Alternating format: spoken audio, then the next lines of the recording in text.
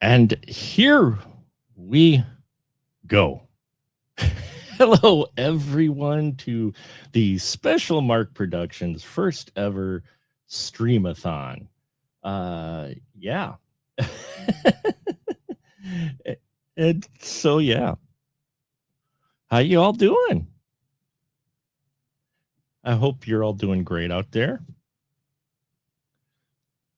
So this is a bit of a tech check and just ease into the hours into this, pardon me, 10-hour streamathon that we're doing today. We got a lot of great stuff planned, folks, and all of it is to help to support the Alzheimer's Association. So I'm very excited to be doing this. We've already got some folks in the chat, which is great. If you've got questions, greetings from Germany. Well, welcome, Volker Hanneman. So glad to see you. And Deborah Lamb, who will be on our show later, she's in the chat as well. So happy to see that. And we're doing this as a fundraiser for the Alzheimer's Association. Dementia is a very personal thing for me. I know what it's like to deal with it. My mom definitely had it. And she passed away a number of years ago. So we're kind of doing this. And also as a milestone marker for our milestone for being here on the YouTube for 20 years. So what's going to go on, and pardon my ear here, because we're doing this all on our own, basically. And let me see if I can switch my audio up. I think I know what's going on here.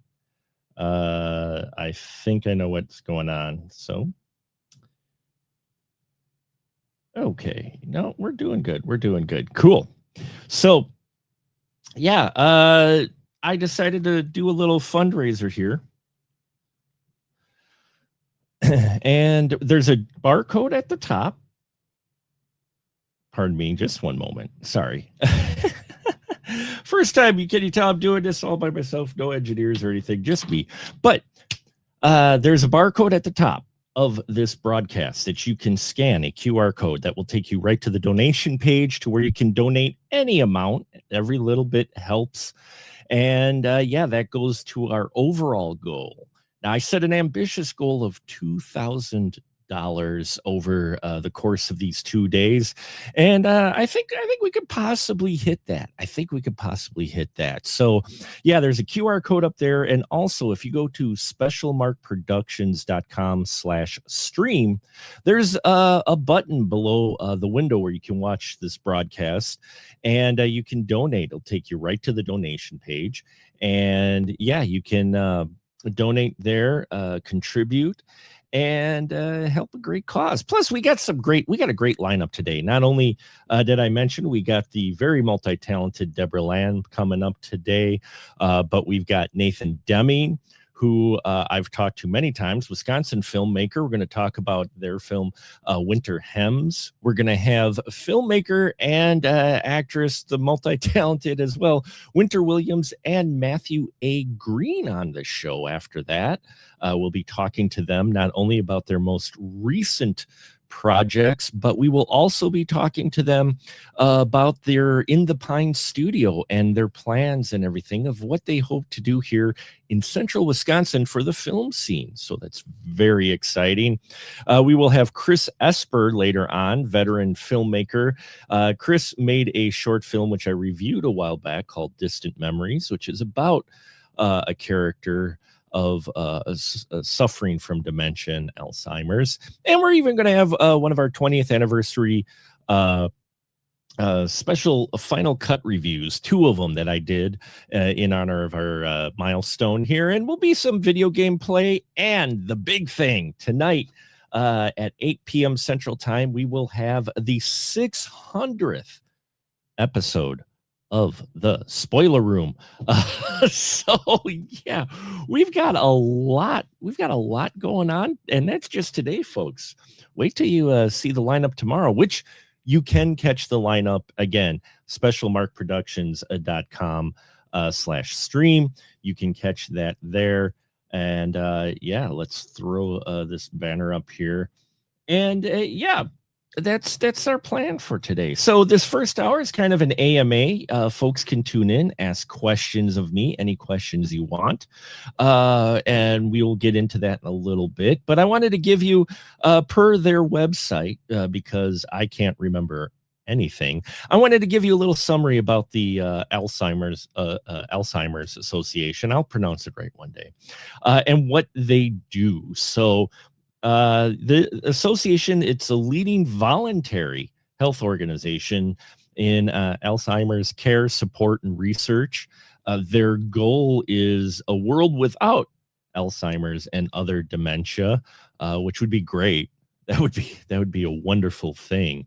But unfortunately, we see an increase in cases a lot lately. But that's also because they can diagnose stuff a lot sooner now.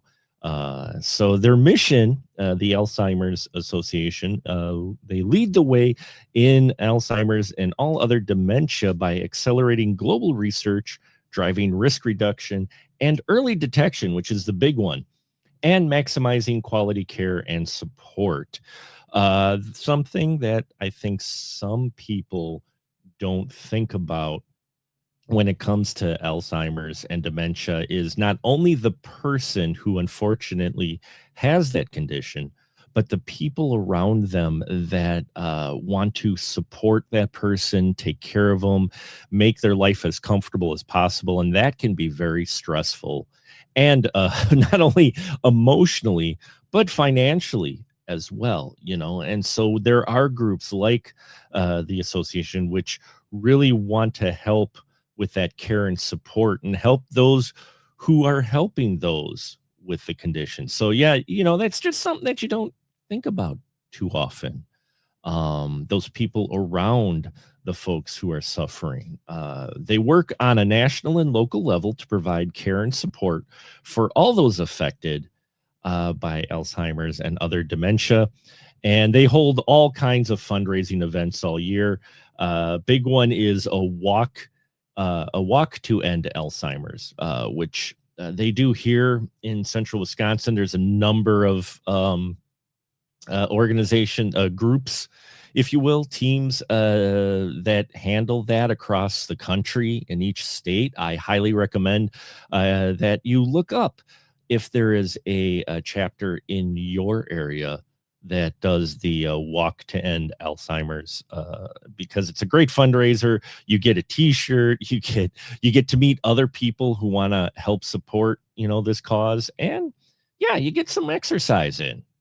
So those are fun events, really. I was able to be in a couple of them. My wife was in a number of walks, and or you could just donate like we're doing today. You can just donate by either scanning the QR code. Those of you watching directly on YouTube, there is a link in the description of this video that you can click, and that will take you to the donation page as well.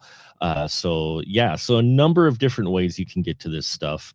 And also, just so you know, the Alzheimer's Association is the leading leader in disease advocacy, fighting for critical research and care initiatives at state and federal levels, which they do.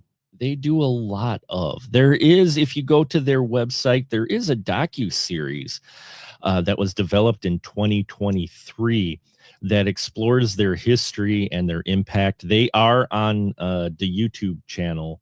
The Alzheimer's Association does have their own channel with videos and promos and such. And unfortunately, I was not able to get those together in time, but to possibly play some. But they are out there on YouTube for you to watch at your leisure. So I highly recommend that. Great production. They get stars, also movie stars, to talk about their support for this association. And yeah, there's all kinds of stuff you can volunteer too if you don't have the finances or are in a situation, because I know times are tough right now. You can also volunteer. They're always looking for volunteers, as you know, with pretty much any nonprofit organization.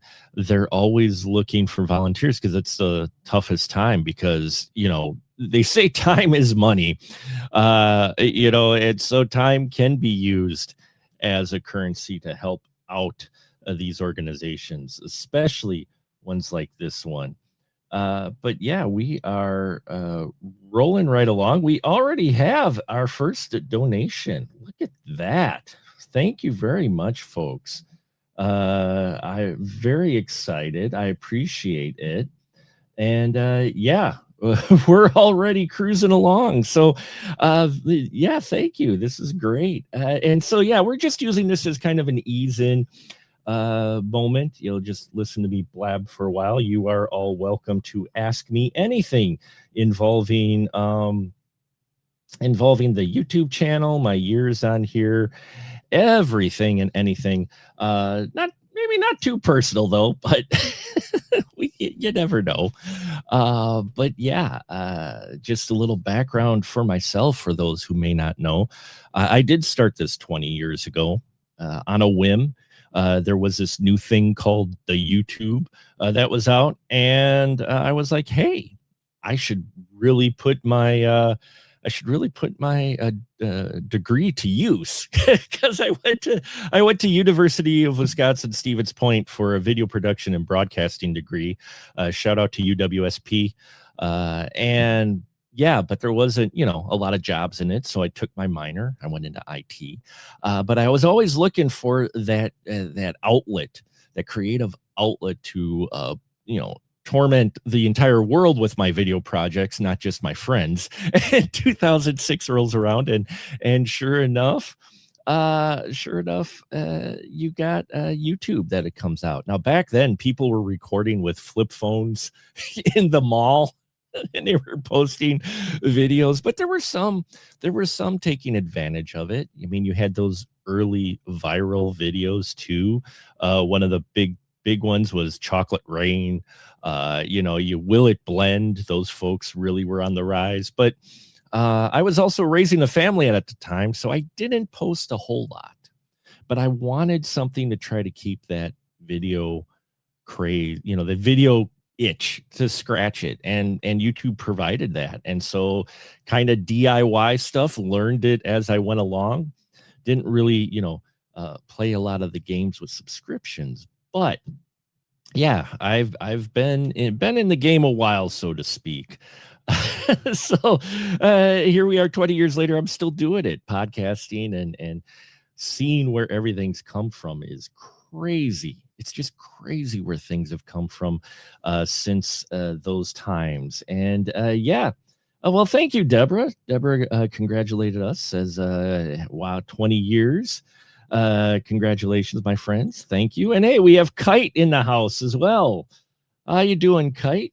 Kite watches my video game streaming, which I do there, to just gets me in the mood to play video games and such, and playing a very difficult video game right now called Elden Ring. But yeah, but that's just a little bit about me and why I wanted to do this. Again, personal note, I've met a lot of people over the years who have people they know that suffer from Alzheimer's and dementia, friends who have had family members with it. So yeah, and that's what we're out here doing today. So yeah, you'll have to excuse me. First time we're rolling with this, but another fact, if you want to know it, is they are the largest nonprofit group, the Alzheimer's Association. They are the largest nonprofiter to fund research and they're committed to accelerating the global progress towards methods and treatments, preventions, and ultimate a cure. They have more than $490 million in active and committed funding, over 1,220 projects in 59 countries. That's amazing. That's amazing. And it shows you this isn't just, this is a global thing, a global issue. This isn't just certain countries or whatnot. This is a human issue, not just country border issue. And that's another thing. I think we think of certain things in our bubbles of existence, our lives. We're in these bubbles sometimes, and we don't quite. It's hard for us to think outside of our general area. But when you think about the things going on just in this microcosm of your bubble, that's going on everywhere. So it's pretty crazy out there. But yeah, I mean, go ahead, you guys. You can definitely give me a question if you want or whatnot. I'm going to see if this works here. We're going to head on over to our channel. And yeah, so here's our YouTube channel. And I've done a lot of different things over the ages. Let me see if I can find the first final cut. I did. There it is. My first final cut right here, folks. Here it is. Mutilation right here. All that plus the 10 yeah. Definitely a different me. It's definitely a different me. Oh man. I shot this on DV tape, a mini DV camera. And yeah.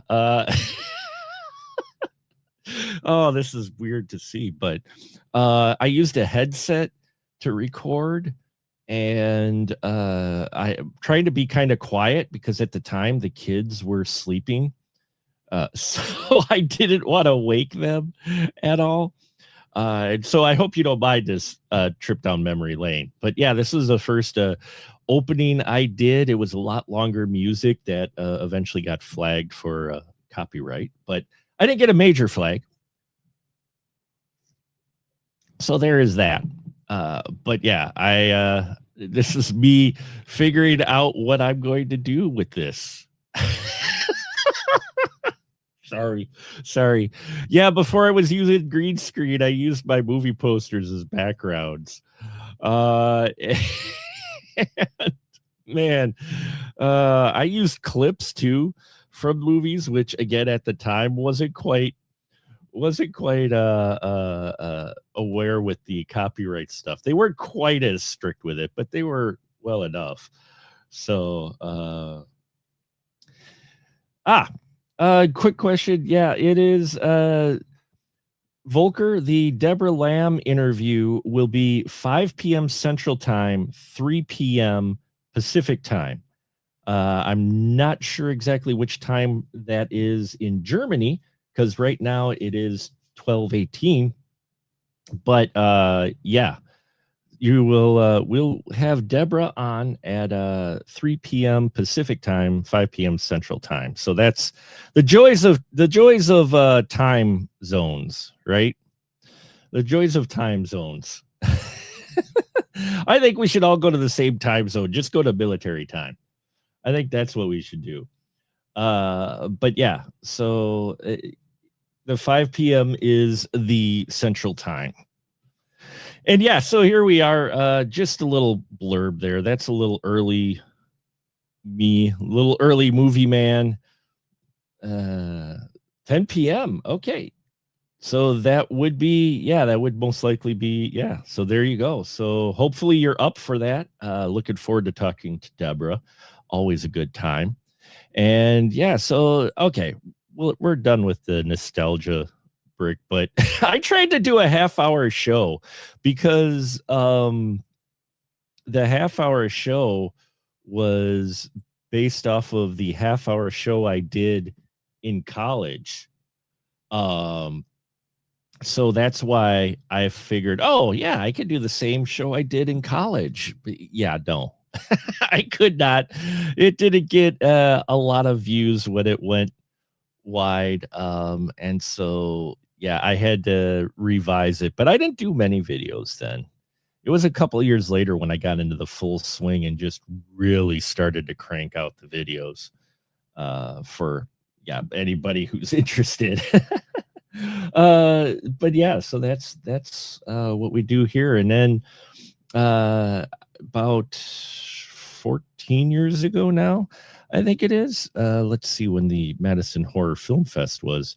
I got into indie horrors. I got into covering independent horror films because it was tough for me to keep track of. There it is. So 15 years ago.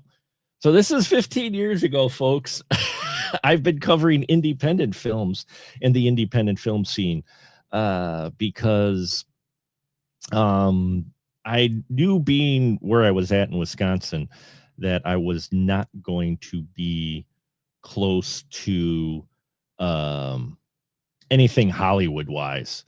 And so a good friend of mine posted, and he's like, oh, hey, there's a horror film festival in Wisconsin. And I'm like, what? Wisconsin has horror film fests? And, and sure enough, yeah.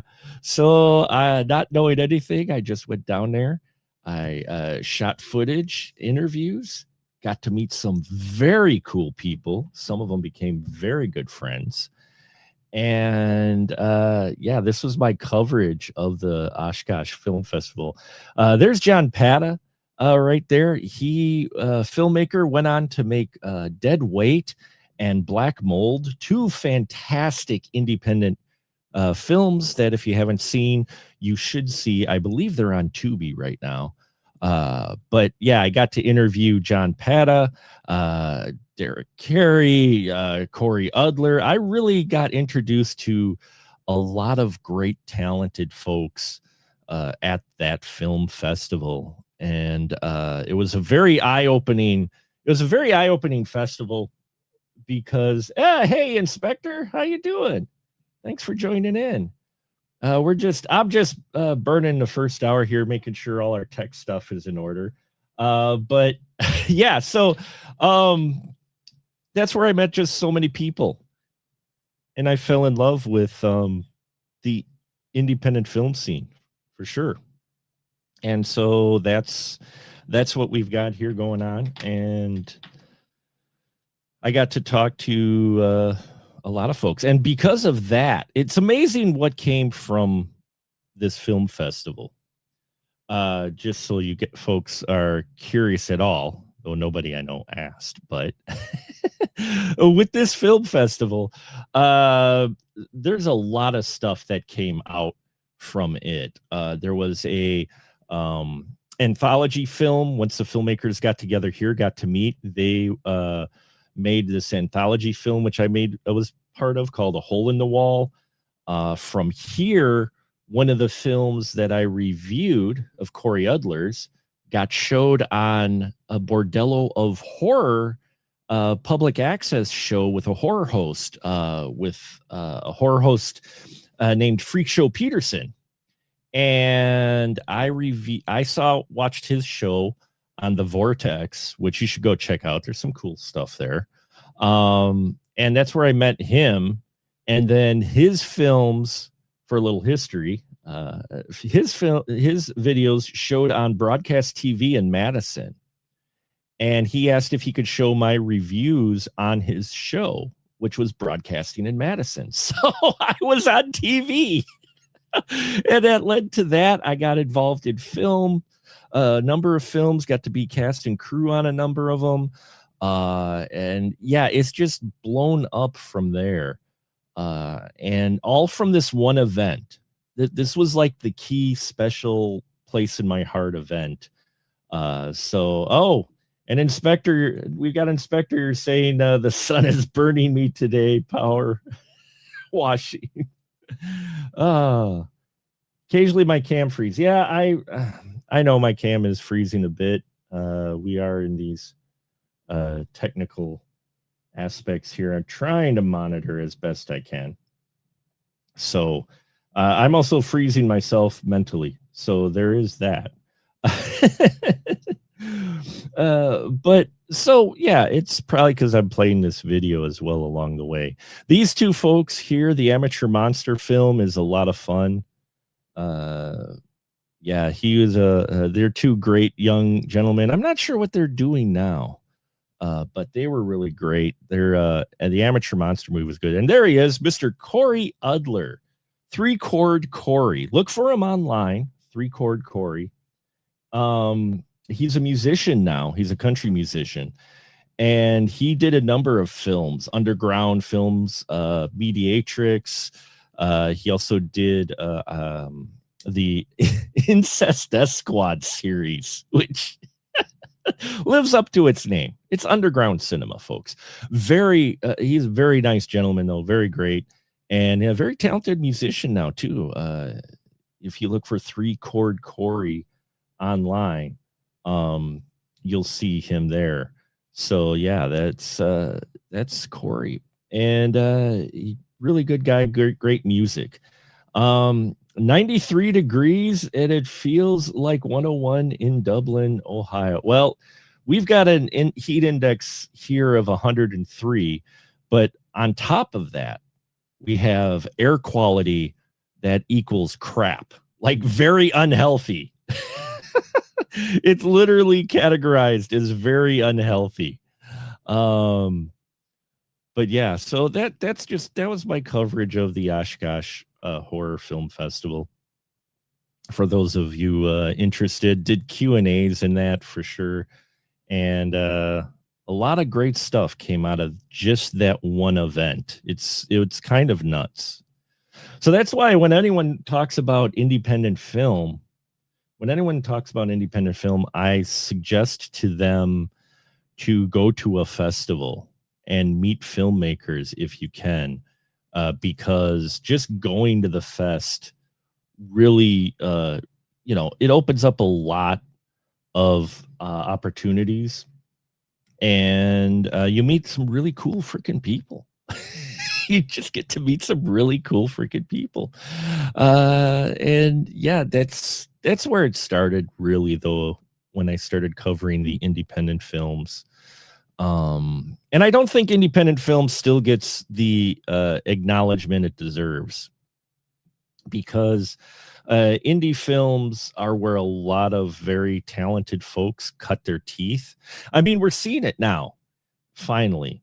But we're seeing it now with Obsession and Backrooms and Iron Iron Lung, is it? Not Iron Lung. But yeah, we're seeing this now where indie films are coming into focus. But at the same time, those indie films still have higher budget than some of the films that I have watched over the ages. Those are lower budget films. Nothing against them or anything. But yeah, so it's good that it's starting to creep in more. But the independent film scene has been around forever, and your big names have gotten their teeth cut on independent horror, the majority of them. A classic one, of course, is it wasn't necessarily, but I mean, Jennifer Aniston did Leprechaun. You had Kevin Bacon in the infamous Friday the 13th Part 3. And then or Part 1. Oh man, I'm foggy here. But you had Kevin Bacon, he was in an early film, and so yeah, I mean, you've got a lot of talented folks who were in small budget films. Tom Hanks famously in the film Mazes and Monsters, which I have.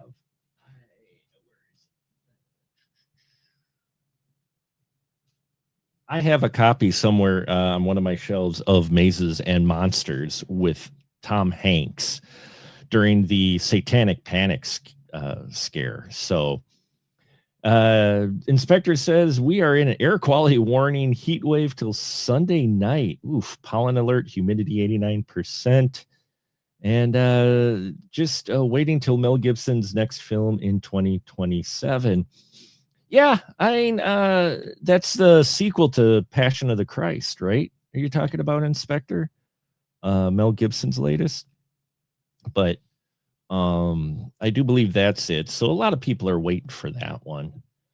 But I think independent film really is where you should look. Now, granted, it's not going to always have the high budget aesthetic that you may be used to with mainstream films, but I think you can find a lot of really cool talent and really cool work in these films. You see a lot of them now on Tubi. There's Tubi, there's Fossum, there's the Roku channel, which has all kinds. I mean, all these indie films are now getting out there to the public. So yeah, and always the same problem with these large collections. Yes, Volker, I thought I had it on the shelf. But I obviously have not shelved Mazes and Monsters yet. I do have it, but I just haven't put it on the shelf yet. I have stacks of stuff I have to sort yet. the struggle of physical media, right? Physical media collection. That's the tough part, is keeping things organized, whether it's vinyl, VHS tapes, or DVDs, Blu-rays, whatnot. It's always tough to keep to keep them in order. But I do have Mazes and Monsters there, and I think I got Leprechaun as well on the shelf in the back there somewhere. But I like collecting physical media stuff. As long as it fits in the basement, my wife's okay with it. But I do occasionally have to cull it out. From the looks of it, I need more shelves. They look fulls. Yeah, they're not. There's some room on the other side. You know, I adjust. So, but the shelves are quite full. I've always been a big media collector. That comes from my father. You know, my dad collected. I mean, back in the day, that's what you did, because you didn't have streaming. So you bought media because that was the way you got it, or you just rented it. You know, you rented it from the grocery store, from video outlets, until the big box blockbusters came around, like Family Video and Hollywood Video. That's what you did, right? You had to rent. And that's what's nice, is this shelf that my videos are on in the back. My shelf here is actually a Family Video shelf. It is from one of the Family Videos that closed down, and they were giving it away, and I was able to grab one shelf, so I grabbed their biggest one. And so that's a piece of history in the back there, is the Family Video shelf. And then you can't see it because usually has a reflection, but a good friend of mine who is into sign making made my own Family Video sign. So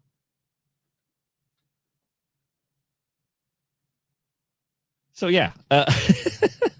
So in the 80s and 90s, it was called hoarding. It's called collecting, Inspector. Hoarding has a negative connotation. It's called collection. You're a curator. That's what it is. It's curation. You're not hoarding, you're curating. Let's see. Volker says, I'm a media collector as well. I started with VHS, then Laserdisc, then DVD, then Blu-ray. Where will it end? It will not end. And mad props for you, Volker, for having Laserdisc. I have about 20 Laserdiscs. What do I got? I got Natural Born Killers Special Edition. I've got Demolition Man. I've got Pieces, Seven Faces of Dr. Lao, Star Wars. I've got a Star Wars, though it's a full screen. It's a 3:4 ratio, but I've got Star Wars and Jaws on Laserdisc. and Jurassic Park on Laserdisc. 700? Oh, Volker, I love you, man. I love you. 700 laser discs. Wow. That's crazy cool, man. 8 tracks, LP 72s, old 63s. Inspector says, yeah, one of my execs got 3 wall shelves from Blockbuster when they were closing down. That's awesome. That's awesome. I've also got some signs from Family Video where they were selling those too. So I managed to grab a couple of those. And you can tell I love my posters. Behind here are posters, and I got all kinds of posters in the other room, and just not enough wall space to display them. That's the tough part. is with posters, you want to display them, but you got nowhere to put them, and that's always a little frustrating. You need to build walls just to display the posters. So, Volker coming in with the vinyl LPs, 900, and CDs. Is that 3,700 CDs, Volker? I mean, 900 LPs, I get it. I've got probably not quite that many, but a lot closer to that number. But CDs, 3,700? Oh, man. Mad props to your curation of CD music. Inspector, you're missing an Elden Ring poster. I am. Oh, and they're all soundtrack CDs. All right, I'm coming to Germany, Volker. I'm coming to Germany now. I gotta see this collection, man. Oh, you are a person after my own heart with that. Oh, shoo, all soundtracks. I usually that's the majority of what I collect are soundtracks. I do occasionally I get the odd score or album if there's an artist out. I also look for odd vinyl. I have some really odd vinyl in my collection. It's wild, some of the stuff I find. But you need a bigger flat. Yeah, I think that's the challenge of all of us. Nothing beats vinyl on a turntable, Inspector. I totally agree. And I've had this debate. I've had this debate with some of my friends on the sounds of vinyl. And yeah, it's I still think vinyl, it has a more organic sound to it. I really do. Pardon me. But yeah, I think it has more organic sound, a more fluid sound. What's really great and what's always fun for me is when you have a soundtrack or a vinyl that you find that's like old, like 30s, 40, like 40s or 50s year old. You take that vinyl and you play it, and it sounds crisp and clear, no hiss, like the day it was pressed. 80-year-old record you find, and they're out there, the ones that were taken care of, or even 50 years old, you get vinyl. It just sounds so good and so full. And I think, and it's great to see vinyl coming back, because with vinyl back, I really think that people have discovered the love of it, and it's exploded, and it's great because now you got all these boutique places that do it. Waxwork Records, Terror Vision is my favorite. I really love the stuff Terror Vision puts out. I'm not a paid sponsor at all. I just love their work. I have a good amount of their library that they've released, and they get some obscure stuff out there. Terror Vision does, but I definitely recommend them. But if you're a vinyl collector, yeah, now is the time. So much is coming out now. They're re-releasing stuff. Yeah, you need full-blown townhouses. I've seen some of those houses that where it's just walls covered with physical media, and it's amazing. It really is. And that's what I love about OG NES games. They were all composer made and not anything CGI. Yeah, those composers. Well, that's what's interesting when they do releases of the old 80s B movie soundtracks, and they're like MIDI lo-fi. They're all those guys were recording that stuff in their living rooms, in their basements. They were going out recording sounds and putting them to their MIDI music because they didn't have libraries where they could download those sounds. You know, they didn't have the internet where they could just grab them. They had to go and basically DIY their stuff, you know. And so that's what's always great hearing those stories too, is listening to them and reading about how they had to basically record this stuff and come up ways to do this music themselves. And it sounds so cool.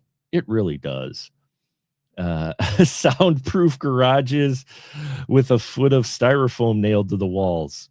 Yeah, yeah, stuff like that. You know, but and the MIDI stuff, some of it sounds really good. Some of that electronic stuff sounds really good. You know, they really synthesize the instruments well. And yeah, I think that type of music too, and it fits the B movie aesthetic, you know, the budget.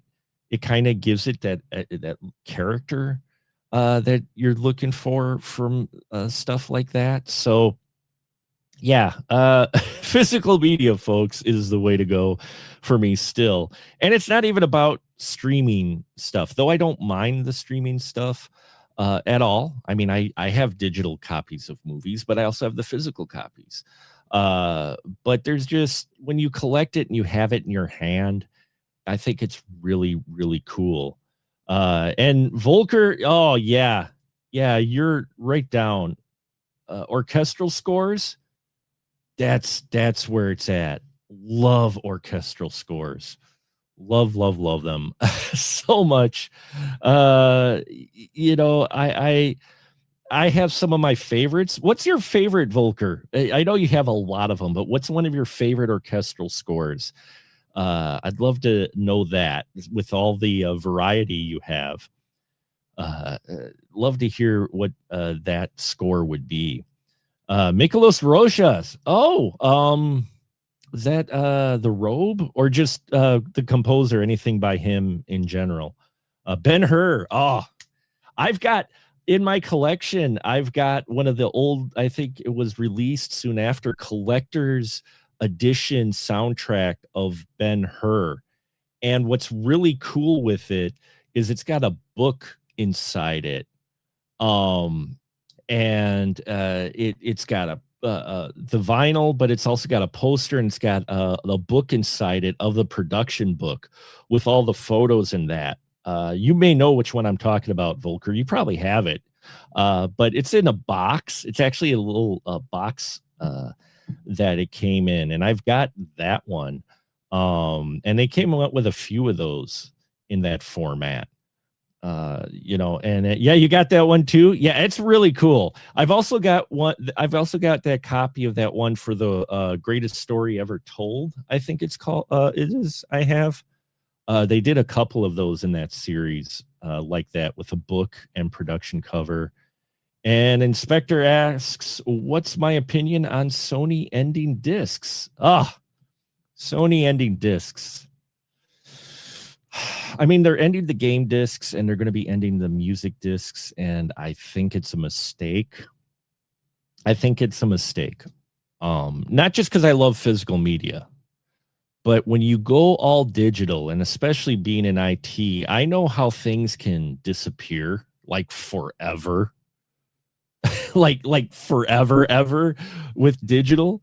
And yeah, so it worries me that it going um they're going all digital. They're getting rid of discs because Sony, being one of the biggest manufacturers of it, I mean, their a Blu-ray player, PlayStation 3, was still one of the best Blu-ray players out there. It's why part of the reason we got our PS3 was because it was the best Blu-ray player, and they major manufacturing of discs, and that going away is sad.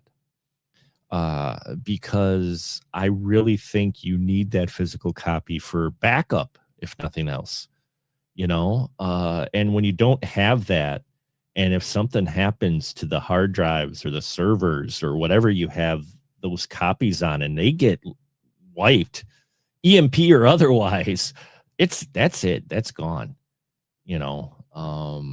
So yeah, it's kind of sad to see. That's how it was. Thanks, Volker. The King of Kings was the one that I have, the other box set that I have of that. Thank you. And it is a big old can of worms on their part. I think it's a misstep. And the fact, it's one of those things too with Sony is they didn't just announce it. They announced it and they already let that division like go. It was like, here's the press release and oh yeah, by the way, we let all of them go. And it's like, holy crap. Man, I mean, it's not even like you can put up for debate. They just make that business decision. And I think what's going to happen, though, with discs going away is you're going to see an increase in the boutique disc distributors, Arrow, Raven Banner. You're going to see a lot more of those specialty groups getting rights to distribute films. And I'm all for it because I think the boutique stuff, Visual Vengeance, I think they do a really good job of stuff. Like here, this Visual Vengeance release of Furious has, look at the list of, I mean, you can't quite read it, but the list of extras, those are all extras released for this old movie. And so, yeah, so on one hand, it's sad to see. On the other hand, it might be a good thing for physical media because they'll have titles released. You'll have to find a different source, obviously, than Sony for your discs, but there's other places that'll make discs for sure. But it's crazy. It really is a crazy scene. And Inspector weighing in with one of my favorite original soundtracks is The Never Ending Story and The Land Before Time. Nice. The Land Before Time. Never Ending Story. That's a fun one. That is definitely a fun one. I'm not too keen on the title song, but the instrumental for Never Ending Story is fantastic. But that was back in the day when you had theme songs that were actually about the movie. They didn't just pick some pop song or whatnot for the movie or whatnot. They actually did legit theme songs that were, actually told the movie's story almost. And so the 80s were a cool time. They really were. Let's check our update here and see what's going on at all. Again, I want to appreciate everybody for tuning in. We got a lot of great stuff. We got Nathan Deming coming up soon here for at the 1 o'clock-ish hour. And we're going to be talking to Nathan about their new film, Winter Hems, which has been making the rounds in Wisconsin. And it's going to be, we'll let Nathan fill everybody in on it. We have him for a small amount of time today, but yeah, so I appreciate every single one of you. Again, to donate, the link is either in the description of this video. If you're at the specialmarkproductions.com/stream website watching this, there's a button and there's a QR code. And there's a QR code right up there. Right there. There it is. There's a QR code right up there you can scan. And that should take you right to the donation page for that. So yeah, it's we got a lot of great stuff coming up, folks. Don't tell the boss you're taking a break. You only have 2-ish hours left of work, but I power washed the 3-story building today. You power washed a 3-story building, Inspector? Wow. In this weather? Dude, Whew, that's brutal. I mean, me just walking from the house to the garage was rough. Not so much the heat, but the air quality. Oh man. I don't know if anybody's seen the photos from Canada of the fire, but it is cinematic, if nothing else. It is literally insane, the clouds that you've got going on there, and the fires going on. It's yeah, it's scary. Oh, you didn't mind because the splashback from the water. Oh, I imagine that was a bit refreshing, at least. Is the splashback for sure. I imagine that was. So that probably did feel good. But yeah, it is tragic that those wildfires are going on and so much destruction, and then seeing how that affects entire regions it's really rough to see. So I'm hoping folks are staying safe and healthy out there, and doing what they can to avoid both the heat and the smoke. It even creeps into the house a little bit, though. Even with all the windows and everything closed, you can still get a touch of it. That's how strong that smell is out there. So yeah, I'm hoping folks stay safe. And again, just to recap again, first off, thank you for listening to me babble for almost an hour here. I appreciate every single one of you, your questions, comments. Hope you stick around for all the great talent we're going to be featuring soon. Help support our cause, help donate. Bunny, I know things are tight, but any little bit helps. Any little bit helps. And we do have an ambitious goal that I think we could possibly meet. And we can only do that with your help. And so it means a lot to me that you're even stopping by just to chat or tune in to our live streams today, because we got a lot. And tomorrow we got even more great stuff. We got Wisconsin filmmakers Dan Davies and JB Thompson showing up tomorrow. We're going to have a lot more Final Cut reviews. It's going to be a little bit lighter day than that. And Ian Simmons is going to be here, my right-hand man on my podcast, but him and I are going to make a discussion tomorrow about why we do film criticism. And we'll also have a live review of Black Sabbath and soundtrack show. Volker, you'll probably be sleeping by then, Volker, because that'll be at 8 p.m. tomorrow night. 8 p.m. tomorrow night. So that's probably you might be sleeping or you might be waking up by then. We'll be doing an episode of the Final Cut. Not Final Cut. We're doing a podcast on soundtracks. I've gathered a few of my critic friends who love soundtracks, and we'll be doing that. But you'll probably be sleeping. But it will be archived for posterity. So a few more comments left here. We got Inspector who's dropping in saying, groundskeeper for a luxury apartment complex, 7 buildings, an office and pool house. That's definitely got to keep you busy as a groundskeeper. Mad respect for that. You get to be outdoors, but sometimes that's a curse, right? That's a Danhausen. You are cursed with that when the weather isn't great being a groundskeeper. So for sure. And that's I've thought about that too, though. I see the groundskeepers around town and that taking care of we've got a lot of little parks and stuff in town, and they're always working on that. And that's to keep it up and making it look pretty, which it does. You're going on 3 years in September. Well, congratulations on the 3-year anniversary of being a groundskeeper.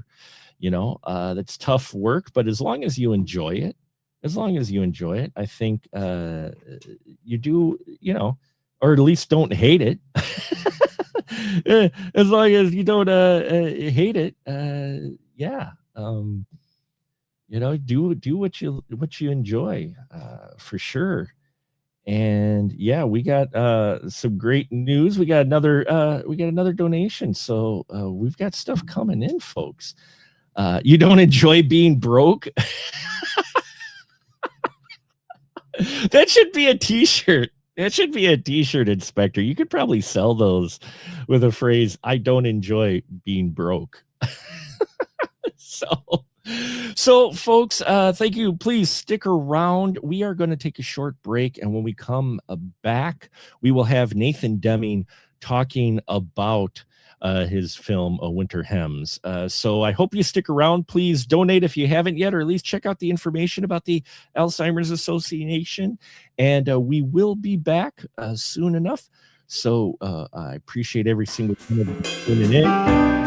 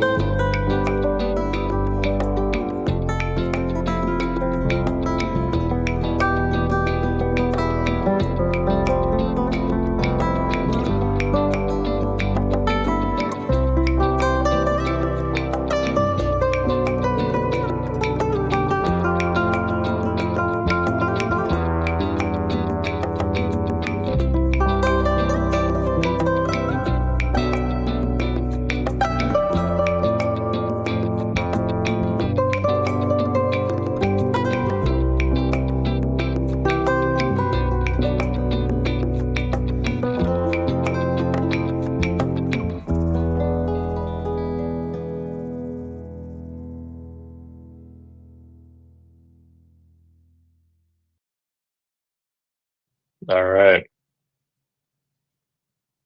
And here we are, folks. We are back. Welcome to our streamathon. Appreciate every single one of you tuning in. Pardon my earpiece. Just got to check.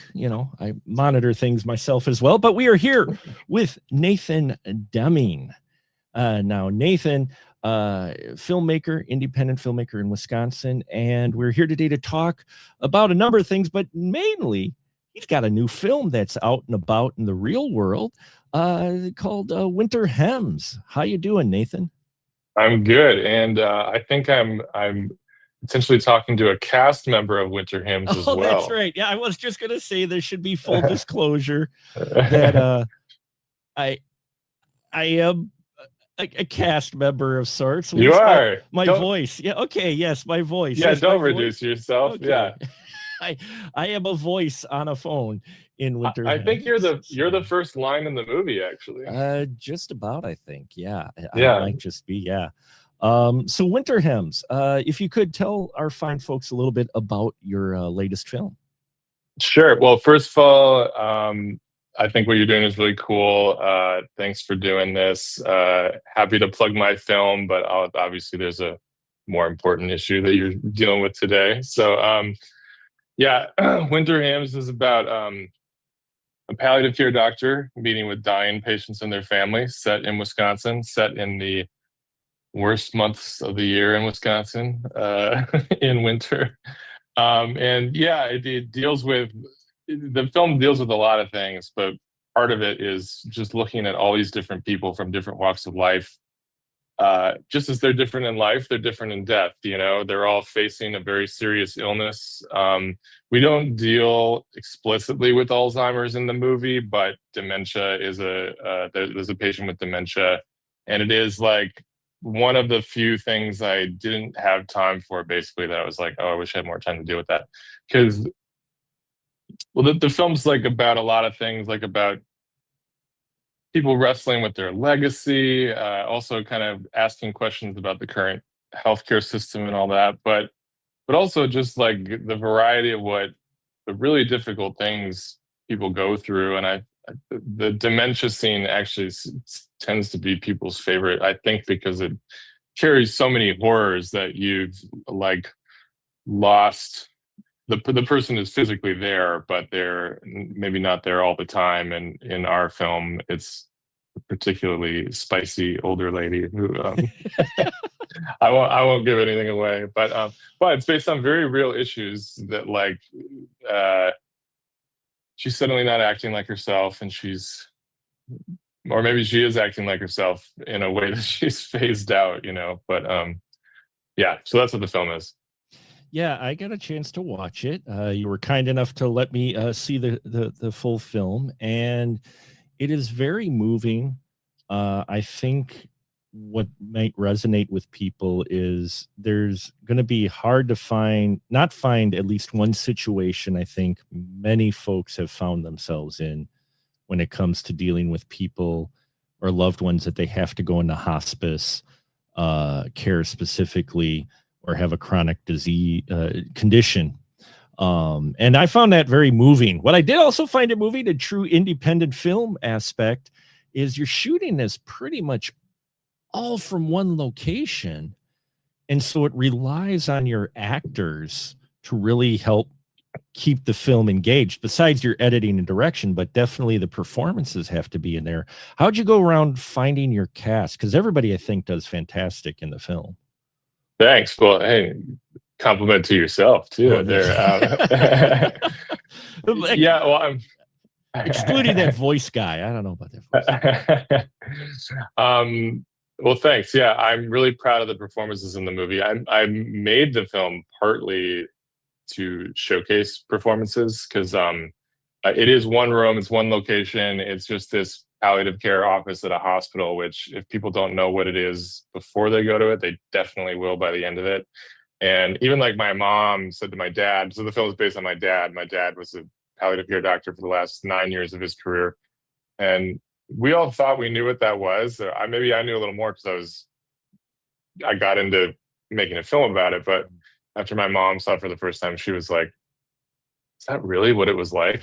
And he was like, yeah, pretty much. So I derailed myself there a second. What was your question again? No, I was just your cast. How did My you go cast. about Yeah, to yeah. find the Sorry, I'm cast? like, Because yeah, you had to pick some talent because it's a character driven piece, so it's not like yeah, it's it's all about the characters.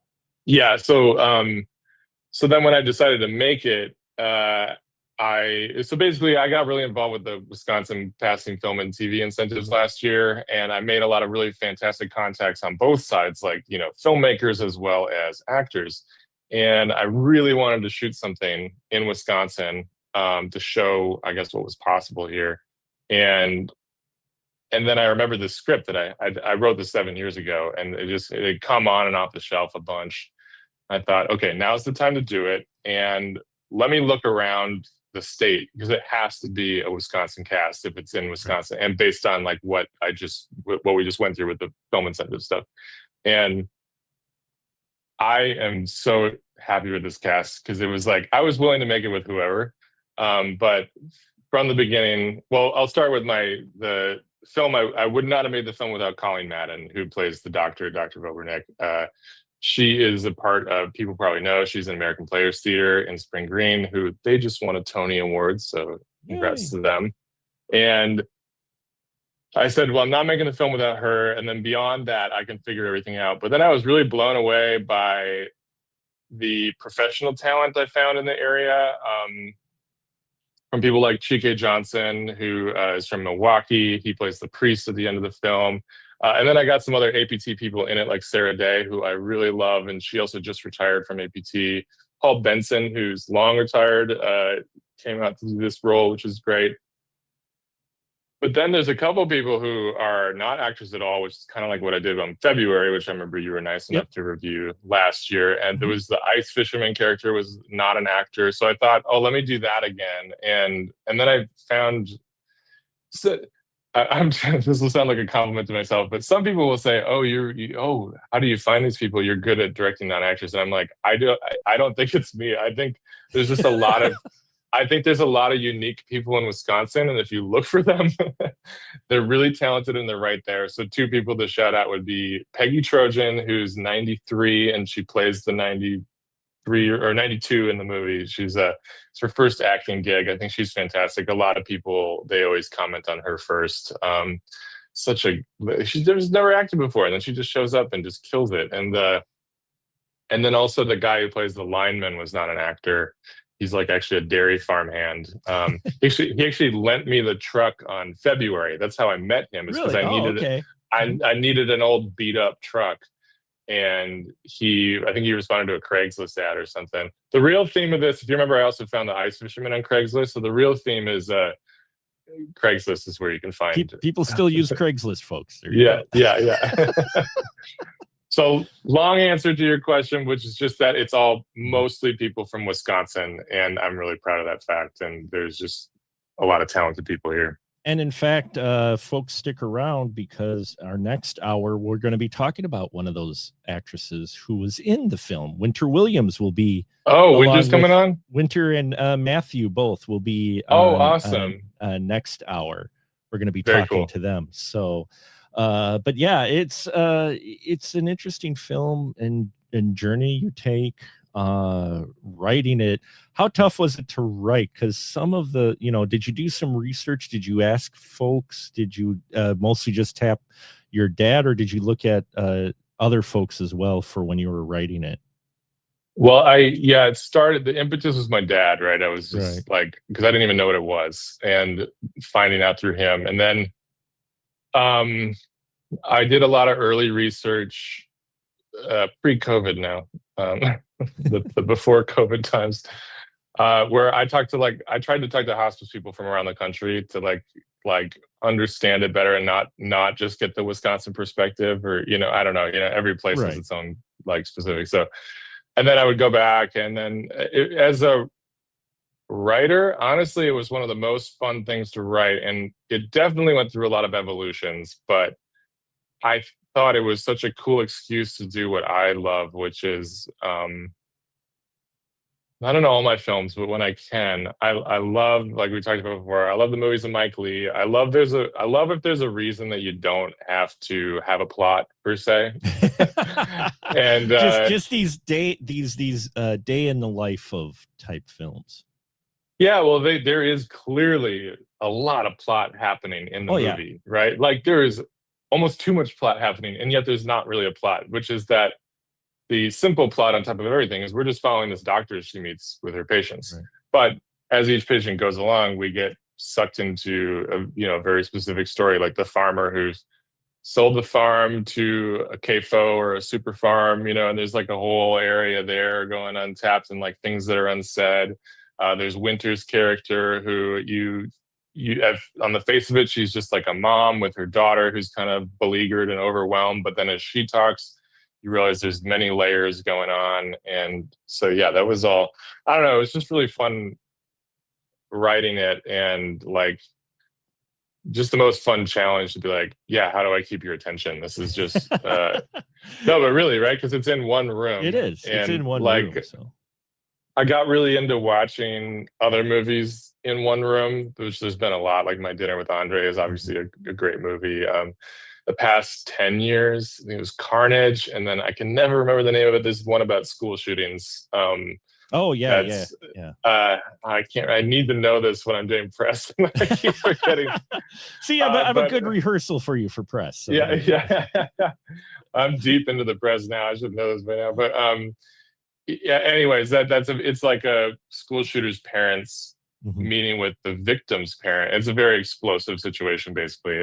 And anyways, I kept watching them and kept. I won't name films, but I would get a little annoyed because I'd be like, oh, why? What a cheap way to hold my attention that way or that way or that way. And then I realized I had strong opinions about it because I was like, oh, I really want to accept this challenge. I really want to. Yeah, you want to try to take this on. Yeah, and so then I tried to find my own way to make it work, and I think the variety helps. A doctor's natural schedule helps. I also wrote this before The Pit. The Pit has a very similar setup where it's like medical drama just very easily lends itself to this, like, and it's largely their experience, right? Like you just sit down, probably a couple jobs like this, maybe a dentist's office would be an interesting one to do too. The same movie, but just like with your mouth full of this stuff.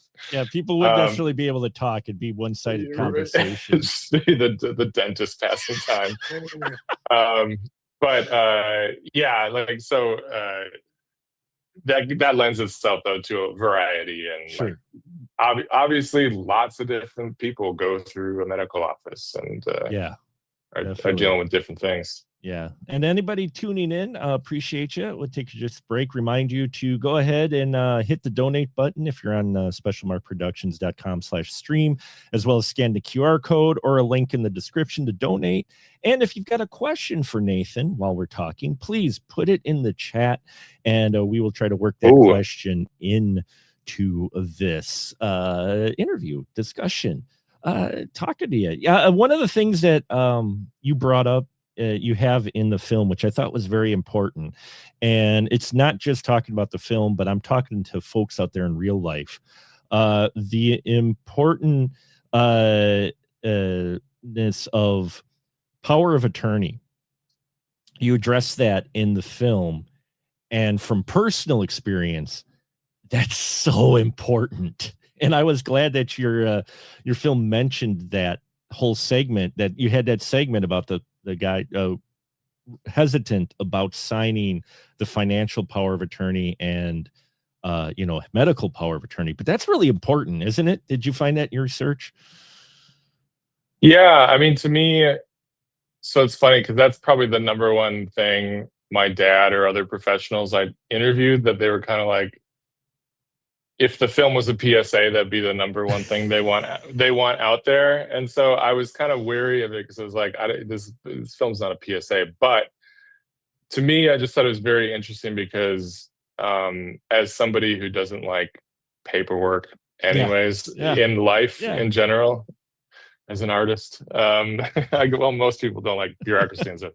But it's just so interesting that you're going through the most intense thing of your life, and then you have to fill out these forms that also seem to put into paper you accepting the unacceptable. And people don't know. I mean, so power of attorney advance directives, like advance directives are like in my film, it's like, and it's different, I think, state to state and maybe even different hospital systems. But essentially, it's like, what are your wishes if you end up in a scenario like if you were in a coma? What do you want to happen?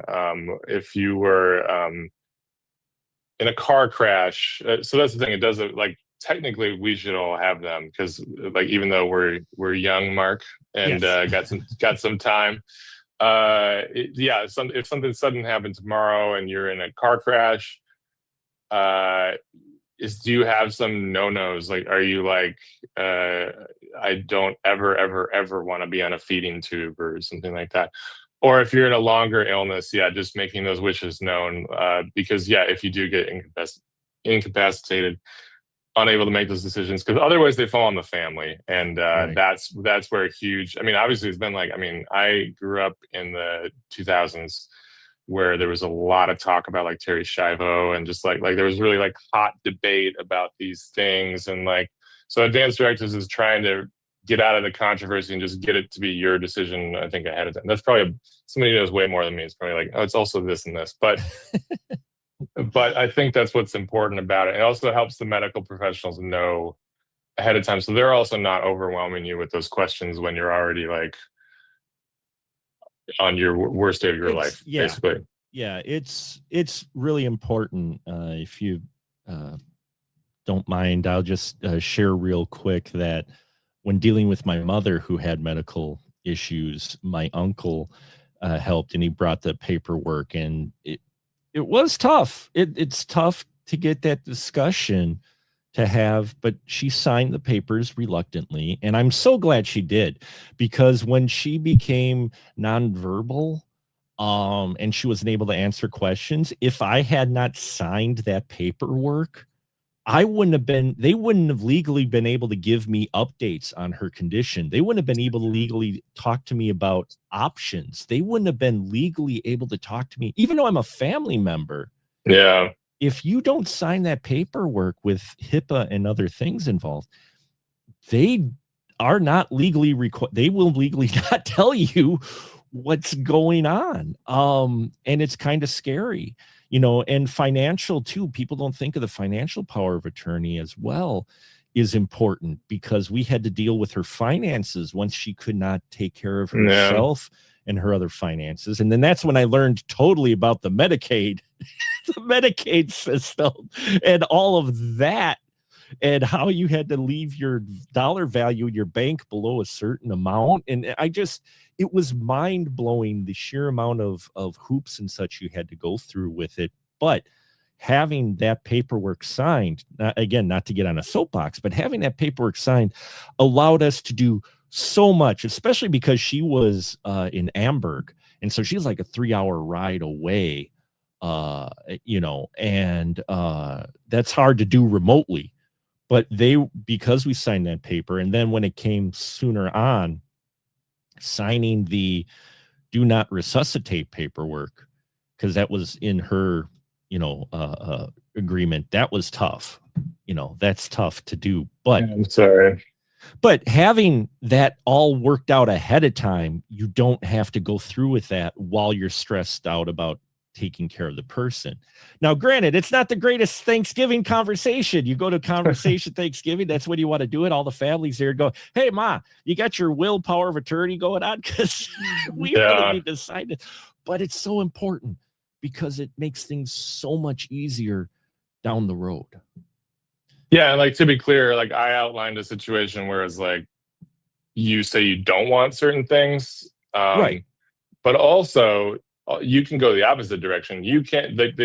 You still sign it if you're like, oh yeah, please do everything humanly possible to keep me alive, like CPR, feeding tube, all this stuff. Like I have no problem with that.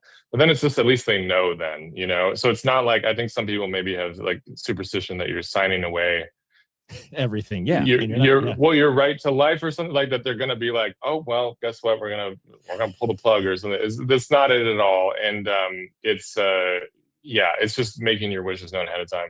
There's also the sister scene to that scene later in the movie, if you remember it. That's also kind of the central problem in the scene with the dementia patient and her daughter, Right. because the daughter is kind of a forced caretaker, and her brother is power of attorney.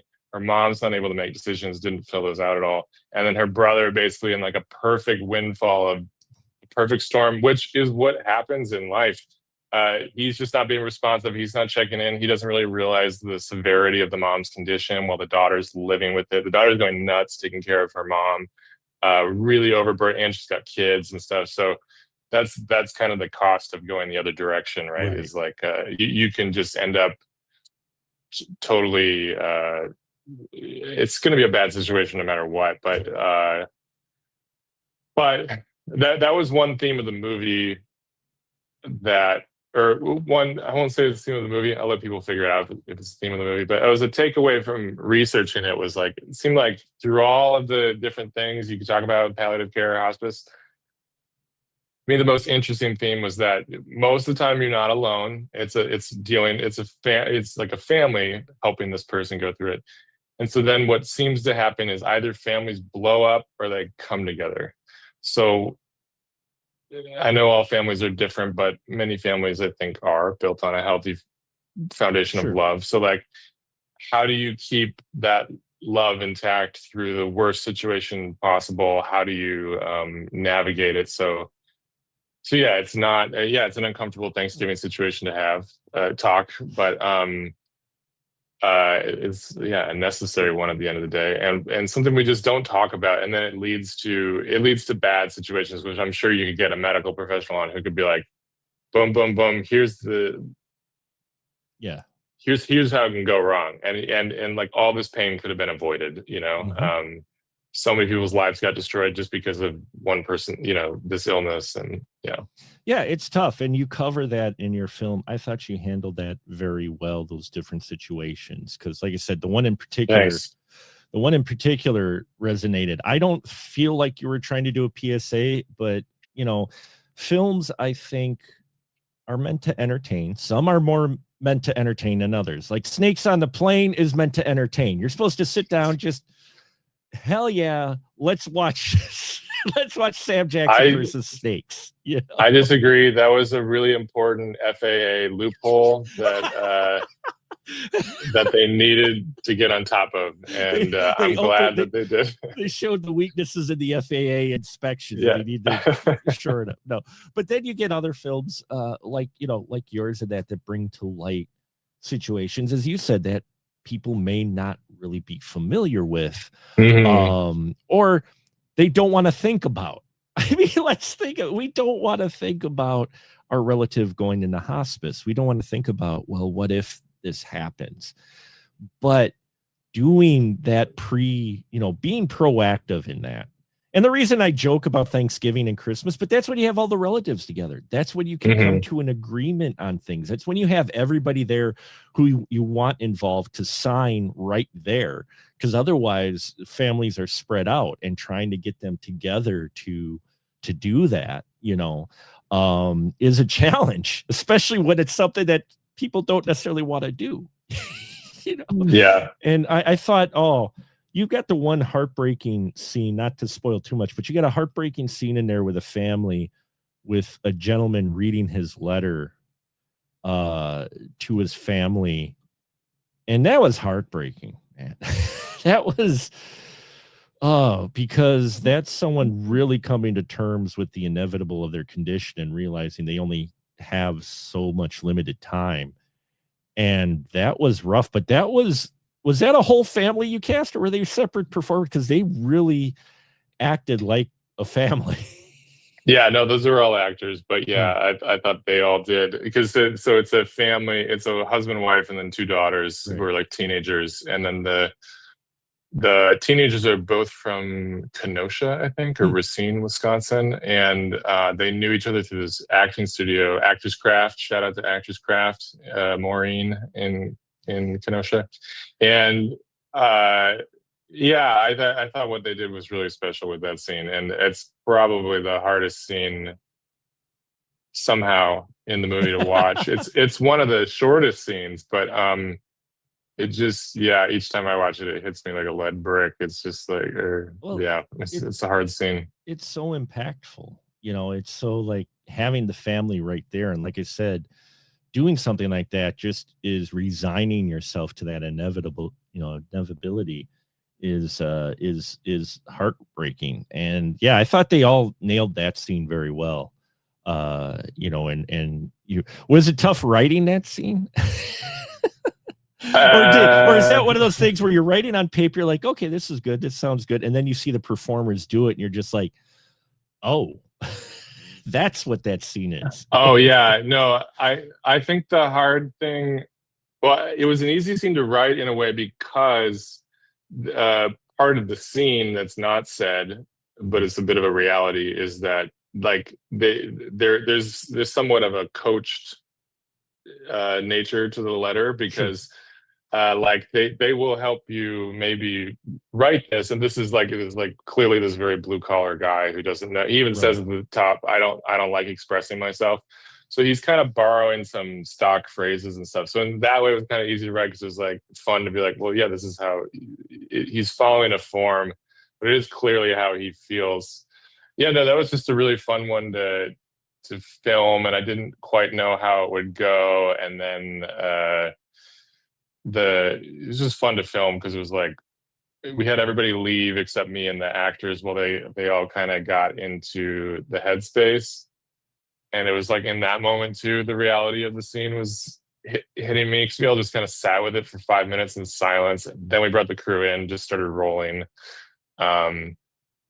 No, that was a special moment. I mean, I was really excited by a lot of the performances in the movie, but that one, I don't know, it's probably just hard too because it's two teenage girls listening to it, you know. But and it's hard at any age, but in particular, you just want to give them a hug because you're like, oh my god, like what the hell, this is awful. You do. But yeah, I think it's great. It was interesting to see you come out with a feature, because I'm excited about your month program. Are you still going ahead with your month project? Or I am. I did have some people write me. They're like, what happened to March? Where's March? If people paid attention, I said at the time, I'm going to do this over 10 or 20 years. Yep. So winter hymns came up in a unique set of circumstances, which is why I went for it. I also really wanted to do a feature. Sure. So like after doing those films are like 45-hour long things. So and they're part of a larger project, but yeah, I was really excited to get back into feature mode. I was a little bit like, oh no, I'm doing another winter in Wisconsin thing, but it's Wisconsin. We're known for winter. Come on. Yeah. Nothing wrong with that. But yeah, no, March, definitely don't count me out for March. I'm gonna do it. I just gotta. I'm currently working on something else. We'll see where that goes, and then. But yeah, March is definitely locked and loaded, ready to go. Nice. Very excited about that. Where's Winter Hems now? I saw you made a recent Facebook announcement. It's been playing around in Wisconsin, I've seen, but you're going to a bigger, wider audience. Tell our folks about that with Winter Hems. Yeah, well, it's been interesting because like I guess I was delighted, surprised by the interest in the movie from the beginning, because we like sold out both of our screenings at the Wisconsin Film Festival very fast. And up until then, I just thought, you know, it's a heavy movie, it's a longer movie. What is this going to be like taking it out into the world? And then kind of right away, I think it was like resonating with people, which is really exciting. And then I we started with just some other screenings around the state, and then they grew. And in Madison in particular, it stayed for like 2 or 3 weeks, did really well. And yeah, we've actually already moved out before then. This was all back in April and May. Sure. And then, as people know, the summer blockbuster season started. So got a little harder to book theaters, but we still were getting a lot of interest. So then what we decided to do for the summer at least, and we've got more plans for the fall and winter, but we started setting up like more specific screenings like all over, because we were getting messages through the website that were like, oh, can you bring the movie here? Can you bring the movie here? Which is really exciting, because I thought, again, I didn't know either if like it would be too Midwest or too local or something like that. Like, I believe in the film, but and it's a universal topic. So it's been very interesting, the kind of interest in it. So people, we have a website. If you go to it, you can see where all we're playing this month and next. But yeah, we're adding shows all the time, and just really exciting that people are. We got one in Alaska now. Alaska, nice. Alaska, Washington, Georgia, Missouri, Illinois, Iowa, California, Texas. So yeah, we're going all over.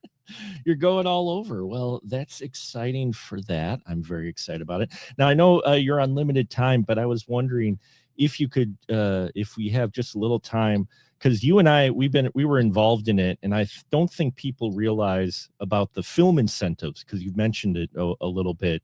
Could you just give a little information about that? Because you and I were part of that budget hearing, which was a lot of fun. I've never been to a state budget hearing before, and to see a packed room, all these organizations, and you got like 2 minutes to state your case. Go. It's after 3 minutes, and it was like, so tell folks about that incentive that passed recently. Yeah. So if you don't know, film and TV incentives are statewide or city programs that basically offer productions money to film in a location. Usually, well, I'll keep it specific to Wisconsin. It's not actual money; it's a tax credit. Right. That's given later. So some people are like, "Oh, we're just handing out money," but the whole idea is that it's money that's been brought into the state anyways. So because when a production comes into a state or anywhere, they bring in money. There's people booking hotels, eating at restaurants, and then also they're creating a product that might end up be a big advertisement for your location, right? Right. So there's a lot of wins. There's a reason these programs have been getting popular. And basically, Wisconsin didn't have one for about 16 years. Because it just kind of fell apart the last time. We actually probably were like too early in adopting it, and like sure, other states had kind of really figured out how to do it at a modest level. But so it's just kind of a win-win for the state. And so last year, they got brought back for the first time in a really long time. We were one of just a handful of states that did not have them, and now we have them again. And so what that means is that there's now like a $5 million pool that is going to be distributed to productions of all kinds that can come. They can go from indie films to larger films. The idea and the hope, or TV shows, and the idea and the hope being like, if you come and shoot here, you'll spend money here, and that also you'll pick us over Florida or somewhere else.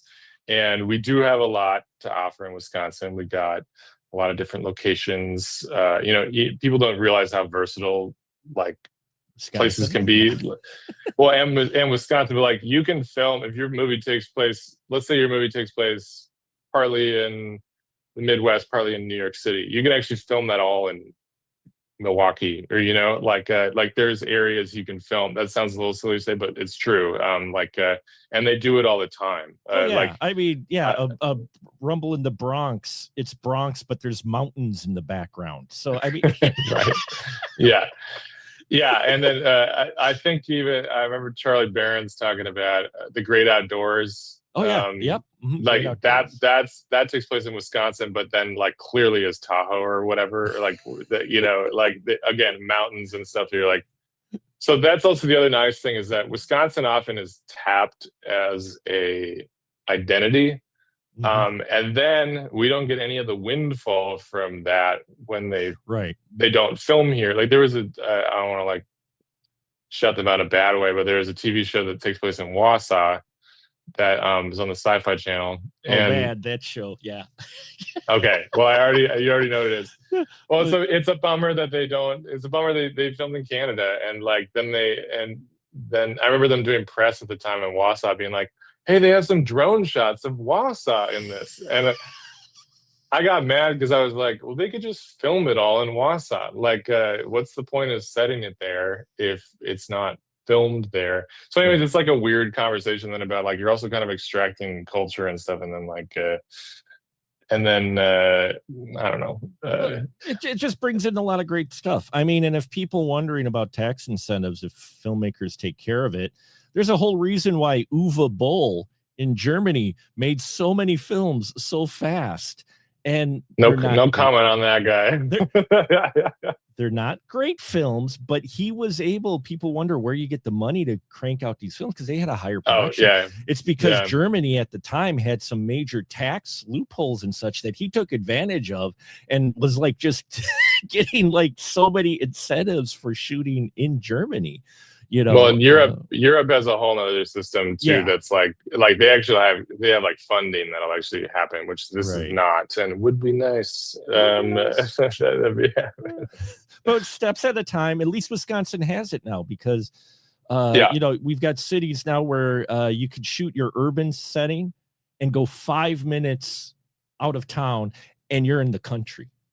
Yeah. Right. Yes. It's like I need a film where it's set in a city, you know, alley, and now I also need a setting on a rural farm. Okay, I think 5 minutes away.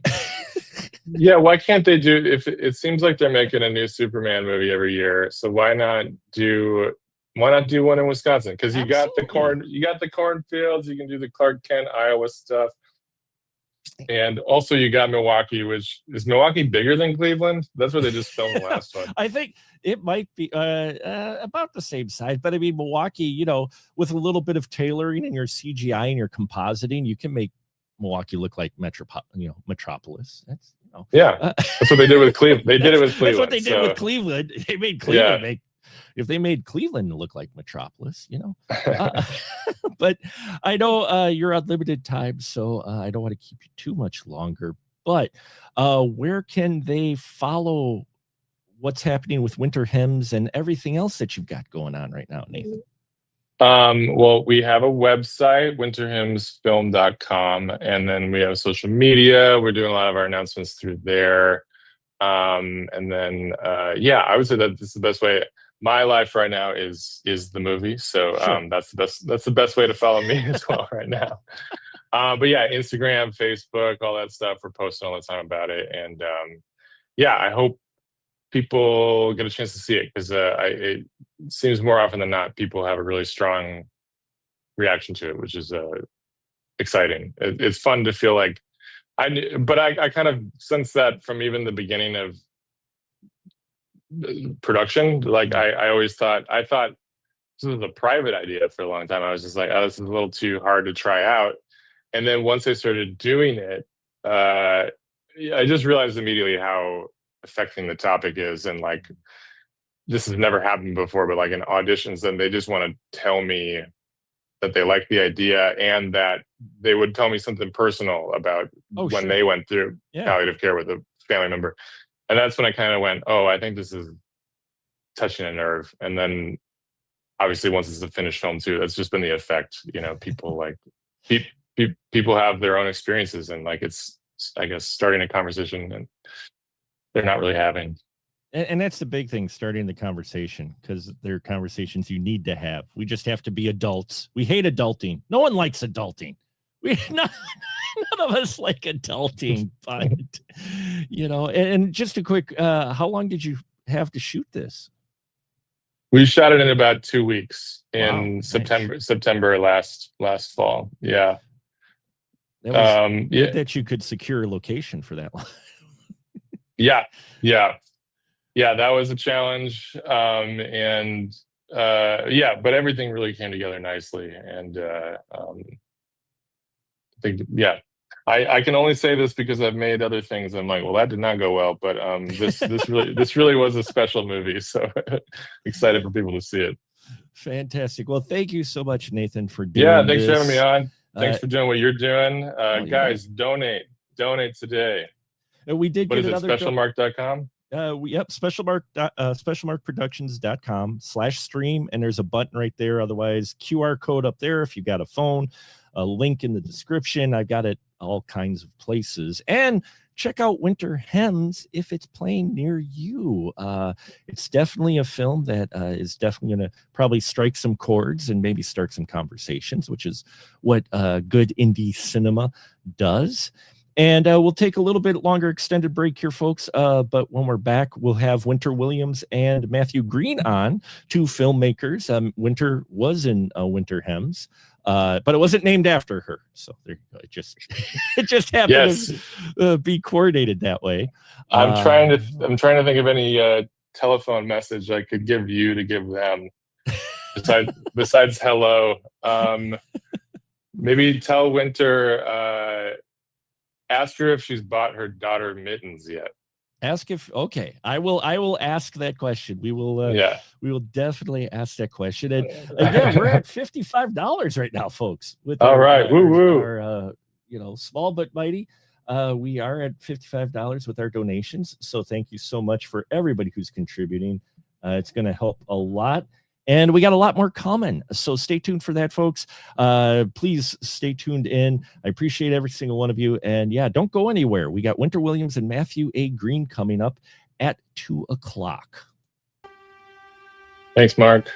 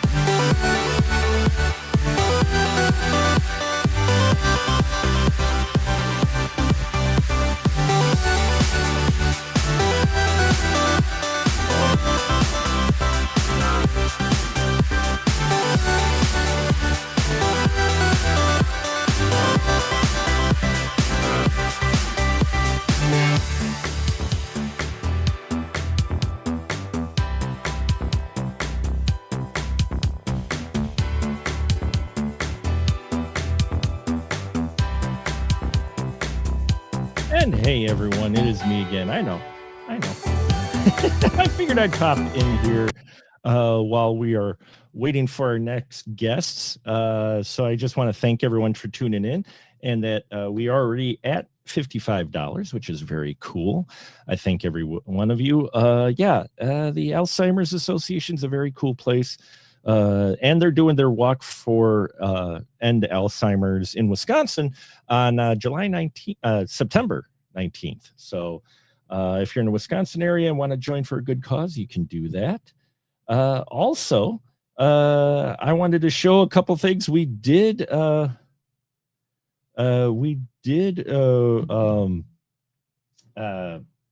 Talk about earlier a couple of physical media stuff. So I brought a couple little things to show you. Bear with me here just a little bit, and I'll show you a couple of things from my collection here. And I have to make a correction. It's Matthew Brown. I don't know why I say green.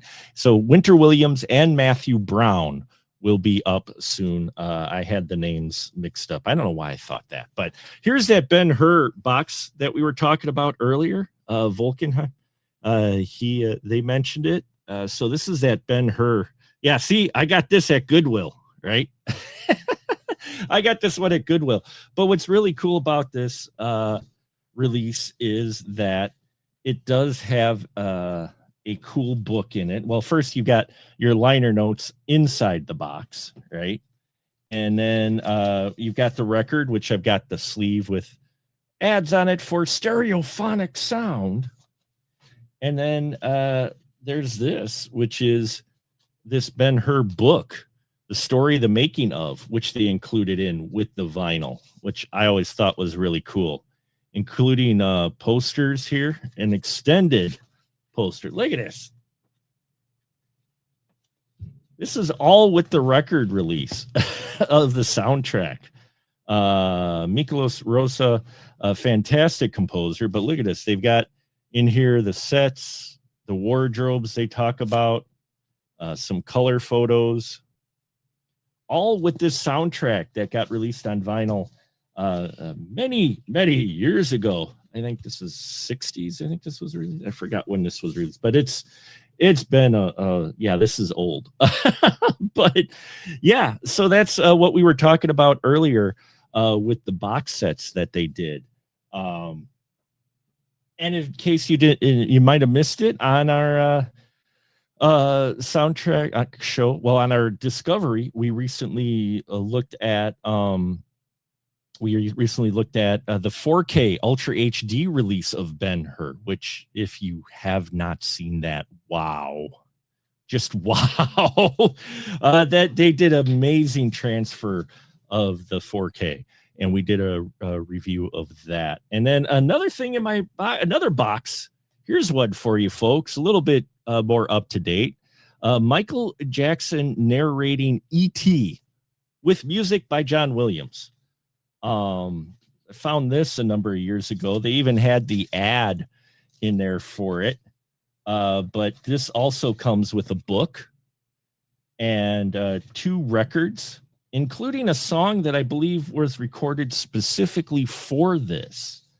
But see, they got pictures and such in there as well. So yeah, this was an interesting addition to our collection. It's very interesting that I found this. It's got some damage on it, but still, that's why I love collecting, is because you find some of the most unique stuff. We will be playing a movie review, a Final Cut movie review in a couple hours of this film. But I got the soundtrack to The Monster Squad. They did a re-release of it. This is a limited edition Monster Squad from Terror Vision. Such a great release. They do custom art and everything.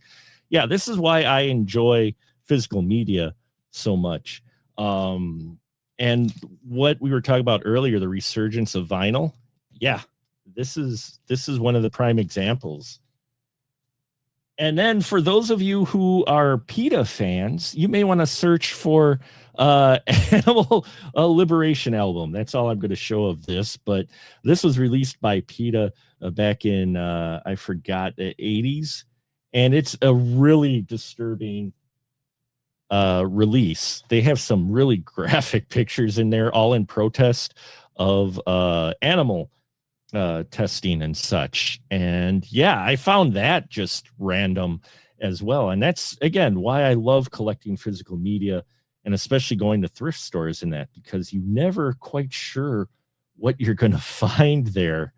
And it's one of those things where that's what you should do: support media and support indie film. I hope you all enjoyed that conversation with Nathan. I've known Nathan for a number of years. We got to talking after I reviewed his film February, which also he did one called January, which I believe are out on YouTube now that you can watch. But hey, it's a good doctor. Dr. Danzig is here. What is Animal Liberation?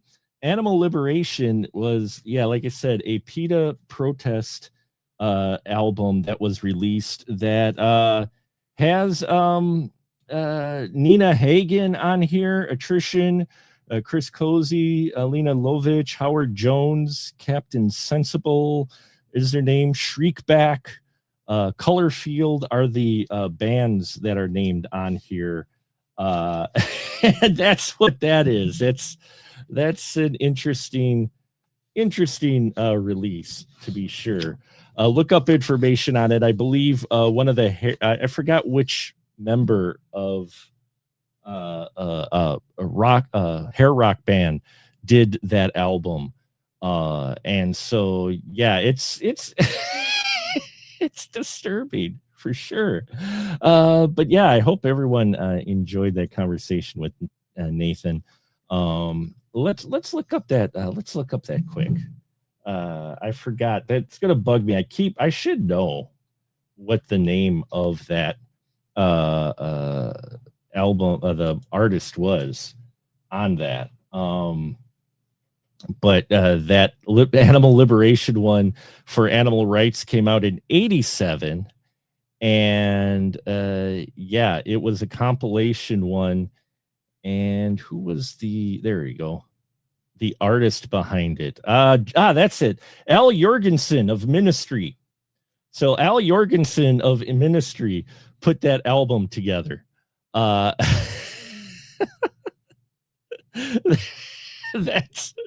That's who's behind it. And it's crazy. It was released to support animal rights, and it's one of those vinyls that I don't really listen to. It's not like something I just put. It's not a hair metal guy. No, it's not a hair metal guy. I was wrong.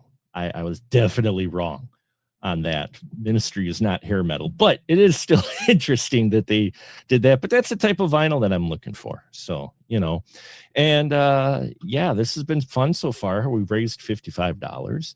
And again, I appreciate everyone's patience, as this is my our first roll at this attempt of something this scope. And it's just been fun. It's been fun putting this together so far. And just to let you know, Nathan's been a driving force in getting that Wisconsin incentive thing going, and we're hoping to see big things from it. I've been involved in a number of film festivals, and so hopefully we see an increase in production of Wisconsin films, because I'm always out there supporting it. And and also, folks, please support all our fine folks who show up on our show. The schedule is listed on specialmarkproductions.com/streaming on who is coming up when. Very excited. Winter Williams is going to be on us soon, here soon, along with Matthew A. Brown. I don't know why I keep messing up the name for Matthew. I do apologize. But and if you know, Winter Williams also goes by Ashley Williams, and she's been in a number of films, both large and small. So it'll be fun to talk to her about her new project, and that's coming up. And then, we got a lot of great stuff coming up. So we are going to, as I said, take another small break here. And I appreciate every single one of you tuning in. Don't forget to take a look at information for the Alzheimer's Association.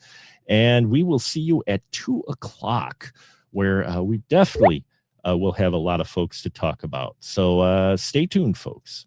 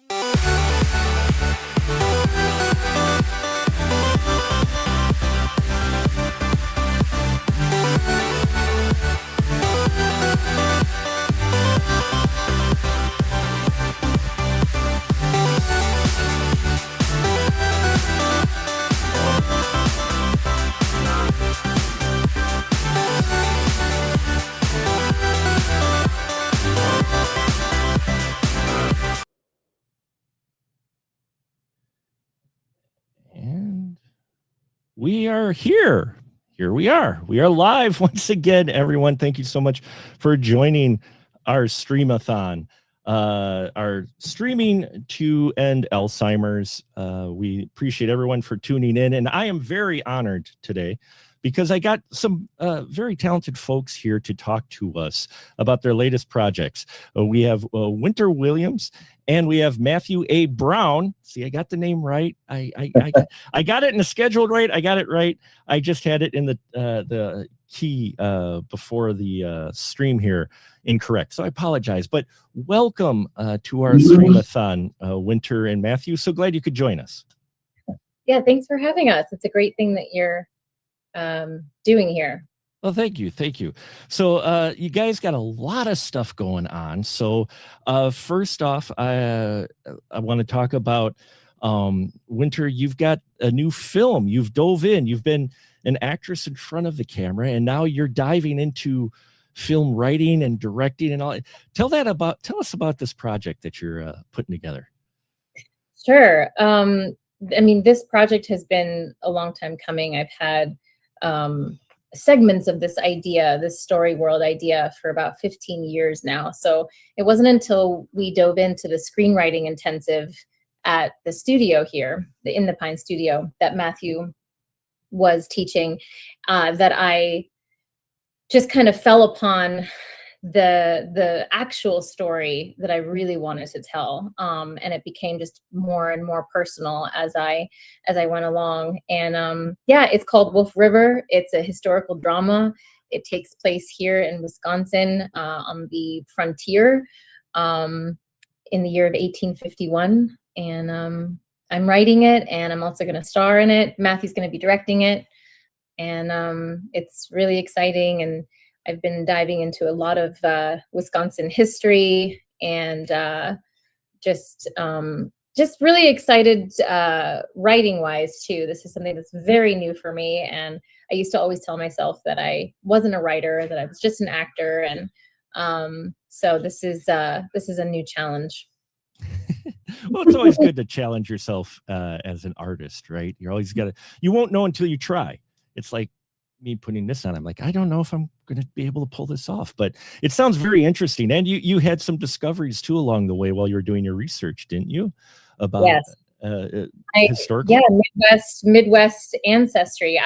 We've lived in Wisconsin for 3 years now, and this whole time I was thinking, like, I have no roots here, no past, no history, no family in the Midwest, never stepped foot in the Midwest myself. But yeah, ancestry for me is a bit of a hobby, a passion, and simultaneously, while researching just Wisconsin history and my own ancestry, I went down this rabbit hole and found that I have a fourth great grandfather who pioneered the land down in the Dane County area outside of Madison. So yeah, we actually went there just yesterday. We went to Paoli, and I stood on the grounds where my grandfather, pioneered the land and lived for 4 decades, and it was pretty special. That's amazing that you had that discovery, and I imagine makes the project a little bit more personal as well. Yeah. Now, Matthew, cool. Was this, when you moved to Wisconsin, was it your first time in Wisconsin as well? Because you're from a little bit farther away, so just a little bit. Yeah, Wisconsin was not on the map for us at all. I mean, we'd driven through, going cross country from like New York to Los Angeles and back and that sort of thing. But we wanted to get out of the big cities with our kids, and visited a friend of Winter's, and saw all these lakes and rolling hills and the space, and there was a good school for the kids, and we just said, why not? So yeah, it's very new, but I mean, as soon as I rolled in, it's like I just felt stories dripping from the trees, and especially like untold stories, which is so exciting, because obviously Wisconsin's not really known for cinema. And so we felt like there's this amazing gap.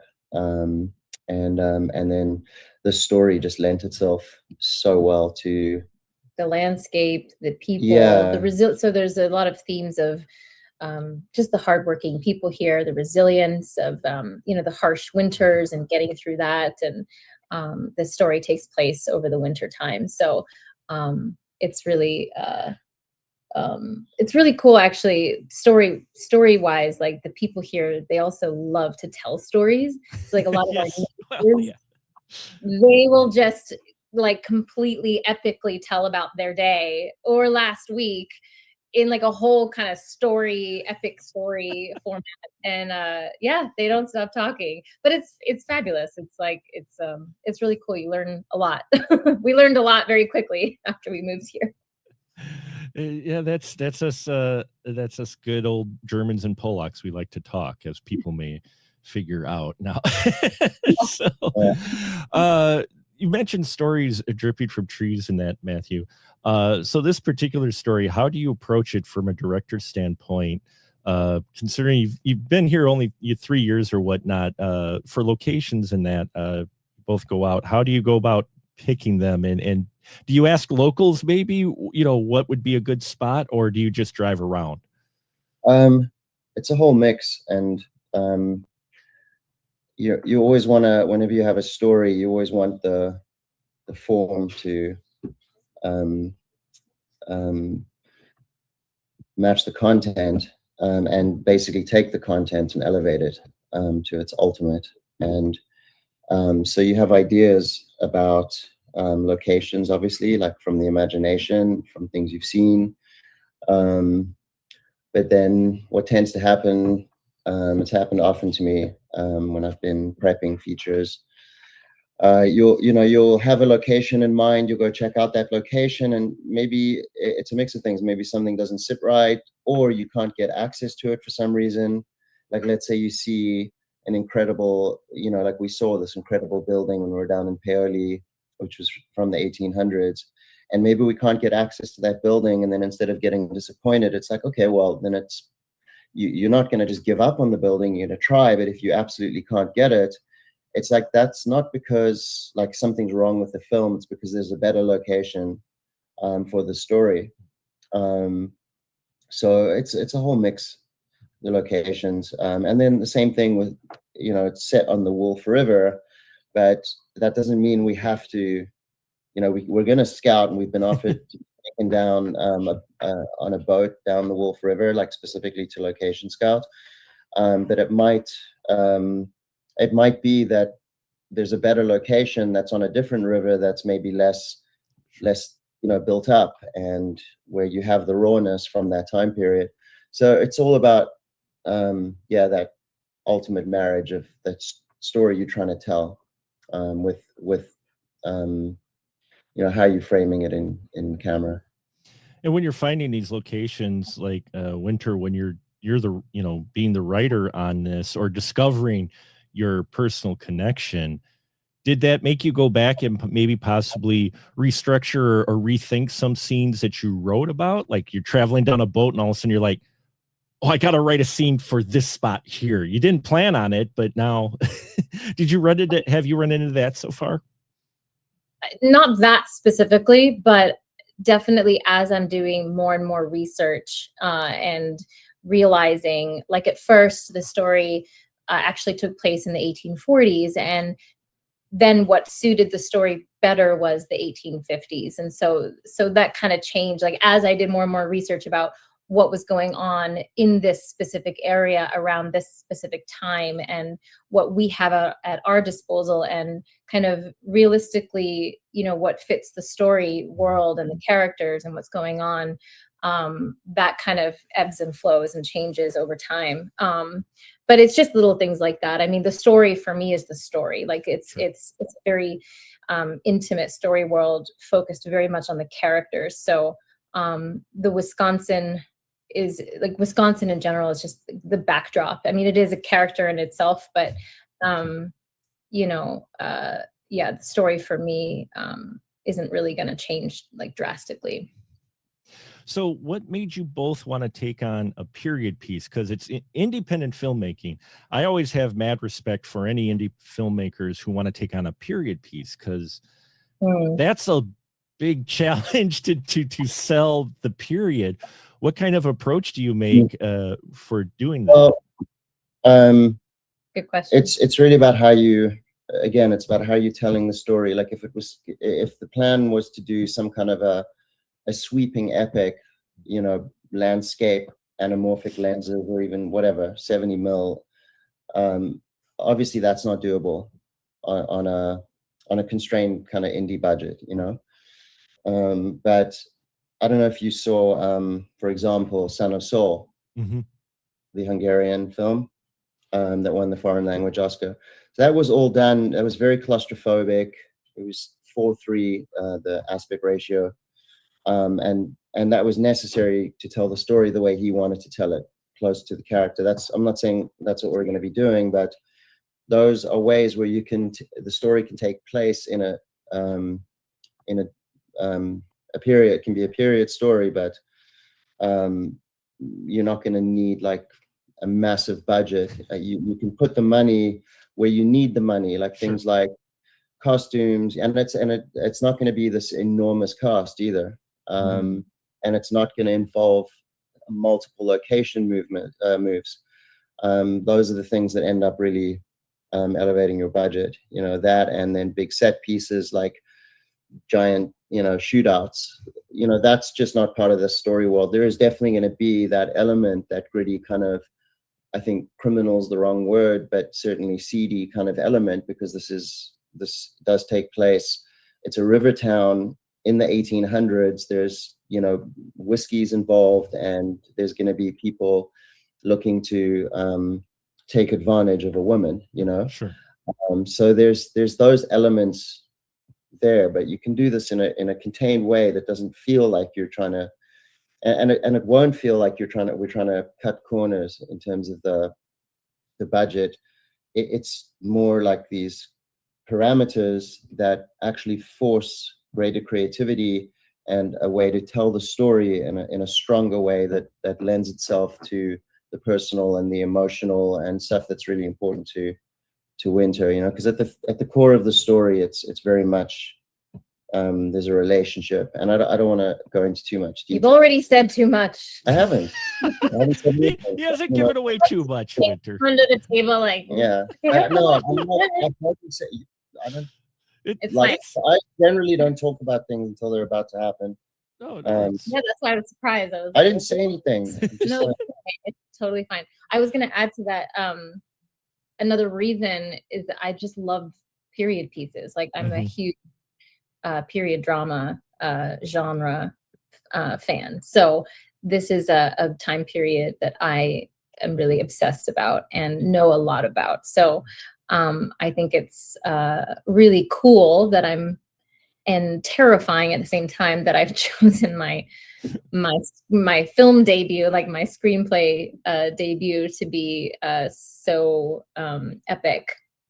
But it's also the most effective way to tell this story. Yeah, it's not like just it's because the high she loves of the frontier that really like it wouldn't work as well, and it would be a completely different story if it was set in contemporary times. Yeah.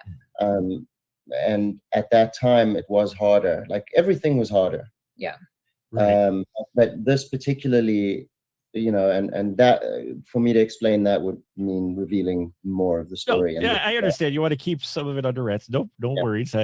I get your gist. When you're writing it, the Winter, do you take the budget into account? Because I know some writers do and some don't. They write the story they want, and then it gets tailored down to what they can do versus what they wanted. Do you take into account what you can do, or do you just write the story and then go from there and trim what you have to? I kind of a combination. I definitely, at the beginning, when I was in the class, the screenwriting class, you know, Matthew would ask these questions like, well, what do you have right now that you can use right now to like make a movie? Like what's easy, what's not easy, but what's doable, what's what's at your disposal, resources. And I was like, well, a lot of the land here is very open. It's, you know, it's been farmland for a very long time, and a lot of it's been untouched. And so it lends itself to like a, you know, a historical piece. So I think, yeah, as I'm writing, you know, I'm definitely taking into account some things, but mostly it's like we've decided, okay, it's one location, and that's, you know, that's doable. That's within budget. But yeah, I'm sure that, like, I mean, it's the story is not one location. It's there's one very key location, but there's a village, you know. Yeah. But there's a core like difference though between what I was doing in the screenwriting intensive versus in the screenwriting classes versus how to approach like actually writing a feature film script, because I wanted to galvanize people to writing something that they're going to stick with when it came to the screenwriting class. And there were some people hadn't written before, you know, written feature-length screenplays before. So there it's like, okay, I wanted to be sure that whatever they write is something they can actually get off the ground, and it's not going to be something where they're dependent upon like third-party financing per se for those filmmakers, right? But generally, I think approaching the material, and I'm dealing this way with Winter with this story, it's like you have to tell the story that you really want to tell, and then you use the parameters to better the story. It's like an example would be the Dogma 95 movement, the Danish filmmakers, right? So how Von Trier and Vinterberg and who's the other one? Can't remember his name right now, but they wanted to reject the system, so they came up with these rules, and then they had to tell the story within these 10 rules, and it spawned creativity. So so it's really about and just inherently telling the story that she wants to tell, which is very much grounded in intimacy and emotion and relationship. You know, I am also wanting to really be historically accurate. I think that's something that I definitely see and appreciate in films of this time period. Is like the authenticity of it and the accuracy. And so that's something that I definitely want to make sure, just the costuming and you know, the environment, the chairs, the bowls they use, all the things like very authentic to that time period, which can get costly. But if we do it in a certain way, where we're either making it ourselves or there's a lot of ways around. Yeah, and you're not trying to custom 1,000 extras, you know. Right. Yeah, that's true. Yeah, you don't have to costume 1,000. If the story demanded that, then it's like, okay, we have to deal with that. Right. But it's but the story doesn't demand that. So it demands the intimacy. Yeah. And I think period accuracy is always important, because you're going to get those people out there who watch a period film and go, "Oh, that wasn't made that was made in 1950." I've seen it so many times. And critics that come and well, I've heard a lot of it already about like the Odyssey, about the Viking armor, you know.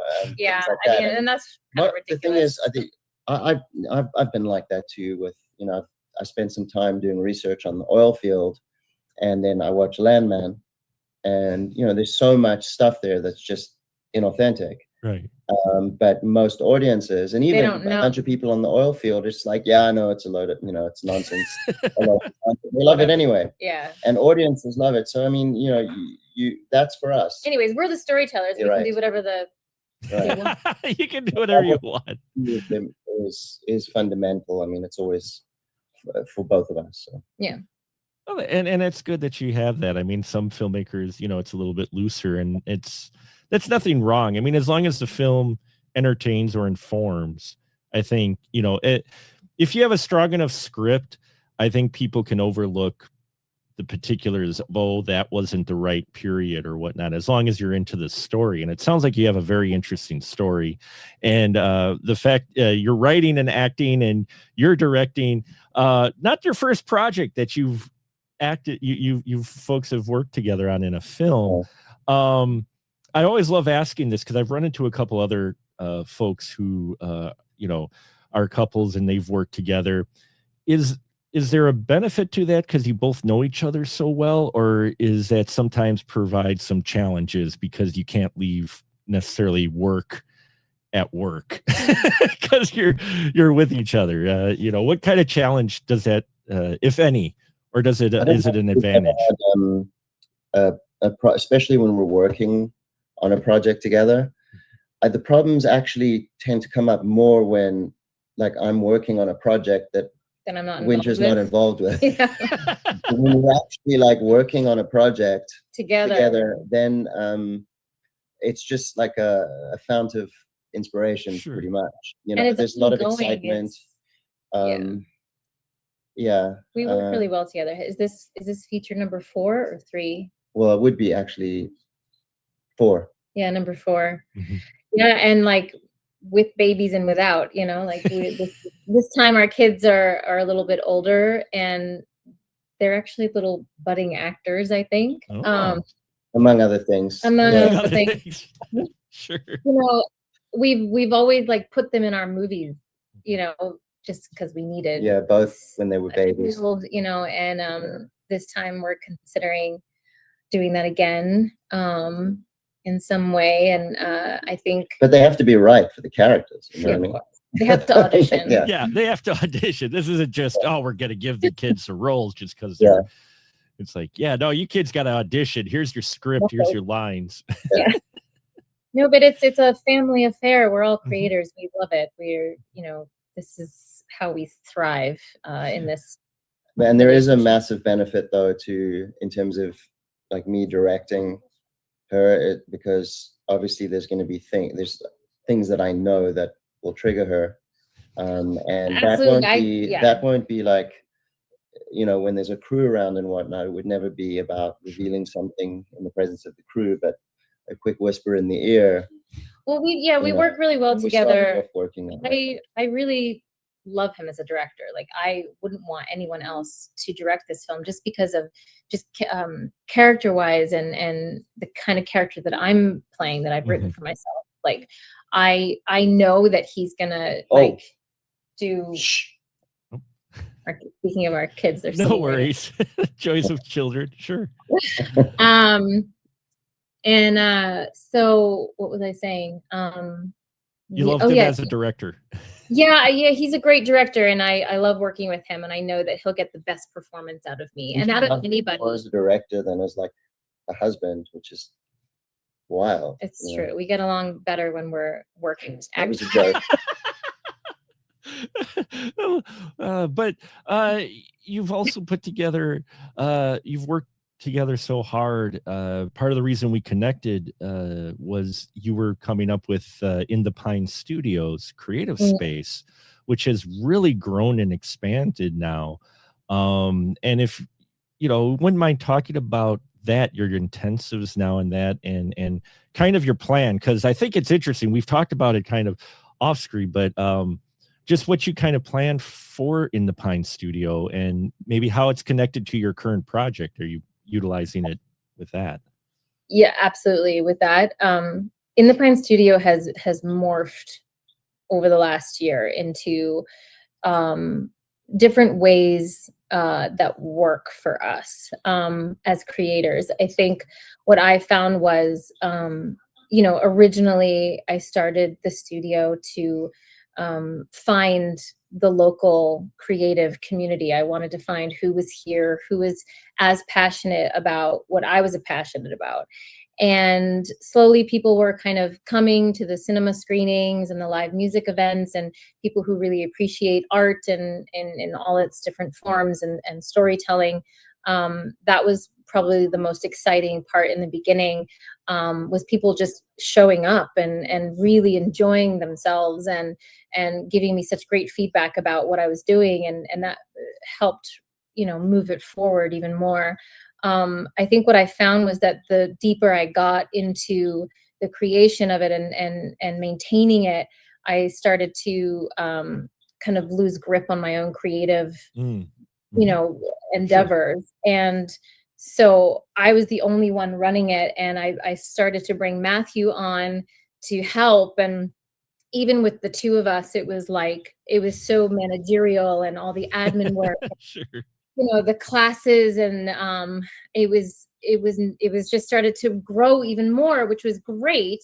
But it just the 2-man van was getting difficult. But at the same time, it wasn't just that. It wasn't like, oh, I can't handle this. It was like, I don't want to handle that. Like, this is not what I want. Like, I want to be the one that's creating. Right. Yeah. Yeah. You don't. Yeah. And so I started to kind of back off on a few things that just weren't serving me, that weren't bringing me joy. And that's when I started to take the screenwriting intensive. And that's when I found this story. And I was like, wow, like I really need to be telling my own stories now. This is really bringing me a lot of joy.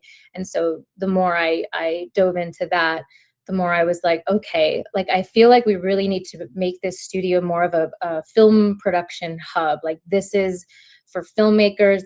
This is for people who really want to take this seriously, because we're serious and we really want to put Stevens Point on the map, like for filmmakers from the outskirts to come and shoot here, or to bring budding filmmakers, budding storytellers into serious filmmakers who want to see their films on the big screens across the world. Like, we have this huge vision for the studio for that. And so we've just narrowed it down to like one thing now. And I think in terms of the intensives and the classes, those are still going to kind of come and go as long as they're not interrupting our creative work. I think that, I think having the shorter intensives is really what people want here.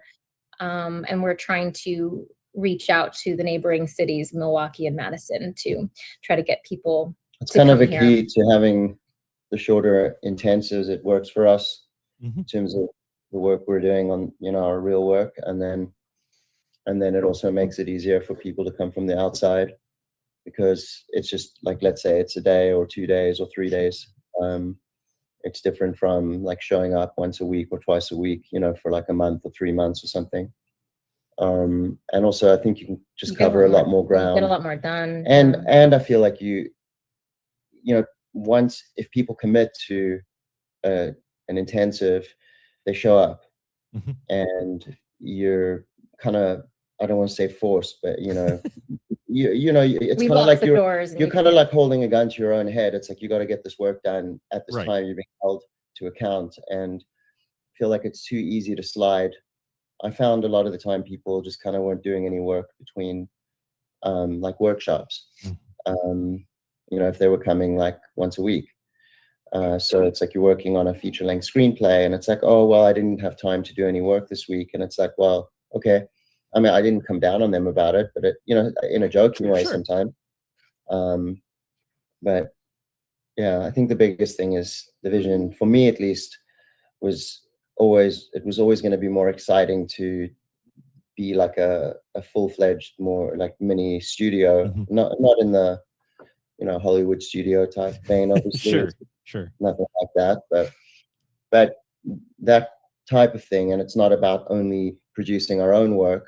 Ideally, we find these young local filmmakers that have that kind of drive and the willingness to go all in on something, and then we can help shepherd that and potentially produce their work, and also when we do make things, bring locals onto set, whether it's somebody who's interested in cinematography, for example, to shadow like a really high quality cinematographer that has done multiple features and so on. Same with any other crew. And then also like local acting talent. People could be production assistants and get involved in any way that they want. And then there's also local businesses and whether it's for catering, and people, you can really generate energy that way. Speaking of the local talent, a new thing that we're offering the opportunity to be on a talent directory on our website. So I've been having people submit their headshot and bio and or resume, just a little bit about themselves, so that when filmmakers want to come shoot here, or local filmmakers want to shoot here, they can come to our website, to our talent directory, and see kind of who's here, and and be able to contact them. So it's not like we're not a casting hub or anything. It's just Sure. or who's here and who's serious and who's available. Yeah, and I think that's the thing, is who's serious is always sometimes the tough part to find. And we're just going to pull over for a moment, folks. Reminder, please donate if you haven't already. There's a QR code up there. There's a link in the description, or on our website, a button to donate to the Alzheimer's, which is why we have such wonderful folks here today to talk. They're here to talk, to help support the Alzheimer's Association. It's a really great cause, and also we've got some really great talent here. So, and if you have a question for them, put it in the comments here, and we will try to get to them if we can. If you have a question for Winter or for Matthew, I will relay that to them as we go along. Now, you mentioned where you came from and where you are now. What is the biggest surprise creatively, because you've run some acting intensives, you've run some screenwriter intensives.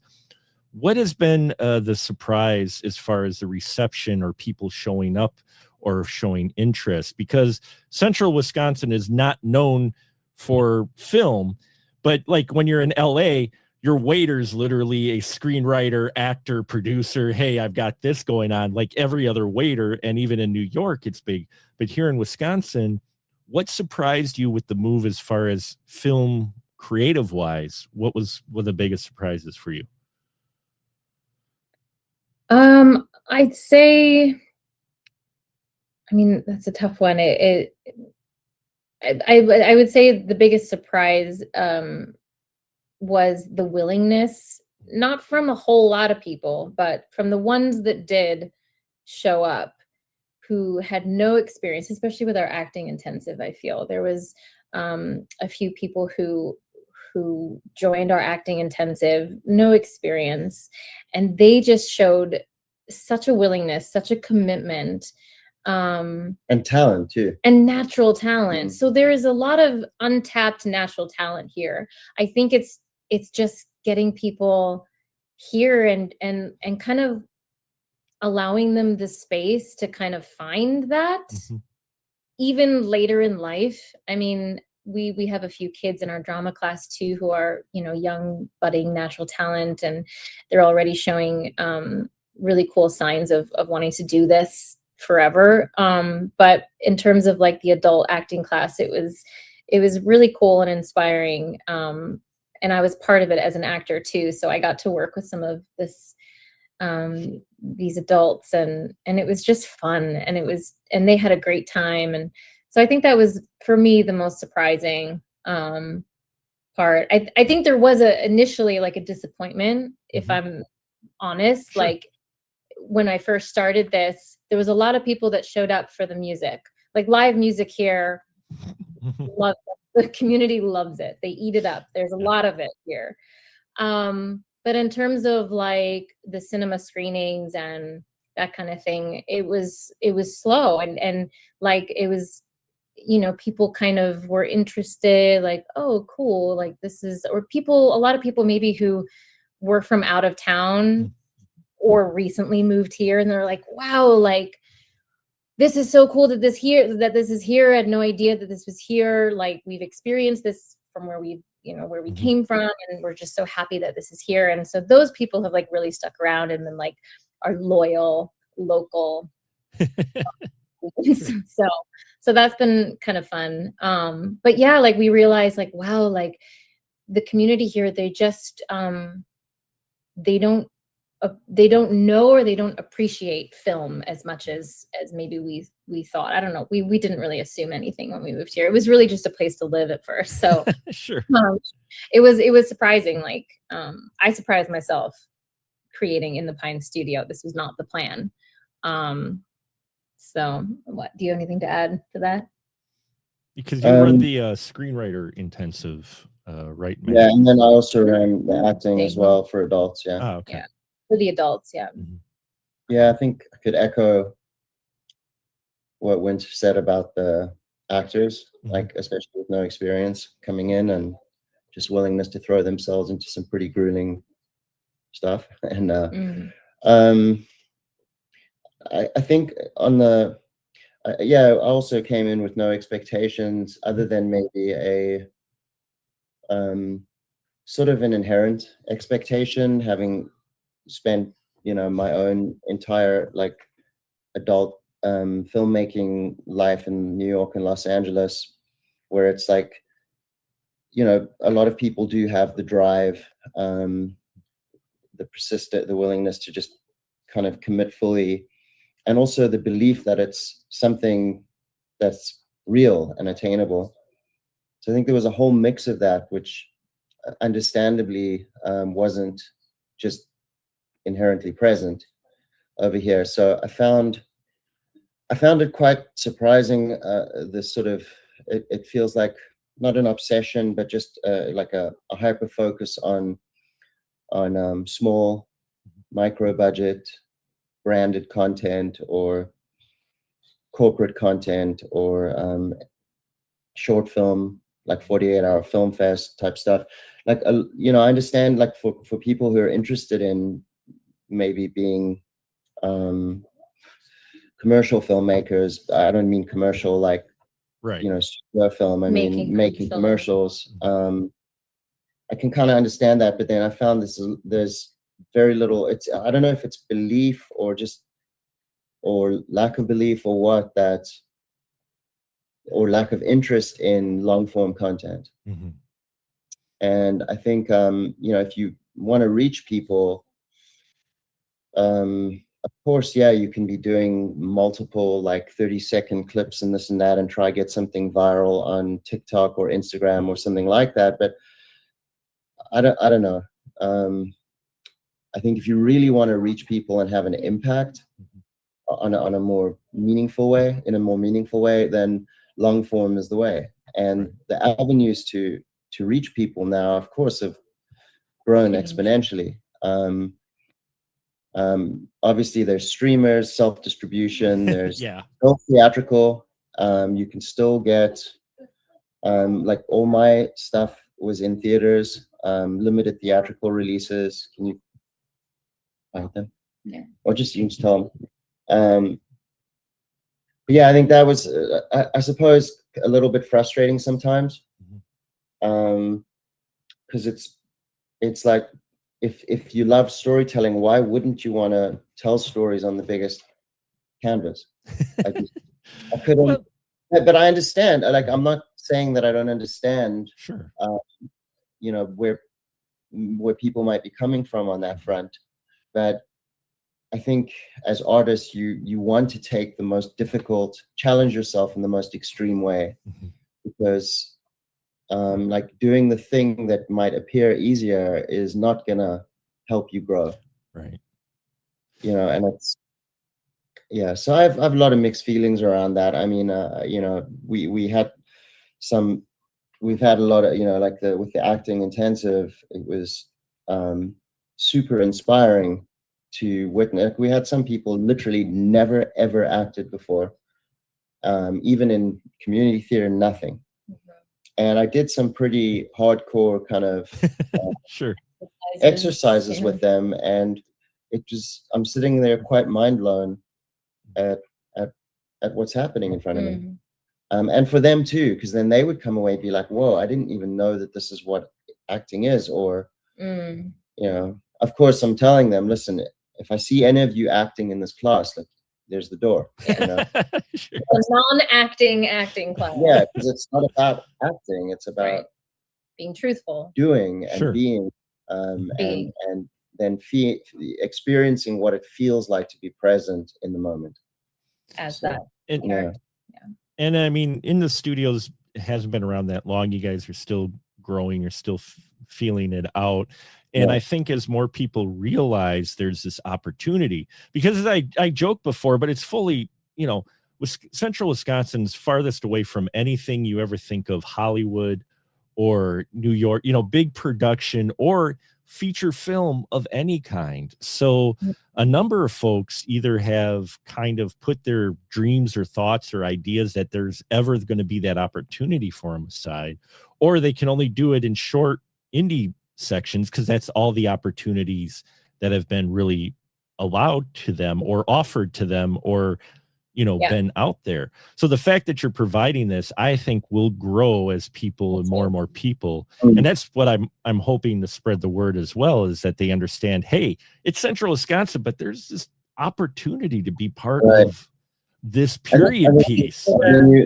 You're spot on with that. It's almost about permission and people giving themselves permission.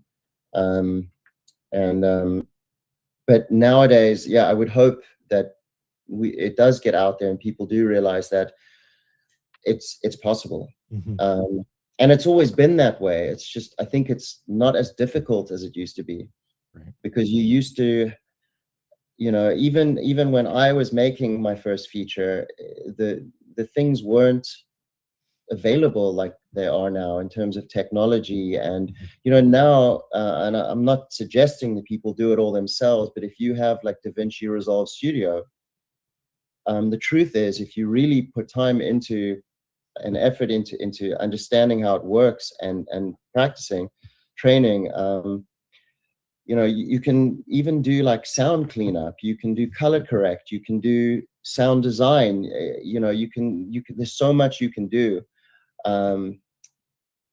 You know, and then getting stuff out there again, it's a whole different ball game now. Yeah. Well, and your audiences have changed though too. I mean, you mentioned long form content, and I think there's still a big audience looking for long form content, but let's face it, we are in a media consumption culture where they're looking for people roll through shorter stuff. You know, that's just the nature of things. But I think there's still a lot of room for long features, but maybe that's possibly why some interest isn't in there, is because people are like, oh, look, I can throw a 15-second, 20-second video together and I got 1 million views. But then that kind of fades after a while, especially on TikTok, and that it gets so buried. Whereas you get a film, as you mentioned, the opportunities you're offering with you know, your intensives and potential of being involved in projects. Well, now you made something that can reach screens, may get release, heck, may one day get physical release, and then it lives on a disc for like ever, versus digital, which and also also series, also like whether it's series. But the other thing is, a long form doesn't necessarily even mean, when I'm thinking about it, it doesn't necessarily just mean like a feature film. You know, like I said, it could be a series, but at the same time, the opportunity to create like a groundbreaking means to reach your audience requires like a longer, bigger vision, right? Like something that's sustained, and that means you could tell that story in shorter fragments. But in terms of the quick viral type clips, that's a whole other thing. Sure. And you know, now you could gear something 100% towards mobile phones, and of course, there's people doing, you know, the vertical kind of dramas, micro dramas, and that's evolving. There's so much money, and it's growing exponentially, and that is another thing. And then you can bring quality to that, but you still have to have the bigger vision to see something all the way through. It can't be like, because that still requires its own storyline over multiple episodes over a long period, right? So I think it's just, and it also comes down to, there's a big difference between getting like a client, like a commercial client, a client to like pay for what you're doing and then they own it and it's just to promote a product, versus actually figuring out, how am I going to fund this? Because this goes back to the age-old thing of living and supporting yourself as an artist. Right. But so much more rewarding too. The end, like going through the entire process of the research, the writing, the trying to get it funded, the putting it all together, the post-product, like, and then the final product in the end, and then also the challenge of getting it out into the world. Man, is it rewarding. And the people that you get to work with, and they become friends for life. And that's one of the parts but that the I biggest really thing is I think also it does come down to the financing and the ability to actually raise finance to get something done, because that's been a problem for independent filmmakers for a long time. And I would say most independent filmmakers are never making their movies. Mm-hmm. And it's in part because the art, I think there's a classic kind of almost, it's like an existential conflict between like art and commerce, and a filmmaker either not wanting to or not believing that they can go out and raise finance. But you have to be willing to do that even more so now, I think, than before. But it's always been an issue. It's just so yeah, I don't know. That's been the consistent thing, always talking to any indie filmmakers for how long I've been covering indie film and learning about it. That's the key, is financing. One of the keys I make to people occasionally, because they say, like, well, how can you get into indie film, because it looks like these films, some of them have that aesthetic or whatnot. I'm like, well, my prime example is sometimes it is either I get this extra special tripod or whatever, or I feed my crew. Which one do you want to actually do? And so, there's the financing's always been a challenge, is, I guess. So I understand completely what you're saying, because that's what I've run into with every single, is that sometimes the film that people see the filmmaker produced isn't necessarily what they envisioned or wanted, but that's what they could do with the money they have in the long run. So financing can be a challenge creatively too, right? Really. It is, yeah, it is, and I do see it as one organic kind of whole. Even when I was speaking about form and content, with the story, the script, and the vision, the director's vision, there needs to be a marriage between those, but also how you finance it. And that's not just who you go to, but how you think about who you're going to go to and how you're going to get a film off the ground. But the reality is that if you're not willing to go and do all of that, then you maybe shouldn't be a filmmaker. Like, you have to, because it's part of it. It's so difficult, like the obstacles you deal with along the way. And some of them are just about personalities. I mean, a lot of actors, you can be dealing with volatile egos, and not just actors, but producers, sales reps, doesn't matter. And then you're dealing with festivals, rejections. Like, you've got to have thick skin, and what better way to test yourself than to get out there and actually try and get people to part with their funds to invest in your fantasy, basically. It's like one of the hardest things to do. But if you can do that, then you can go out and make a movie, and probably you're gonna go all the way to getting that film in theaters or whatever it is.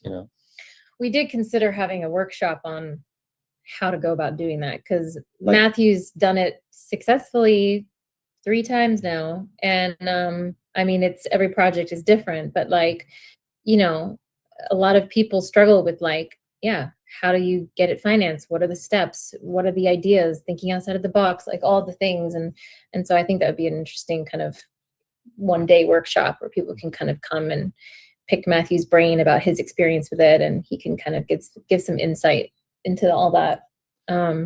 Well, one of the things with financing I've learned too, just talking to folks, not fully experienced myself, obviously, but talking to folks like yourself, is that once you get that over that hump in that first film, and you get it financed from other folks, and you start building that reputation, they do say it does get a little bit easier when you get 2 or 3 films, especially if they're moderately successful. Then you have examples of going, hey, I've got these films here, I've financed these films, and here's, does that make it easier to have kind of once you build up that repertoire, so to speak, or that a portfolio? In some ways, if you have a film that is just objectively successful across the board, then people are going to, people are going to be coming to you. And I mean, potentially studios, whatever, they're going to come to you. But I think what it does do regardless is if you've successfully done it, you know you can do it. Like if you've actually gotten people to invest in a project, you've done those meetings, and you know, when you're sitting down with people, like with Julia, for example, when I was an Albanian gangster and these films, when I was going and meeting people, the amount of times I would sit down with people and take trips into Manhattan, and you know, you're putting a lot of money into whiskey, you know, at these bars, and yeah, food and whiskey, yeah. And you know, and there's a lot of time and energy and money and stuff that you could say is wasted. It's not wasted, because every time you're doing it, you're pitching it in a different way. You're reading people, you're getting, and you know, you could meet one person who can't do it, and then they're gonna think of somebody else, and that person might think of somebody else, and even after they've thought of through that connection, like 5, 6, 7 degrees of separation, you don't necessarily land on that person who's actually going to invest. But once you've done it, you realize, okay, yeah, you can do it. And once, and it's like anything, you know, you do something, and then you just it's like training, right? Sure, you get better at it. Yeah, you think you can't, I don't know, you think you can't surf a big wave, but you know, you have that first wipeout, and it's like, oh, this isn't that bad. And it just becomes something you can do. Yeah, I think the important thing there is like you get to learn from the mistakes, so you waste less time and energy on people that you just know right away are not going to be people to invest. And you know, I'm always keeping the antenna open for that kind of thing, regardless of whether or not there's a project that I'm actively working on. Right. And then you just ferret out very quickly the people who talk about it, and it's the same with people who say they want to come to like a screenwriting club. There's been multiple people that they'll hear about it, I'm definitely going to come, and you know, and then when it comes down to it and you send them the message, okay, this is when it's running, and you don't hear back, and it's like, I know already who those people are, but I'm sure, I'll send them the message, but I won't go all in and put energy towards it. Sure. Yeah. Well, this has been a great discussion. I guess my last question, it's the hot topic of cinema, hot topic of creatives. And since you are producers and directors and filmmakers and creatives, AI. What's your feeling on AI and possibly the future of it? And is it something that would be considered, or is it completely off limits for you folks? If you don't mind me asking, you don't have to answer, but I just wondering, because I get a different answer from every indie film and filmmaker I talk to. What is your feeling with AI? I think in terms of anything administrative and on whether it's putting together pitch decks, documents for investors, that kind of thing, I just don't see any problem with using some of those tools. When it comes to the creative side and storytelling and writing, I don't see how you're going to come up with anything original if you're using AI. So, you know, but I'm not outright against it. I just know that when I'm writing, there's absolutely no way I'd do that, because anything AI is going to come up with is going to be a regurgitation of something that's already entered that system in the first place. Right. So, but I'm not going to, you know, vomit all over people that are doing that. I think it's a totally different format. I have absolutely no interest in watching any AI film, because I'm interested, and we both are, in authenticity and real human beings. And I find it so hard to believe when you see, like in the news, like what's that AI actress's name? Tilly. Oh yeah, Tilly. Yeah, I forgot her. Yeah, her last name, but yeah. Well, just that she's been cast in her first feature film, and whoever they are that are using her. I just, you know, I guess we have yet to see an AI movie, correct? I mean, I know that Cannes did Yeah, there was a screening. There was a screening of an AI film there. I have not seen what it's capable of yet. I think I'm open to seeing it. But I'm kind of judging it. I'm like, yeah, that's not work for me. Yeah, in terms of like an AI actor, yeah, you know, the thing people respond to is what's behind the eyes. Right. Yeah. So when you see, even if you're on like a social media and you see somebody promoting something and they don't blink for a minute, you know, that alone, it's like, oh, I just want them to blink, right? Like, I don't know, you have to. You can tell when there's soul or no soul. Yeah, exactly.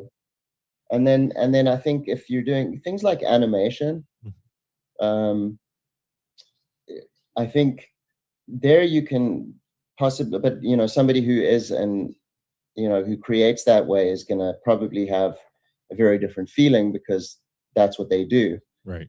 But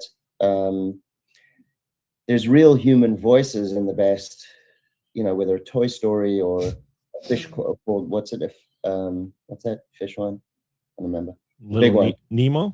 Finding Nemo? Yeah, Or? Finding Nemo. Yeah. Yeah.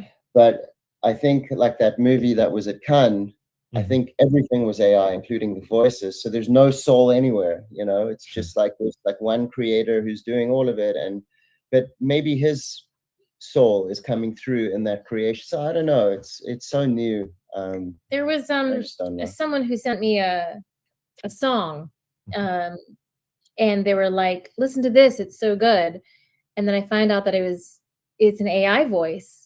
And I don't know. I think that there's some people out there who just can't tell, or they don't care, or they know that it's AI and they don't care. They're like, wow, this is good. It doesn't matter if it's real or not, it's good. So like, I don't know, when you hear that it was AI and I don't know. Yeah, but did you hear the song before you knew? Yeah, I did. What did you think of the song? To be honest, it was very hard to tell. Like did you like it? I'm saying. I mean, no, I didn't. It wasn't so it wasn't like something felt off. It was just you didn't like. I didn't like the song, just right. It's real or not. But like, it was just surprising that I couldn't tell. Mm-hmm. And I think that's the thing that's got most people concerned is it's getting it's in IT. That's my day job. It's tech. It exponentially gets improved upon and grows exponentially. So you're getting closer and closer to where you can't tell. And I think that bugs a lot of people in general, just the fact that they wouldn't be able to tell. I think I'm it's still too new and it's growing, I think, too fast. And I think it needs to be scaled back, but you're right. It could be a tool used for certain aspects, but other aspects, I still want human actors on screen. I still want, occasionally a real location. We don't have that too often, depending on the movie, but at least real actors. Because you can inevitably, it is going to shift because newer generations, younger generations who come up with that, probably aren't going to care. Right. So. It's like any new technology or the shift from cinema to TV, or silent pictures to talking pictures. I think, there was that huge amount of people rejecting the new technology at the time, and then, you see where it goes. But I think it's a massive discussion. Constantly evolving. Yeah, and I think to outright reject something, to not. I don't. But it is. I do agree with you, Mark. Like it's too soon to kind of tell whether it's good or bad. Because I think there's some good aspects to it, some very bad aspects to it currently. So, but it is too soon to kind of tell whether it's something that should be ongoing or not, or morphing, something bigger. Yeah. Well. Thank you very much, both of you, Matthew and Winter. Always a pleasure to talk to you both very much. Where can they follow stuff for your project that's coming up? Do you have a website link you want to plug? Yeah. Social media, Instagram is really where I'm at all the time, and Facebook too. But Wolf River Film is Wolf River Film is Instagram, the Instagram handle, and Facebook page, and that's where you can follow along on the journey. I'm posting a lot about my experiences researching and my ancestry and how it kind of is all kind of coming together with the story that I'm telling. So if you want to follow along, follow that. And then our inthepinestudio.com. Fantastic. Well, thank you both. Always a pleasure. And yeah, folks, check it out. Keep an eye on it. Follow it. Look up In the Pine Studio. Look up Matthew and Winter's work. Always a pleasure. Thank you. And folks, donate, please, if you haven't. We've got some more donations coming in, which is great. And yeah, now we're going to toss it to a couple of reviews. After a minute, we're going to take a break, so folks stick around. And I hope to talk to you both when your film is complete. Love to have you back. We'll have you on the YouTube channel and talk to you about your experience in the filmmaking. So thank you very much. Thanks, Mark. Thanks for having us.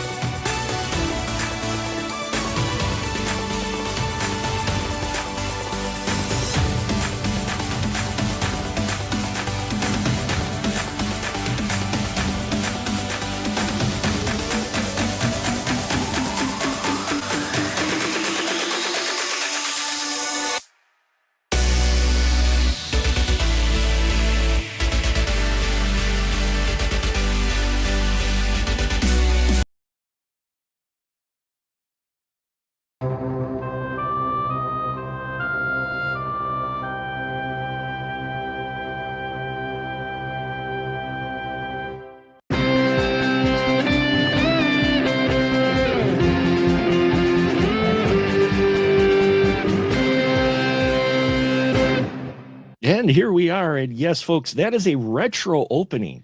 That is a opening I put for my show 10 years ago. So,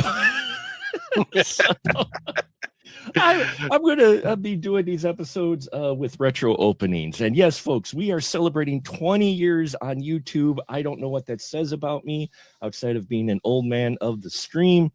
But yeah, and I put it out to my wonderful friends out there.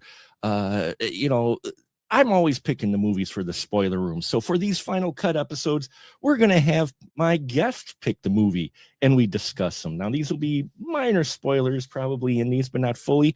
And yeah, there'll be a review. And so my first one to kick it off, I couldn't think of a better person to kick it off with than our good friend, the horror miser himself, Mr. Monty G. How you doing, Monty?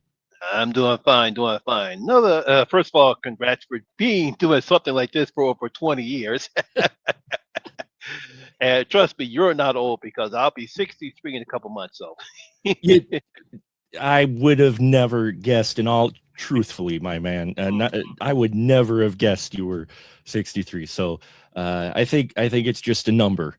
And it's definitely. No, I tell everybody else, I'm not getting older. I'm just getting better. There you go. You're just getting better. And so the film you picked was from 1997, The Relic. Now, this is a revisit for me. I did review this for my channel 15 years ago, and I didn't have the greatest opinion about it. But that would that have changed? We're going to find out tonight. But first, Monty, could you tell my few listeners and viewers out there, those that don't know you, just real quick, give yourself a little introduction of who you are and what you do. I said yes. My real name is Lamont Smith, born and raised in the great city of brotherly love. I am the Horror Minds of Monty G. I review horror movies, trailer reactions, and of course live streams, which my good friend Mark the Movie Man has been a great member of. If you take a look at my channel, I actually had him and a good friend Katie, who is the blonde in front. We talked about the movie Obsession because everyone is obsessed with that movie.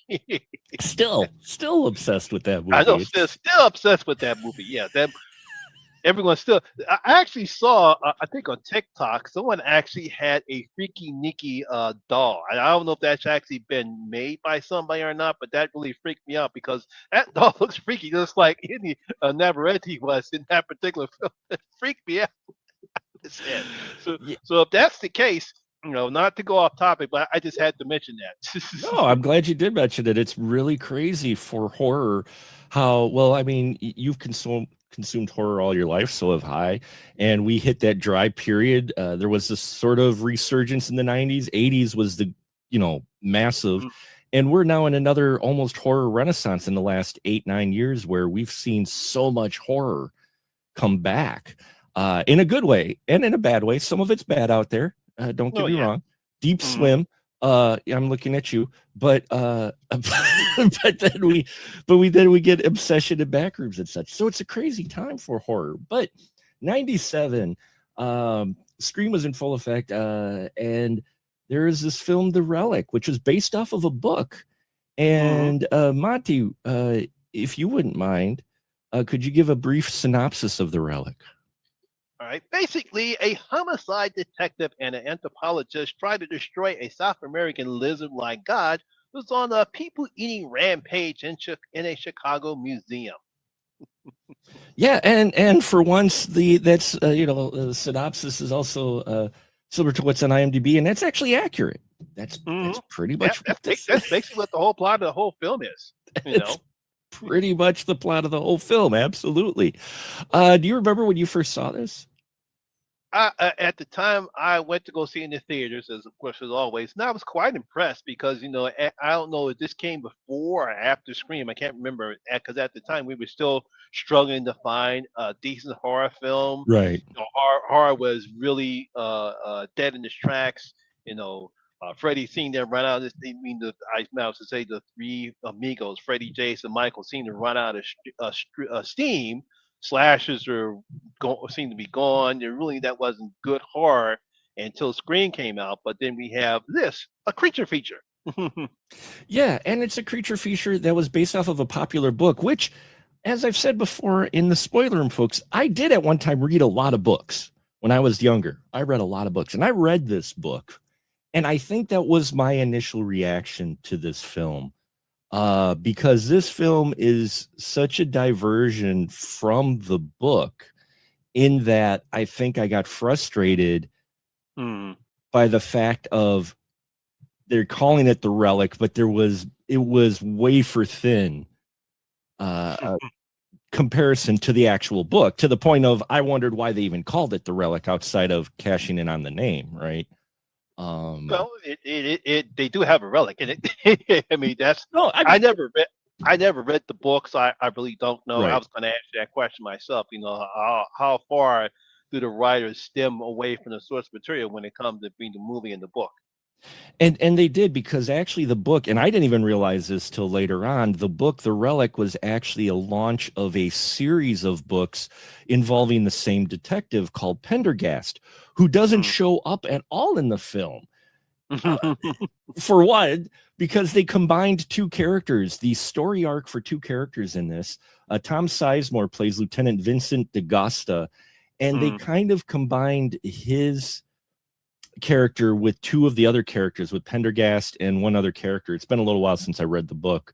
So that, I think, frustrated me. And in 97, we're talking we're talking not even a 22-year-old Mark, very passionate, not too worldly, so to speak, still in college, almost done with college, but and felt very strongly about this. And then I revisited it 15 years ago, and I still didn't quite like it. But for you, Lamont, you picked this. I wanted to revisit again because I'm like, okay, do I still feel that way? I'm separated enough from the book to where if you didn't read the book, you are absolutely right. This is a fine creature feature for the a late 90s. Scream just came out the year before. For a late 90s creature feature, this isn't bad. Oh yeah. Yes, I mean it's not going to win any Oscars awards or a great acting or anything like that. It's just a typical creature feature film, and was at the time Todd Sizemore's best movie to date until he went off the deep end. Yeah, it was. Yeah, that's why it was a surprise that because this got hyped, this got popped, this got a lot of trailer play, this got a lot of press, and I was impressed to see Tom Sizemore in a film like this that didn't have Tarantino attached to it. Yeah, no, yeah. You know, or an indie director attached to it. So the fact that Tom was in such a big film was impressive. And then you have Penelope Ann Miller as Dr. Margot Green, who is the genetic scientist who is caught up in basically locked up in the Chicago Museum with the creature. And she was all right in this. She was okay, you know. She did her role, you know. It's like you I guess because of how she talks about John Whitney and how much she obviously despises him, that must have had some type of altercation that where she was definitely turned off by him. Oh yeah, and you know, I like the way they wrote her. My only issue with her character, especially watching it, is that it seemed to really hinge on the fact that they really push the idea. And don't get me wrong, it's definitely a topic that deserves discussion, but her character all seemed to center around the fact that she was a female scientist, and everybody didn't believe her or were pulling for her. And I get that, but at the same time, that seemed like the only thing with her character. Yeah, it's like this. The script didn't do her any favors because at the time, I guess she's a credible actress who did what she could with the role, but the script doesn't allow her to do anything other than act the way she does. So give her credit for doing what she did to make Dr. Green a more believable character despite the restrictions the script puts her in. Right, and that's the only thing. I love her performance. I like the actress Penelope Ann Miller, and I thought she did fine in the, and did, like you said, I agree. For the role that she was given, she did fine. Now it was fun seeing Linda Hunt in here. Yes. I always loved Linda Hunt, a horror staple. She just, when she shows up, she's one of those actresses that when she shows up, I smile. Oh, You know, yeah. I'm just like, hey, look, it's Linda Hunt, and she's being a badass, and that's awesome.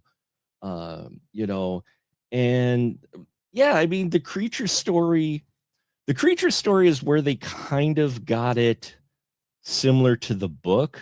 The problem is the creature. Now, the creature was Stan Winston, and by itself, I like the creature design. Also, although I didn't quite like them leaning a little into the Predator. I mean, Yeah, it's because a friend of mine, Marty, he hesitated on me. He didn't like the creature design because it too much, the gapping jaw thing was reminding him too much of the Predator, and he said he said. But other than that, I thought the creature design was pretty good. It's frightening, it's terrifying, it's deadly as hell. Because anytime you have a creature that has to feed up on your brain and the way it attacks, that's pretty frightening. So other than that, I thought that he did a great job with the creature design. yeah, and they did. Unfortunately, it's completely different than the creature that's in the book. But again, which is why it turned me off to the film. They took so many liberties with it that I think when it came out, I would not have had such a reaction to it had they just called it something else, you know, because the creature in the book's even scarier. The creature in the book is more ape-like. It still has the reptilian tail, but it stands on two legs and it crawls around in vents and such and sneaks around in the shadows, and it's far more stealthy than what this creature becomes, which is basically a bull in a china shop as it Yeah, 'cause grows. I know because the whining, the hiss when it breathes. I say, oh, it sounds like Darth Vader. That's why I thought it's like, all right, enough with the Darth Vader stuff. They couldn't do anything better. But yeah, yeah, because it does remind you of a bull. I don't know where I don't know who other than Stan Winston where he got the inspiration to make that design or change it from an ape. Like I guess they thought it'd be better to make it a pedal. I mean a quadrupedal instead of Quadruped, yeah. bipedal. Yeah. Yeah, I'm guessing they did it because it does make for a more intimidating visual Mhm. on the big screen than, say, a stealthy ape lizard. You know? Yeah, I'm assuming when they were doing the designs that they first tried to do it that way. I guess he just didn't think it looked right.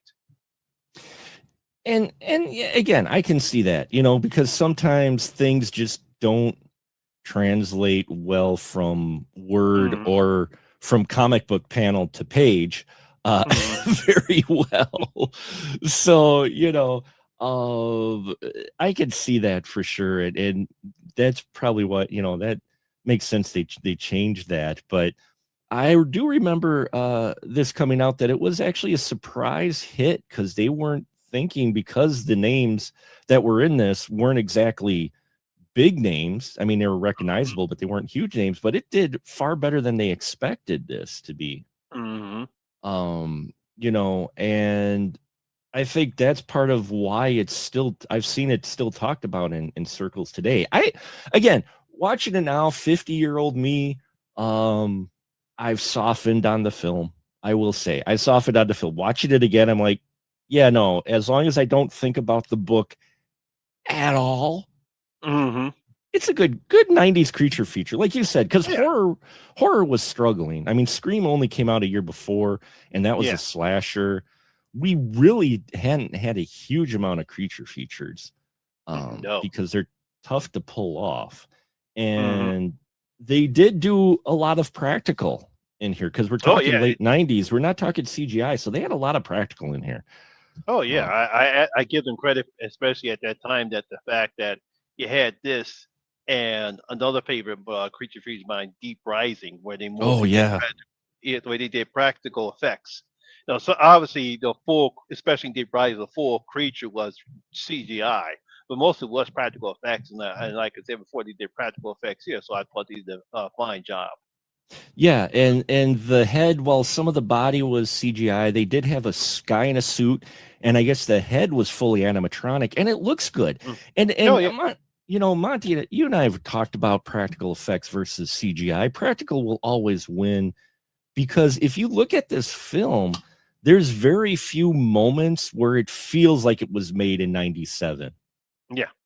Like Yeah. it looks almost as good like it could have been made today, outside of like the CGI at the end where they set it on fire. Mhm. That Oh was yeah.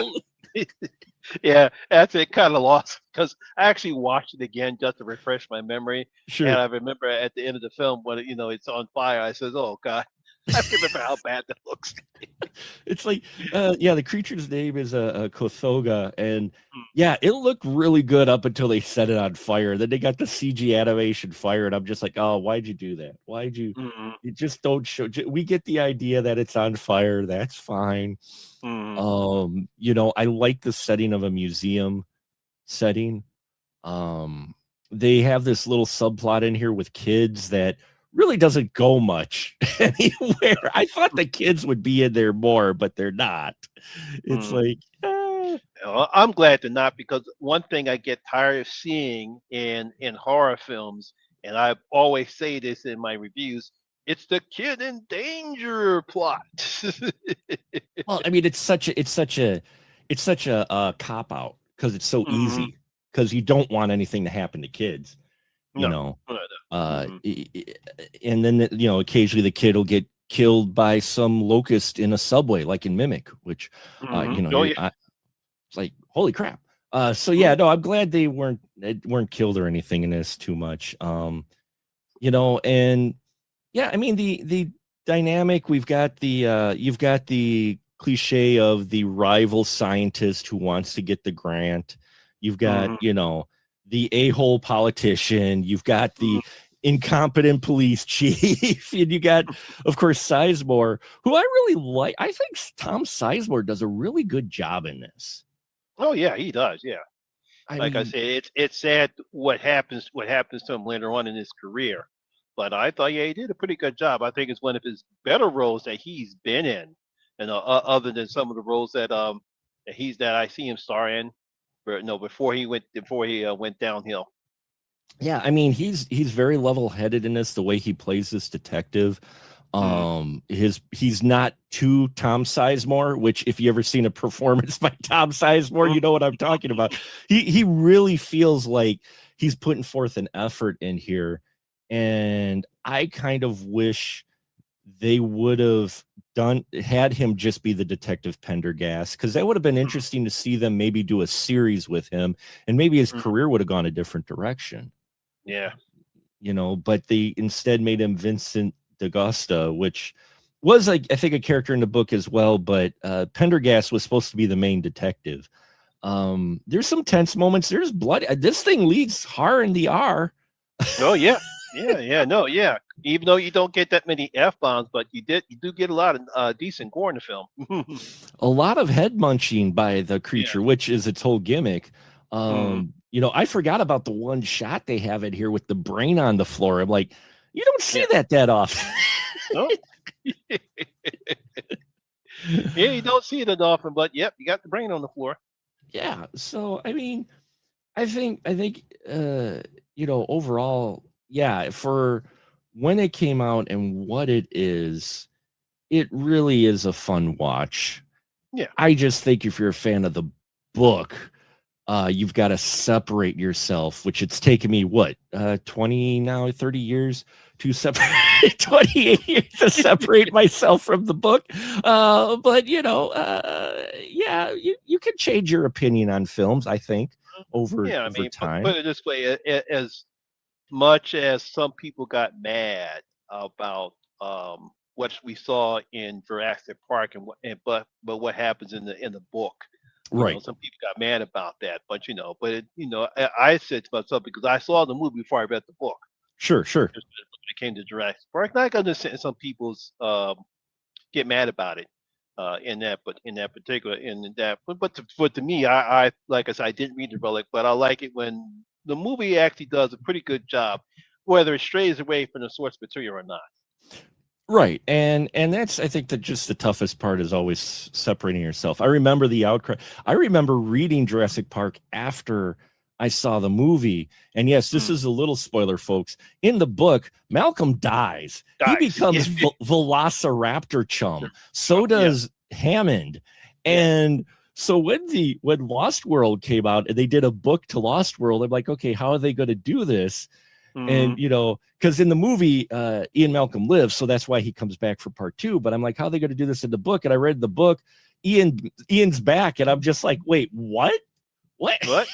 It's like, I wonder why Michael did that, though, because if he killed him off in the first book, then why bring it back in the second book? Maybe he felt as though he made a mistake by killing off Ian. I think so, but also I think when he wrote the book, the sequel after the popularity of Jurassic Park, the movie. Okay. I think he wrote it, or was in working, writing it, and so he wrote the book, and the book is more of a sequel to the film than it is to the other book. Yeah, because when I was reading The Lost World, and we see all of a sudden Malcolm, he's back, he's on the subway, and he's talking about reports of him dying, and he started laughing. I said, now that's interesting, but at least he kept it short and not exaggerating or something unbelievable. Yeah, it was just like, people said he was dead. He's not actually dead. Let's move on. Okay, we'll just ignore the fact that he had a raptor land on him, and the island he was on got napalmed, and they never mentioned him again Mhm. But that's okay. We'll write a retcon. We could do this. We could do this. So Monty, for those folks out there, which we know are out there, who don't watch films before 2000, would you recommend that maybe they give this one a chance? Yes, give it a chance. It's actually being streamed on MGM Plus, so you have not seen the relic. Go ahead and give it a chance. It's a decent creature feature film. I believe you guys will enjoy it. Then you can read the book. Yeah, first watch the movie, then read the book, because they're totally different. And yeah, the book left it open, what's funny, for a bit of a sequel, but I don't think they ever came back to it. Nah, But at least in the nah, movie, yeah. in the movie, they ended it, which was nice for the most part. I mean, they mostly end it. I don't think they really leave it for interpretation for a sequel at all. Mhm. When I watched it, I didn't get that impression, which it's kind of refreshing, watching a film that doesn't go, hey, we got to leave this open for a sequel. The sequel. I think the people who make this film know that this is just a one and done thing. Yeah. I miss one and done in any genre, but especially horror. I'm like, you could give us one-offs. That's fine. That's fine. Yeah. Because they've already talking about like a spin-off of Obsession. I think there were talks or whatever. And I'm like, what? Yeah, Really? I've heard that too about something that I'm pretty sure they're trying to get Curry to do Yeah. something else. Because I know he's got the Texas Chainsaw Massacre, and I think he's also has another film that he's working on. But I'm pretty sure Warner Bros. Would love for him to do a sequel to Obsession. I'm like, Yeah. no, he doesn't need to do a sequel to Obsession. It's just a one and done story.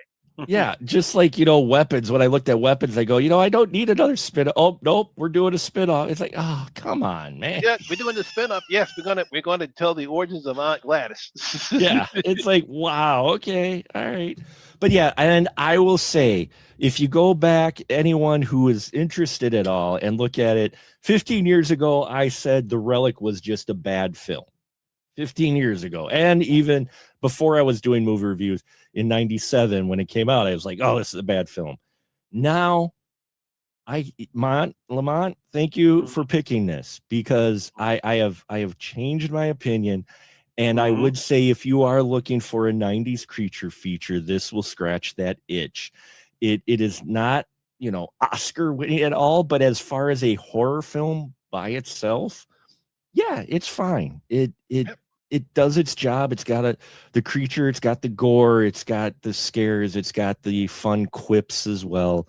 And while, it's not like up there for me for monster films, I could say I enjoyed it this time around. So there you have it. Take that for what it's worth. Lamont, thank you so much for doing this 20th anniversary final cut with me. Give the plug once again where they can find you at, because they need to watch your material, man. Yes. Once again, look me on YouTube. Just type in The Horror Miser Monty G, or you can just go to youtube.com/The Rock 0829, and you'll be able to find my channel that way. Fantastic. And the link to his channel, which you should go and subscribe to right now, will be in the description. So thank you so much, Lamont. And yeah, folks, as we've said for since college, keep that ticket stub.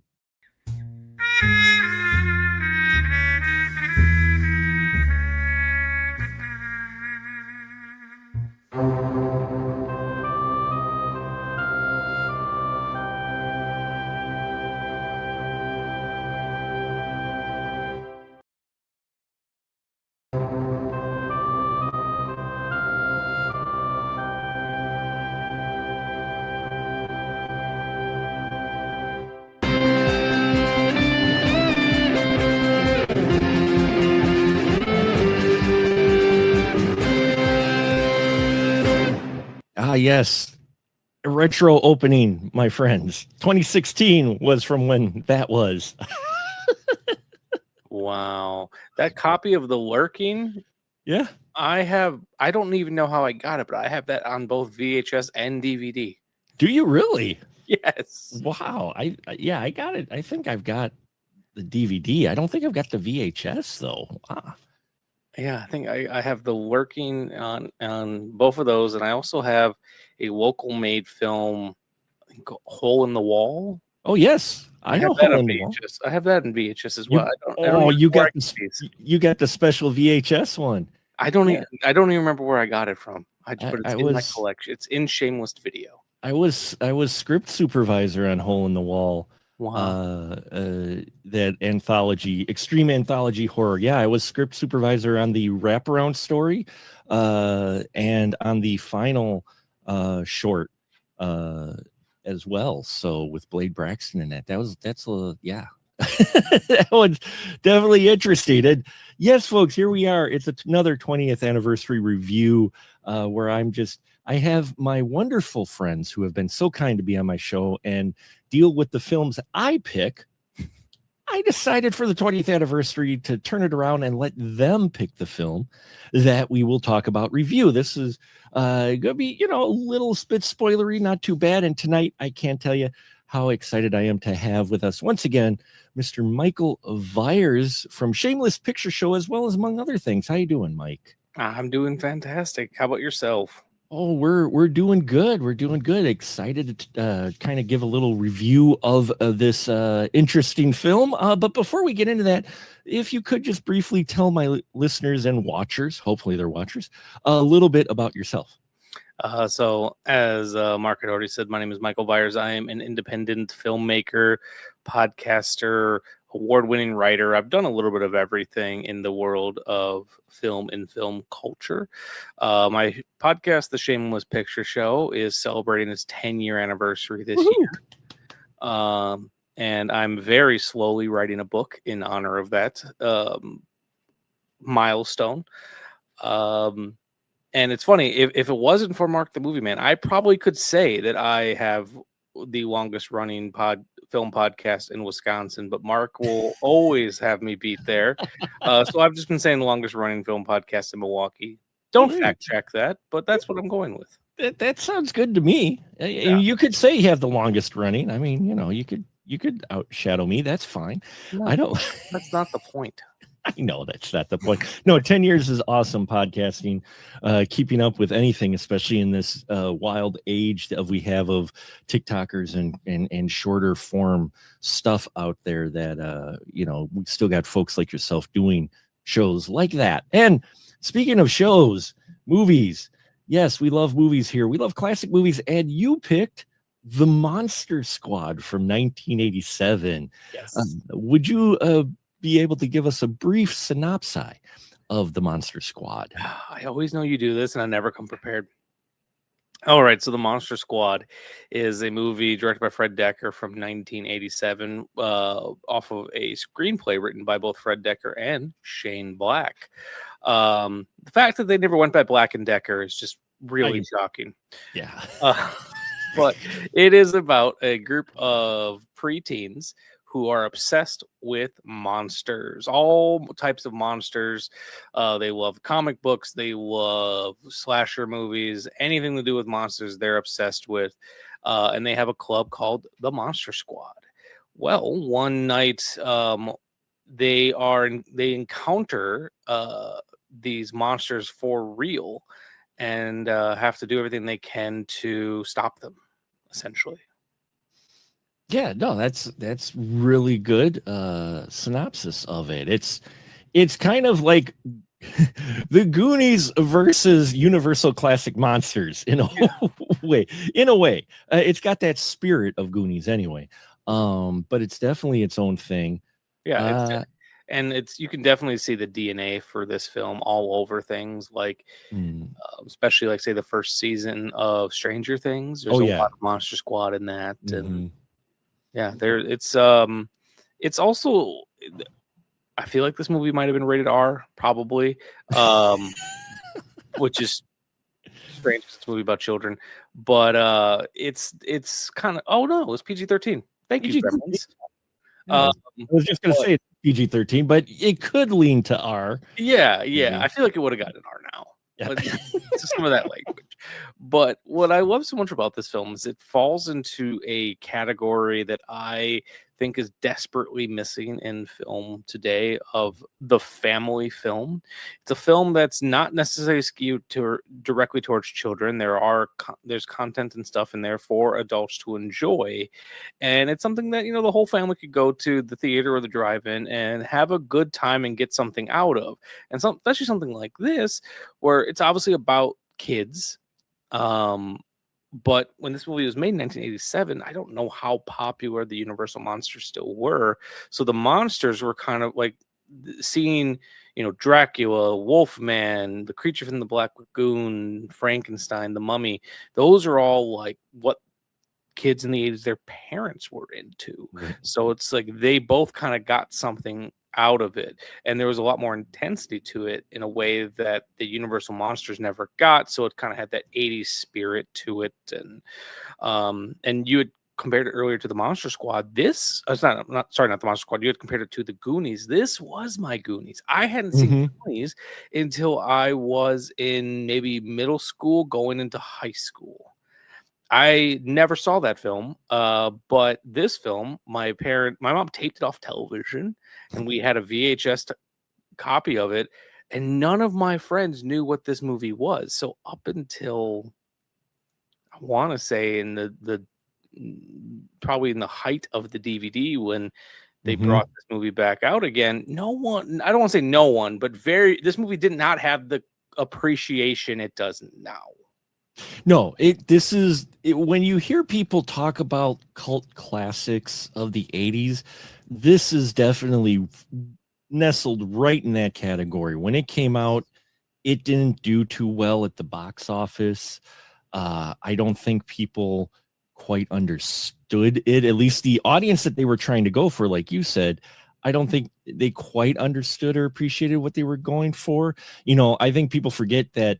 I mean, we look at it now, it's freaking written by Shane Black, the guy who did Iron Man 3, Kiss Kiss Bang Bang, and one of the most underappreciated films, I think, The Nice Guys.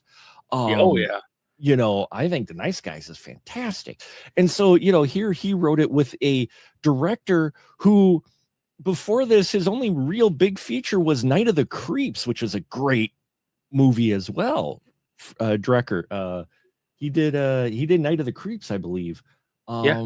It's also crazy to think like this came out the same year Lethal Weapon came out. So like after Lethal Weapon, Shane Black was a name, but if you think about, since they both came out in 1987, it means they were both in production at the same time. So very easily that could have just, if Lethal Weapon wouldn't have done well, that could have been the end of his career. It could have been. And yeah, I mean, you hit the nail on the head with Stranger Things. I didn't really think about it till you mentioned it, because we watched it. My wife and I watched it. It was one of those where she was like, I don't think I've ever saw it, until we started watching it. And then she was like, oh, wait, I remember this scene, and I remember this scene. Yeah. Because it was a cable staple for a while. I mean, you couldn't help but run across it, I think. But she dug it. But watching it, it is so nestled in the 80s. I mean, if you want to see the way 80s childhood is and why Gen Xers are the way they are, watch this movie. Yeah, and like, wow. So I grew up with this movie, but this movie came out before I was born. But it just kind of rewired my brain in a way, because like I also grew up with, so my parents were a little bit older than some of my friends. So like, matinee cowboys and like daytime westerns, that was the type of shit that my parents were into. But my mom also loved the Universal monsters, so like that was our Halloween tradition. And even back when I was just a coward of a child and I couldn't handle horror movies, those Universal monster movies I could handle.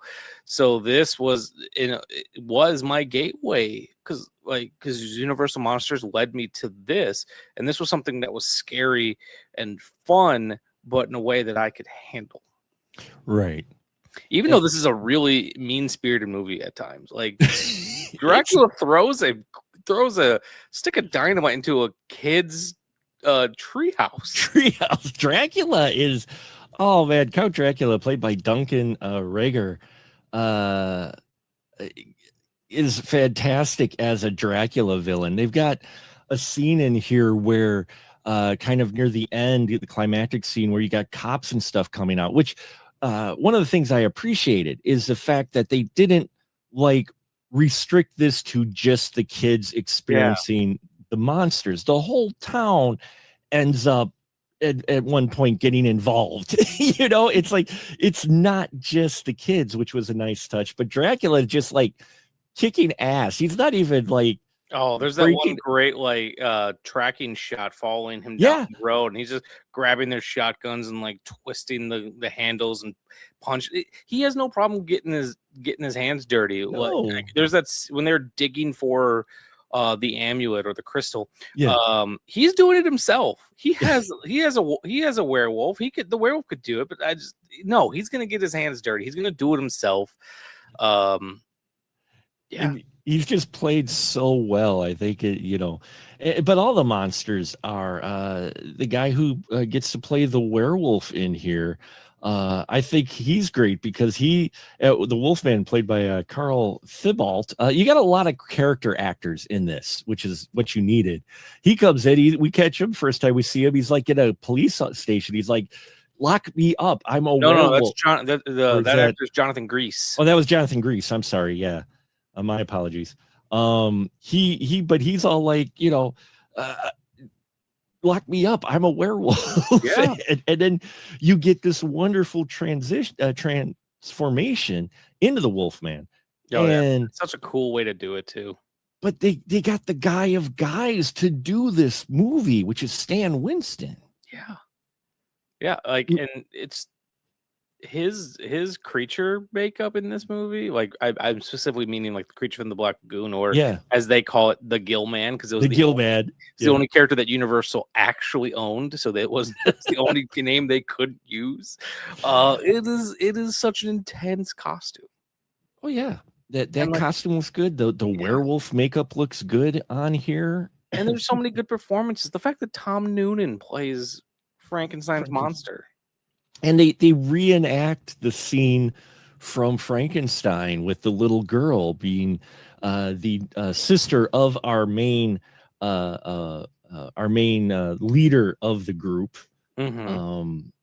And she ends up befriending Frankenstein, which is adorable. It's just a wonderful, wonderful little touching moment they have in here. Like you said, the kind of that family moment to where, and the little girl is hilarious.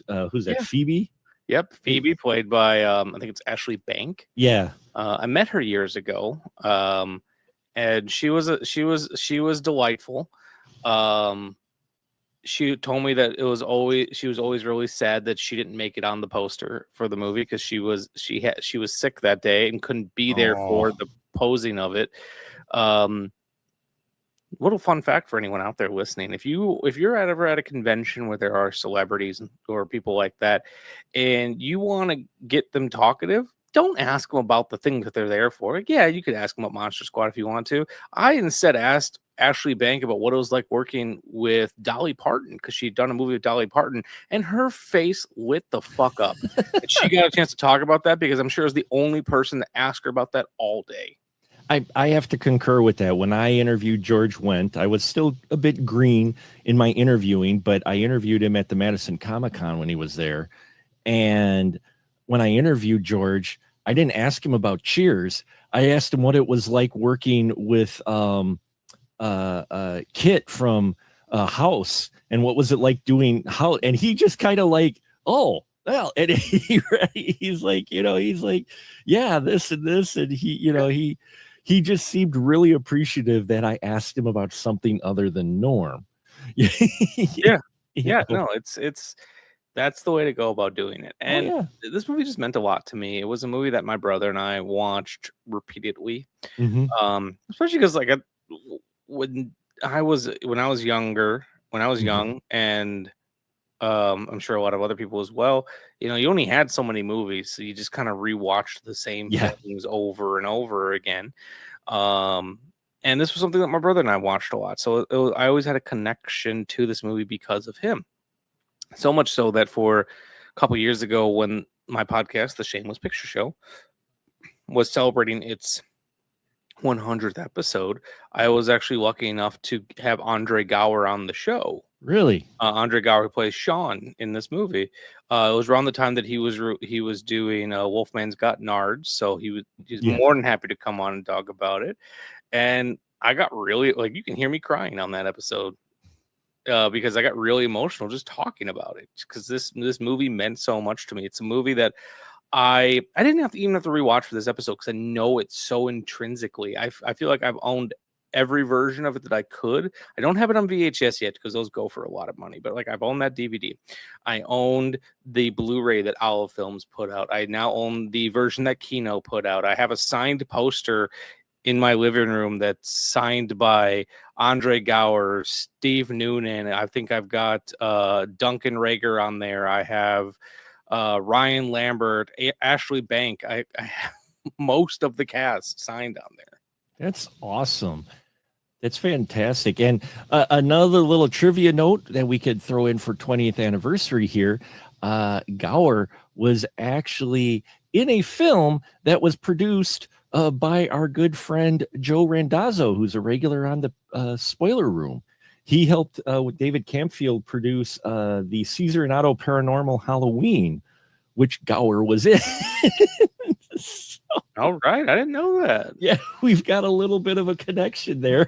Honestly, it's never like anytime we're talking about anyone, it's there's always a chance that Joe Randazzo is somehow connected. Right, Joe's awesome, and he's. That's a compliment. That is a compliment. And speaking of connections, though, when we mentioned Goonies, Mary Ellen Trainor, who was in Goonies, is also in this as a mom. That is true. That is true. And she's great. And that's actually something I wanted to talk about a little bit here is the fact that when I was a kid, once again, going back to these movies that have a lot of stuff for kids to enjoy, but don't necessarily talk down to them. And then there's elements for the adults to enjoy that you'll pick up more as you watch it more. The entire divorce subplot went over my head as a kid. But like when Dracula comes back to the Monster Squad's tree fort and blows it up with a stick of dynamite, I'm gonna keep harping on that he just chucks a stick of dynamite, intending to just blow up these children. When they show inside of the house, you can see that Sean's mom has her bags packed. She's fucking leaving. I saw that this time around. I didn't notice the first time I've watched, the other times. They're having problems, but like she's packed and ready to go. I didn't notice that if we were watching it this time around. I'm looking like, oh shit, she's got luggage in the back. She was just about ready to split. Yeah, if Dracula wouldn't have fucked it up, she'd be gone. She would have been gone, which is funny. I mean, that's so 80s, the parents having troubles and, the dysfunctional family there as far as the parents. And that's why the kids are out on their own, able to do all of these things like go to a creepy mansion, which this isn't really established where it is, but you get the idea it's in the South, maybe because it's almost like a plantation mansion. It's hard to say, but they never really to say because like a movie that's shot in Los Angeles just always kind of feels like Los Angeles, yeah. And especially because they shoot so much of this on the Universal backlots that I can't. They try to make it look like everywhere America, but it just feels like Los Angeles. I never thought about it, but I think there might be something there. But yeah, I always just assumed it's Los Angeles. No, my wife looked it up because she was really digging it. She loved it. She loved the Phoebe character, and she was just having fun. I mean, now it is 1987, and through 2026 eyes, there is some dialogue, some language. Yeah, there is. That is here. That is definitely a trigger / gonna make you wince every time they. It's one of those. It's one of those movies. I talk about this quite a bit, that there's certain times where when I go into a certain any movie made before a certain point, I kind of have a checklist in my mind of what to potentially expect. Like if it's a movie made in the 80s, there's probably gonna be some homophobia. There's probably gonna be some fat phobia. There's probably gonna be bullying. You know, if it's a movie from the 1970s, there's a good chance there's gonna be some sexual violence and things like that. Yeah. So when they don't hit those check marks, it's a plus. But This yeah, one this hits those check marks. this is definitely a movie that I've had to apologize to people for, because there are things that were socially acceptable back in 1987 are not socially acceptable now. Right. And it really should have been back then, but it was just, that was the age that it was. I mean, I Yeah. love Bill and Ted's Excellent We're not making Adventure. excuses for it. No, not but- at all. But I'm just saying that it was written because that wasn't considered, it was considered okay. So they put it in there. And I mean, it's like Bill and Ted's Excellent Adventure and Bogus Journey. I love it outside of some dialogue that they have in there as an insult, intended as an insult. You're just like, oh yeah, that's right, they do say that, because I forget until I rewatch it and I'm like, okay, let's move on. let's just move on. And it's sometimes funny how these movies will just flip on a dime. Slightly different time period, but I was rewatching recently Nick Castle's Major Pain. Oh yeah. Which is a movie that once again I saw a lot as a kid. And we were watching it, and my wife kind of remarked that, you know, so Major Payne is a piece of shit. He's a really rough on these characters, and she remarked, "Was like, oh, it's really nice to see that the cadets are all treating each other with respect." Mm-hmm. And then the very next scene, they made fun of the fat kid, and I was like, and then she goes, "Oh, never mind." It's like I mean, you literally got a kid named they call Fat Boy. Yeah. In Like, here, even his friends occasionally let it slip and call him that. Horace, who was a wonderful character. Who has the best redemption arc in this movie. Yeah. At the end, when he has his phenomenal line, "The name is Horace," after he just shot the creature in the chest with a shotgun. Right, because he's been bullied by EJ, played by the universal, you want an asshole kid to appear in your movie? Get Jason Hervey. He's got such a punchable face, and he has even since he was a child. I know, and I feel bad, but it's true. It's like whatever role, you know, it got him roles, so you know, mad props to him. It got him work, but at the same time, it was like, oh look, he's playing a bully or a jerk again. Oh yeah. man, yeah, you know. that was his thing. Yeah, he was really good at it. He was really good at it, and yeah, you get the shotgun. He gets to kill. I think it's Gilman with a shotgun. Yep. And you get Stan Shaw in here, who is great to see. I like Stan Shaw quite a bit. He played the detective partner of Sean's dad. Oh, is this the guy who was in Fried Green Tomatoes? Yeah. That guy's great. As well as a number of others. So funny, like, because what I knew him best for as a kid was this and Fried Green Tomatoes, and it's like one role he barely speaks in this one he won't shut up. He was also in Cutthroat Island, and that he was one of those guys who took a lot of roles, and not really, you know, starring marquee roles, but he was there. He was one of those character actors. Yeah, who he would was show a very up popular that guy. Yeah, he was that guy. And I really love seeing him and the other character actors in here. What's funny is my wife was looking at the cast of this, and she was like, where did these kids go? Because she thought all the performances by these young performers, a lot of them, really good. Huh? They're really good. They are, for kid performers, they're really good. And she was looking up their like IMDb and that, and she's like, wow, not a lot of them went. No, Really? they like I think most of them, if not all of them, just if they did anything, it was nothing on the level of Monster Squad. Like I don't think like Andre Gower has been working, but Yeah. it hasn't been huge things. I feel like Robbie Krieger, who played Patrick, I feel like he might have soft retired. Mhm. Ryan Lambert, I think, also had a similar career trajectory to that of Andre Gower. He's been doing stuff, but I feel like Ashley Bank, who played Phoebe, might have had. I think she might have done the most. I can't. I'm not able to fact check that, but she did a lot of television. Yeah. Guest star appearances here and there. Just very much a working child actor. Yeah, but my wife was just wondering why she hadn't seen them in bigger things after this, because she thought they were all wonderful in here, which they are for young performers. They're great in here. You hear horror stories for kids, or you see some kid actors going, no offense, I love Terminator 2, Eddie Furlong. It was a little rough for the acting, because that was one of his first roles. I mean, no slight to him in being such a big. No. big I film like that, a lot of but- his roles once he kind of figures out what he's good at. Right. But Terminator 2 was just one of those, his first role or whatnot. And it is, as much as I love that movie and love his character, it's a little rough in spots. But Absolutely. here, all of the kids, I mean, they're carrying the film because they're the main characters in this. And the film wastes no time in getting you the monsters, because this is really a send up to Universal Monsters.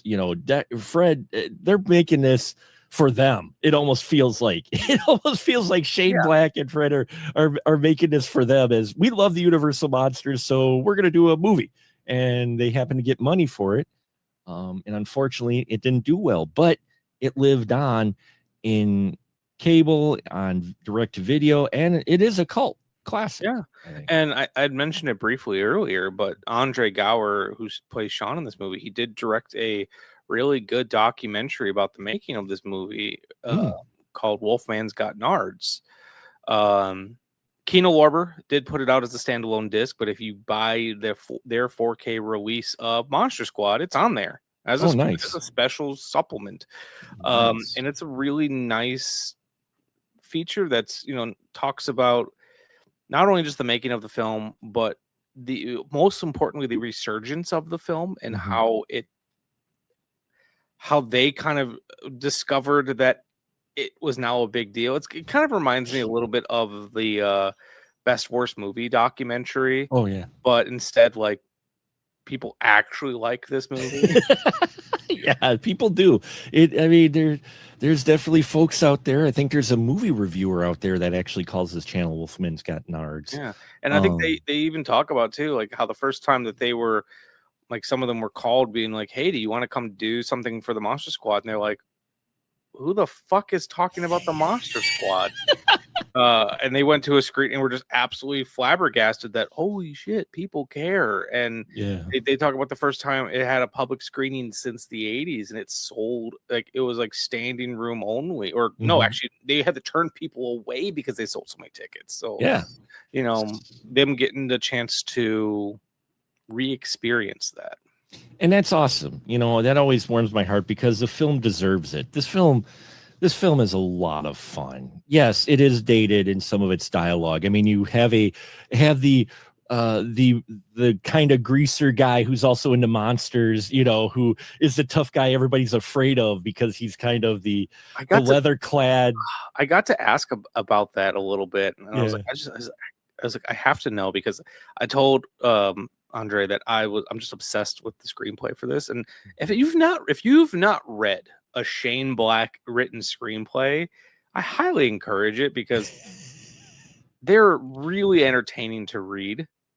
Like, I feel like it might have been his script for Lethal Weapon, or one of them. There's a line of dialogue where these two characters are having sex in no, they're not. Like, the camera, it's trying to establish a bedroom that they're in, and the line of description that no one will see but the people reading the script says, "This is a really good room to have sex in." Like, that's what the production designers got to go by. Here you go. I mentioned that because I was like, I really need to know. I asked him, was Rudy's character, Rudy being the 1950s greaser character, was it written like that on the page, or was that a decision made on the set? And he goes, no, it was absolutely written that way on the page. And I was like, was this movie always intended to be set in the 80s? And they're like, we think so. He was still the greaser guy who was the guy who was the cool outcast that nobody, the bullies were scared of. He was also the guy who was from middle school, so he was older than everybody else, and they spied on the young woman who was next door quite often. So yeah, there's some dated humor in here. There's some little bit interesting choices, but overall, I'm glad you picked this because I got a chance to revisit it, and I fell in love with it all over again. It's just so much fun to watch, especially if you're a monster fan at all. I highly recommend it. I imagine your final thought, but I imagine you would recommend it as well. Oh, absolutely. And last thing I do want to say is if you've not sat down and listened to the soundtrack for this movie. Oh, I've got it on vinyl. It is an incredible soundtrack. And Bruce Broughton, who did the score for this, was kind of the king of these, except for lack of a better term, family movies. He did the music for The Boy Who Could Fly. He did the music for Harry and the Hendersons. He did the music for Honey, I Blew Up the Kid, Homeward Bound, The Incredible Journey. So like he understood, and granted, he did things like Tombstone and whatnot, but like he understood the sonic qualities of these movies. And it's also an element that I think a lot of movies are missing now. I feel like composers are afraid of melody because movies don't have melodies anymore. No, unfortunately, very few of them you run across nowadays have melodies or pickable themes or anything to come out. And you're like, oh man. And that's a whole nother conversation, which we will leave for another time, folks. But thank you, Mike, for doing this. This is just a wonderful film. Folks, please seek it out. And now, as always, I give a license to shill to you, sir. Once again, plug your stuff. Where can they find you at? All right. So you can find me on pretty much all forms of social media at either Michael_Vyers or Shameless Picture Show. My podcast, The Shameless Picture Show, is part of the Someone's Favorite Production Podcasting Network. There's a lot of great shows on there, and you can find me pretty much anywhere that you enjoy podcasts. We recently put ourselves on YouTube, and we've actually been doing pretty decent on YouTube. Nice. Which I never understood the point of listening to a podcast on YouTube, because you can't, like, unless you pay for YouTube Premium, you can't even turn off your phone, whatever. But people like it, and that's what matters. You can find, I also do physical media reviews on Instagram, TikTok, pretty much everywhere. So give me a follow, and you can also find me on Letterboxd at Vyers102008. Fantastic. Well, thank you so much, Michael Vyers. Thank you, everybody who's tuned in for the last 20 years. I have a few folks out there who have been with me since the beginning, and newer folks as well. Appreciate every single one of you. We've got a lot more great stuff. So hope you subscribe and all that. And until next time, we'll say, as we always do, keep that ticket stub.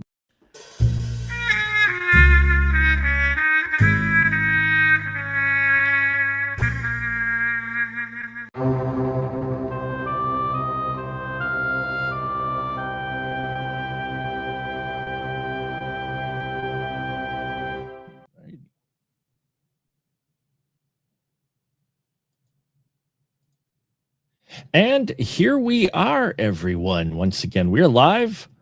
Hope you've enjoyed those recorded reviews I did for the 20th anniversary special of The Final Cut. We've been here 2 decades. We've been doing movie reviews. And if you haven't yet, please scan the QR code, click the link in the description of the video, or if you're on specialmarkproductions.com/stream, click the donate button or whatnot and help contribute to the Alzheimer's Association. That's what we're doing this for.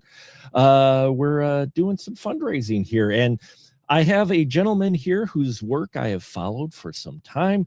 He did a short film that is exactly connected to what the Alzheimer's Association deals with. I am here with filmmaker Chris Esper, and recently I got to see his short Distant Memories. Thanks for joining us, Chris. Oh, thank you for having me, Mark. So glad you're here. Been an admirer of your work for a while. And for Distant Memories, could you give my viewers a little bit of a synopsis of what it's about? Sure. So, distant memories is sort of visual exploration of Alzheimer's disease from the perspective of being inside the character's head as she goes through Alzheimer's. The inspiration from it came from the fact that I had two grandmothers, one on my father's side and one on my mother's side. They both unfortunately succumbed to Alzheimer's. So I was relatively young when that happened. I want to say with my grandmother on my father's side, I was in my late teens into my early 20s. And then with my grandmother, my mother's side, I was probably mid 20s or so. I was relatively young and didn't fully comprehend what the disease was, what it did, but I certainly saw the effects of it. From the basic things of one of them forgetting details of what was happening presently or what have you, to reverting back to another time of the past. So certainly there was personal experience when I wrote the script, but also uh, I've seen a lot of films about Alzheimer's. I mean, it's not exactly a new subject in filmmaking, but what I have not seen in some of these films is a perspective. At least I hadn't seen. I'm sure it's been done somewhere. I just haven't seen it. A perspective where the movie is purely from the head of the character. What does that look like? What does that feel like? Often we see the outside perspective, whether it's for the caretaker or how the world views the patient versus what the patient is thinking or feeling. And I was very anxious to explore that. And so this one is sort of taking that idea and turning it on its head a little bit, and giving a perspective of what that looks like. And for me, I guess because I'm a filmmaker, I tend to think very visually. So one of the things that interested me was what if she views her memories as an outsider looking at a movie screen, whether it's like through home movies, whether it be Super 8 home movies or on a television screen with VHS tapes. So I thought that would be a fascinating way to sort of her looking over her life and non-linearly as well, because Sure. I think memories are non-linear, especially Alzheimer's. Everything is non-linear. So it's certainly an experiment in that direction as well. Yeah, and I think you really capture it.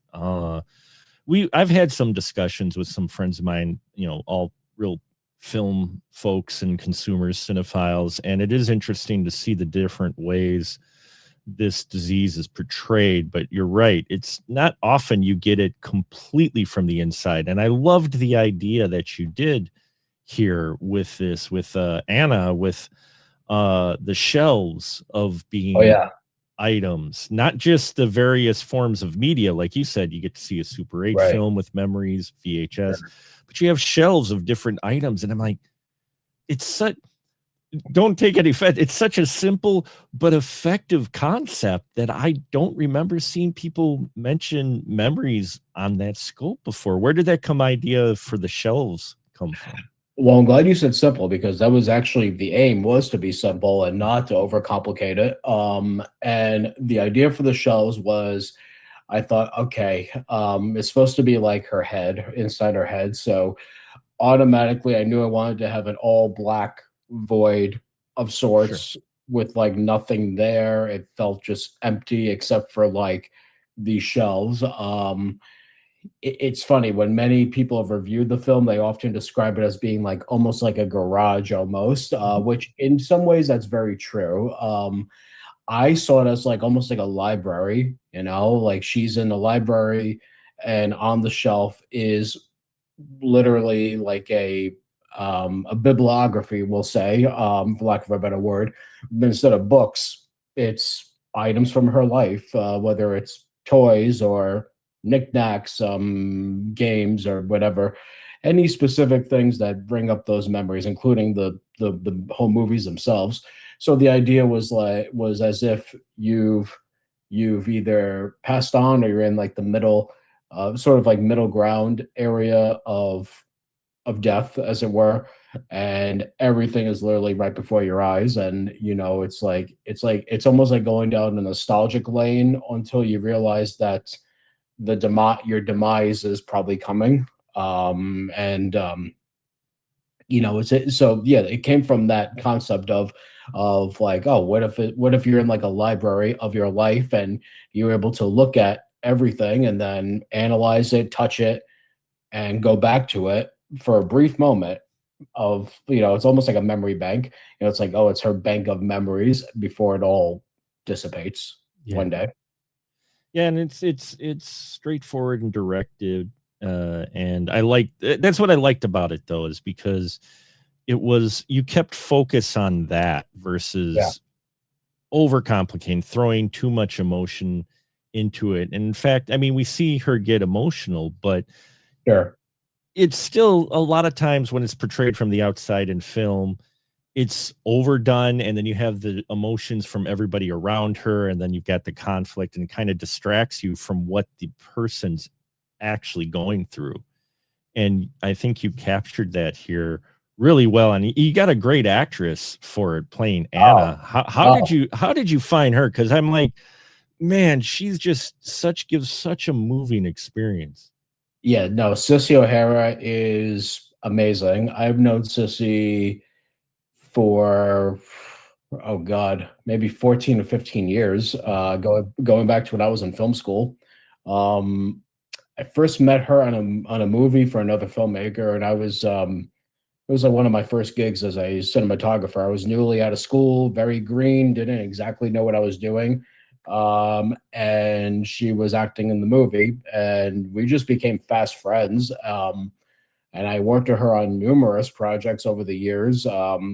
Hadn't really directed her though much, maybe twice, and it was like a long time ago. And then when this came along, I thought of her pretty quickly, and she delivered. I knew she would. I had no doubt about that. But then when we were actually shooting, particularly the ending, all of us were crying, including me. So I mean, it was just like kind of a no-brainer. I mean, she was great. And to your point too, about the emotion, thank you for saying that, because I mean, one of the deliberate choices I made was to not have music, like not a musical score in the movie. The only bit of music was the Don McLean song when she's watching the whole movie and her and her husband are dancing. That's the only bit of music. I deliberately chose to not have a musical score, only because I felt like that would take away from the emotion and make it more overly sentimental, and I didn't want it to be. I wanted it to be more. It's almost like for me, it's probably the scariest movie I made. And I don't mean in the fact that it's a horror movie, but I mean it's scary to witness that, and to witness someone going through that. I didn't want music to deter from that real emotion. Yeah, and I noticed that, and you're right, with the music not there, all the emotion has to come from your main character, and she just by the end of it, it was like, oof. It's like, and does it make it a challenge sometimes when you're making something not only this strong emotionally, but also a personal connection? Does that challenge you sometimes as a director too, to try to focus without getting possibly caught up? Yeah. And I mean, I could safely say there were times where I wasn't objective enough in wondering if this was strong enough. I mean, we did. It's funny because when I wrote the script, the order of scenes was slightly different. It didn't start the way it did. The kitchen scene where she's with her daughter, that came in the beginning, and then we went in her head. So a lot changed. This is one of those situations. I've always said that editing is sort of your last chance to save the movie or rewrite the movie, and this was definitely one of the cases, because my first cut, it was good, but it wasn't quite there. And my co-producers, Lisa Wood and Tom Mariano, who co-operate on Edge Productions, like they gave very thoughtful feedback in how it could be stronger. So we actually went back and we shot more material to add to it. But I think I think their unbiased opinion certainly helped the movie, because I was too close to it. I was too Right. close to it, not just emotionally, but also, too close to the material itself. Because not only did I direct it, I also did the editing. So, when you get to that point, you're not objective anymore. You're just looking at it like, oh, this is my baby. Yeah. But and then they come in and they go, well, your baby's not exactly pretty yet. We need to make it pretty. I'm like, okay, well, great. And so I think having that honest collaboration helps any filmmaker for the betterment of your project. Yeah, no, it does. I think some of the best indie films I've seen are ones where I've talked to the director and they're like, no, I gave this film like to 5 people and told them, be brutal, please let me know, because they were too close to it. And they're like, it came out a better film. I mean, Yeah. that takes a lot of bravery too, creatively, because you're just like you said, because this is my baby. Here you go. Yeah. And you're like, your Yeah. kid's got a third nostril. What? No. Yeah. No, it's exactly it. I mean, I felt pretty good about the rough cut. I knew it was a rough cut, so I was like, okay, yeah, it's gonna be better. But then, they came in and they were like, no, this could be a lot better. I'm like, okay, fair enough. Let's go and let's shoot more material. So we did. Spent another day shooting more coverage of the main scene, and then in the edit, while I was editing, I realized I could reorder the scenes to make it stronger. And I don't think I would have thought of that if they hadn't challenged me to really look at what I had here. And so, it was definitely a collaboration, and I think that's key if you want to be successful in this business. Yeah, collaboration always seems to work best, especially if you've got people you trust and people, who will be objective to you, but also maybe not brutal, not negative, Yeah. so negative either, though, right? Sure. Yeah. Because you are doing that support and you're working on multiple hats. Now, how long did it take you to shoot this short? So it took a little, because there are certain layers to it. I mean, the first thing we shot was the present day stuff in the home, like in the kitchen and the bedroom scene. And then we shot the home movies throughout the course of a few shooting days within several months. And we had to do it that way so that they could play on the projection screens. Those were probably my favorite scenes to do, because I just gave the VHS camera and the Super 8 camera, I gave it to the actors and I said, you guys film it, because nice. If a DP or myself films it, we will have a tendency to do it very artfully or very, have the perfect exposure and the perfect, composition. I didn't want that. I wanted it to be imperfect. I deliberately chose to not do any film lighting for those scenes and just did natural light, because, no one thinks about that when they're shooting. They just turn on the light in the house. That's what they do. So I made them look purposefully bad. And then when we shot those, then we shot the main piece in the Black Void, and that took about 2 days to shoot. So I think total, I want to say there were 5 days of shooting. Yeah. Mm-hmm. No, that's great. You gave them the natural, like, here, just go shoot this. Yeah. Because you're right. Because you coming from with your background and everything, you're going to be framing it. You're going to be like, maybe I'll take it from this angle. And that's not home video. I've got lots of home video when I shot video for my kids, and I'm like, right. Yep. It's like shaky and angled, and the kid walks off camera and you didn't follow him right or something. Right. Yeah. So no, that's and I think that adds to help ground, and that's what I think Distant Memories really does, is ground telling this story without overblowing it, but at the same time still bringing seriousness to it, and that's a fine line.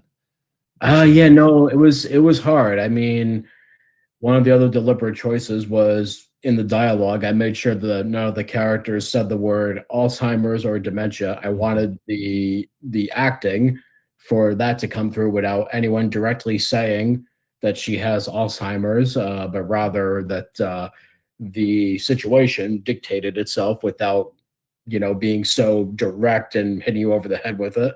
Or, having the scene at the doctor's office where the doctor explains it. Like, I didn't want that. I just wanted the emotion to come through. I mean, it was tricky. It was very tricky, And it's I think you accomplished it, but I've just seen it done so many times to where it's either overdone or not done enough, where it's not serious enough. Or like, I'm not going to mention a recent movie or that condition's used as a punchline. And I think that's the toughest part with film, with mental conditions, mental diseases, illnesses, and such, is how it's portrayed in cinema is really all over the place, but you don't I don't think you get as much serious portrayal as we should. You don't. I mean, the only two movies of recent memory I could think of that actually did it really well was Still Alice, which I thought was very well made, very, very good film. For me, one of the better movies about it was The Father with Anthony Hopkins. I mean, my God, that ending, my wife and I watched it while we were making Distant Memories, and we both lost it by the end of that movie. I mean, it's so beautiful, and just like his portrayal was so accurate, and just like that was the closest I've seen. Right. That was the closest where I've seen the disease portrayed accurately, but also where you were inside the character's head, even if not literally inside their head, like I did, but you felt like you were inside their head throughout the duration of the movie. So I thought that was one of the best movies I've seen about the subject. Yeah, it is one of the best scenes, because it's one of the things is I consume a lot of horror films. Yeah. We like horror films. Yeah. And it's one thing is, like, usually the go-to excuse for anybody to be bad is, oh yeah, mental illness, or you know what I'm saying? I mean, cinematically, that's what the majority of mental illness is portrayed as. So and I mean, I get it. It's an easy, understandable hook, but at the same time, it doesn't always portray it the way you want it to, and I think it gets a bit of a reputation after a while, cinema wise. Yes. And so I think more, I'm not saying there hasn't been other portrayals, but I just I do feel like sometimes it's handled carelessly when you're watching something. Do you ever feel like that when you're watching a movie, if they've facing a condition like Alzheimer's, you're like, wow, they really didn't do their research with that? Yeah, no, or it's sort of kind of like an afterthought, like you said. If it's a horror movie, very often that's the excuse for why said character is behaving a certain way. It's like, oh, mental illness, and just that kind of feels more like a crutch than it does like an actual reason, perhaps, or getting to the underbelly of why a character has this mental illness and what that means for them and what's their redeeming quality, because everyone has a redeeming quality, even a horror movie villain that behaves, let's say they have a redeeming quality. If you think back to, if you want to talk about mental illness in horror movie, Psycho, like Norman Bates, he the easy thing to say is that he's mentally ill, which yes, that's true, but there also is a lot of redeeming qualities to him. He has an innocence about him that's very likable. And you're quite surprised when you first see the movie what he does, and also you sympathize with him in a weird way when you understand his backstory. I mean, it's interesting though that we're talking about this, because one of the things that Psycho was criticized for was the ending, in which the doctor hourly explains the condition and what this means, why he dresses like his mother, and all. I mean. And yes, that scene is very much exposition, but I mean, it still works, and I think that, I still think that it's one of the better situations where a character has mental illness like that. Yeah, they give the reason, and it was, for its time, that was the reason they gave. Whether or not you look at it today and go, well, no, that's not quite how it works. But right, you're like, there were more. That's not the actual factor, but it is a product of its time. But I do enjoy Psycho quite a bit overall. It's one of my favorite horror films. But same. not to Alfred Hitchcock. He's just a master. That's just a guy that you just like, yeah. You know, well, yeah, I mean, he kind of knew what he was doing. Yeah. Well, and it's funny, he's more than just Psycho. Everybody knows him from Psycho, but Sure. on our podcast, we did a whole series of like eight of his films, and every single one of them was just like, as the kids would say, a banger. You watch it, you're just yeah, like holy crap. Even his smaller films, it's like that talent was there. You know, yeah, absolutely. Not to talk too much about Alfred, but I mean that is absolutely.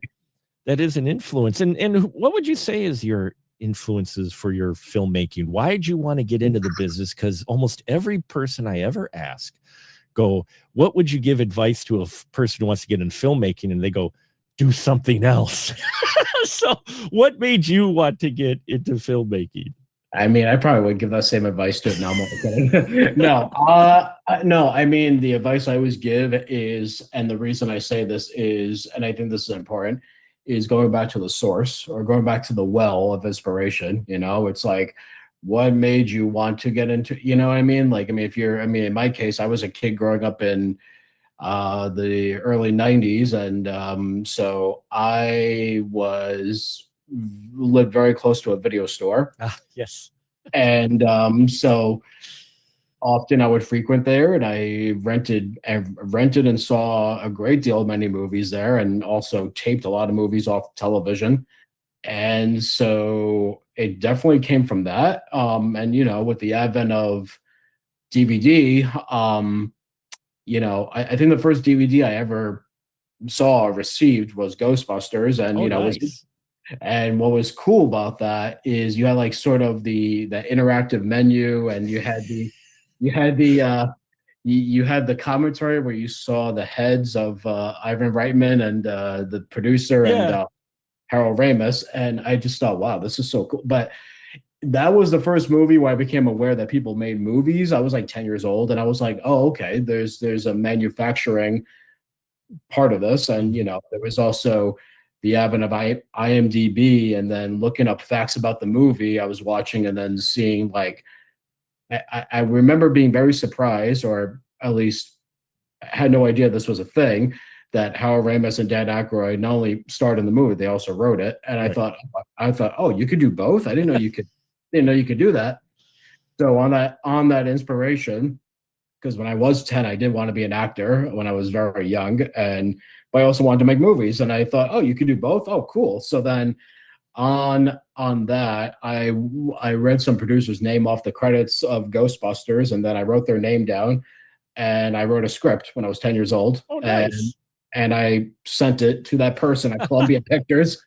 And I thought, because sure, that's how it works, right? Yeah. And, you know, and very much like Ghostbusters, it was a sci-fi comedy of sorts. I say of sorts because I was 10 and it was only 30 pages. So it was more of a short film than it was a movie, but hey, that's fine. And the script got sent back to me. But you know, that didn't deter me. If anything, I was just like, okay, I'm going to keep going. And you know, it's like, I don't care. That's awesome. That's an awesome origin story. I like that quite a bit.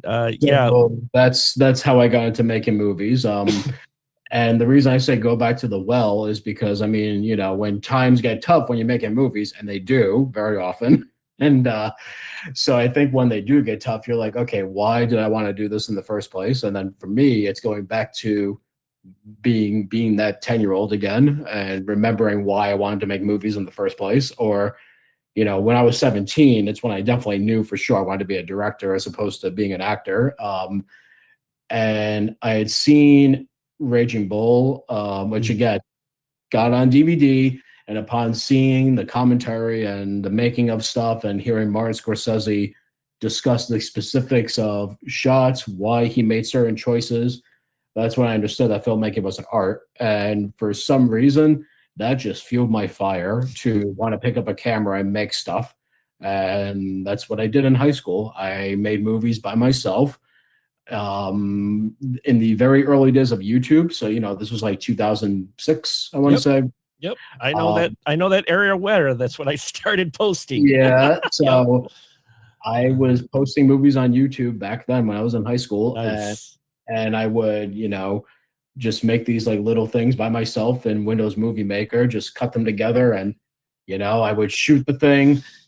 So I would like press record, go in front of the camera, do the action, stop, do it again, do the next angle, do this, and then put it together in Movie Maker, and that's what I did for many years before I went to college for this, and then kind of grew from there. That's awesome. And Yeah. hey, happy 20th to your YouTube channel as well. Yeah. Yeah. OG YouTubers. Yeah. Yeah, pretty much. Yeah. I always say it. I started back in the day when they were filming on flip phones in the mall, yeah. in the mall. So Yeah. those are two things that don't exist anymore. Isn't that sad? I know. Well, when I first shot stuff, I had a mini DV camera.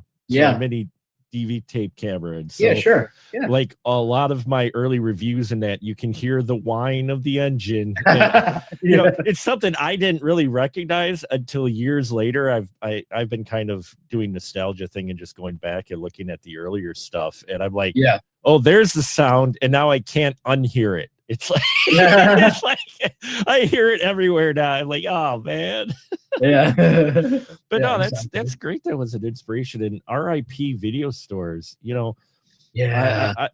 We before I go any further, I just want to say, folks, remind you to donate, please. We are doing this. Chris is donating his time and talking about his film Distant Memories, which is about Alzheimer's and dementia. And that's what we're saving money for. We're trying to donate and raise money for. So link in the description, or if you're on the Special Mark Productions /stream, click the donate button or scan the QR code and all that fun stuff. Donate, even a little bit helps them.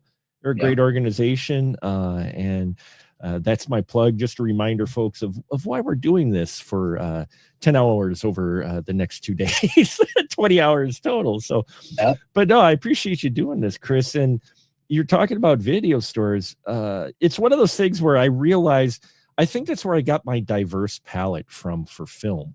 Yeah. And I think it's something, pardon my get off the lawn moment, and I think it's no detriment, or a slight to this folks who watch movies now, but now you can find movies you like all the time. You go streaming, you can find that bubble, you can create a playlist.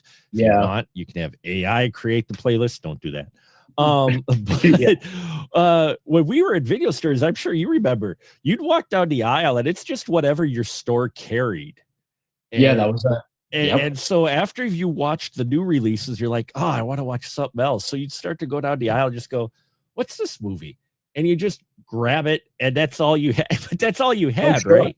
Sure. Yeah. I mean, no, and there's something to be said about that too. I mean, yes, streaming is great. The fact that you have so many choices and movies are accessible, the same movie could be accessible on many platforms, which I mean is great in one way, but I think in a way there's also too many choices. Yes. It's a little bit overwhelming. It's like, do I feel like watching this? Do I feel like watching that? You're flipping through, you're like, I don't know what to watch. And by the time you pick something, you're tired. You don't feel like watching anything. So it's like, what's the point? So that's why I'm a big proponent of physical media. I collect, not only do I collect, but I buy, and, I rather own it rather than, Netflix saying, okay, well, this is leaving soon, so watch it now and you won't see it again for another 2 years, whatever.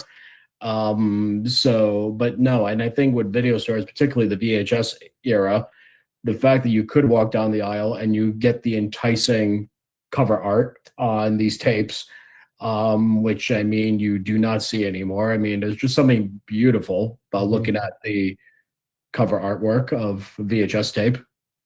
Oh yeah, no, I mean, prime example, horror film of Black Roses. Absolutely. Frankenhooker had one of the better ones. Yeah, it literally had a voice on it from her. But I mean, there's so much great artwork. And then you mentioned DVDs.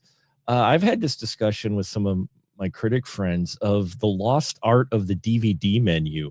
Totally. They're all cookie cutter pretty much now, unless it's like a boutique one. If it's like, a special one, then they put work into it. But a lot of the studios now, where they used to maybe put some work into it, it's all the same format, just about. Oh, yeah. It's the same layout. And I remember when remember the DVD hype video that was on the front of a DVD where DVD interactive menus come. That's right. And That's right.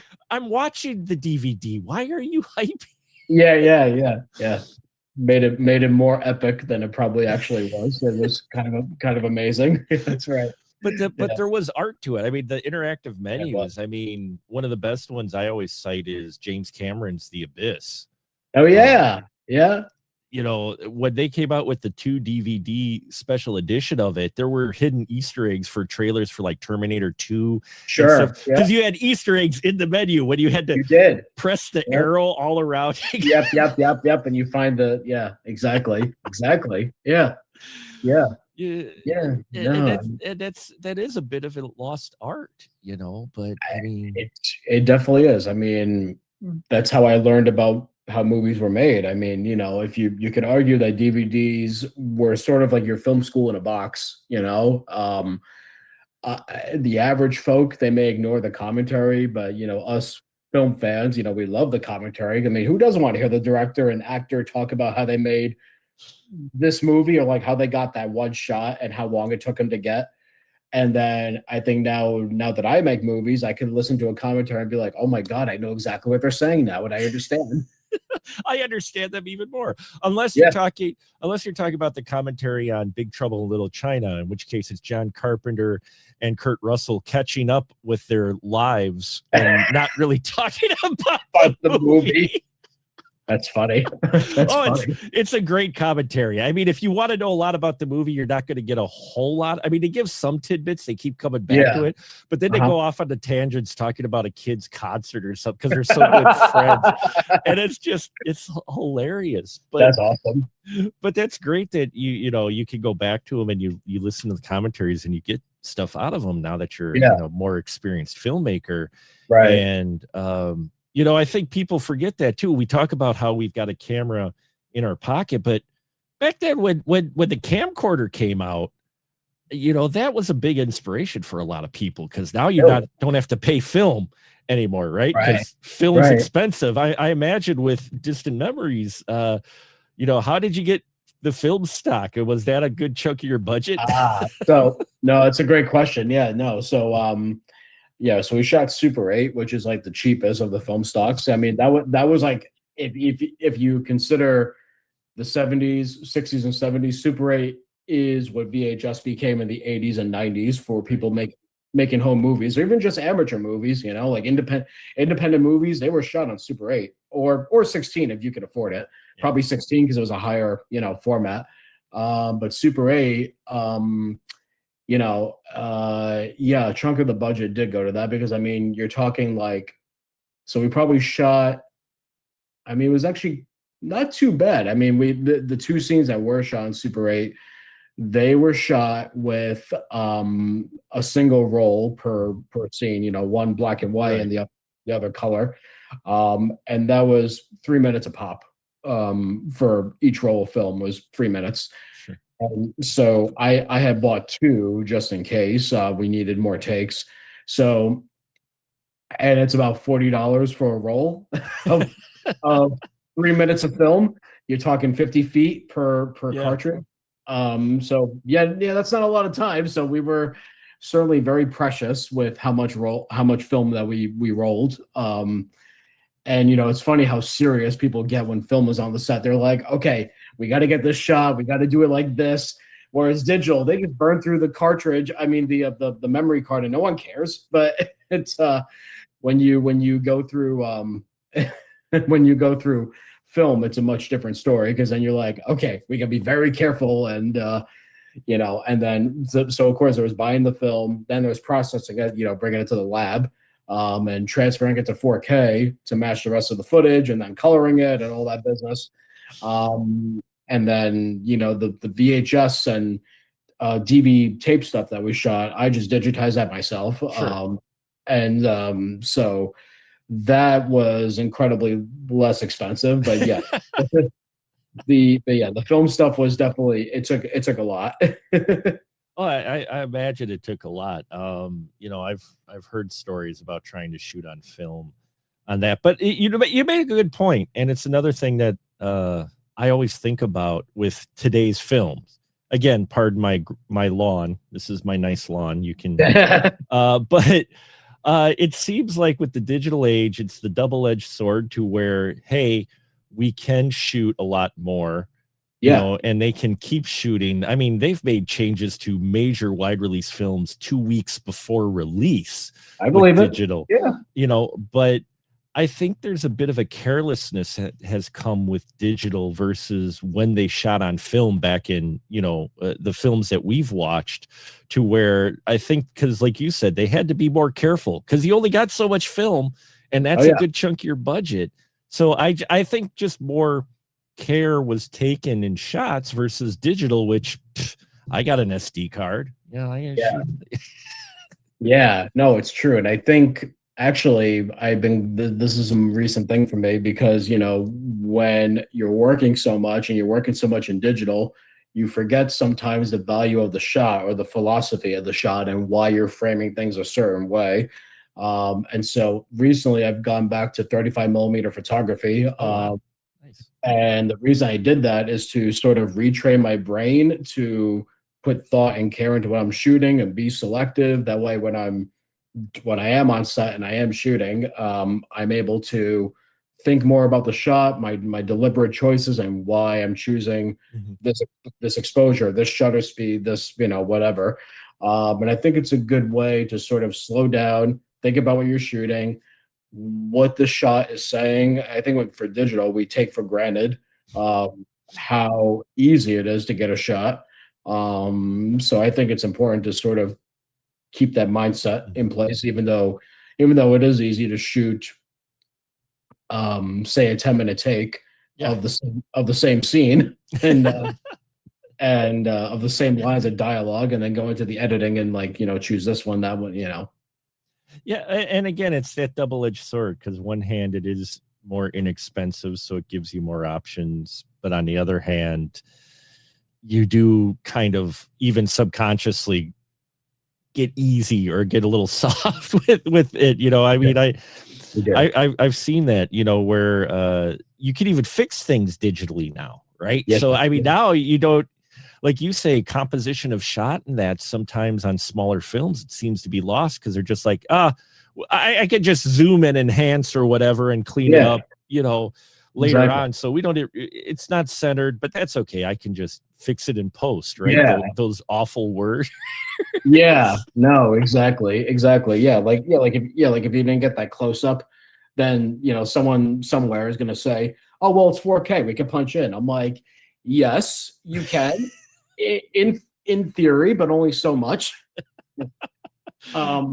You know, but, you know, spend that time to get that close up, you know, look like, because why not, you know? And I think also because you can shoot digitally, you know, there's who said it? Thelma Schoonmaker, Scorsese's editor. She mentioned how these days a lot of people do what they call blender cutting, which is where they go out, they shoot 8 cameras, and then they bring it all into the editing and they just chop them together, like a cut every 3 seconds and whatnot. Oh yeah, the multiple cameras. Yeah, exactly. But then, you know, and then Scorsese will say something like, well, what happened to the shot? Like, you know, like he cites Kubrick or Tarkovsky. Even Tarkovsky always held on shots very often. And like he would do, Tarkovsky, for example, he would do 10-minute takes where the camera is just dollying across a wide vista of a location. You get to enjoy its beauty, but also see the action of what the character is doing without interruption. And I mean, I don't know that we would see that these days. Certainly there's a place for it, and certainly it's not often recommended. It's understandable as to why, but you also get to appreciate what the camera is doing and what the character is doing versus, you know, having to cut to a close-up every single time. Yeah, well, I just know as a viewer, you know, you don't realize. Now, I consume a lot of older films, and I know a lot of people out there nowadays don't watch as many older films, which is a shame. You should. but you don't appreciate just how long some of those shots were back then versus today, vice, or the flip side, you don't realize how many cuts you are seeing in a Right. single minute of film. Oh yeah. Just a Yeah. minute. It's true. It's true. Yeah. I mean, if you consider the ending of Distant Memories, where we get all those shots of everything disappearing, I mean, you talk about editing. There were 40 layers of video tracks just to complete those effects. And I mean, that called for that much cutting, given what we were doing. My initial concept was having it all happen in wide shot, as to not conceal the magic with cuts. But I found it just didn't pack the emotional punch. So then we went in for all those close-ups. So there are times where it's necessary, but then there are other times where it's good to just hold a little bit uncomfortably longer. And to the point where the audience might be getting a little bit restless, but that shows that they're paying attention, because they're like, okay, what's going to happen? What's going to happen? Are we going to cut? Yeah, no, I'm not saying it's not called for in shots. It's just that, like, every shot nowadays in Hollywood or the big budget films, you look at it. So when you do get like those longer tracking shots, or you get some of those longer shots, they're very noticeable nowadays, though. And then it feels kind of special then. Like when we get those one take films, it's just such a different experience than the cut, and emotionally. And you have some longer shots on here too, to convey, I think, the memory and that. And I think that's emotional. And I think you don't realize what you're missing until you see an example of something. And then you just realize, like, oh, wow, that was really effective. You're like, why don't I see more of that? Right. Yeah, exactly. So what are you working on now, Chris? You got anything going on now for you, or? Yeah, so I mean, these days, my new film Michael Solace is making its festival rounds, and it's playing at a few festivals coming up. Distant Memories also has a festival that's coming up at the end of August, so that's sort of nearing the end of its festival journey, and I'll probably put it online soon, have its online debut, but yeah, I have that, and I actually have trying to delve into making a feature. Wow. Will be my first feature as a director. So I have 2 scripts I wrote, but now it's just like picking the one, but continuously refining it, because I have a tendency to noodle over every word. I'm like, is this good enough yet? It's should I make this thing? So there's that, but I'm also continuously working independently, whether I'm acting as a cinematographer, as an editor, or colorist for a variety of projects. So yeah, that's kind of what I got going on these days. Nice. And you wear a lot of hats, as a lot of indie filmmakers do. Do you have a preferable one, director or editor or producer? Definitely directing, I would say. Yeah. I mean, what I love about directing is that it takes all those things that I just mentioned I love doing, and I could, I'm not doing them physically, but I'm dictating how the camera should move, how the lighting should look, how I want the edit pacing to go, how I want the color to be, or makeup, whatever. So that's fun to be able to, not necessarily have control over it, but to oversee it and collaborate with amazing people.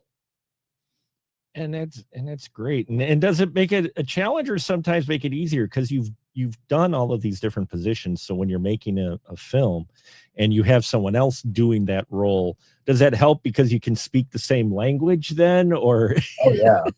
No, it does. I mean, and sometimes I'll have an idea and someone will say it might not work because of X, Y, Z, and I'll be like, oh, I didn't consider that. Or, somebody will say, well, that's a cool idea, Chris, but what if you did this instead? Or, I think this may be more effective. And if we have time, or if I if I like it, the worst I can say is no, Sure. So I'm like, hey, let's try it, and 9 times out of 10, it's a much better idea than what I had. So, uh, but it's finding the people that are a little bit smarter than you in those areas, that can contribute their expertise, talent, Yeah, and then as a creative, you do have to take a little humbleness, because you're just like, you know what, you've been doing this longer than I have. So if you say this is, we're gonna take a look at it, versus, no, this is my movie. This is how it's gonna be. Dang, right? Yeah. So we mentioned it earlier, but I just love to get your word. Say someone out there is wanting to get into film. What would you say to start, especially in today's age? Because you've come up, through you as a kid and whatnot, you've moved through the different technologies, different methods. Yeah. What would you recommend to, say, someone who is, say, in high school or whatnot, that wants to get into film, that really just wants to be a filmmaker? What kind of advice would you give them? I mean, the cliche is always pick up the camera and go, there is a lot of truth to that, and one should do that. And it's become sort of rudimentary advice because everybody gives that advice, and kind of cliched, but one should certainly do that. I mean, yes, we have iPhones, and we have that ability to shoot a lot easier than ever. But I do think actually going back and picking up certain skill sets, whether it's like working on film sets and watching, or but I think just finding your voice. Like, I think first and foremost is finding what's important to you as a filmmaker. Do you want to tell stories that are meaningful, dramatic? Do you want to have like a comedy voice? Do you want to lead more into horror or what have you? And I think finding what that voice is and figuring that out, and being honest with yourself, it's like, what do you care about? What do you care about in this world? I mean, it's so easy to make movies about the struggles of being an artist, or a movie about making movies. I mean, that's cool. That's very meta and I love meta. But I mean, don't make a movie about yourself. You want to make a movie about something that you care about, that's deeply personal to you.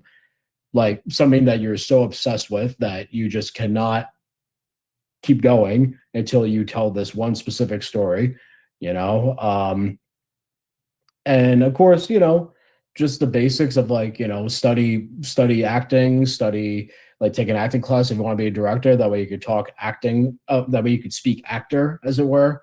And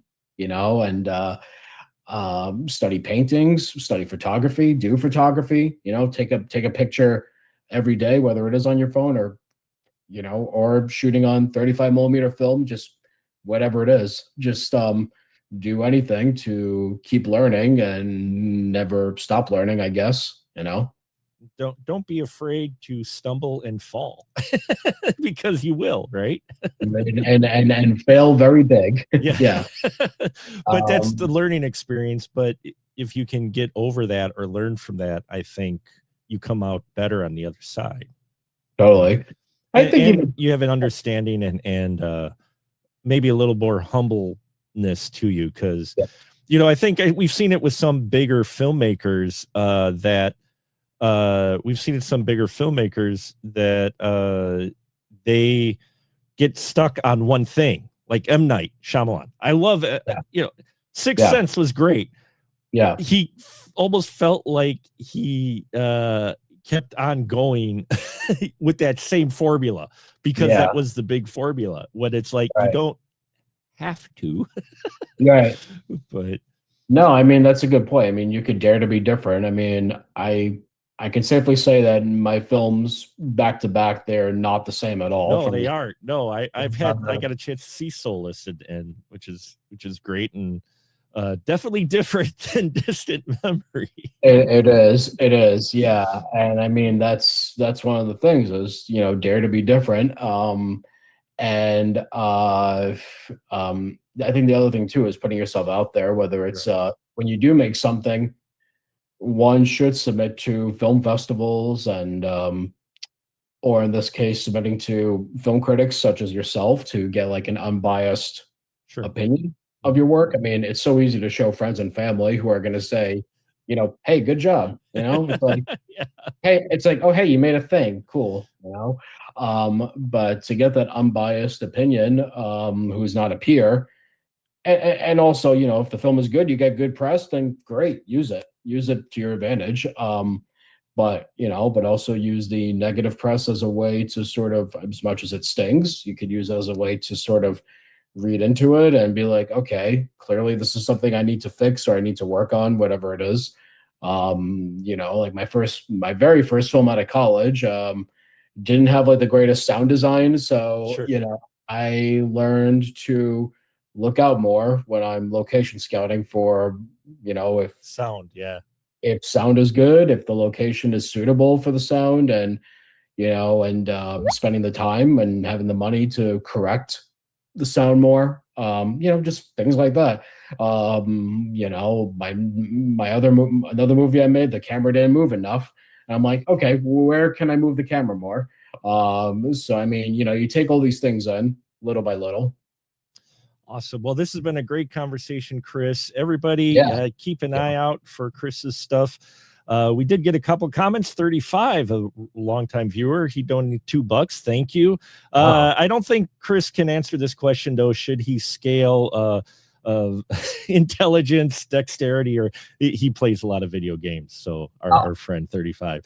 But he also mentions M. Night Shyamalan directs comic books, not movies. I mean, I could see that. So where can they follow your stuff at, Chris? So I am on Facebook and Instagram, either under Chris Esper, that's ESPR, or under Stories in Motion, which is my production company. And I also have my website, which is storiesmotion.com. It has all the latest film festival updates, as well as films I already finished that have had their time in the festival circuit, but now they're available for free viewing if anybody wants to see those. But otherwise, yeah, that's where I could be found. Fantastic. Well, this has been a great discussion, Chris. Yes, Thank you so much.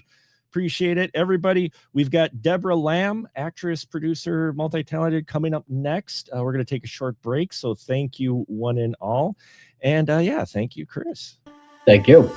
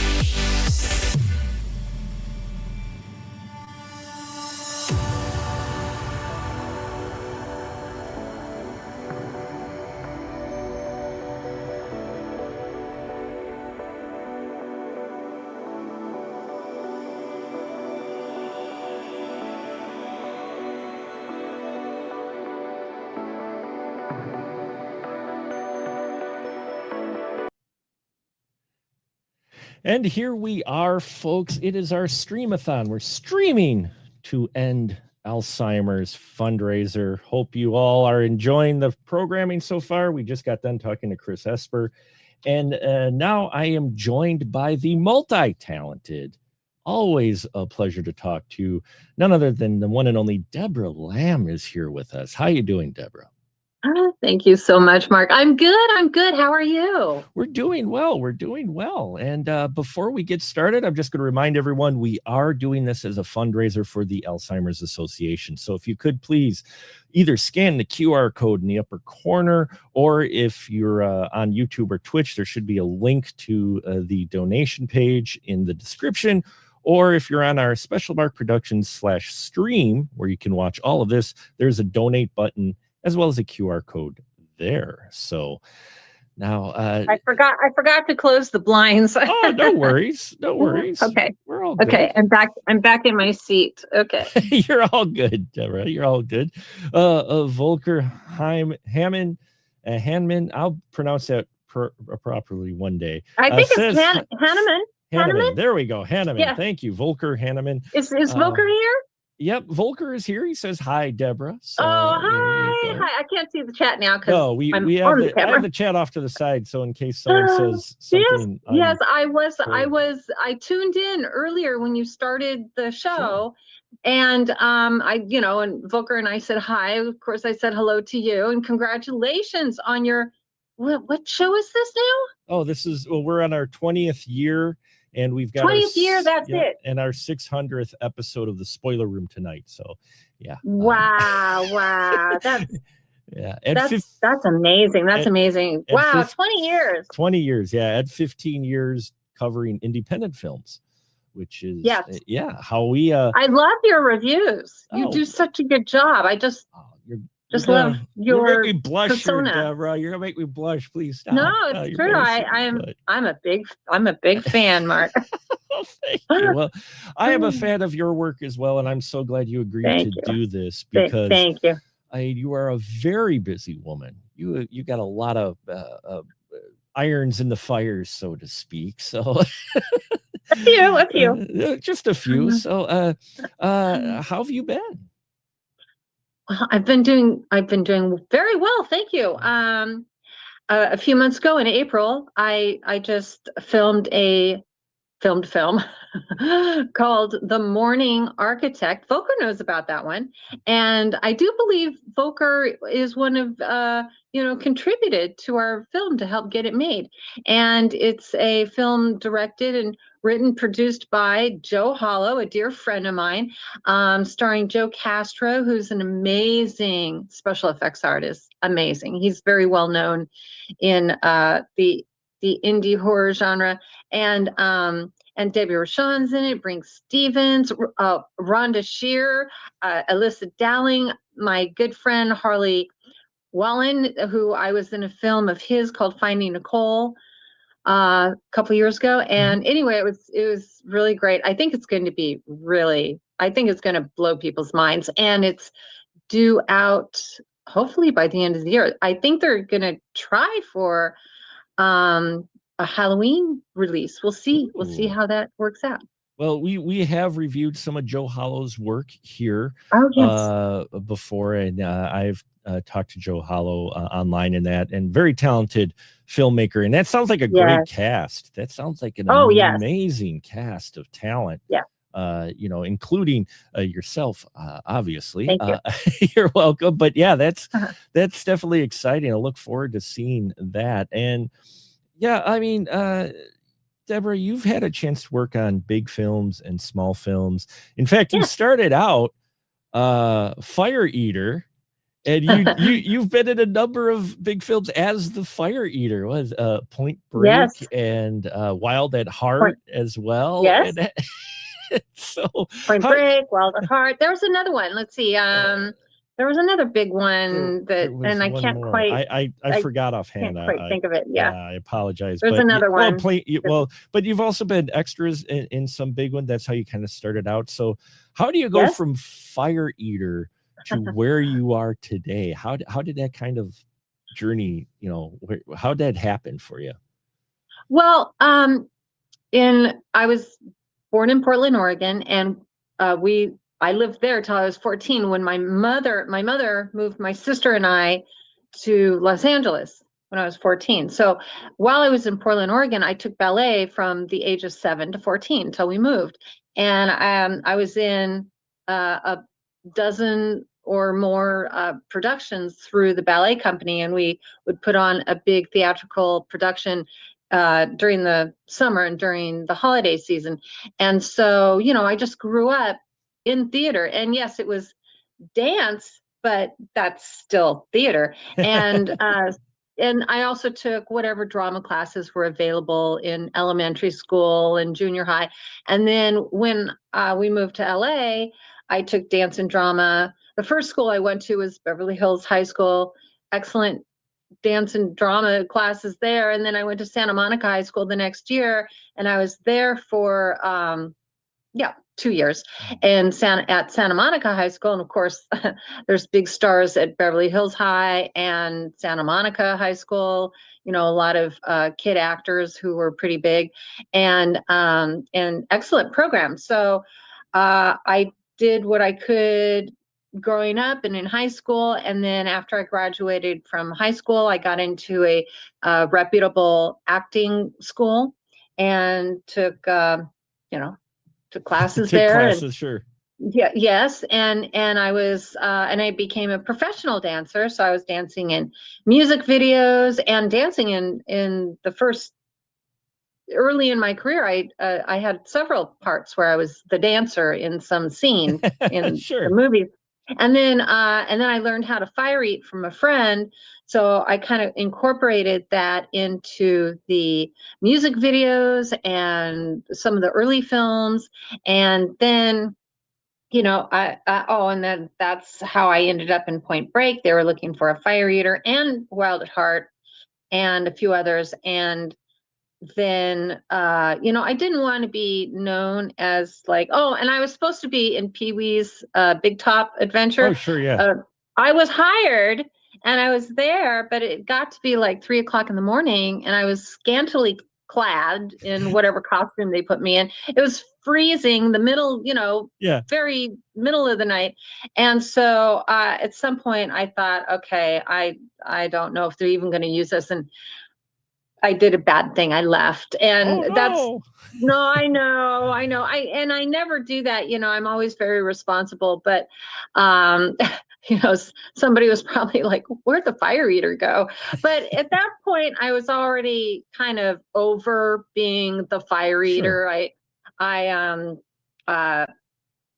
started telling people, look, if I don't mind doing fire eating, but there has to be a role along with it.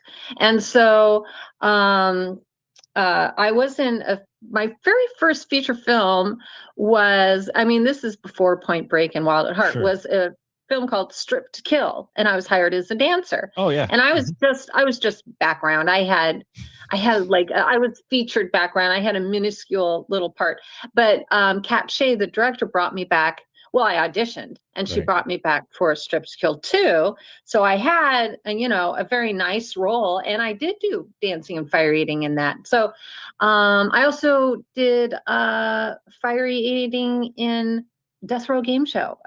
My good friend, Mark Pirot, that's his film, Death Row Game Show. And then I've worked with him I just worked with him a few years ago in a film, a comedy called, The Deceased Won't Desist. No fire eating. So I saw that title too, and the Deceased Don't Desist. So it's on my list to watch, because I'm like, it's funny. I think it's hysterical. When I read the script, I was laughing my ass off.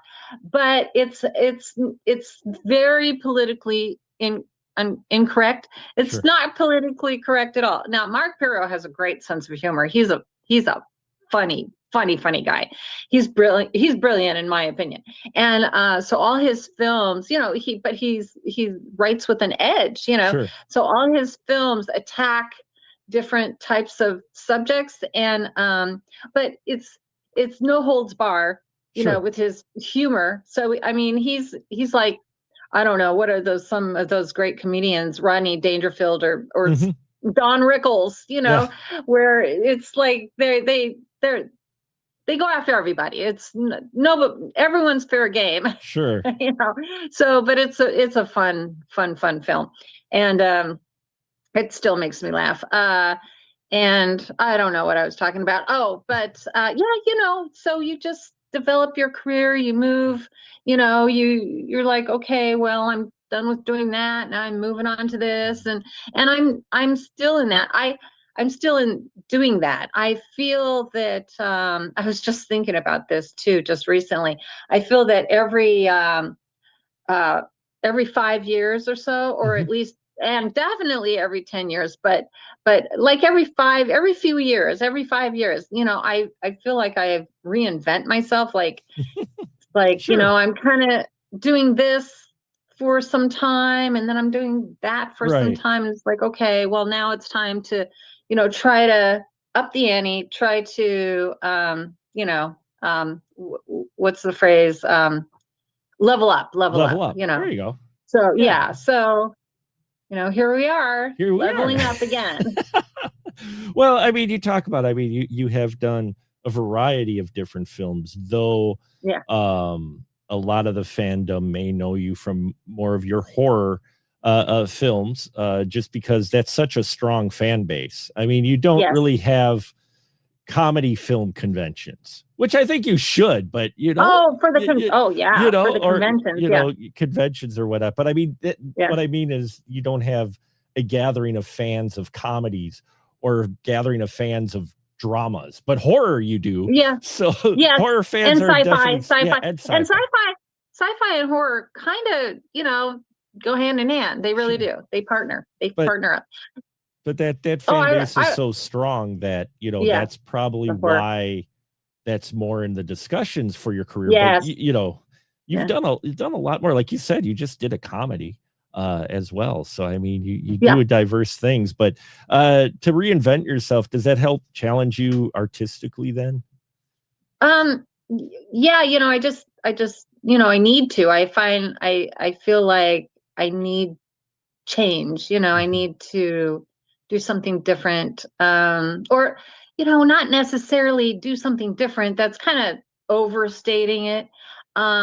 Just maybe deciding, okay, I don't want to do that, but I do want to do this, and I'm going to push towards doing what I want now. Then, and of course I'm older, you mature. But I did want to mention though, all those films back in the 80s and 90s, those were comedies. I have not.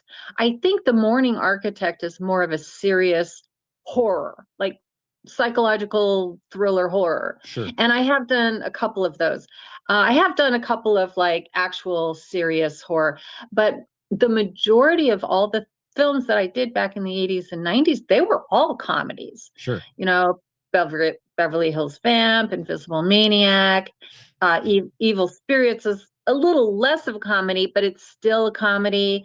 And a lot of the films I've done in the past have been comedies. And my husband says, "You're so funny. They need to put you in comedies." And I'm like, I know. They don't know. They don't know how funny I am. I'm hilarious. Well, independent comedies though are always tough to pull off. Yes. I think that's a more challenging genre for indie filmmakers is comedy. Straight comedies. And the only thing I think of it, the reason I think it is because more than anything, comedy has definitely got different tastes. Yeah. And that goes back to Mark Piro's film, The Deceased Won't Desist, because it's not for everybody. Right. It's not for anybody who's easily offended. That's for sure. And it sounds like it's a play off of The Dead Don't Die either.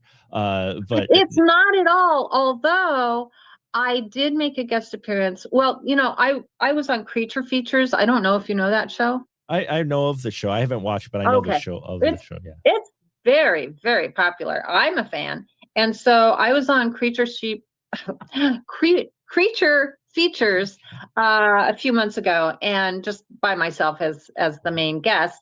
And then I was on it a second time with Mark Piro, and they showed The Deceased Won't Desist on the show. Nice. And I tell you, it was a split audience. So many people just like hated it, and then a lot of people really liked it a lot. So it's one of those divisive. Yeah, well, comedy is always one of the harder genres because that it covers so much that you're gonna bound to probably find a joke that won't appeal to a specific person or people. Yes. You know, and that's just the way comedy is. It's no slight on the Mhm. person. Yeah. But that's also got to be, is that tough to do a comedy when you're filming a comedy, because you don't really have a live audience? I always wondered about that. You don't really Oh. have a live audience to react on if your joke or what you're doing is actually funny or not necessarily, because the cast has to be silent. You know, the crew has to be silent while you're Yeah. filming. So, you know, Well, is that a bit of a challenge to do that when you're doing comedy? not for me. No, I Mhm. don't feel that at all.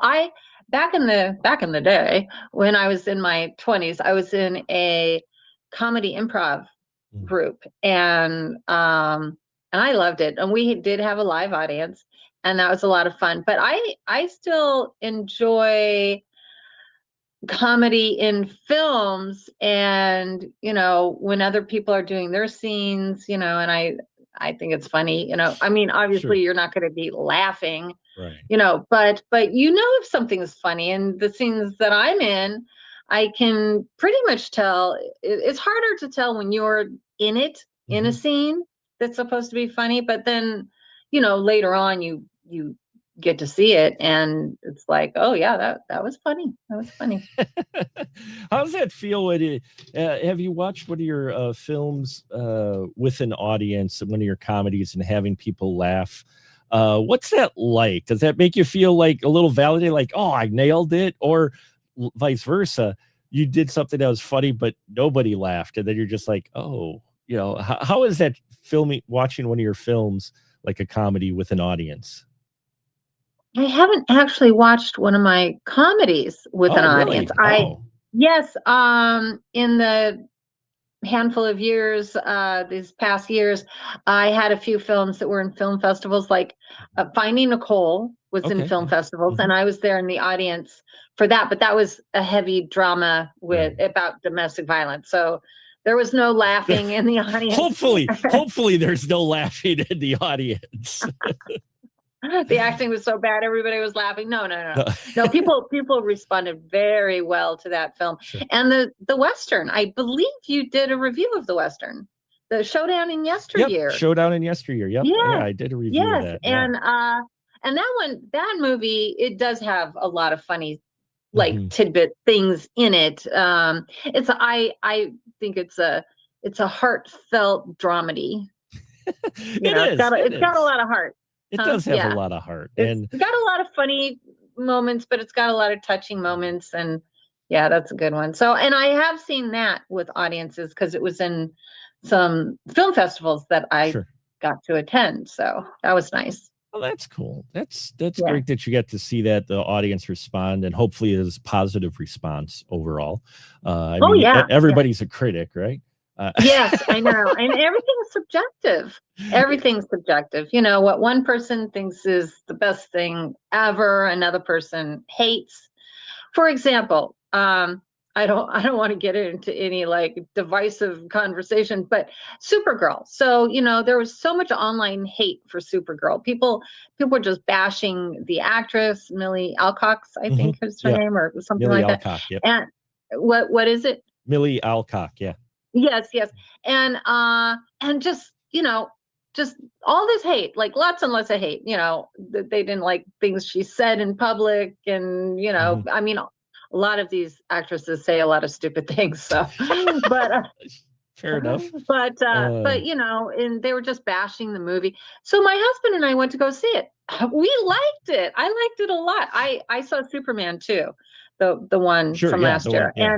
And I enjoyed it. I didn't think it was the best movie ever, but I enjoyed it while I was watching it. I don't know if I'd like really watch it again, but I might. But we both liked Supergirl better.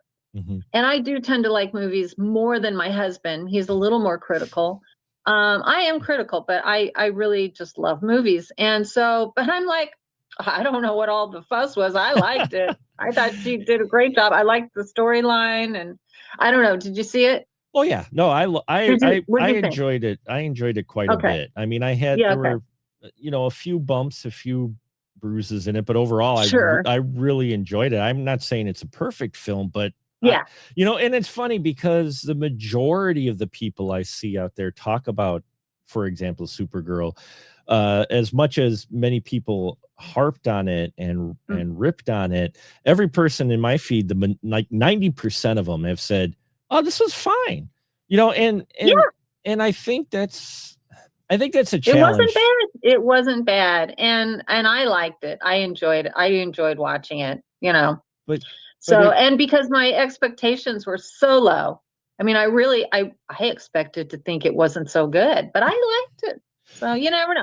But it's the same with anything I'm in, any film that I'm in, or any film that any actor is in. It's all subjective, as to what one person likes. I might be in a film, and these people think it's like fantastic, it's so good, and these other people, they don't like it so much. I had one film that I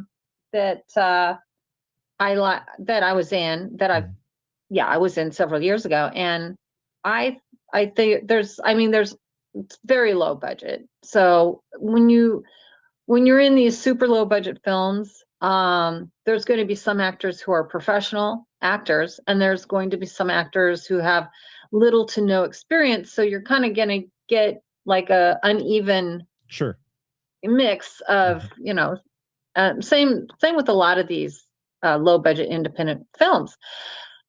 But, like for me, I look at the film as a whole. I kind of ignore those, maybe performances that are a bit weak, or kind of like when you see them on screen, it's obvious they really can't act much. But did you like the movie overall? And so there was this one film I did a handful of years ago, and this one person watched it, and they did not like it at all. I mean, and I knew why, because there were some performances in it that kind of drug down the whole thing. But it's like you kind of gotta give a little leeway for these lower, like real low budget films. They can't afford to hire like a bunch of professional actors, and they do what they can to be able to make their film. Independent film is a developed taste, I will say, because I've covered it now 15 years. I'm sure if folks have been following the stream heard me talk about, I've been following it for 15 years now, and I really grew your channel's 20 years old. Yeah, but 15 years of specifically covering indie films. I've been around 20 years, and I was trying to keep up with the Joneses of making sure I get the wide release and review the wide release. The big budget films. Yeah, and I couldn't get to press screening, so I couldn't keep up with the bigger names. But then I discovered indie film, and through a film festival my good friend Glenn invited me to, and I fell in love with it and met some cool people. And that's why I've covered most of it on my channel, because I think it deserves attention. But it is an acquired taste. If you've only watched big Hollywood films and you watch a lower budget film, at first, it can be a little bit like, oh, I mean, I look at my early reviews of some of the indie films, and I was a lot harsher than I would be probably today on those films, only because I was not used to it and I didn't know all the particulars, or, take it in perspective. And I think that's what it is, the perspective. But in those indie films, there are a lot of things that you can find positives on.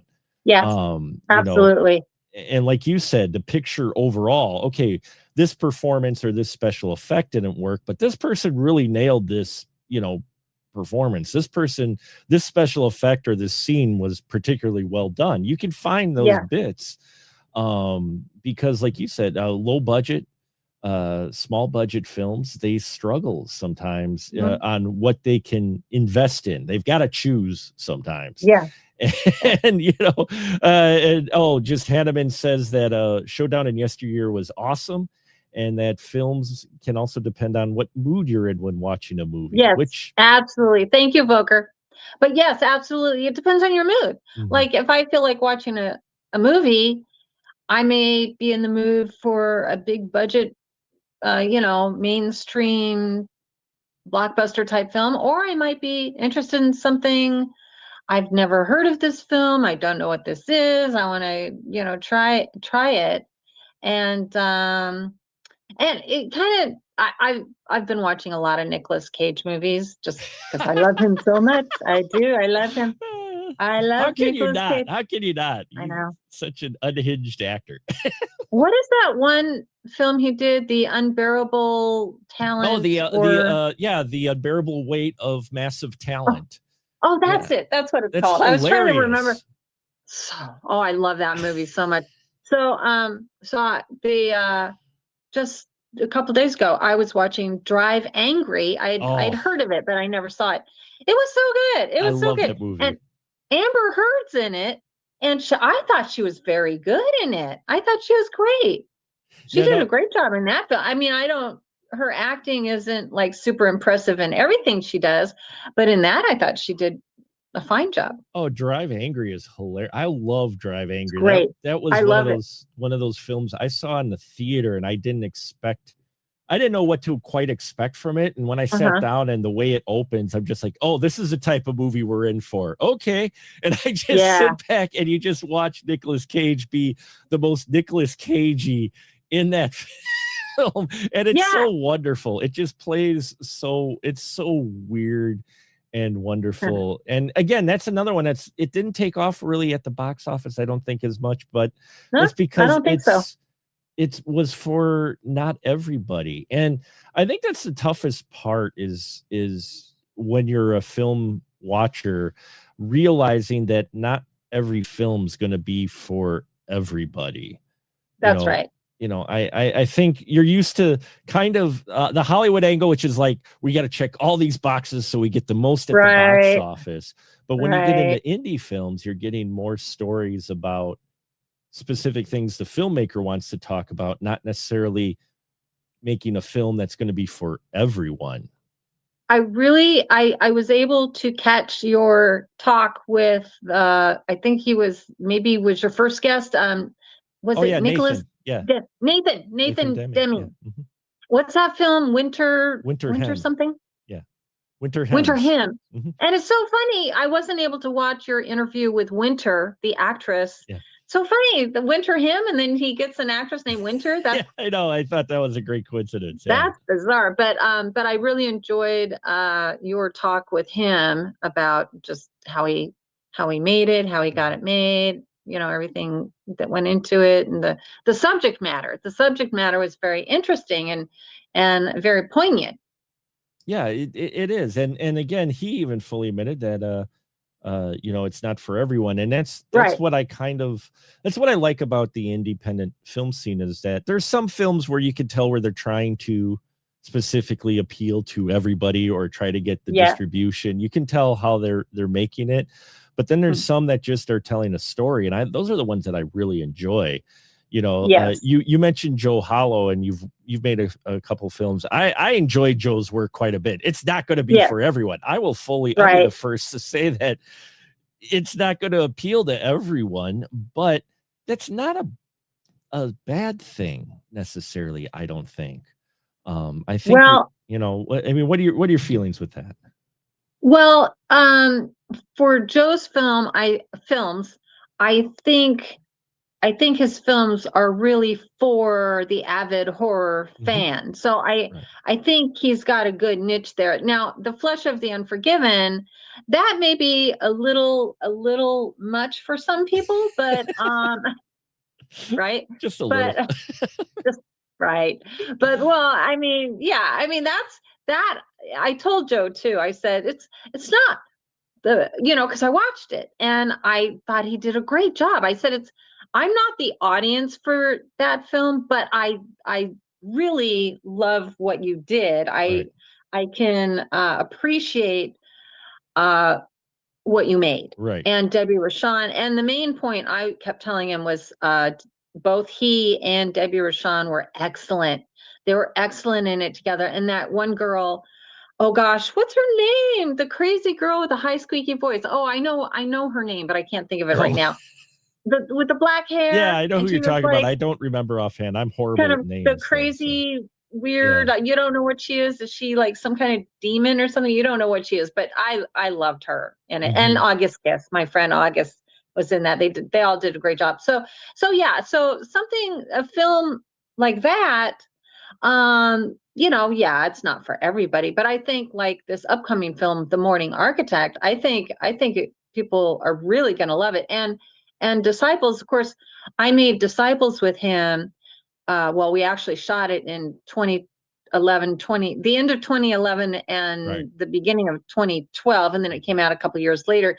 And then he re-edited it, and that's hard to say. Edited it. It's a hard word to say. When do you stop? Edited it. So, but he re-released it a couple years ago, and now it's The Devil's Disciples. And I still haven't seen it. I have to watch it because it's supposed to be so much better. It's like really cleaned up. He re-edited the whole thing, and so I'm looking forward. One of these nights I got to watch it. But and then we produced a Blood Story together. I was a producer on Disciples and The Devil's Disciples, but I was much more involved in everything in A Blood Story. And but yeah, he's got a lot of talent, and he took a little break, and now he's back at it. And he's good. I think he's a good example of the independent filmmaker who can, because I know he aspires to, he's growing his brand, I guess you call it. Yeah. But and like Harley Wallen, Harley Wallen. Yeah, I've talked. Yeah. Yeah. Yeah. So he was in The Morning Architect, and I was in his film Finding Nicole, which we filmed. I don't know. I can't remember when it was, but it came out. It came out May of last year, so it's been out for just over a year.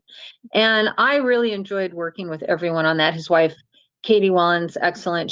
I play Katie's mother in the film, and then he was on The Morning Architect, so I got to, and I was in a scene with him in Finding Nicole, but they did cut that scene out of the release. However, I have the scene, and I'm going to be sharing the scene with me and Harley soon on social media. I got his permission to share some of the deleted scenes, because it started out as a 2-hour film, and then they had to cut it down to 90 minutes. So I had a lot of great scenes, and a lot of them, I'm still in it plenty, but a lot of them got cut. So sad, but I have almost all the scenes, so I can share them. Good. Yeah, but but Harley's in this, and even though Harley and I we were kind of in a scene together. I was going to say we're not in a scene together in Morning Architect. We kind of are. Like, he's been shot and he's in a corner, but he wasn't doing that part of the scene when I was doing my part of the scene. Anyway, we're both in it. That's the point. I don't know what I'm talking about.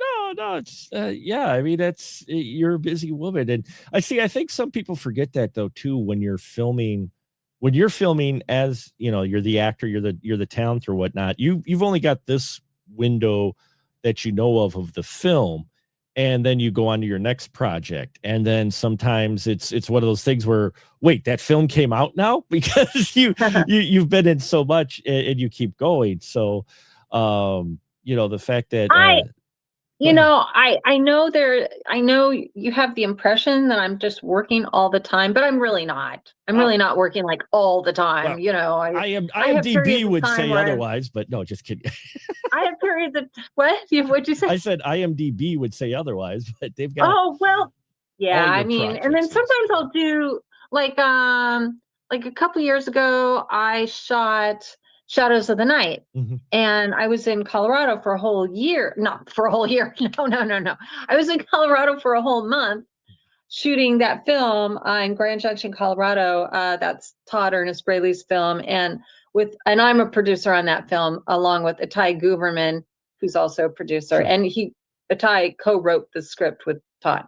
Anyway, so I was there, for a good chunk. That's a pretty long shoot for a little low budget indie film. It is. A month is a long time. Yeah.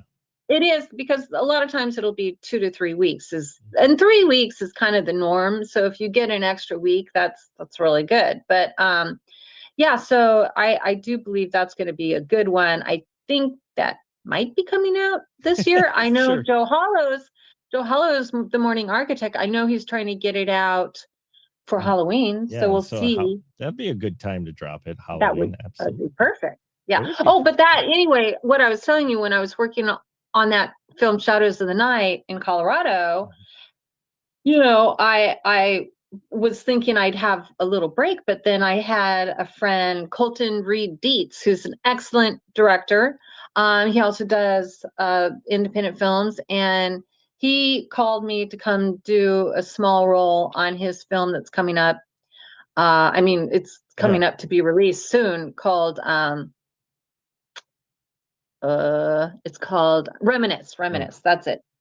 Starring Tank Jones, who's an excellent actor. Oh, and Jessica Morris. She's also starring in it. You know Jessica probably. Jessica Morris. Yeah, I'm familiar with the name. Sometimes I'll do a smaller role in something and I'll kind of forget that I did it, and it's like, oh yeah, I did that and that. Okay, I did a few things. All right. You know. Well, I guess I forget. My point is though that, you know, the productions take a while bit longer with indie films, so I can understand how sometimes you're like, oh wait, I will, oh okay, because you're working and you're already moving on to your next role or whatnot, and I'm sure that, you know, sometimes depending on how long the production is, I mean, I've heard indie films take 6-10 years sometimes. There's a film that I'm in called The Witches of the Sands, by my friend Tony Martin, who's British, and he lives around London, the London area. And so I shot my scenes for that several years ago. I think I shot my scenes either 2019 or 2020. It was, you know what? It wasn't that long ago. It was 2020. I didn't go to London to go shoot my scenes. I actually had my filmmaker friend who lives in Philadelphia. He shot my scenes, did an excellent job to give to Tony to put in the film. So now he's shot over the past, 6 years. He has shot so much footage for that film, and it's going to be the craziest film you ever saw. Crazy, so crazy. And he's had to break it up to 2 parts. So I have the scenes that a couple of the scenes that I did will be in the first one, and a couple things that I did will be in the second one. So I'll be in both technically, but I did it so long ago, I tend to forget about that movie, and I'm like, oh yeah, when's that coming out? the crazy life of indie filmmaking, for sure. Did you happen? I don't know if you did. Did you happen to review this silly zombie film I did called "There's No Such Thing as Zombies"? Yeah.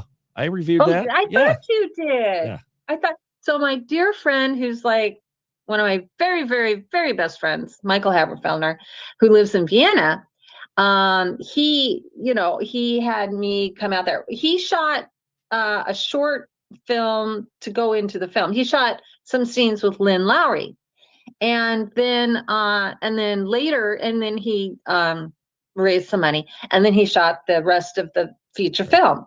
So the part that Lynn Lowry did, they had it in some film festivals, and they won a bunch of awards. I think they called it Talk of the Dead, I think. And it won a bunch of awards, and that's her section of the film. And then I went out to London, where the director Eddie Bamiki lives, and so Michael's always going to London from Vienna, because it's like me from the Bay Area going down to LA. Sure.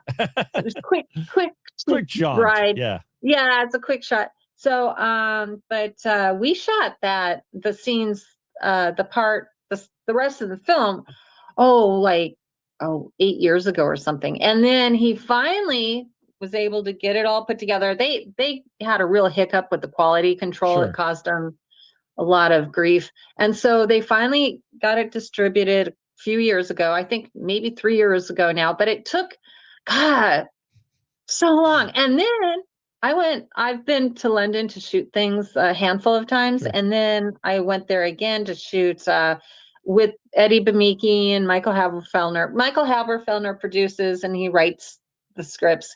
And we did a short film called Espresso to Die For, which is actually really funny. And he's still working on it. And that was shot, several years ago. So yeah. it's very challenging because these filmmakers with no money, and then they scrape together and do fundraisers or Sure. beg their friends and family to help, and then they shoot the film, but then they don't have any money for post-production. So then it's yeah. There's a number of campaigns that you will always see on Indiegogo and Kickstarter and all that of folks looking for post-production costs. Because I think that's an aspect some people don't realize is that there is the post-production cost. You need, if you want to do it properly, you need the sound engineer, which you got to get them, and you got to get special effects and all of those. It's more than just shooting that footage. And just so you know, Volk said Shadow of the Night can't wait for its release. So me too, Volker. So you too. Waiting. So I'm waiting. And just a reminder to folks, we'll take a short break here and just remind you that yes, we are doing this as a fundraiser, so please subscribe, not subscribe, but go to the specialmarkproductions.com/stream and click the button to donate. Are we done? Are you kicking me off? I'm just reminding folks we're not done yet. Oh, okay. No, we're not done yet. I'm just reminding folks they can scan the QR code, click the link, or click the button to donate. Scan the QR code. Scan the QR code. I got donate. the QR code on there too, so Deborah, you've done a lot of different things. Not only acting, you mentioned producing as well and such, and wear a number of hats. Is there a particular position or something in indie film that you'd like to do that you haven't had a chance to do yet? I did get a job through my friend in the art department. My friend works as a production designer, and he was working on this reality show. So after I did The Morning Architect, I popped because that was in Florida. So then I popped over to Georgia, and I worked for my friend under the art department as a PA for the art department. Oh wow, that's awesome. Fun. Well. And I tell you, I can't divulge any information about the show, but it's I think it's okay to say who's in it. I think. Oh, maybe? Don't get yourself in trouble. That's okay. We know you're okay. PA, I won't. But it's a popular TV, very very popular TV person who he has a bunch of shows and they're adventure shows. Right. They're all outdoorsy adventure shows, and he's wildly popular, very well known. And so we were shooting in this location that was completely, had been, well, it wasn't abandoned, but it was dirty, really, really grimy, dirty, and it was a huge space, and it needed, these big sections needed to be cleaned. So I think I swept for 3 or 4 days straight, where that's pretty much all I did was sweep all day. Oh, the glorious life of a PA. Yeah. Oh yeah. Oh, I got those muscles going. I was going for it. I was like, shh. And then this one of the producers on the show, we were joking. I'm like, yeah, I'm going out for the Olympics for curling. The curling with I know. I'm in Wisconsin. I know curling very well. You know curling. Absolutely. I said, yeah, I'm in training for curling. Oh, there you go. So. That's not bad. That's a very unusual sport. Let's just put it that way. During this last Winter Olympics, my husband and we got just hypnotized by the curling. They were showing curling on TV almost every night. Oh, were they really? Apparently very popular on TV. And we would just watch and watch. It was completely... We were really engrossed in the curling. Couldn't get enough. And every night we'd watch curling for a long time. that's yeah, I've watched curling too, and it's definitely interesting. Yeah, and I it's mean, really it's interesting because they wear different shoes. They have their one grippy shoe and their one slippery shoe. yeah, they There's definitely have different and then there's shoes. and then the way they are so precise with that stick that they're pushing the stone and they do it like and then they slide across the floor. It's all I like the wow. slide. I like the slide. The The slide is slide. Oh definitely. yeah. Yeah, the slide was great. Oh, but you were asking me what I'd get into like behind the Mhm. scenes. I really enjoy doing work behind the camera, Mhm. crew type stuff. If somebody offered me some crew position, as long as I'm getting paid, it's like I don't care, I'm getting paid. Yeah, I mean, there's a lot of I know a lot of actors, indie actors, and that who said that they do like getting behind the camera, say directing and producing, Yeah, and oh that. yeah. Now you directed a short, didn't you, or do you I direct? I did. I Yeah. did. And it's a funny story. I really got roped into the thing. So there's this young man Mhm. who's autistic, and he wrote these few short films. So he was part of a program to help autistic people, in film to get Right. Get into their film, get into stuff, the business. get it Sure. Yeah. filmed, to get it made. Mhm. So there was a production company that was all set up to film this young man's stuff. They had their crew and their team, and somehow this other person who is a friend of mine was somehow involved. I don't know how he was involved. So anyway, the team decided to drop out. Oh, And yeah, and so my friend who was also involved was trying to figure out how to help this kid sure. get his things made. So he said to me, why don't you direct? Because I knew about the project. I Right. wasn't like directly involved, but I knew about it. He said, why don't you direct this? And I said, well, I could, but so the thing is, and then I was a producer on both. He had two, but I was a director and producer on one, and I was a producer on the other one. And the writing was not good, Mhm. not good at all. And so I had to basically take what he wrote and turn it into something, Sure. you know. So we got our couple of actors, and the actors were great. The actors were great. The lead guy and the other co-lead guy was terrific. And so I would say, okay, and I took notes. Oh, I showed up with a notebook full of sticky notes, full of notes all over the scripts, all these notes. And the person who kind of roped me into, and I had to buy cameras Sure. because there was no, I bought equipment to make this thing. So, which I wouldn't do again, but Well, yeah. I was naive at the time. So, I showed up with this notebook full of all the notes and all the stickies and he's like, wow, so people that saw my notebook were really impressed. I said, well, this is what you do. So I had done enough films to know, you have to make something. If the guy didn't write what the character is doing, Right. then I mean, like he had some vague things like he's in his room. He's this, he's that. So I had Sure. to make up everything. I had to Sure. make up everything that the actor did. So, it was a comedy, I guess, sort of, but I made it a comedy. So, You made it a so comedy. the lead character is looking for Wakanda, but he's a white guy. Oh, So yeah. he's the white guy, but he's looking for Wakanda. So, I have him, I have him on the phone. I have him looking for the globe. I have him making a sandwich. I have him taking a shower. I have him doing all these things and, going through all these motions, which makes sense through the progression of the day. Right. And then all these other things. And I did location scouting. I figured, because I did on the street scenes, I hired a cameraman who works with Mark Piro on all Mhm. his films, Bruce Heinzius. And, so I produced the whole thing, basically. The other one, I didn't have as much activity on hands producing, but I was also doing things on that.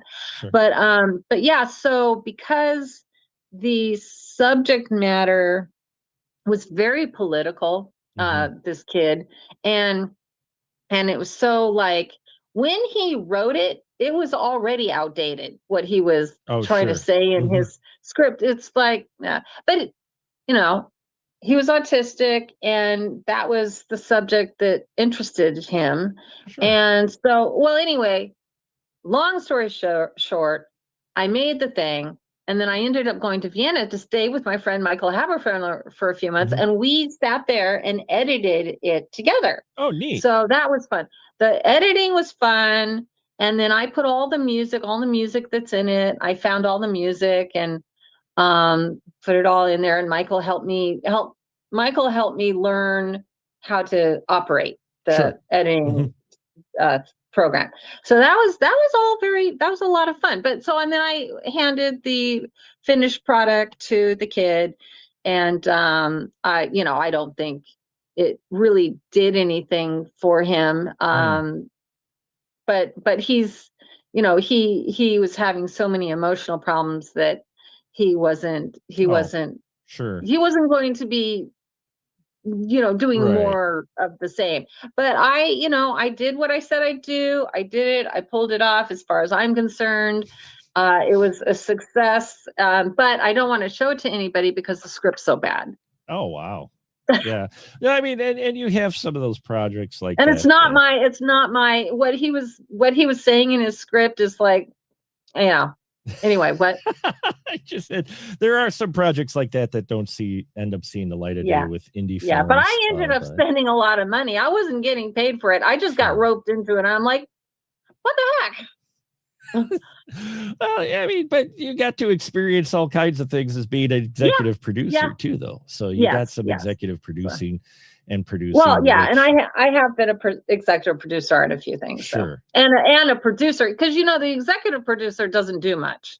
Yeah, that's when there. A lot of people don't realize that. I mean, because you look at the latest Evil Dead film, it shows Sam Raimi, executive producer, Bruce Campbell, executive producer. It's like, or you see like Transformers, Spielberg is the executive producer. They just okayed the money most of the time. Most of the time. Sometimes they're involved, but it's usually the producer that does the most. When it's just your credit is just producer, that is supposedly, I mean, there are producers out there who don't produce anything, but if you're getting a producer credit, you should be producing something. Sure. Yeah, no, exactly. And I've learned over the years covering this and interviewing folks who that's their primary thing is producing. I've learned a lot of what a producer actually does. And I have a lot more respect for that role, because it was one of those, like in Hollywood, you look at, why are the producers up there accepting the Oscar for the best picture? You're like, why not the director? And then you're like, well, actually, if they were the producers that most producers are, they did a lot of the heavy lifting behind the scenes. I mean, because you coordinate everything, right? I mean, not just the main movie, but craft services, everything, travel, everything, right? When you're doing a producing. Yes. And on A Blood Story, I was doing like a bunch of jobs. I was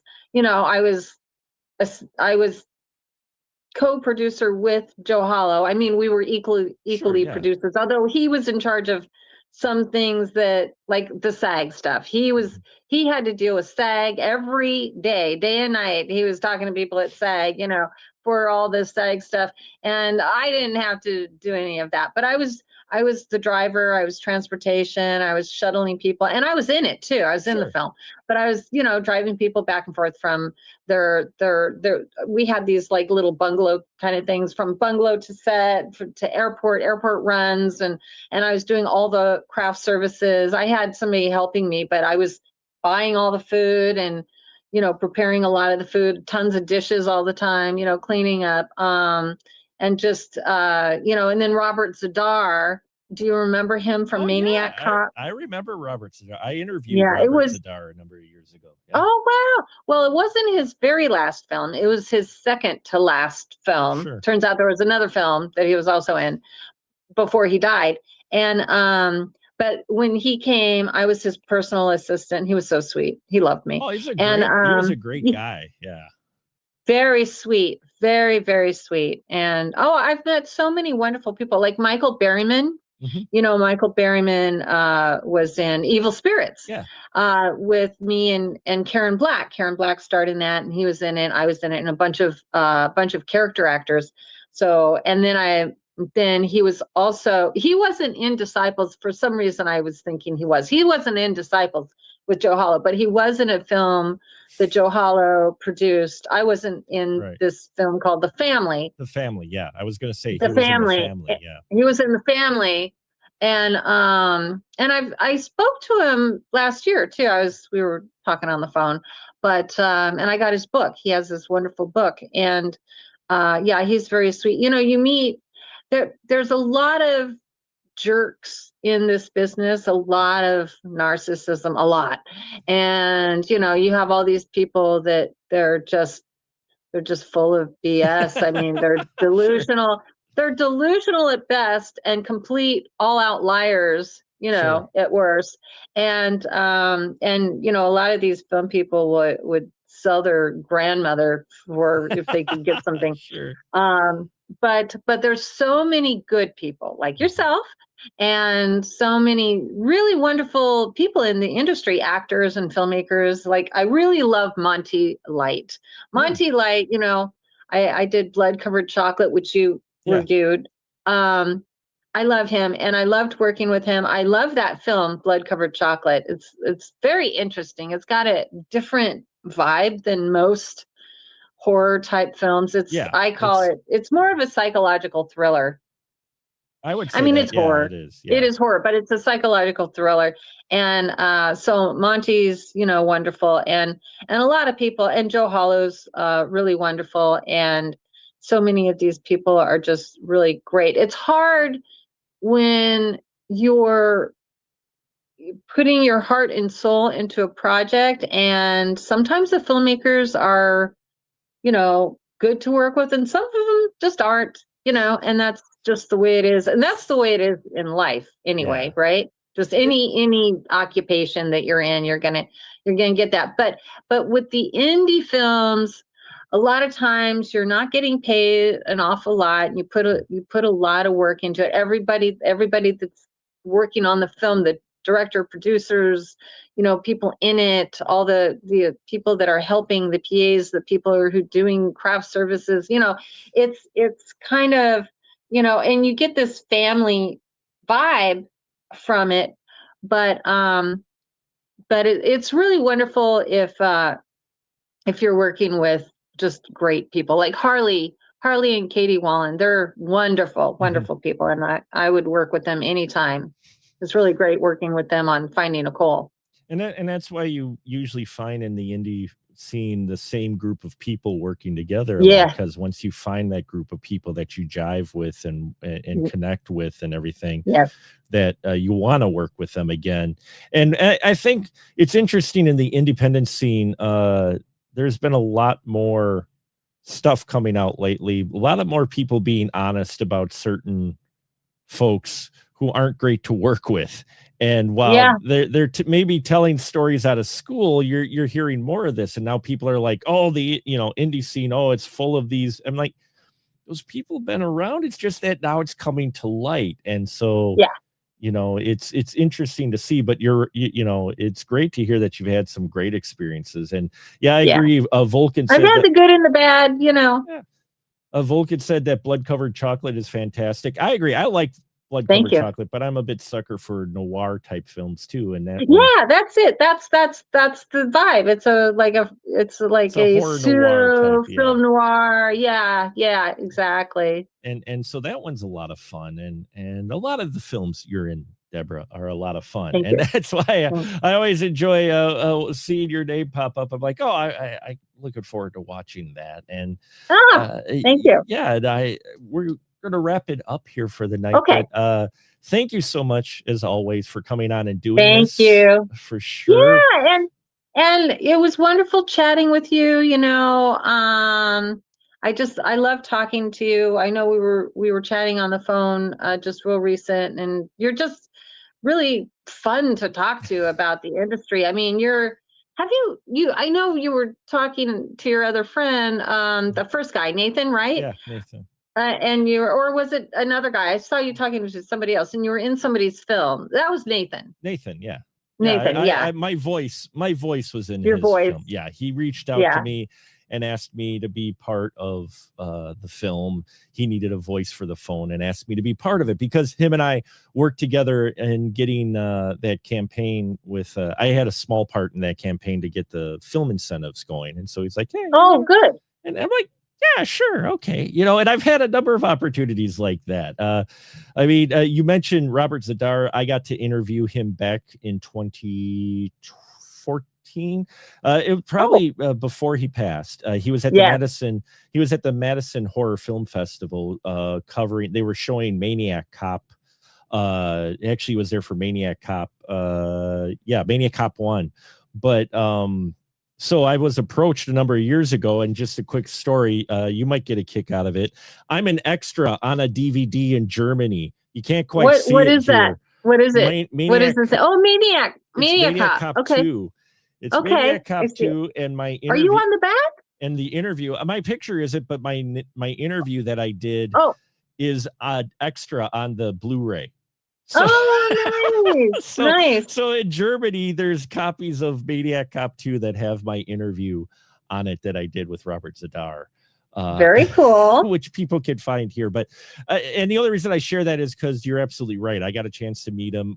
I spent the weekend with him because I was involved with helping out with the Madison Horror Film Festival. So I got to sit with him for a while and just chat. And he had some great stories. He was a great guy. You know, he did not let his cancer slow him down. I mean, he was literally, he got the news and he wanted to work right away. The guy loved working indie films. He really had a passion for it, and gone too soon. May he rest in peace. Yeah. Well, we shot a Blood Story in 2013. So yeah. And that's when we shot it. Yeah, and there was a project coming up that he was very excited for that was going to be the Expendables of horror. They were going to have him and like Pinhead. I guess they got Doug Bradley in on it, and they were going to get Kane Hodder. And he couldn't tell me the name of that. He just said the way he pitched it was supposed to be like the Expendables of a horror film with all the big names together. But I don't think that ever came to fruition, and then he passed, unfortunately. So yeah, well, not to add on a downer note, but Deborah and Angus Scrim. Angus Scrim was in Disciples. Yeah. Angus Scrim is in Disciples as well. Yeah, and he passed not too long, the next year or two. Yeah. And but he was a delight. Was he? He was a delight. Yes. So, you know, I mean, it's sad when these legends go. Who passed away just recently? Sam Neill. Sam Neill. Yeah. I was shocked. And he wasn't that old. And I was like, what?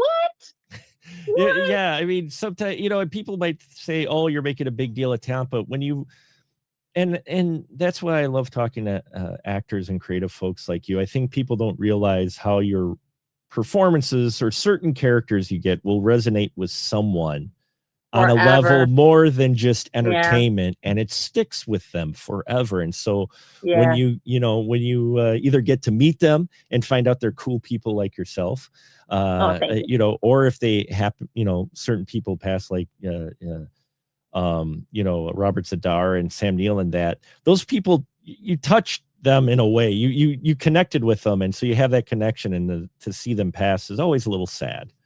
I was really sad when Camden Toy passed away. Camden Toy was in Disciples, and he was in A Blood Story, and we had become really good friends. We would get together. Sure. And he was so wonderful, and that was a bummer, but yeah. But you know, I mean, it happens. It is life, but they live on film, right? You get to have those memories. You've got those really strong memories, and they live on discs and DVDs, and that's why you collect physical media, folks. So I have a big collection myself. We have a really big. I used to have an enormous VHS collection, enormous, and then of course it went out of style, and everybody had DVDs.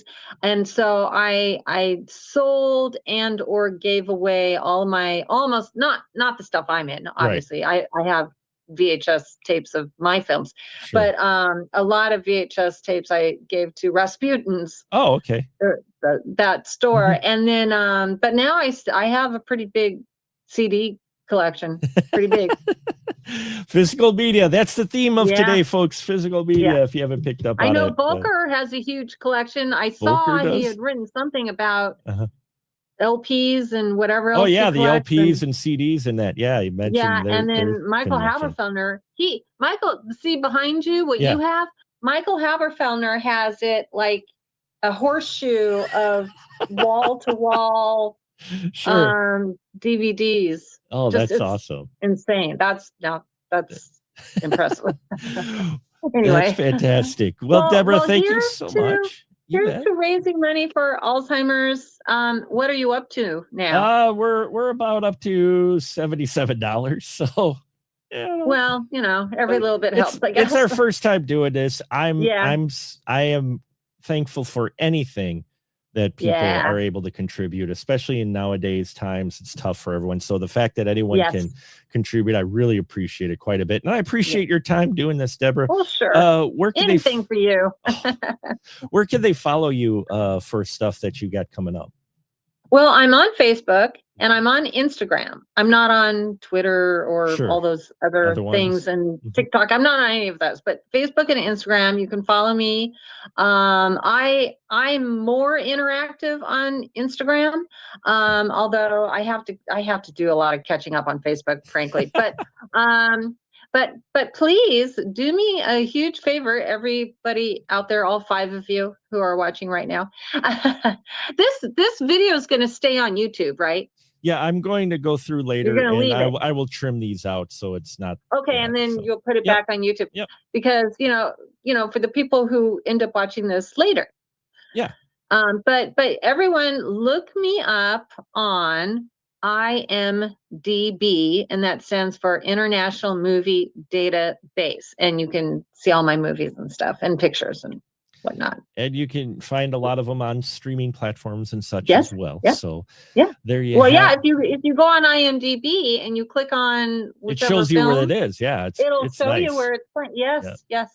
It's excellent. So thank you very much, Deborah. Thank you, everybody, for tuning in. Volker, thank you. Billy Judd, I see you popped in as well. Thank you so much.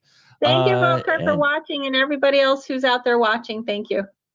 And we're going to take a short break here. And then when we come back, I'm going to do some video game streaming for a little while. So, fun. I love watching you play video games. So we're going to take a break here, folks. But we will be back. And so stay tuned for that. Bye. Bye, Mark.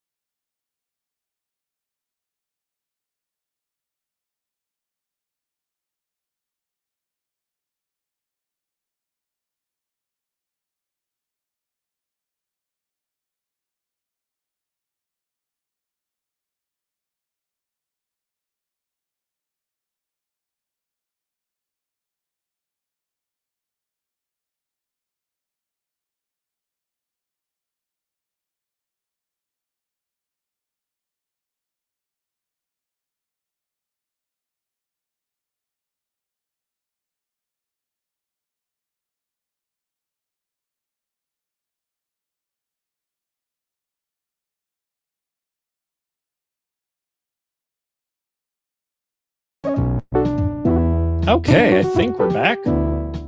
Hope we're back.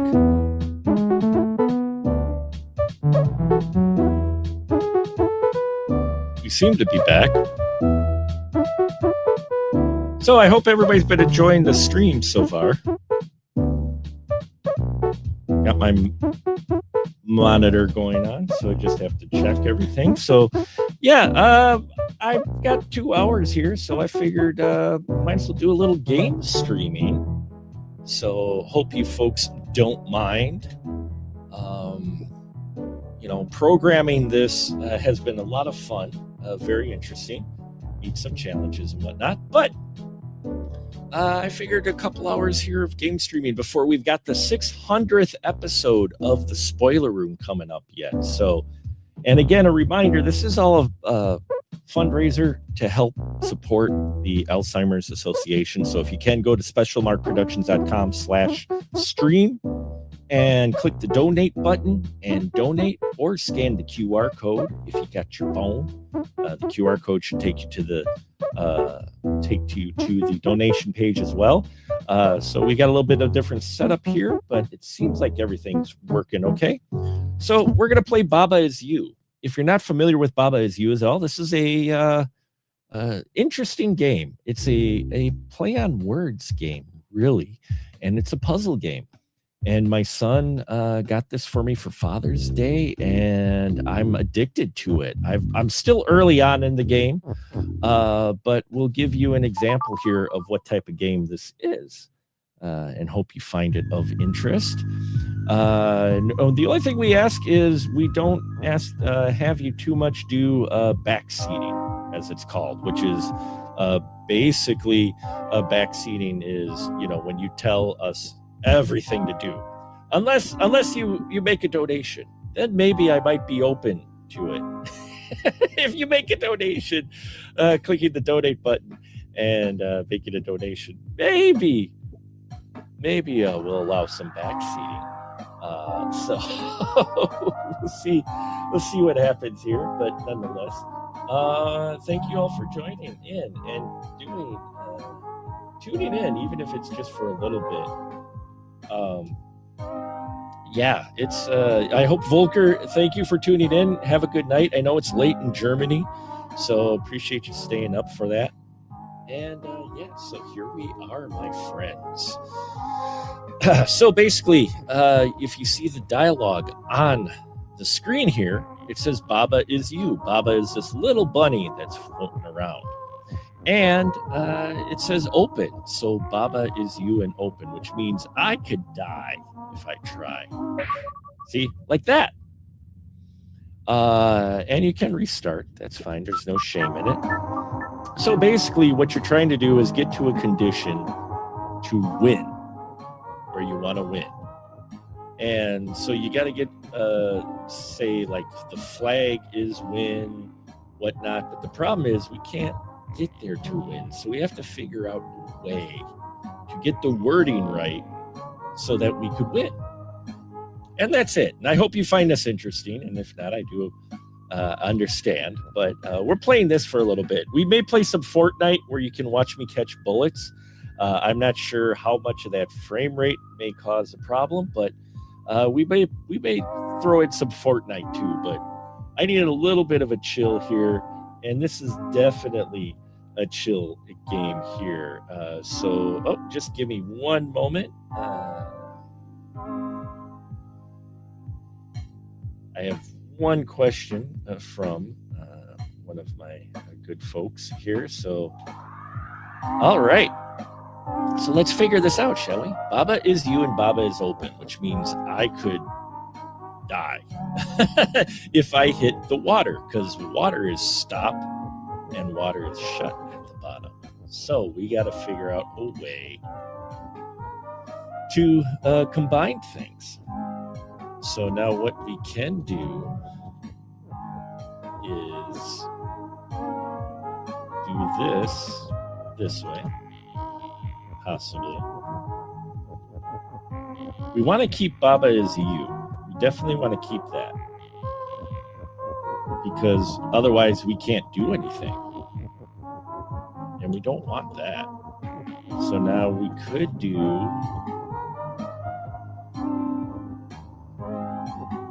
we can do key and Baba is used. So now see the key is moving with us.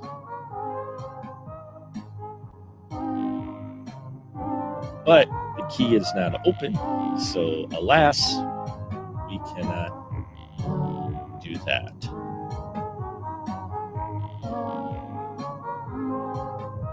So this one's been a challenge. This one's been giving me some trouble for a while.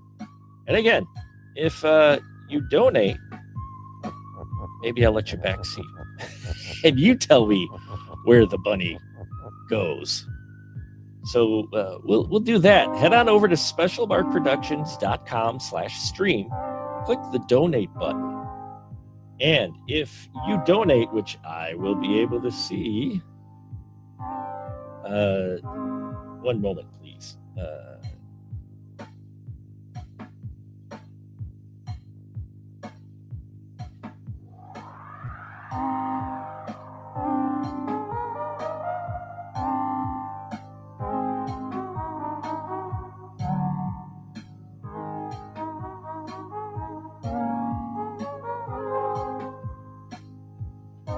Anyway, I can see who donates. So if I see a donation in here, we're going to put it at $10. If we see a donation of $10, and again, go to specialmarkproductions.com/stream, click the donate button or scan the QR code. And if we get at least a donation of $10, whoever donates that $10 will get a chance to backseat for a little while. Probably, we'll say 5-10 minutes. So, aha! So you want to tell me what to do? There you go, folks. That's what you can do. So right now, though, we're going to try to finish this. So we can do... see, I can't do key is open. I'd like to do key is open, but I can't do that. Because if I do that, I can't make it and Baba as well. So that is the struggle that we are currently having.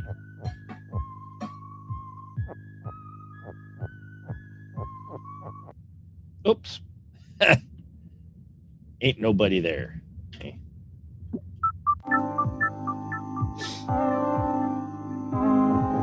So hence you can see, folks, the challenge. There is.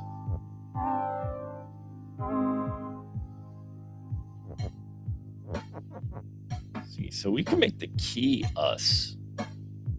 We can do the key is you. Okay. And not Baba. And now I'm the key. Oh.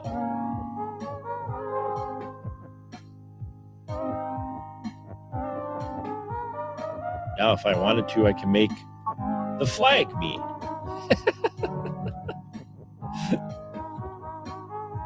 So, hence you can see, though, where the challenge comes in this game.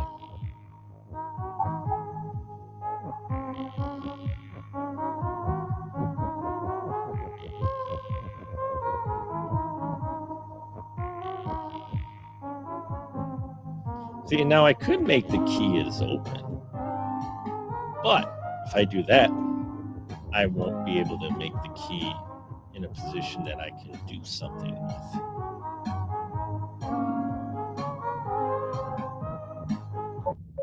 See? That don't work either. So this is the puzzle that's given me the most challenge, I think, overall.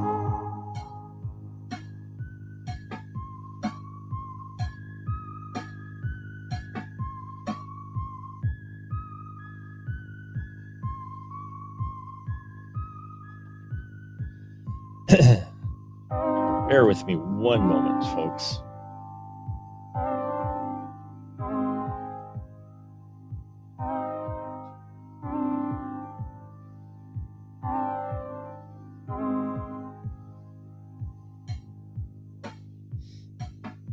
So here we are, yes. So on this one, again, it's the challenge. It's the challenge of trying to get to the win.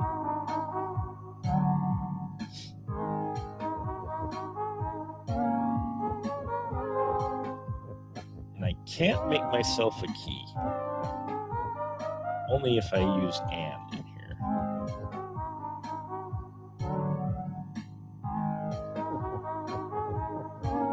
See, now if I take that away, at least now I can't die from the... I can't die from the water. So that's a plus, right? And we could possibly do it this way.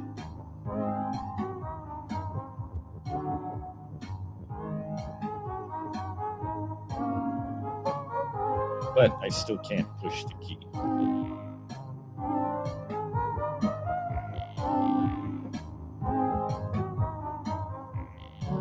So you can see where the challenge comes in.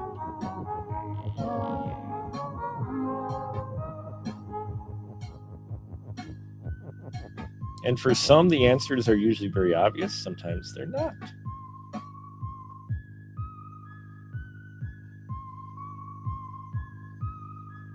Oh, I see now. See, I can't do the and. That's the trouble is you need the and in here. And you can't join sideways. If you join sideways, you got to be able to rearrange the stuff for sideways. And I don't have two ands. So whatever will we do?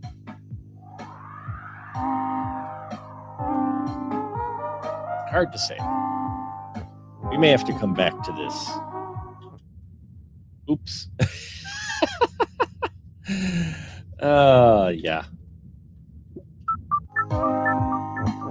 So there is a wording combo that I'm missing in this.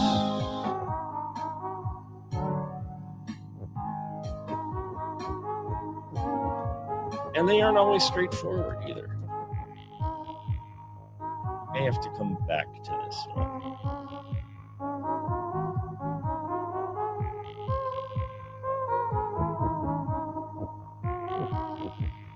See, you could make the flag a key.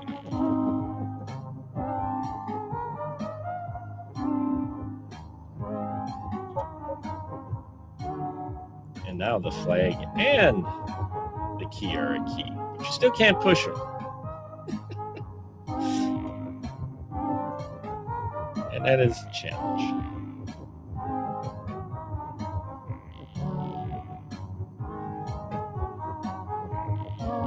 But you get the idea of this. We'll come back to this one. We're going to come back to this. We're going to go do a different one.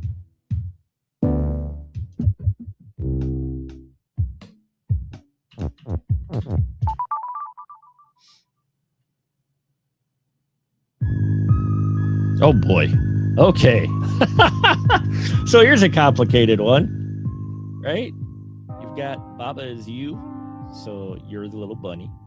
Skull is hot, so we don't want to touch the skull. Space, wait, which is interesting. I haven't seen that one. Kiki is defeat, so we can't touch Kiki.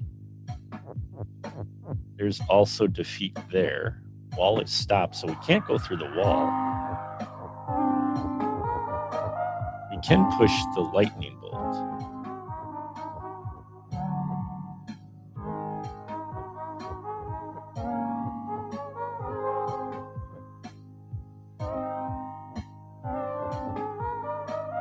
What is interesting is what we can do is this. Oh, we can't do that because bolt is melt.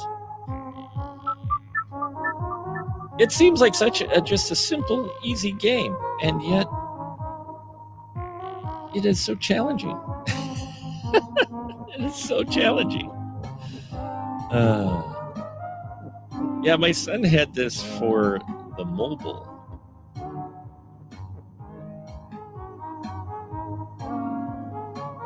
He had this for the mobile, and that's not gonna work. And that's what got me kind of hooked on this. But you can probably see the appeal. It is definitely challenging on the brain, which leads into, folks, our that would lead into our fundraiser here that we have, which is, of course,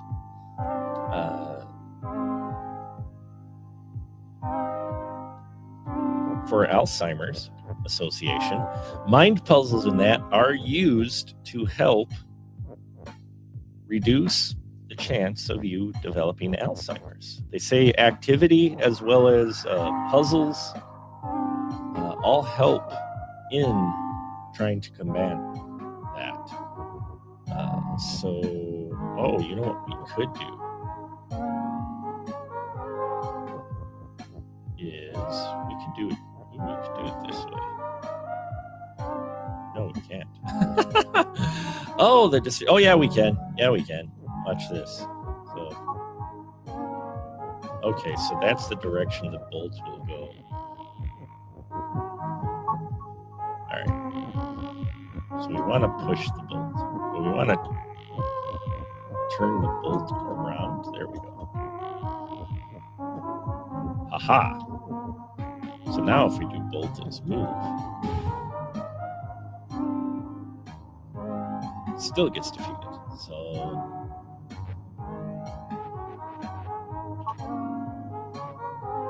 okay, I get what I need to do now. I understand. But yeah, mind puzzles are also one of the ways you can they can help combat this. So what I actually want to do is this. Combat Alzheimer's. So I find that very interesting. Now, I'm not sure if these are the types of puzzles they intend to talk about, but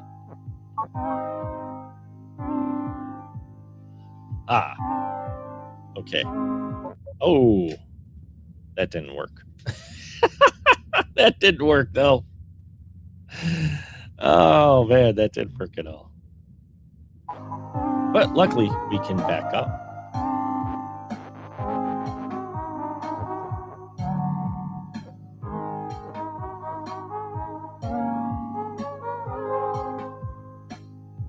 Oh, I timed that wrong.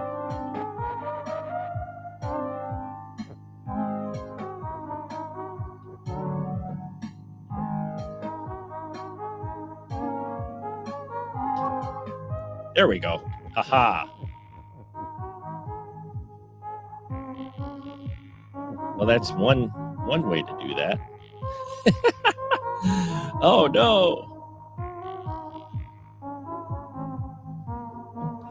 We may have pushed the wrong one though. But there's another way we could go, right? So I hope everybody's been enjoying this streamathon that we're doing.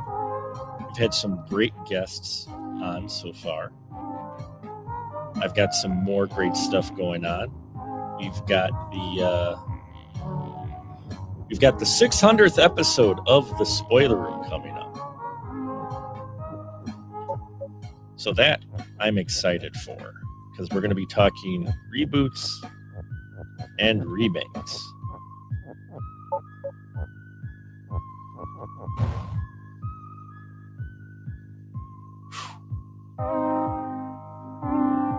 Decisions now, folks.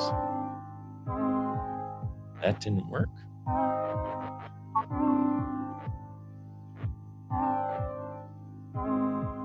But maybe we just need to use the same concept.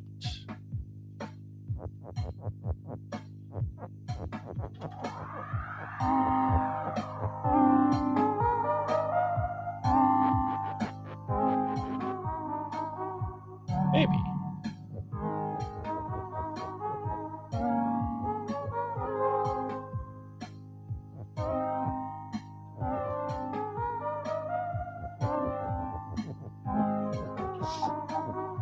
I do appreciate everyone who has contributed. We've gotten a few contributors tonight. Hopefully we can get a few more in.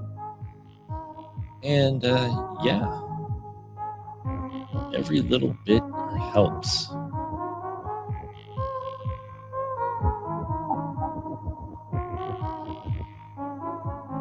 Yeah, we'll just reset. We're just going to reset. All right.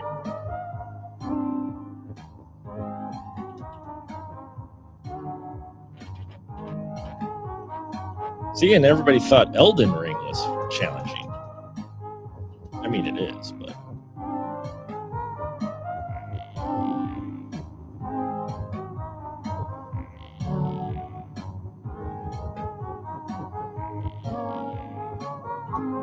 There we go. That's what we wanted.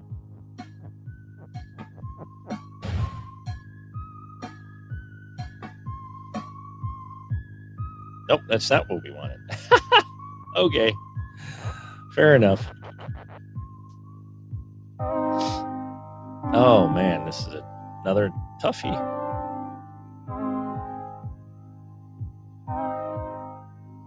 That bolt is melt is tough. See, that's where the big challenge comes in. Right?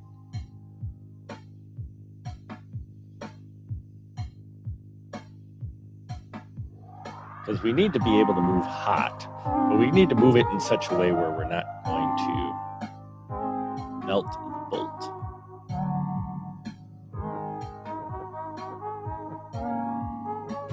And that's going to do that every time. So you can see where this brain puzzle comes into play.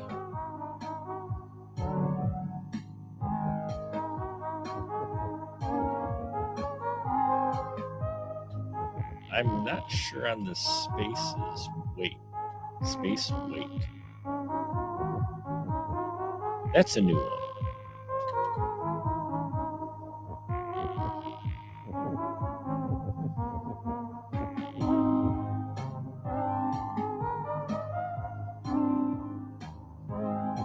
Maybe it has to do with the move. Oh, I don't have to move. Okay. Ha ha. Okay, that's interesting.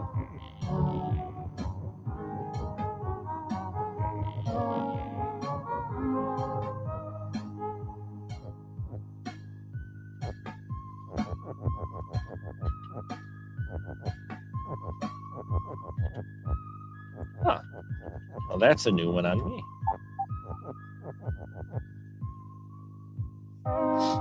So that's what the spaces wait for.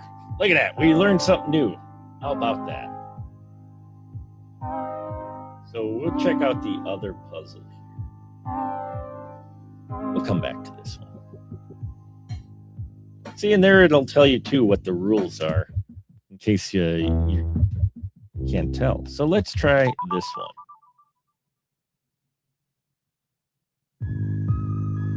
Okay, what do we got? We got Kiki's push, Wallace stop, and Baba is you. Oh, see, we couldn't make ourselves Kiki.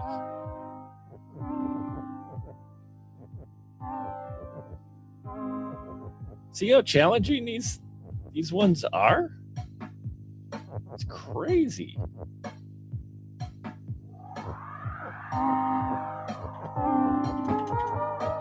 Let's make Kiki push.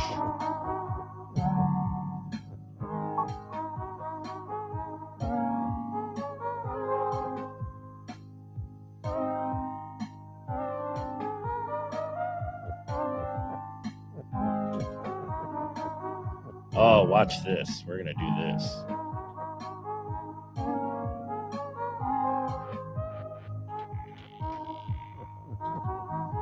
Okay, so we can't push into the wall because the wall is stopped.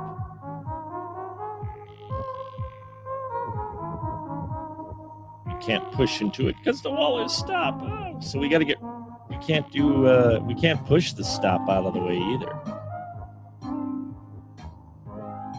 So there is that problem too.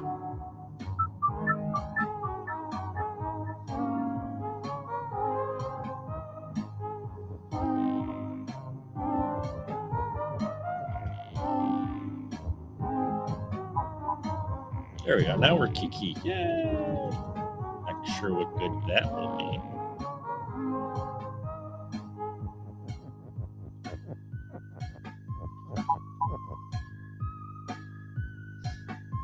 See, and hence, this is the challenges that this game comes with.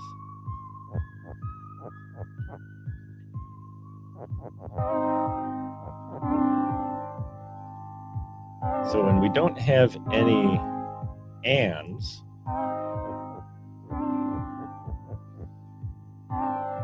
and we can't get to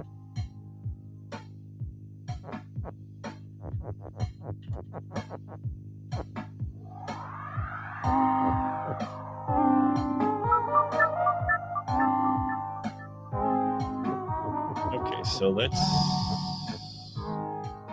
do this. Make Kiki is us.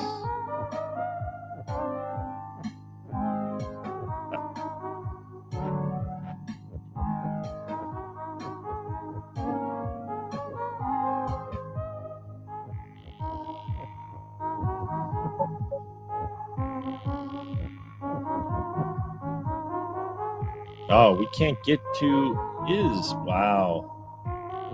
Because if I do this, oops, we're screwed.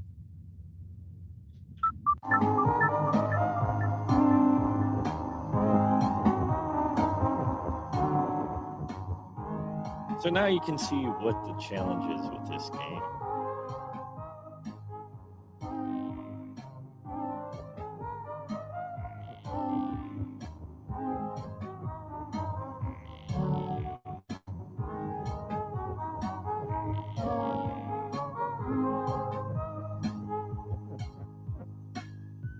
See, now if I could make the wall me, that'd be something. Right? But I cannot. The minute I do this, game over. So those are the puzzles that I'm stuck on right now. So, hence the challenge of the Baba is you. So, definitely one of those where it keeps you thinking. And you can make levels with this as well. And then there's more to it than this. You can go to the map. There's other areas. So there's lots of puzzles you can do. We could go to other puzzles and check those out before we go back. Let's see what these are. I haven't been on these at all.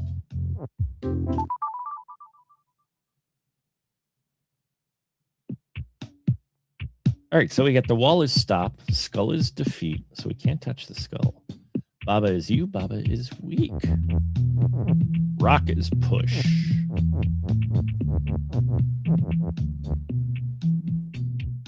So those are our challenges there, folks.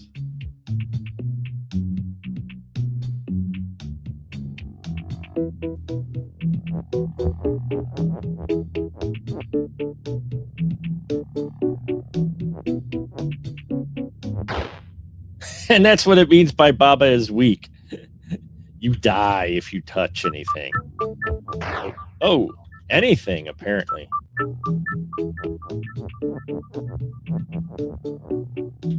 There, now Baba is no longer weak. Haha.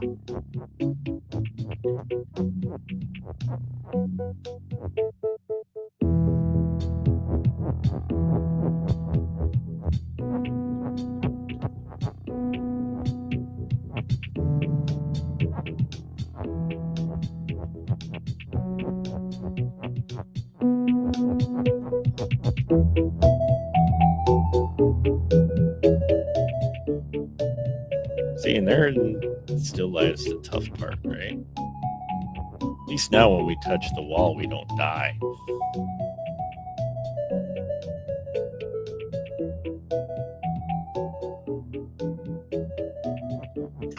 But that'll die. So yeah, folks, anyone who donates $10 will get 5 minutes to tell tell me what to do when Baba is you. So there's a donation for you. You can't do that.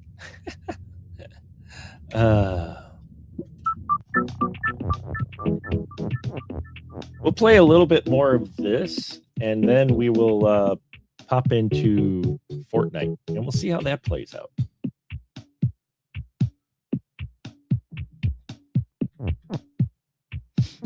Okay, so Baba is you. I wonder if this might work, but this would mean we are defeat. Oh no, it doesn't. Haha. Oh, look at this. Oh, we are in business now, folks. We are cooking with gas. Kind of.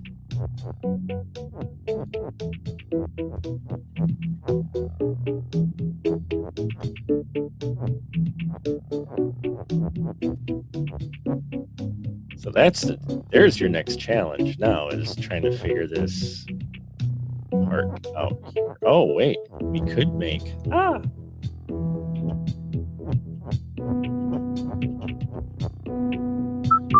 I pressed the wrong button. Don't you hate that? All right, so let's make wrong button every damn time. Anyway, I gotta hit the undo button, not the complete reset button.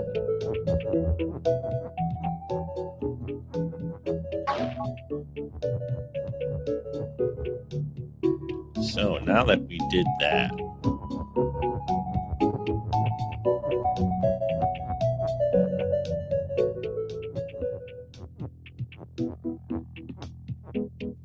I think what we can do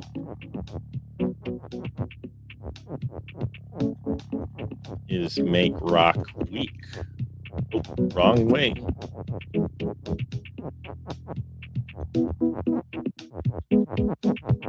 I think it's control. Yeah, okay, it's Control Z. There we go.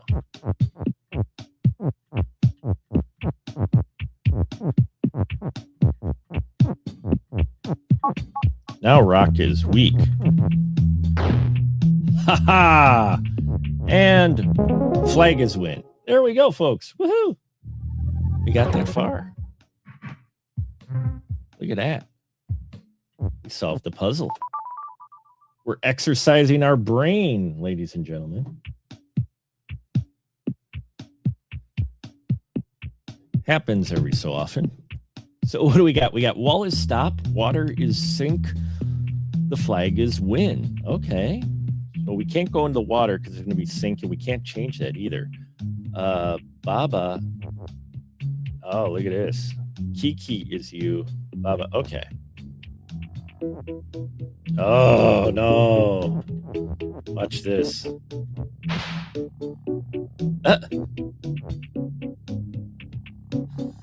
Okay. Did not expect that.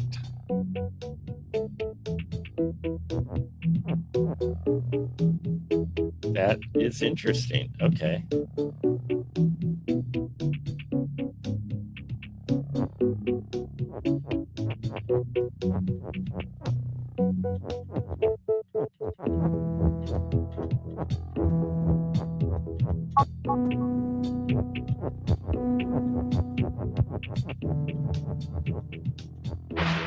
Oh, look at that. Oh, yeah. That's what we're talking about, folks. Solving that puzzles left and right now. A present for you. Box has flag, so that's good. The flag is win. All right. And the wall is stop, so we can't go through the wall. The water is hot. Love is melt. And love is you. All you need is love.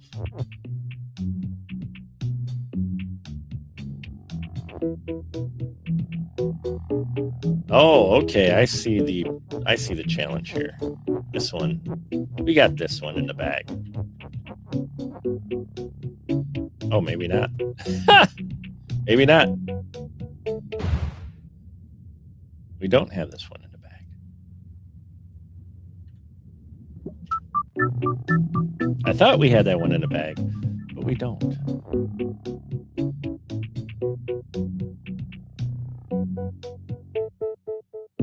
Oh, you know what we can do, though?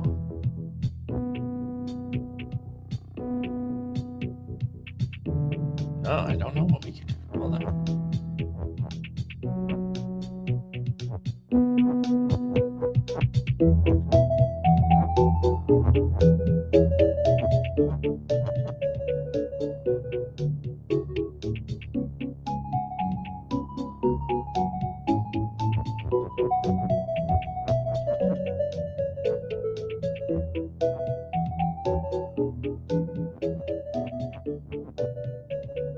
Well, that's a tough one, huh?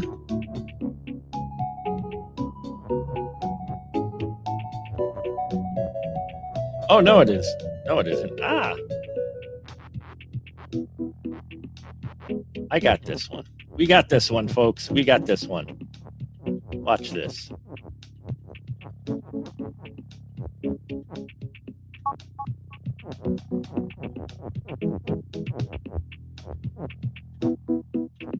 Ho ho. Ho ho. And now.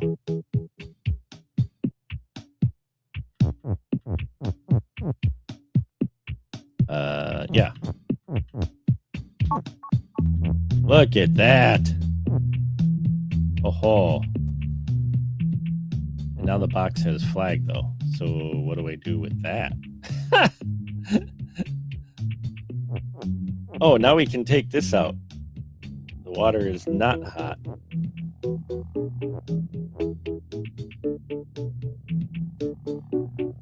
And the flag is win. So love is melt. So does that doesn't do anything either. Well, now I are confused.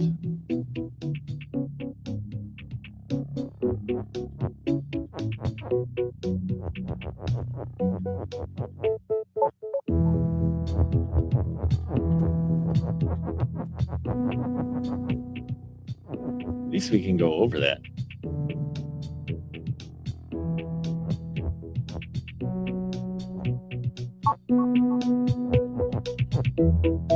Ah, okay. I think now I see it.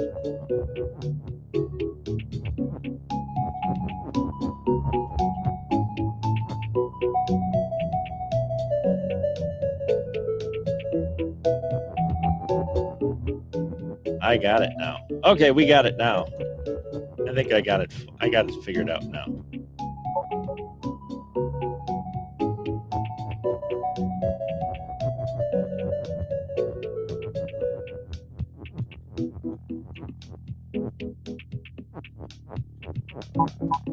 Maybe not. we might have it figured out.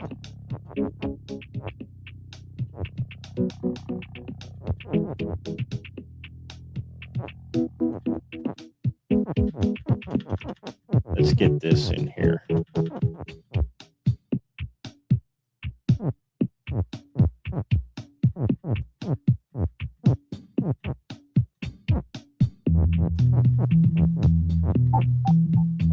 All right, so we got boxes melt.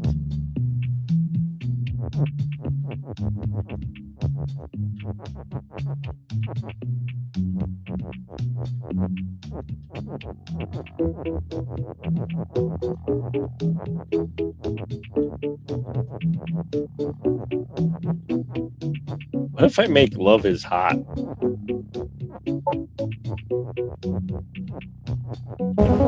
Hey, look at that.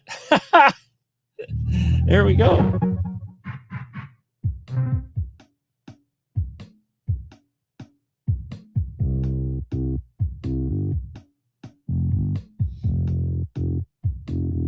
All right. So then when we get the next one, folks.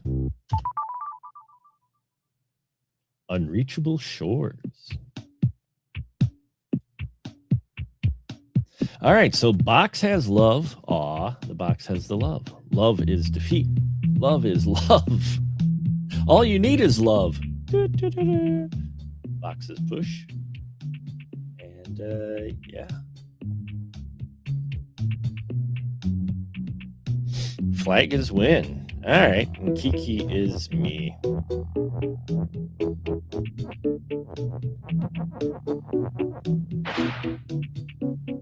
But see, love is defeat.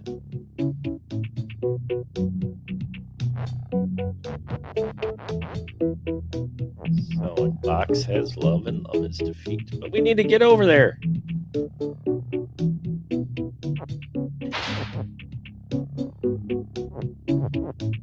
Well, now we don't need box anymore, right?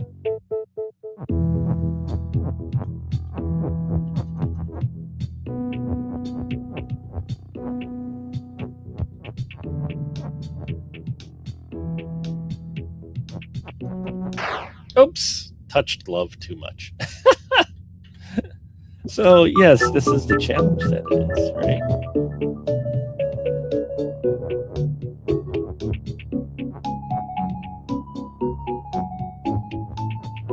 Should do box is you. Now the box is me.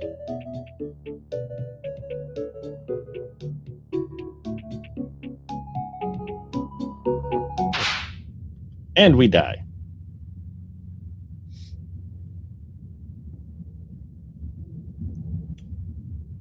So what we need, oh, you know what we need?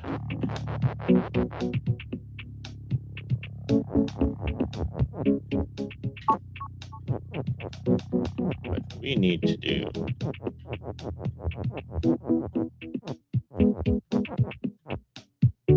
Oh, we're screwed now. We screwed ourselves. No, we didn't. No, we didn't. There we go.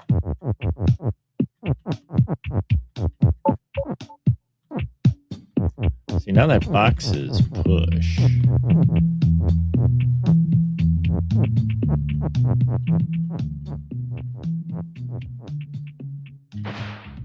What if I make the box me now? Will it create a new box? Good question. Nope. We die. You die.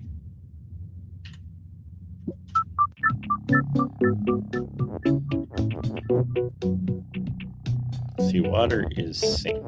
We don't want water sinking.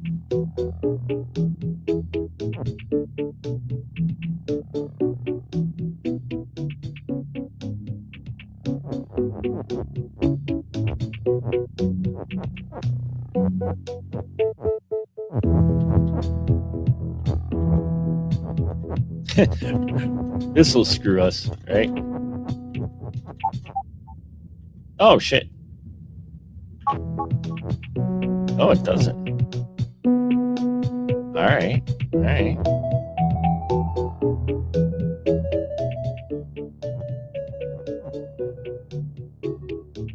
Oh, that kind of screws us, though. Now we don't have a box. Oh, but we have this now. Huh.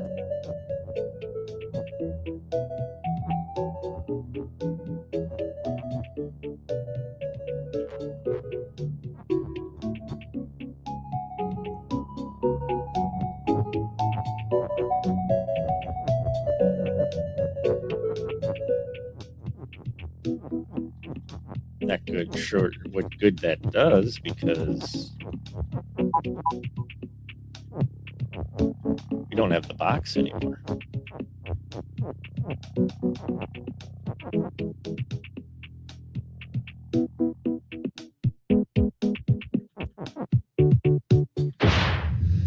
The challenges of this game. Text is float. Aha, text is float. That is what I missed. The text is floating. So what that means is Don't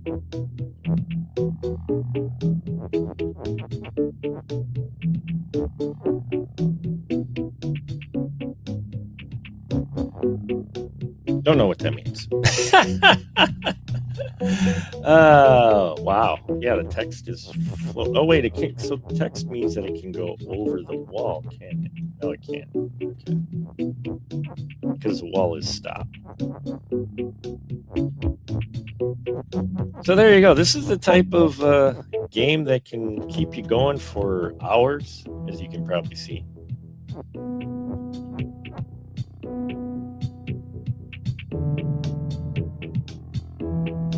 But it is definitely an interesting game, for sure.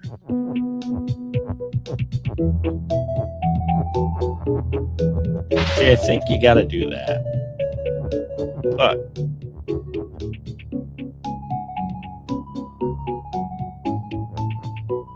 not sure on what to do from there. Because love is defeat. So that one is a conundrum, folks. Indeed. So I think what we will do here, we're going to take just a short break, folks. And then when we come back, maybe we'll play a little Fortnite. And then we've got the 600th episode of the Spoiler Room coming up. So stick around. I'll be back in about 5 minutes. And we'll go catch some bullets. And we'll see how that plays out. So thank you so much for those of you who've stuck through us through this extraordinary long stream. Appreciate one of you, every single one of you. And we will be back. So stay tuned, my friends.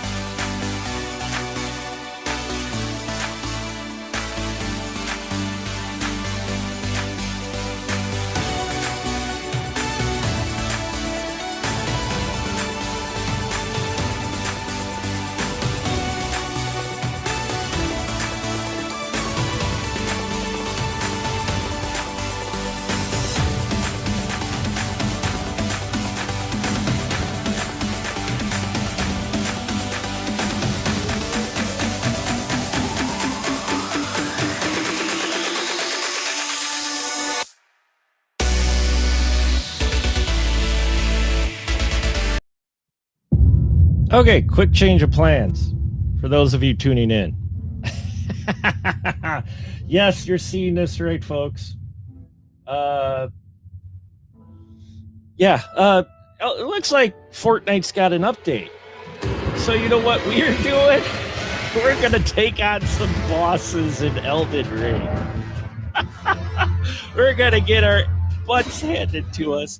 We will try not to swear because we want to keep it friendly. But yes, folks, Elden Ring has consumed a lot of my time. A lot of my time. It is a fun game. It is a great game. It is also a very, very, very difficult game. And so for the next 45 minutes, and about 40 minutes at least, we are going to try our hand at a couple bosses on the DLC of Elden Ring. Uh-oh, I'm out of coffee. That's a bad thing. And so, yes, my friends, we're gonna do this.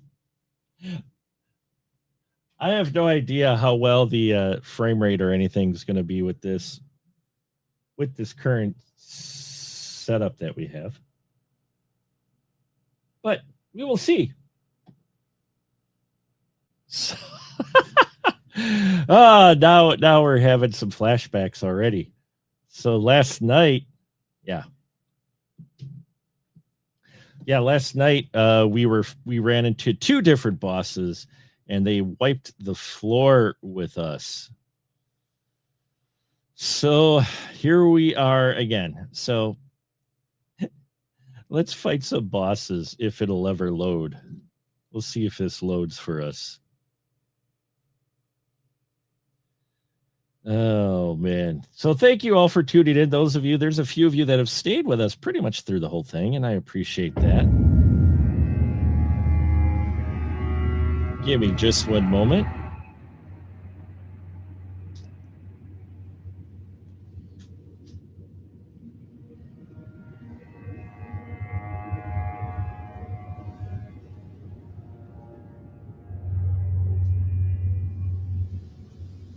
All right. Let's do this, shall we?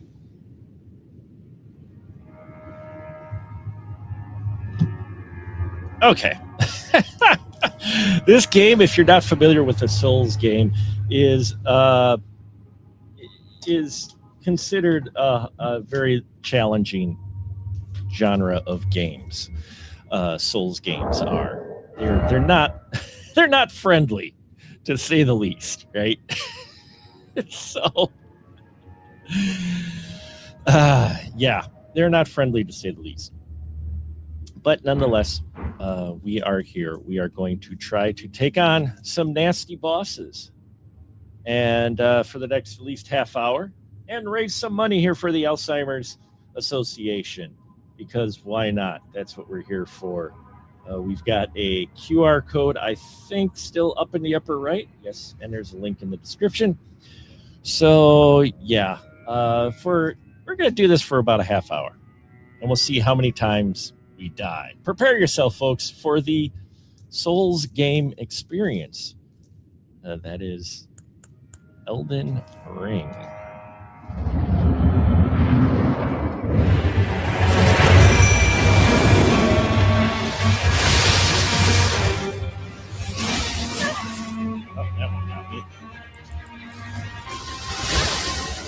That one got me too. That one didn't, at least.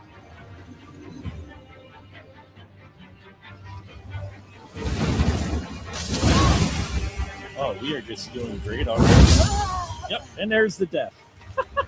Didn't even get in the door. Didn't even get a hit on it. Oh yeah. Let's see how this goes. This is not going to be pleasant. And this is a challenge. There's many. I didn't realize doing this how many fans there are of this game. It's crazy. It is just crazy how many fans there are of this game. And I can see why, though. I can see why now, why there are fans of this game.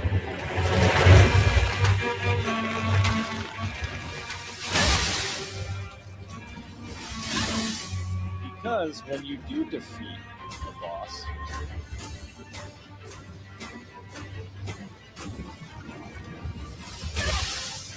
it feels so good, yeah.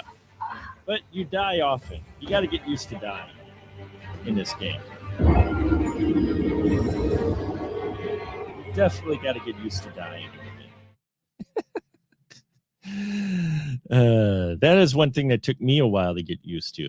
Because when I first played the first Dark Souls game, I was like, I got defeated, and I'm like, yeah, no, this is just not for me. And then a good friend of mine said, give it another try, and I got hooked.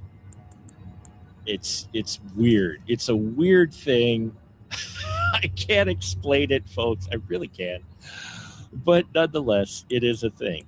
So, yeah, so here we are. And this is the Souls experience.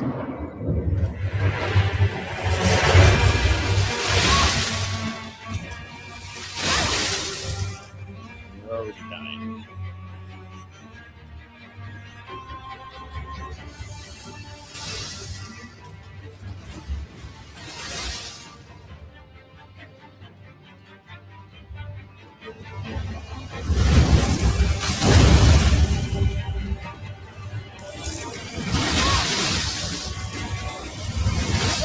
Yep, and we're dead. And that's just one boss. You could go find the other boss too that kills Yay Verily quite quickly. We could go to that other boss. That boss kills you even quicker. But this game is gorgeous. And the game it can be a lot of fun. But I've been told I've hit a point in the game now where it is now a test of patience and courage, to be sure. Oh, man.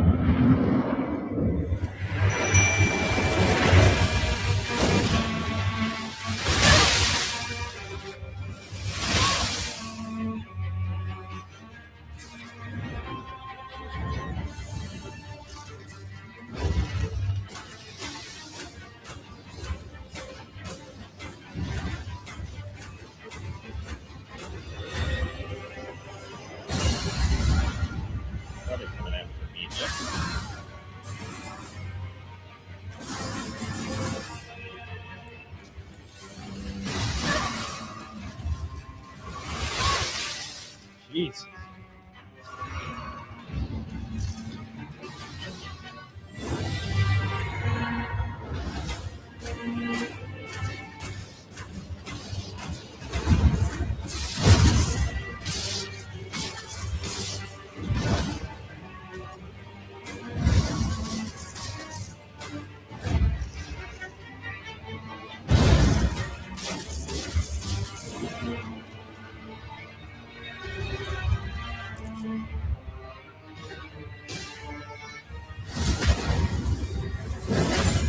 Oh, but don't get comfortable on your laurels, ladies and gentlemen.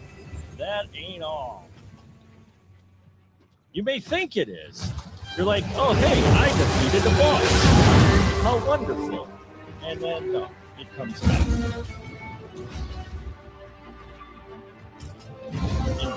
In supreme fashion.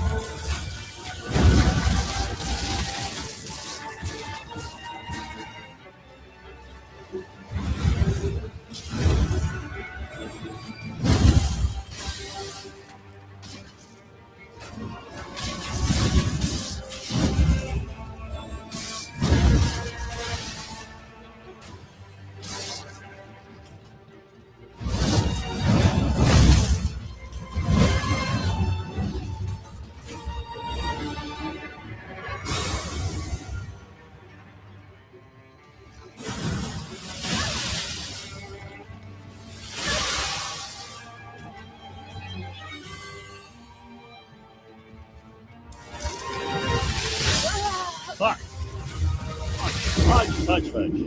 I said some naughty words. I know. But I did. I said some naughty words. My family and I call this the yelling game, as you can imagine. We call it the yelling game because I yell quite a bit. It's a game my wife definitely has to tell me when she's going to bed because I got to try to keep my swearing down just a little bit. So, anyway, yeah, so that's the joys of. So whenever you hear someone talk about a Souls game, they're talking about this type of game.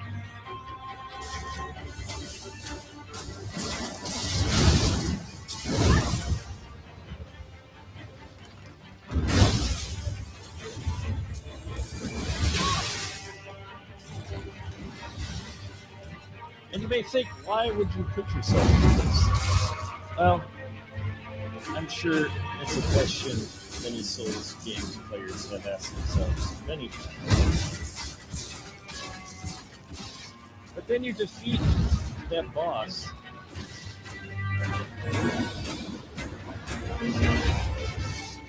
And yeah, it's just ouch.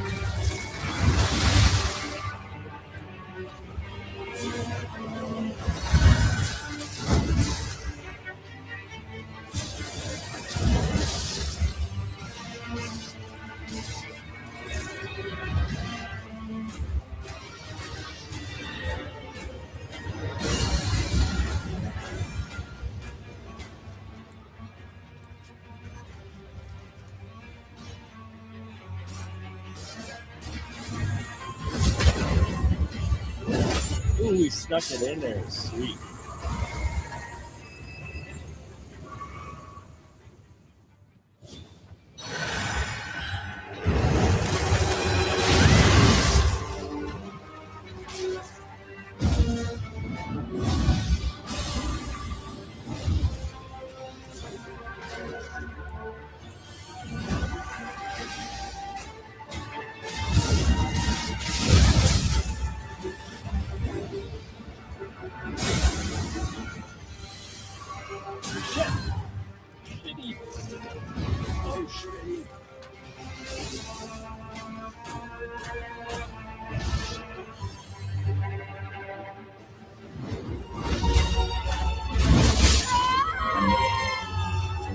And just like that, you die.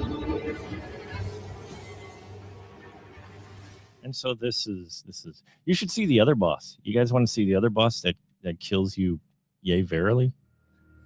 Let's go. Let's find the other boss that kills you quite quickly.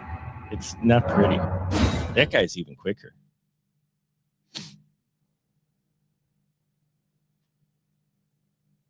That guy's just downright nasty.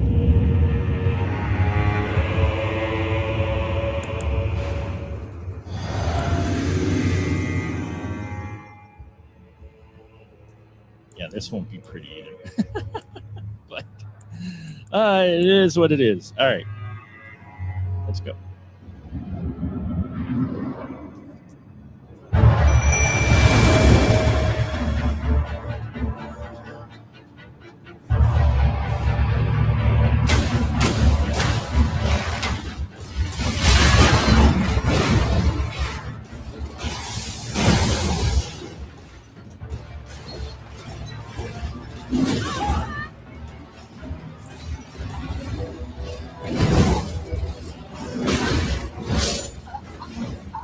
Just like that, you got it.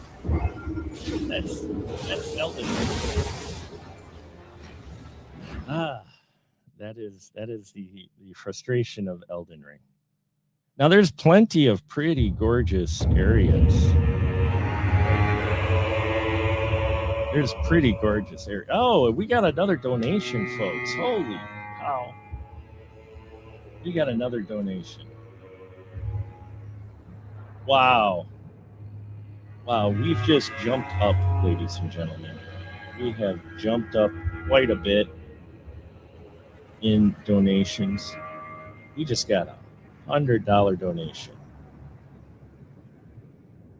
Talk about, thank you very much for that donation, everybody.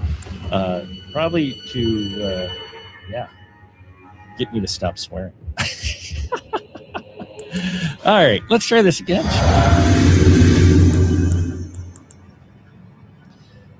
But now, yeah, I mean, the whole point of these games really is to challenge you. And sometimes that challenge is a good challenge. And sometimes it's a challenge that you're just like, oh man, what did I sign myself up for?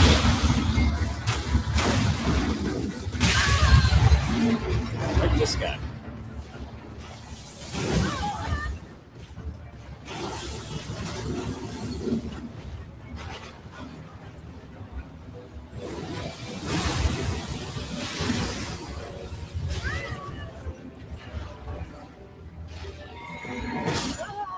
Just like that.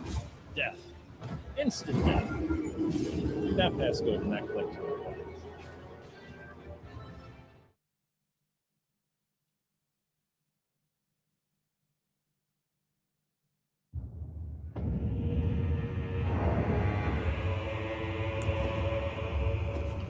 But yeah, why subject yourself to a game like this? Hard click. When you defeat the boss, it is such a high, such a feeling of accomplishment when you do defeat a boss. That is the appeal at the end of the day. That is the appeal of this is.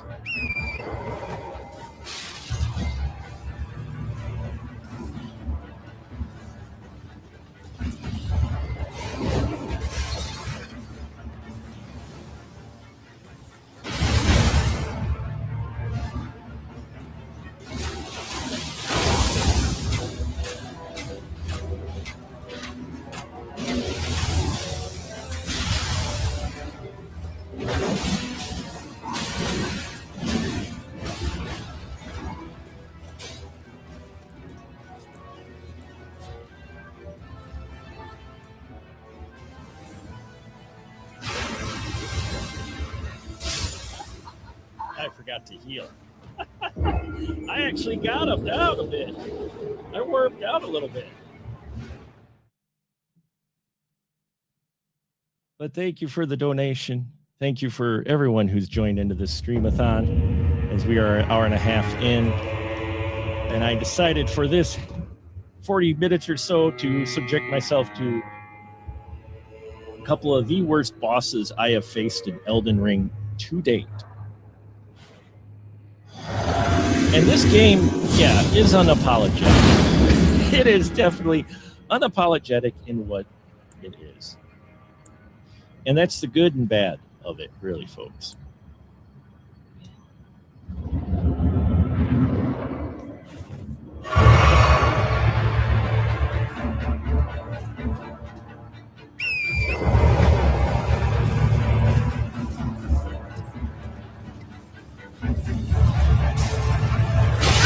I got trapped in the corner.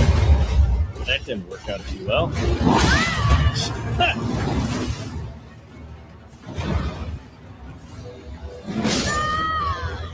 I just got aced like that. I got caught in the corner. he likes like, nope.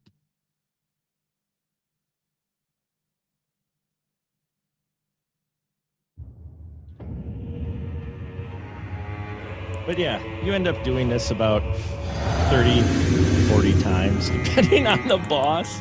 Though I'm told that I need to get good. This is my first time ever playing through this entire game. And so, there is a little leeway. But I've still put hundreds of hours into it. And if you think that matters, well, you'd be wrong.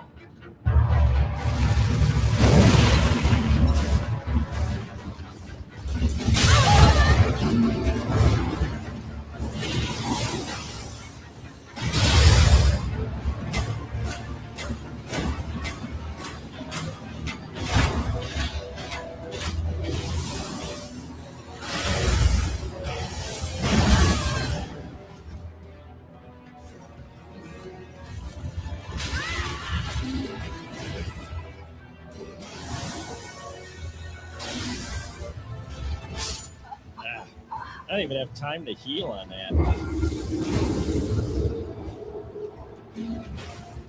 No time to heal.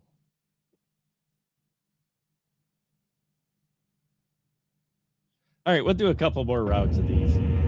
We'll do a couple more rounds of these. I can blame Fortnite because Fortnite had a major update, and I didn't want to wait for the update because I wanted all you folks. We have us at least a little bit of a game stream here. So, all right. So let's do this again, shall we? Actually, we're going to do something real quick. We're going to turn off some of our other items. Just keep circling through all that. And yeah, we'll do this. We'll try this.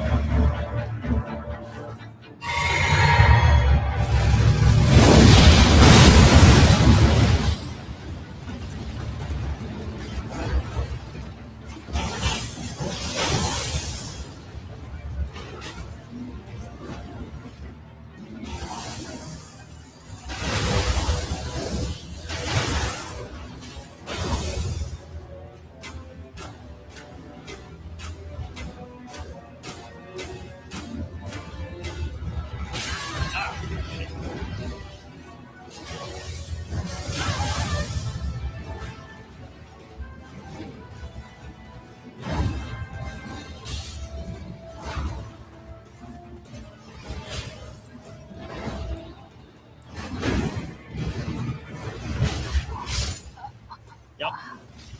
That's how that happens. Trying to switch between weapons and yeah.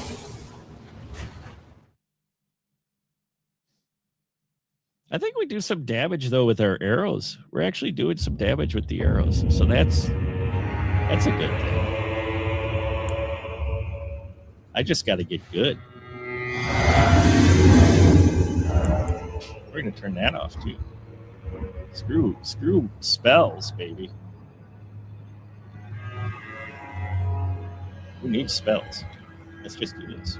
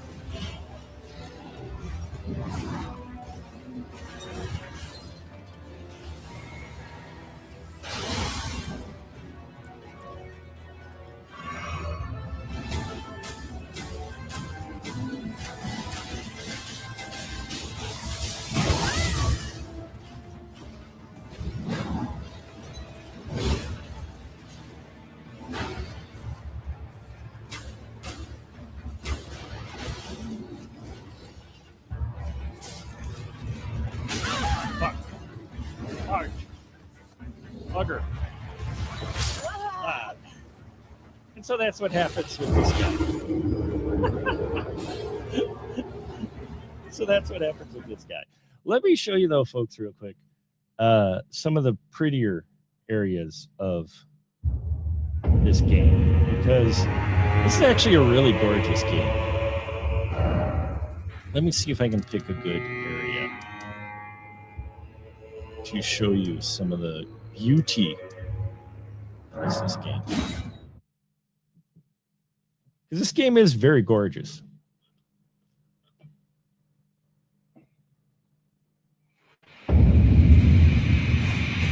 Like this.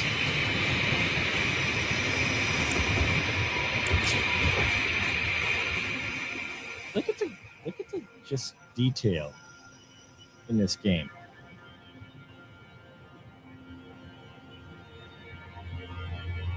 This is one of the best looking games I honestly can say I've ever played.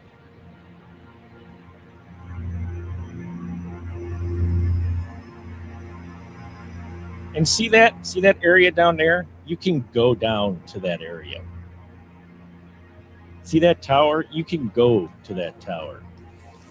Eventually, I think you got to go into that mountain too. But look at how big this world is. And this is just the DLC, ladies and gentlemen. This is just the add-on they came up with for Elden Ring a number of years ago. It's insane the amount of detail they put into this game. And that's what appealed to me, more so than the challenge. Oh, look, this looks like central Wisconsin right now with all the smoke. The Canadian wildfires that are blowing smoke our way. Yeah, this is what it looks like, folks. Right here. That's what the streets kind of looked like earlier, especially north of us. North of us, they really look smoky. But yeah, that's how gorgeous this game just is. There's so many cool, like, scenic spots you can go to take a look. It's crazy how good looking this game is. And that's what surprised me the most was how good the graphics of the game are. As challenging as it is. So you kind of take the good with the bad. I mean, look at that. Right? You take the good with the bad. You got this gorgeous world that you can play in with the most deadliest, ugliest, hardest enemies to ever that you ever faced in a video game. And yet you get shots like this, right? You get shots like this where it's just beautiful. So that kind of takes a little bit of the sting out of getting your butt handed to you.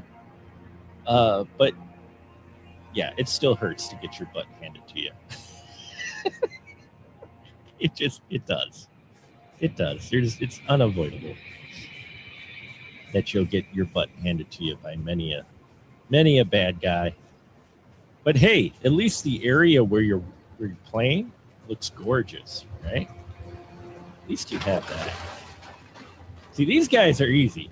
These guys are no problem. That guy, oh crap. That guy, on the other hand, I forgot about him.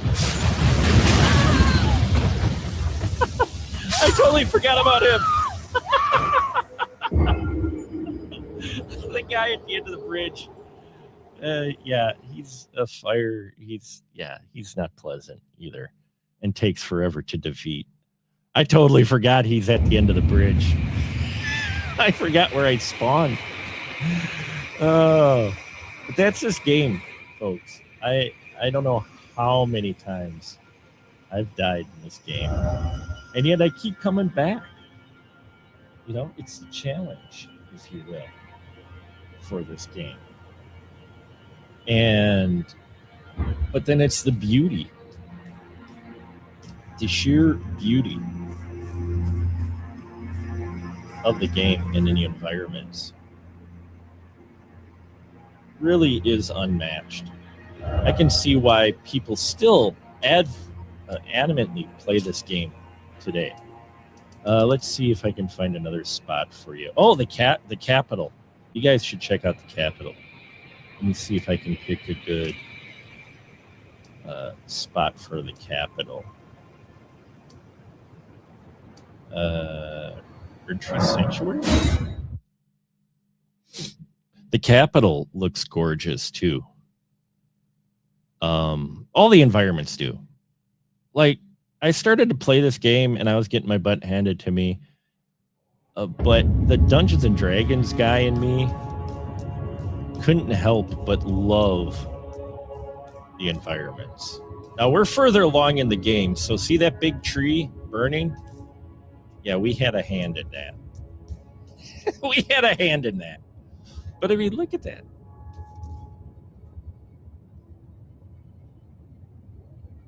It's insane. Look at the detail on this castle. I cannot sing the praises enough of the developers of this game.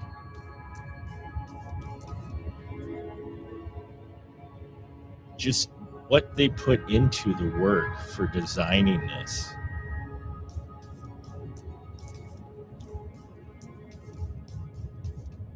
The artistry. And this is art, folks. This is artistry right here. With the lighting and the smoke. Again, this kind of looks like central Wisconsin right now with all the smoke. But hey, look at that. Not seen any game really that has put this much detail in it. Now again, there's a lot of destruction around here, and that's my doing for doing the destruction. I did that. I had a hand in it. I did. So there are bad guys around here that can still vehemently kill me, as you've seen. And that's the thing too. These environments that you have been in, if you go back to them, they're still as dangerous. You may be more powerful, but they're still as dangerous. Look at that.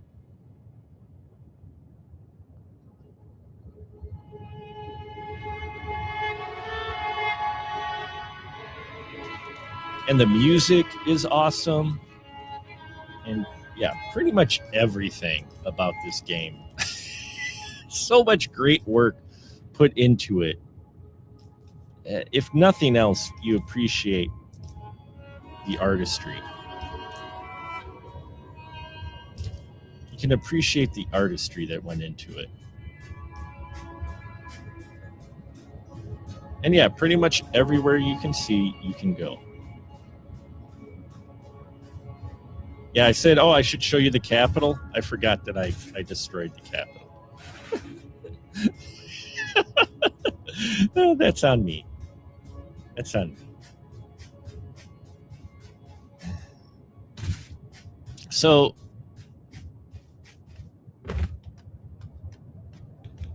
if you ever want to challenge yourself wholeheartedly, pull out your hair. See, though I'm old, so I don't have a whole lot of hair to pull out.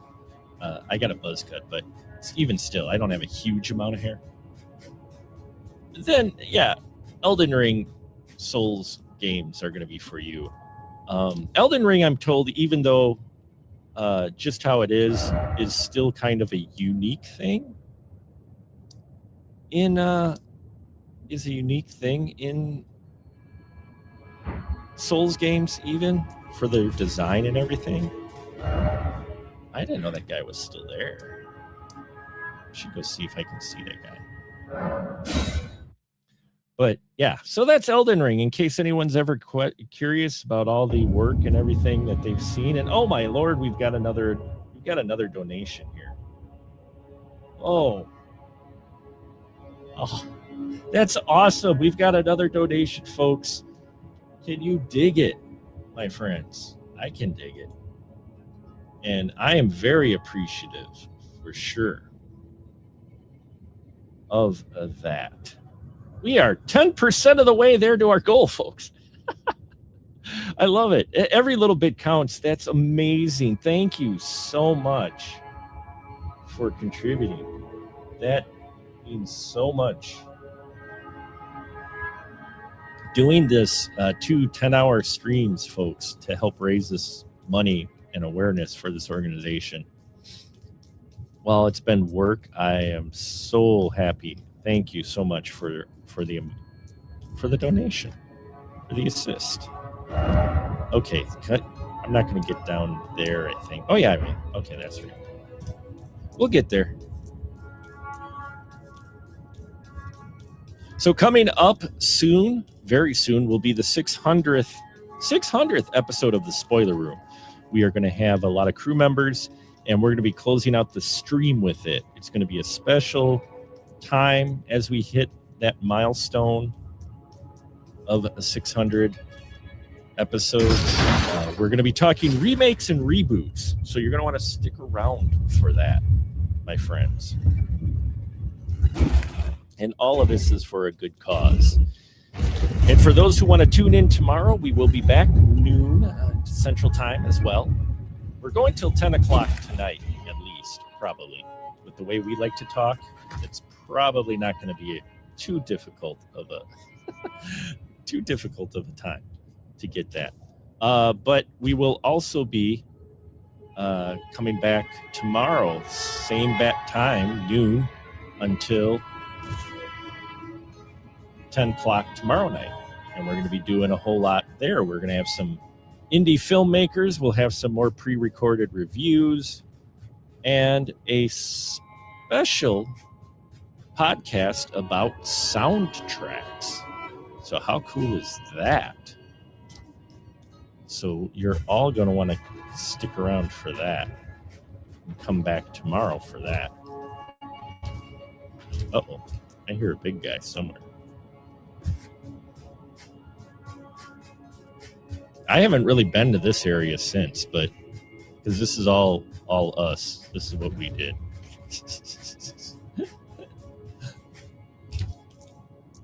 But I hear some big brutish guy clomping around up there.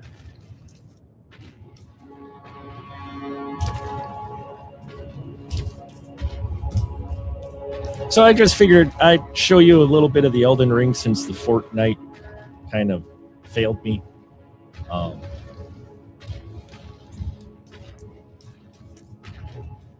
And who knows, maybe this encourages you to look into this game.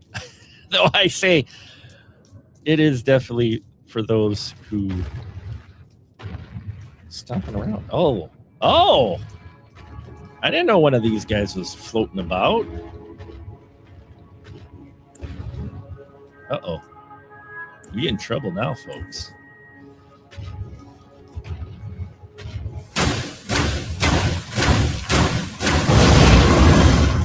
Yeah, he don't like us too much. Change out our arrows because I don't want to waste my... Oh yeah, he ain't happy. I didn't realize this guy respawned.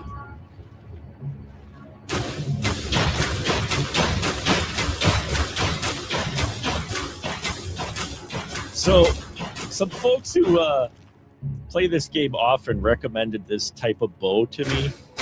And, yeah. It's like got home-seeking missile arrows. It's crazy. Now, my type of character that I've been playing with this, he's not exactly a hand... She's not exactly a hand-to-hand kind of battler. More of a rogue type who likes to kill things from a distance. Or poison them. Even better is if you can poison. But...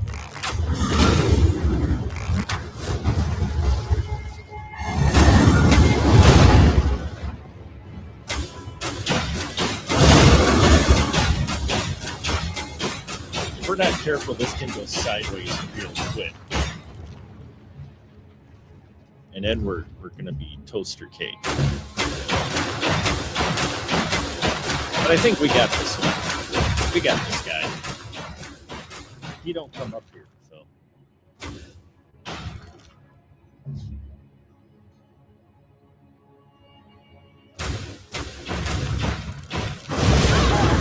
But see, look at the damage he still did. Isn't that crazy? There we go. He killed. He dead. Hooray. I didn't realize there was a big boss, like a big guy like that out floating about here.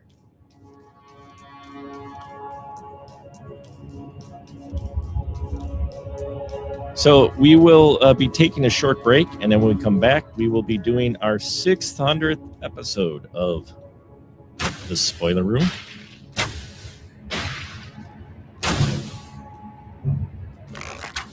Come on. Seriously?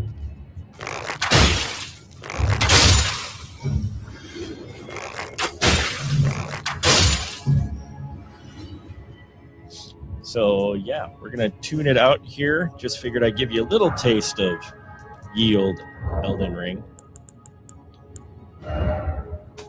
And we will be back shortly. We'll be with the Spoiler Room crew for the last of the stream tonight.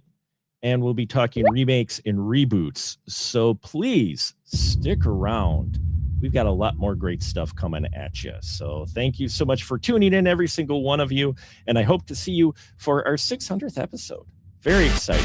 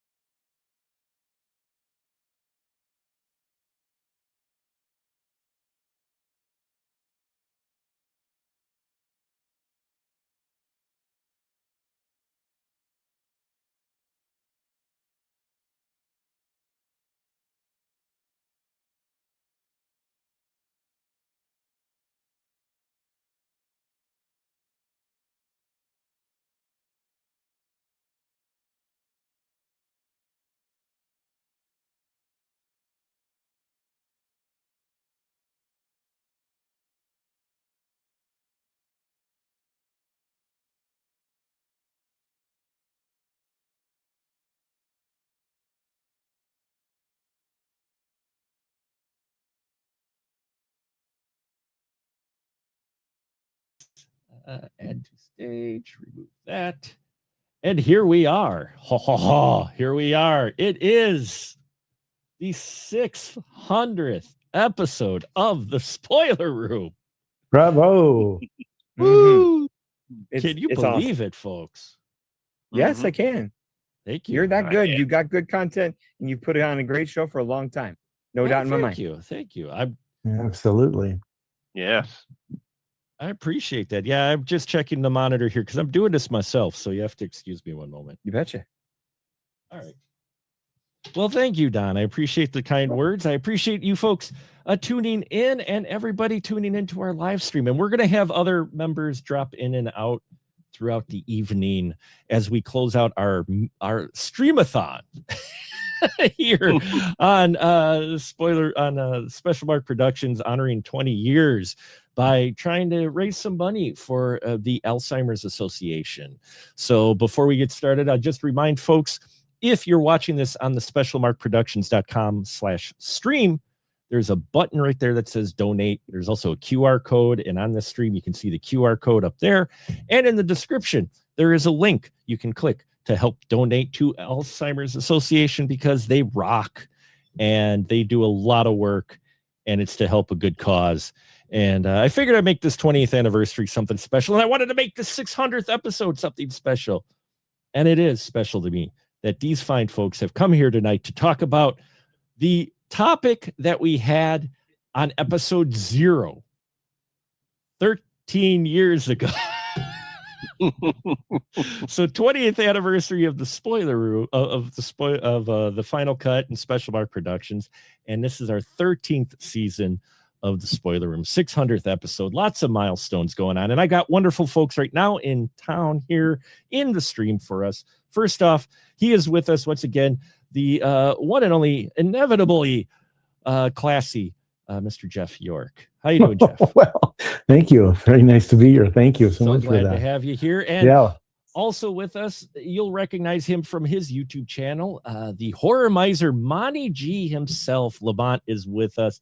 Thank you, Lamont. I know it's a little late where you're at. I appreciate you popping into our 600th episode to talk remakes and reboots for as long as you can.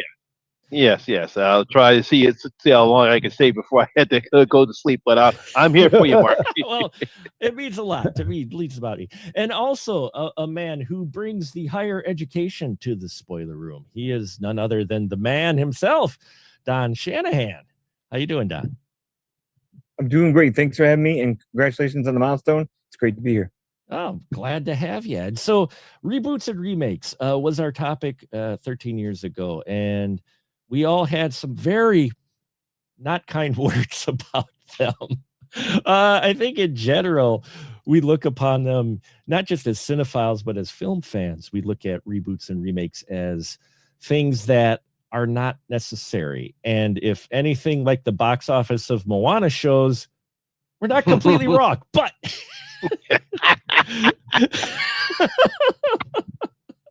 Disney, who was it? Don, I believe you say too big to fail. Disney is too big to fail. They're going to keep doing these reimaginings. It sounds like Tangled is next.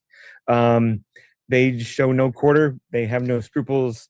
If it can make money and squeeze money, they will try.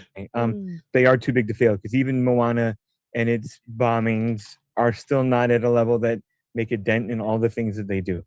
They're too big to fail. And it doesn't matter how much the rage haters and the grifters and the chuds try to celebrate this what Manal is doing. Disney doesn't care about that.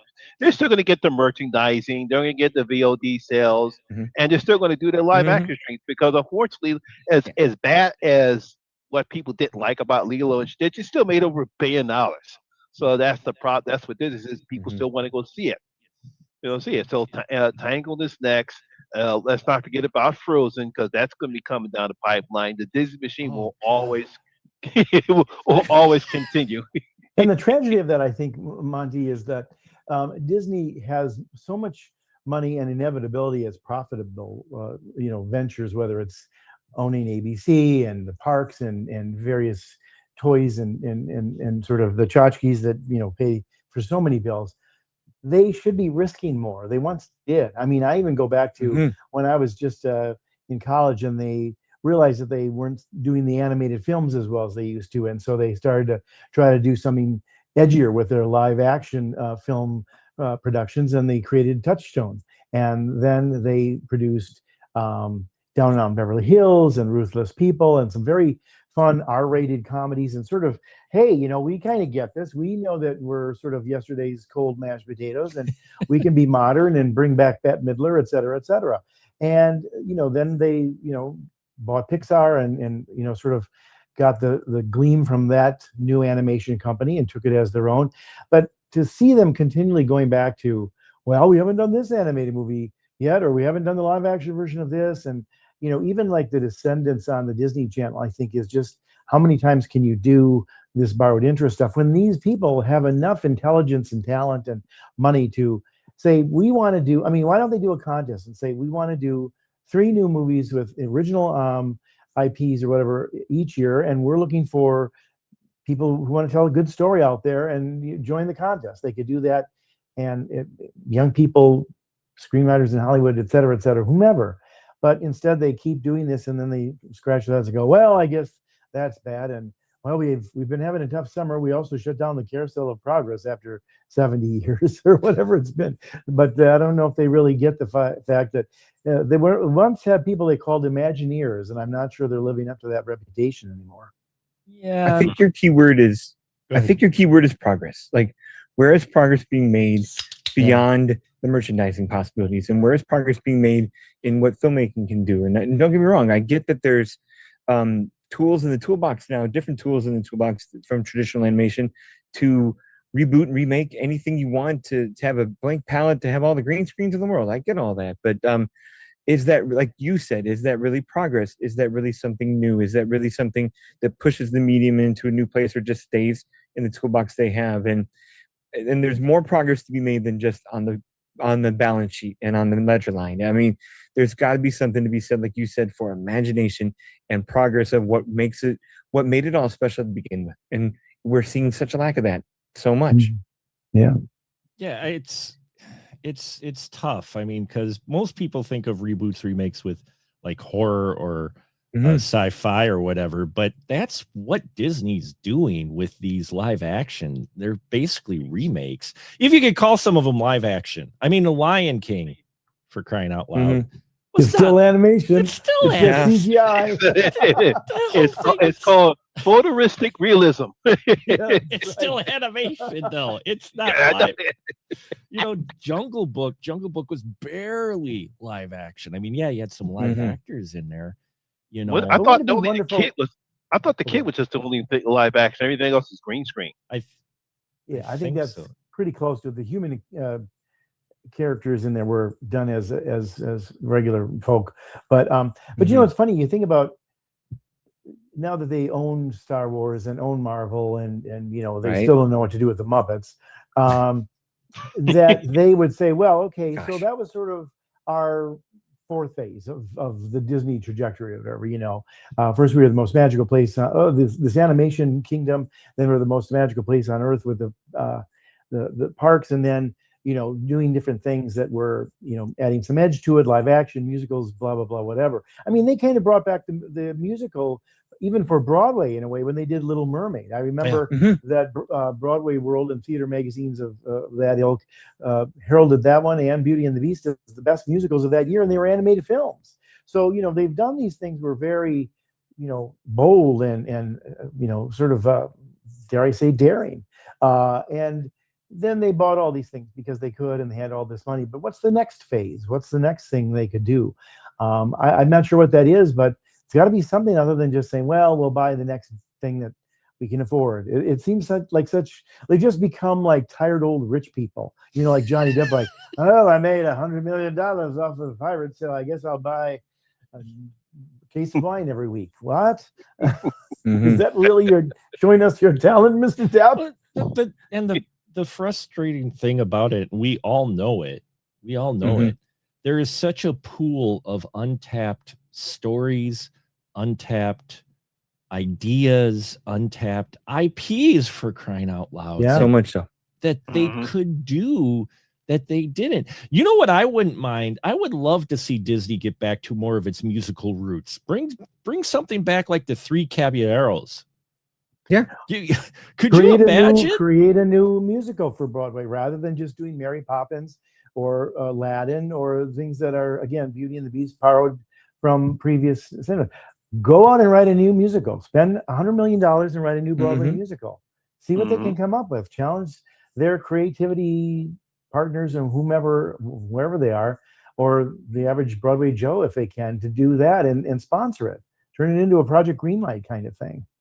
Just different ways that they could be bold still. But I think that to me would be, just as a reboot of the company, if you will. Yeah. Like the next phase has to be to, I think, be bold and daring again.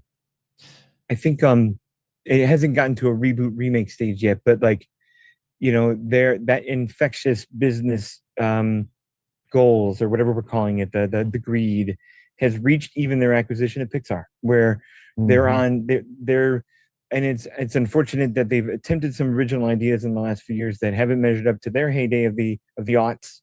But it's when Toy Story 5 and The Incredibles 2 out-earn the Souls and the Elios and the Lucas of the world, they're just going to see the bottom line and go, let's just lean on the sequels and reboots and not try what used to be the feather in their hat, which was really good imagination and original storytelling. Yeah, I mean, I'm not necessarily saying they should bring back Black Hole, but I would bring back. But you think about different books. Hole. To your point, I mean, you would usually time was with that, and even in Hollywood in the 20s and 30s, they would oftentimes cull from classic literature or Broadway shows and plays that were popular. And I'll grant you that isn't necessarily original per se, but still, there's great books out there that have never been done. There's short stories out there. Every year they come out with a number of annuals about like the 50 greatest short stories of the year, and they're fantastic. And short stories always make for better movies because you can tell the full story in a 2-hour movie from a short story. Where trying to get East of Eden into even a miniseries with Florence Pugh was going to be tricky because it's a unwieldy long book, and that's why the James Dean version was only the last third of it. But Disney could be doing things like that, like, hey, we have this sense of history, and we've always done movies about that, whether it's the one original Family Band, which was about the Taft presidency and election, or things like Pirates of the Caribbean, which is going back how many centuries. They're kind of the people that could go back and find these great undone books and stories that maybe would yield something that they could say, this is our 3 of our new movies this year, or maybe we'll even animate them, as opposed to, I don't really think, with everything out there, Marvel that they own and all that kind of stuff, we need another Incredibles. As much as I love the Incredibles, I don't think we need that anymore. Right. Especially when over on Amazon, you've got Invincible, which is kind of deconstructing the whole superpower story anyway. Dare I say, with incredible violence, but nonetheless. Incredible violence. What? Oh my God. And you know what? That's the second most popular show on Amazon. Yeah. No, and I nobody have covers it. Nobody talks about it. It's like, well, the critics slept. America is like, can't get enough of that. And I think it's in its 5th season. Yeah, they're producing its 5th season. Yeah, I haven't seen that show yet, but I hear everyone loves it. Mm-hmm. I hear they just dropped. Oh, good. Okay, I was just gonna say, I heard if you love The Boys, it's one that you want to watch, because I love The Boys. So it's even better than that, because I think it's it's the thing I like about Invincible, beyond the fact that it deconstructs the superhero thing, is it's now become about a world. It's sort of like Star Trek in a way, where there's all these other people out there, and they too have powers. And the way the Kryptonians were able to use their powers here because of the the energy levels in the sun and all that stuff. And they have a lot of that kind of thing going on in different worlds and different planets, and they're not always nice, and they're very competitive, and there's cold wars, if you will, and stuff like that. So it's really about we aren't the only people on the world and the galaxy, and we're also not the only superpower. So it's very clever in these people trying to sort of handle it from all sides. But again, I think part of the problem is the box office. I mean, you look at a Toy Story 5, but the masses go, and it earns $100 million whatever dollars in its opening weekend for a 5th installment in a 30-year-old franchise. I wasn't able to bring up the clip. I'm sorry, folks. I didn't bring up the clip, but I do have a clip of me 1996 reviewing Toy Story, whereas a young 20-year-old or 21-year-old Mark the Movie Man says hand-drawn animation is dead. That's how I opened the review. I'm like, it's dead. Pixar, I mean, Toy Story just blew our minds when it came out, and we really haven't had that type of animated film or whatever anymore, because they keep going back to the same well. Monty, you did a video on it. What's coming back again? Freddy, what the hell, man? I mean, what are your thoughts with that? Well, I'm sure you thought. I know you did the video for it, but it's not surprising, because that's what's moved. Hollywood follows trends. That's what they do. And unfortunately, right now, there's nothing original anymore, despite the success of Sinners and Weapons and any other. But it's just no originality anymore. It's just like, what's the latest IP? That's the reason why we continue to get a new Freddy. Paramount went and talked to Wes Craven's wife and his son, his widow and his son, and now we're getting a new Freddy. And they basically bought Wes Craven's original script. But that's what Hollywood does now. They all follow trends, and the trends right now is IPs. There's nothing original when it comes. They don't want to take any risks. When they try to do something that's a risk, nobody goes to the movies anymore. That's another problem, because the audience is telling Hollywood we only want to see films about properties that we know about. Unfortunately, like I said before, there has to be something special. Like Sinners was something special. like weapons was something special, or like put it this way, even the Odyssey, but that's Christopher Nolan. That's something different. Anything he does Sure. is fantastic. But that's the problem right now. No Well, Hollywood studio. Well, I think to your point too, Monty, it's not only just that they're lazy and they, go towards something that they all know, but I think the studio decision makers, it's just like did Wolverine have to be in every X-Men movie? Yes, because that's the only one they know. And they're not smart. They don't get educated about what their green light. It's like, is Wolverine gonna be in this one? They got the claws, right? Because that's pretty cool. Oh yes, sir. We'll be sure to put, and Hugh Jackman, he's already call Hugh Jackman. We need him for this, even though it's not in the original Days of Future Past story. What? And I think, with these one, everybody knows Freddy, everybody knows these things, but look at, even when they come up with something like 2-3 years ago, they had Megan, this doll who was basically an AI run amok, which was ahead of the game about an anti-AI kind of thinking about method. About 2 years before what I call the AI going wrong. Exactly. Coming up. Exactly. But here's an interesting thing about Megan is they screwed it up already by the second film. Because I know. in the studios, in the C-suite said, it's really going to be tricky to do a franchise around this villainous doll. And then she's a girl, and we don't want to get into all this, anti-female stuff. So let's do what James Cameron did in Terminator 2 and turn the franchise on its head by taking the Terminator and making him a good one. And we'll have some other doll that's bad. And they ruined it. And the movie nobody talks about anymore. Nobody wants to see a Megan sequel. But there was an original IP that came through. Watch, they'll screw up Obsession and Backrooms, which came out of left field as indies and stuff. And we talked about this the other day. Like if you're going to do Backrooms, it needs to be about a world, a sort of new haunted house created that is based on your trauma. And you watch, they will have the same yellow rooms in the sequel. And it's like, they really should do it. Like, how about somebody who's afraid of drowning and everything becomes water? There are these TikTok videos. I don't know if you've seen them. I don't know the names of the creators because there's a bunch of them, but they do these point of view shots of roller coasters and they have like these terrible beasts coming out of the water or just freaky, statues of clowns that are 200 feet tall. It's terrifying. That's the kind of stuff that they should do for Backrooms. It's like, you afraid of water? You afraid of drowning? You afraid of monsters under the water? Let's see what that's going to be. But you watch, they'll say, are we going to have those retail rooms that look yellow again in the 70s and 80s? That's one of the reasons why I loved It Chapter 2, because that Paul Bunyan statue was creepy. Yes, very well done. Very well done. It was. But no, that combination. Oh, go ahead, Don. That combination of, Jeff, you're right on. Like that combination of creative bankruptcy plus laziness is probably easy to do and cheap, and that's the problem. Like, they don't need a big think tank of ideas when they can just roll out what they want to roll out, and it's lazy and it works. But that is just making it worse.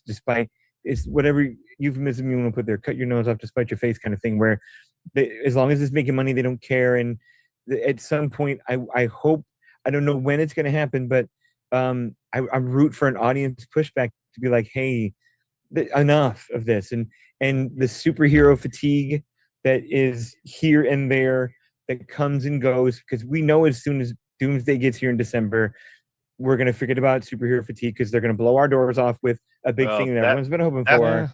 That's going to stop. That's going to stop when Spider-Man comes out. Right? You're right. It might even. It's already sold more tickets than Supergirl. And if that stops in 2 weeks, like, it's never. That's why I kind of do the too big to fail thing, where like, as much as there's lows, when the highs get here, they're so damn high that there's no stopping the beast. At least in that genre.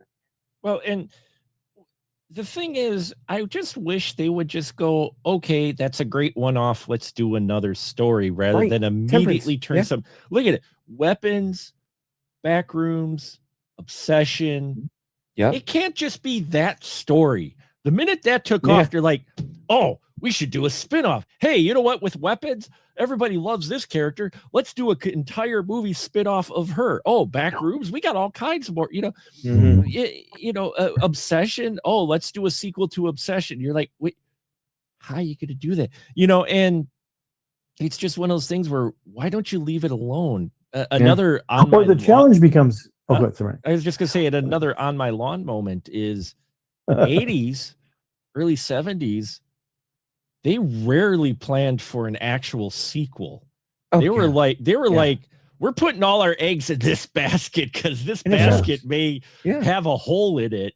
And then when it does hit, they're like, oh, that's great.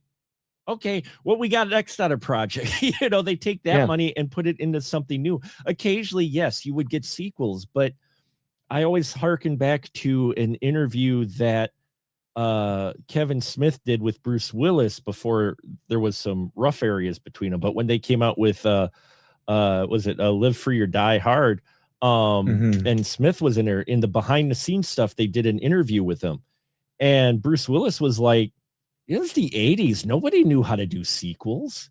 I mean, outside of Lucas, who had his 3 films, they didn't know what to do with sequels. Rocky was probably your best. There's what? Yeah, 4 movies Rocky before 1984. Yeah. Yeah. I mean, outside of that, because even with The Exorcist and Jaws, Right. no one was really You thinking saw the about diminishing making. returns. That's right. They really didn't think about doing sequels. Yeah, but that's the whole thing. It's just like when I first heard about they were making a sequel to Exorcist, I'm like, "Ooh, wow, they're going to do that? How?" And then unfortunately, when that came out, I'm like, what the hell? See, the problem I think you're onto there, and why that movie was hellish, even though aside from the material, is they felt that they needed to tell Regan's story again. No, you don't. You should have told somebody else's possessive story. Now, I'll give you just a little bit of off assignment that I did, Mark, just because I think maybe it gets us back on this. Not that we have to per se, but if I was in Hollywood right now, you know what reboot I'd want to do? Paranormal Activity, because they screwed it up completely. The story there is not about Katie and her sister and this cult of women witches that is part of their ancestry for the last 100 years. It's complete BS. The story is, oh, wait a minute. There's cameras everywhere. And I mean everywhere. And nowadays, they're able to pick up all kinds of stuff, ghosts and things that go bump in the night and bad people at the door stealing our Amazon packages or whatever else. But what's going to happen here? Here's the pitch. And if anyone in Hollywood is listening, take it and run with it, because I'd like to see this. But the pitch is this. Okay, Paranormal Activity is ghosts and CC camera, closed circuit cameras in a dormitory, in a church, in a hotel, in a ski lodge, in the home of a E.G. Marshall type of character from a creep show who is so paranoid about people coming in stealing his stuff that he's got cameras everywhere. What happens when the ghost comes? I mean, obviously scares ensue, of course, but why is the ghost coming? Who is the ghost? Is it something different? And then do you turn one of them into a mystery? Like, we have to figure out who this ghost is and why the ghost is haunting that place. Or is this the ghost trying to tell us that the rich spouse who inherited all of the money from her after she died actually drowned her? Or, whatever it is. But it's ghosts, and it's all being caught on cameras that are everywhere, including, dare I say, cell phones, which you could show. I just don't understand how they missed that, but it was only 15 or so years ago. So reboot that. And I think you could literally do 10 of those films. And if you do that kind of thinking, I don't think you'll ever feel that it's like the same old, because you aren't relying on this amateur actress and her sister to carry the franchise. Which is what they did, and it bombed. I know they change the cast every time, shake it up. You can be done. They definitely stretched that particular story too long. I think after the third one, they should have stopped. Yeah. Is it irrecoverable because they tried so many sequels to get a reboot that you're talking about? Nothing's irrecoverable. Well, people have short right. I think people have short memories, Don. So if you said I agree. Paranormal is back, and you could do now here's with the trailer. It's like in 2007, a young couple was tormented by a ghost in their house. Now it's 2027, and there's a college that has always talked about having some strange things happening to it. And now we'll find out why. You're right. Boom. There's the pitch. Boom. You got it. Well, good call. Good pick. I had hopes with the marked ones. That was okay. That one was okay. That was okay, but then they shoehorn, whatchamacallit in it. That was that. I loved that movie. I enjoyed that. I shouldn't say love. I enjoyed the marked ones until the last 5 minutes, to where suddenly he jumps through a door and, oh, wait, we're back at the original house of the original movie. And we're connecting this because you didn't think that this took place in the same. I would love paranormal. I'm with you, Jeff. They could do a lot of things. You mentioned the hotel thing. The way my brain works, I apologize. I always have this warehouse of just chipmunks working on ideas. You could take a hotel thing, have a serial killer in a hotel thing who goes, oh, okay, but doesn't realize there's a malevolent spirit in there doing the deaths. And you have them kind of on this collision course of him choosing some victims, but other people dying. And then he's got, like, you know, you could do all kinds of things. Or like with the you can do all kinds of things. Do different supernatural cultures. Well, Don just got back from Hollywood, and I did. One of the most famous hotels that I'm sure he drove by is the Sunset Tower, right there on Sunset Boulevard. It's it was used in The Player, and it's this incredible Art Deco building that Sharon Stone climbed up on the outside of it during her Playboy pictorial in the 90s. And they actually have a ghost that haunts that. Yeah. If you talk to any of the people who work there, they will tell you the story. If you get them sort of private, you know, where they're not in front of a crowd holding court. And it's true. They have a ghost. And the story is that a young woman was thrown down the stairs by her boyfriend in the 20s, and she died in the hotel and has never left. And it's apparently true, because I've asked a couple of people over the years when I've stayed there for work, and they say, yeah, we have a ghost. And sometimes it appears in the mirror. Sometimes it turns lights off and on. It seems to get perturbed by people making too much noise, like it's a quiet ghost or whatever likes her quiet. But the funniest story that I can tell you about it is in Maxim magazine. They did a one-page interview with Jean-Claude Van Damme back when he was a big thing in the 90s. And they said, Jean-Claude, is there anything that terrifies you? And he said, only one thing, the ghost at the Sunset Tower Hotel. And he said it appeared to him in the mirror one time when he was shaving, and he ran out half naked, apparently, onto the street. And the concierge told me that they have had people check out in the middle of the night naked. They're standing there naked saying, check me out, bring my bags down, and they have to send up a busboy to go get the bags. And, you know, I don't know if there's hazard pay for that or they get a special tip or whatever.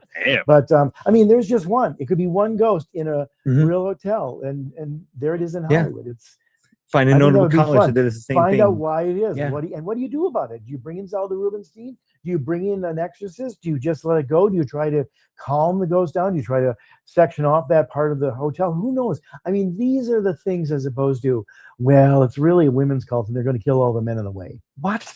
What does that have to do with ghosts? Well, never mind the fact that the original Paranormal Activity was supposed to be a one-off. I mean, exactly. For those who may not know, thanks Spielberg, he's the one that gave him the money and the idea to make the first Paranormal Activity open for a sequel, because in the original one she gets killed by cops. I mean, it's a brutal. I've watched the original. I saw the original ending. And that's right. Yeah, I heard the fact that she actually dies. Yeah. No, and it's off camera because the camera's in the bedroom. She offs her husband. She's sitting there still doing the rocking creepy part.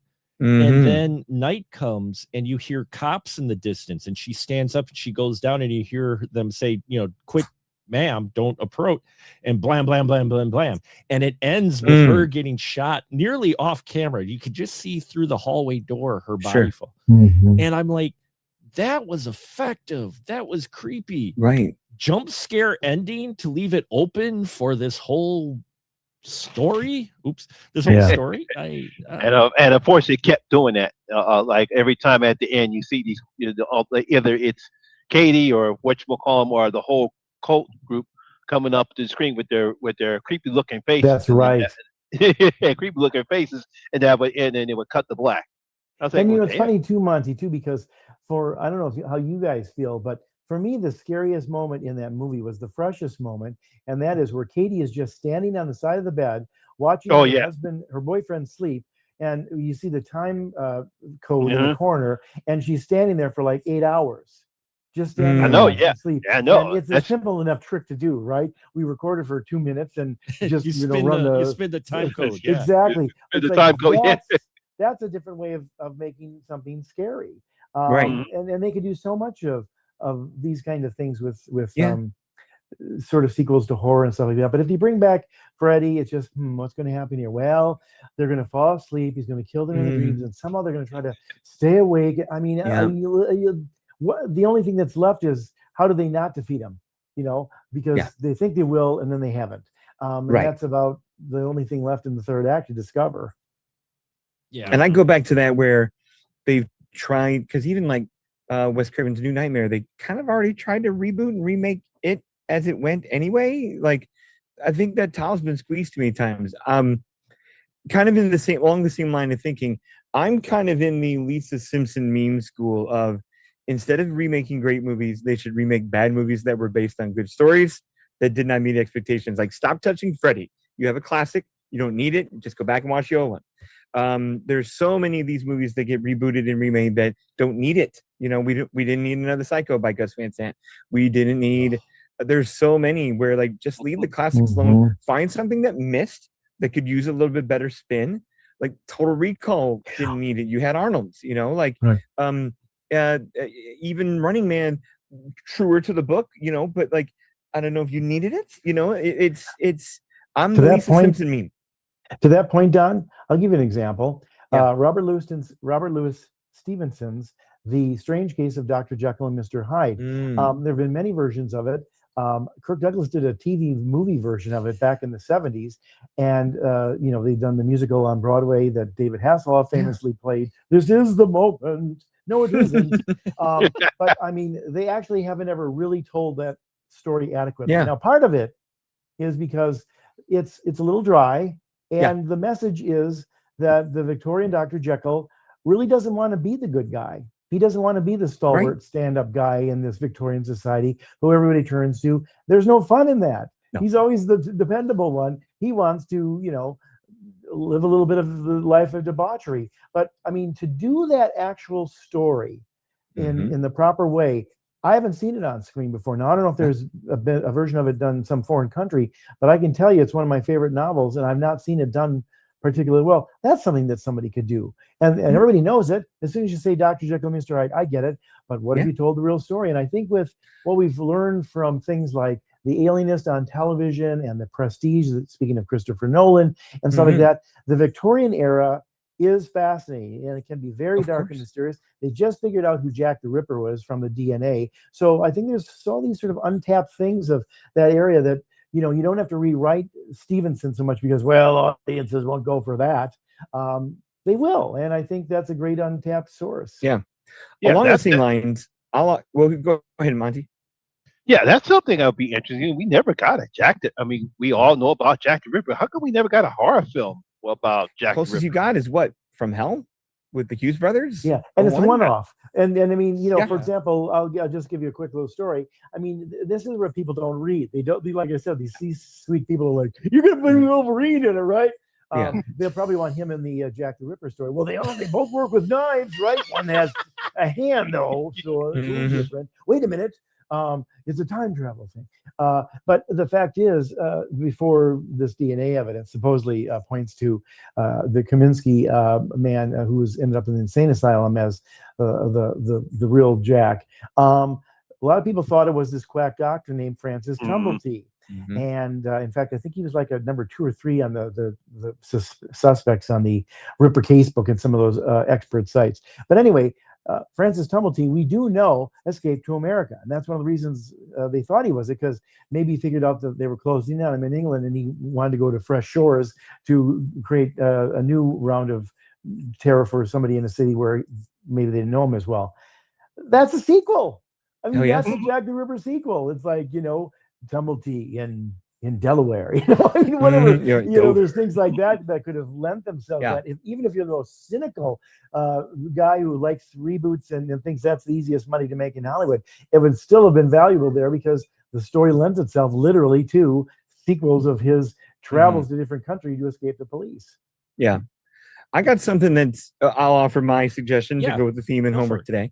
In that same realm of like pulpier older fiction, it's not as good as paranormal, but I think it's in the realm of horror where it would be done best by the by the new age horror artists that are out there today. I think, going with the Lisa Simpson meme, I would love to see a proper H.G. Wells Island of Dr. Moreau.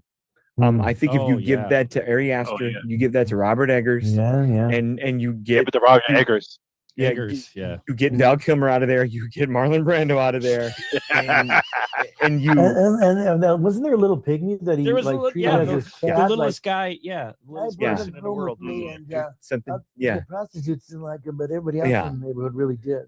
But if you grizzle that down and then stay as, I mean, and there's room there, especially with like an Astor and Eggers, to go as fantastical as that old novel dared to do. Now I know we've come a long way where I'm sure someone would prefer, a cheaper modern adaptation of it versus a period adaptation of it. But I think the brilliance of it is the unknown of back then, of what Wells was going for. And I think that would be, in the Lisa Simpson realm of things, a bad movie that has a tawdry history, thanks to Kilmer and Brando, that in the right hands, there's some real good material there where, and along with many other, like, I'm a lover of those old pulp novels where if it's Tarzan and Burroughs, or it's Wells, or it's even Johnston McCulley's old school Zorro, like, there's some room to, not get too CGI, although I think you would probably need some Avatar level CGI to do Island of Dr. Moreau. But I think there's something really cool there where there's a little bit of name cachet of, like, people have heard of that, but not maybe as high as other, pulp things like Dr. Jekyll and Mr. Hyde. But I think for the educated crowd who reads, I think you'd have a thought-provoking thing there. It's getting smaller and smaller, that crowd, unfortunately. It's real small. That's my nominee. Yeah, but as far as that goes, that would be a good pick, because you could even modernize it if you want to, or put in a modern age, because genetics and that's always being played with. Oh yeah, you could do a lot of things with it that would be relevant too. Totally. Today. Well, it even takes on a Planet of the Apes quality too, because what do you do with the species that you've created, which is half man, half beast, and yet they're all different kinds of beasts? And what do you do with them? You don't necessarily kill them; they escape. I mean, you get a Planet of the Apes kind of quality where they have their own sort of group of subset of people, or X-Men, where they're mutants, if you will, et cetera, et cetera. Oh, make them superheroes. There you go. Yeah. No, well, not necessarily, but I know. I'm kidding. But what could you do with them where they become ostracized, or they're looking for a place to belong, or they find a village where they belong, and then somebody wants to explore? I mean, there's dozens of things that you could do that are both exciting and stuff. But you're right. It's something that would look new and fresh and exciting to people too, especially with what you can do with makeup today, and sort of melding of some of that with maybe some computer effects. Yeah, Monty, what would you think of Island of Dr. Moreau? Because being the horror fan. That would be an interesting concept, because, like I said, the Val Kilmer and especially the Marlon Brando versions. Oh God! And I mean, I haven't really read the book, but I know the basic concept of it. And that would be something interesting. I think Eggers would definitely put a good stamp and create a great version. He'll probably stick close to the source material, and with the modern technology, he would definitely make the creatures or the creature effects look very, very fantastic.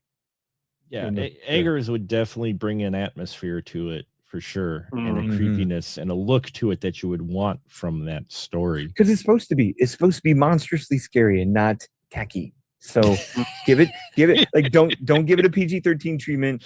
Don't give it an X-Men and a mutant treatment.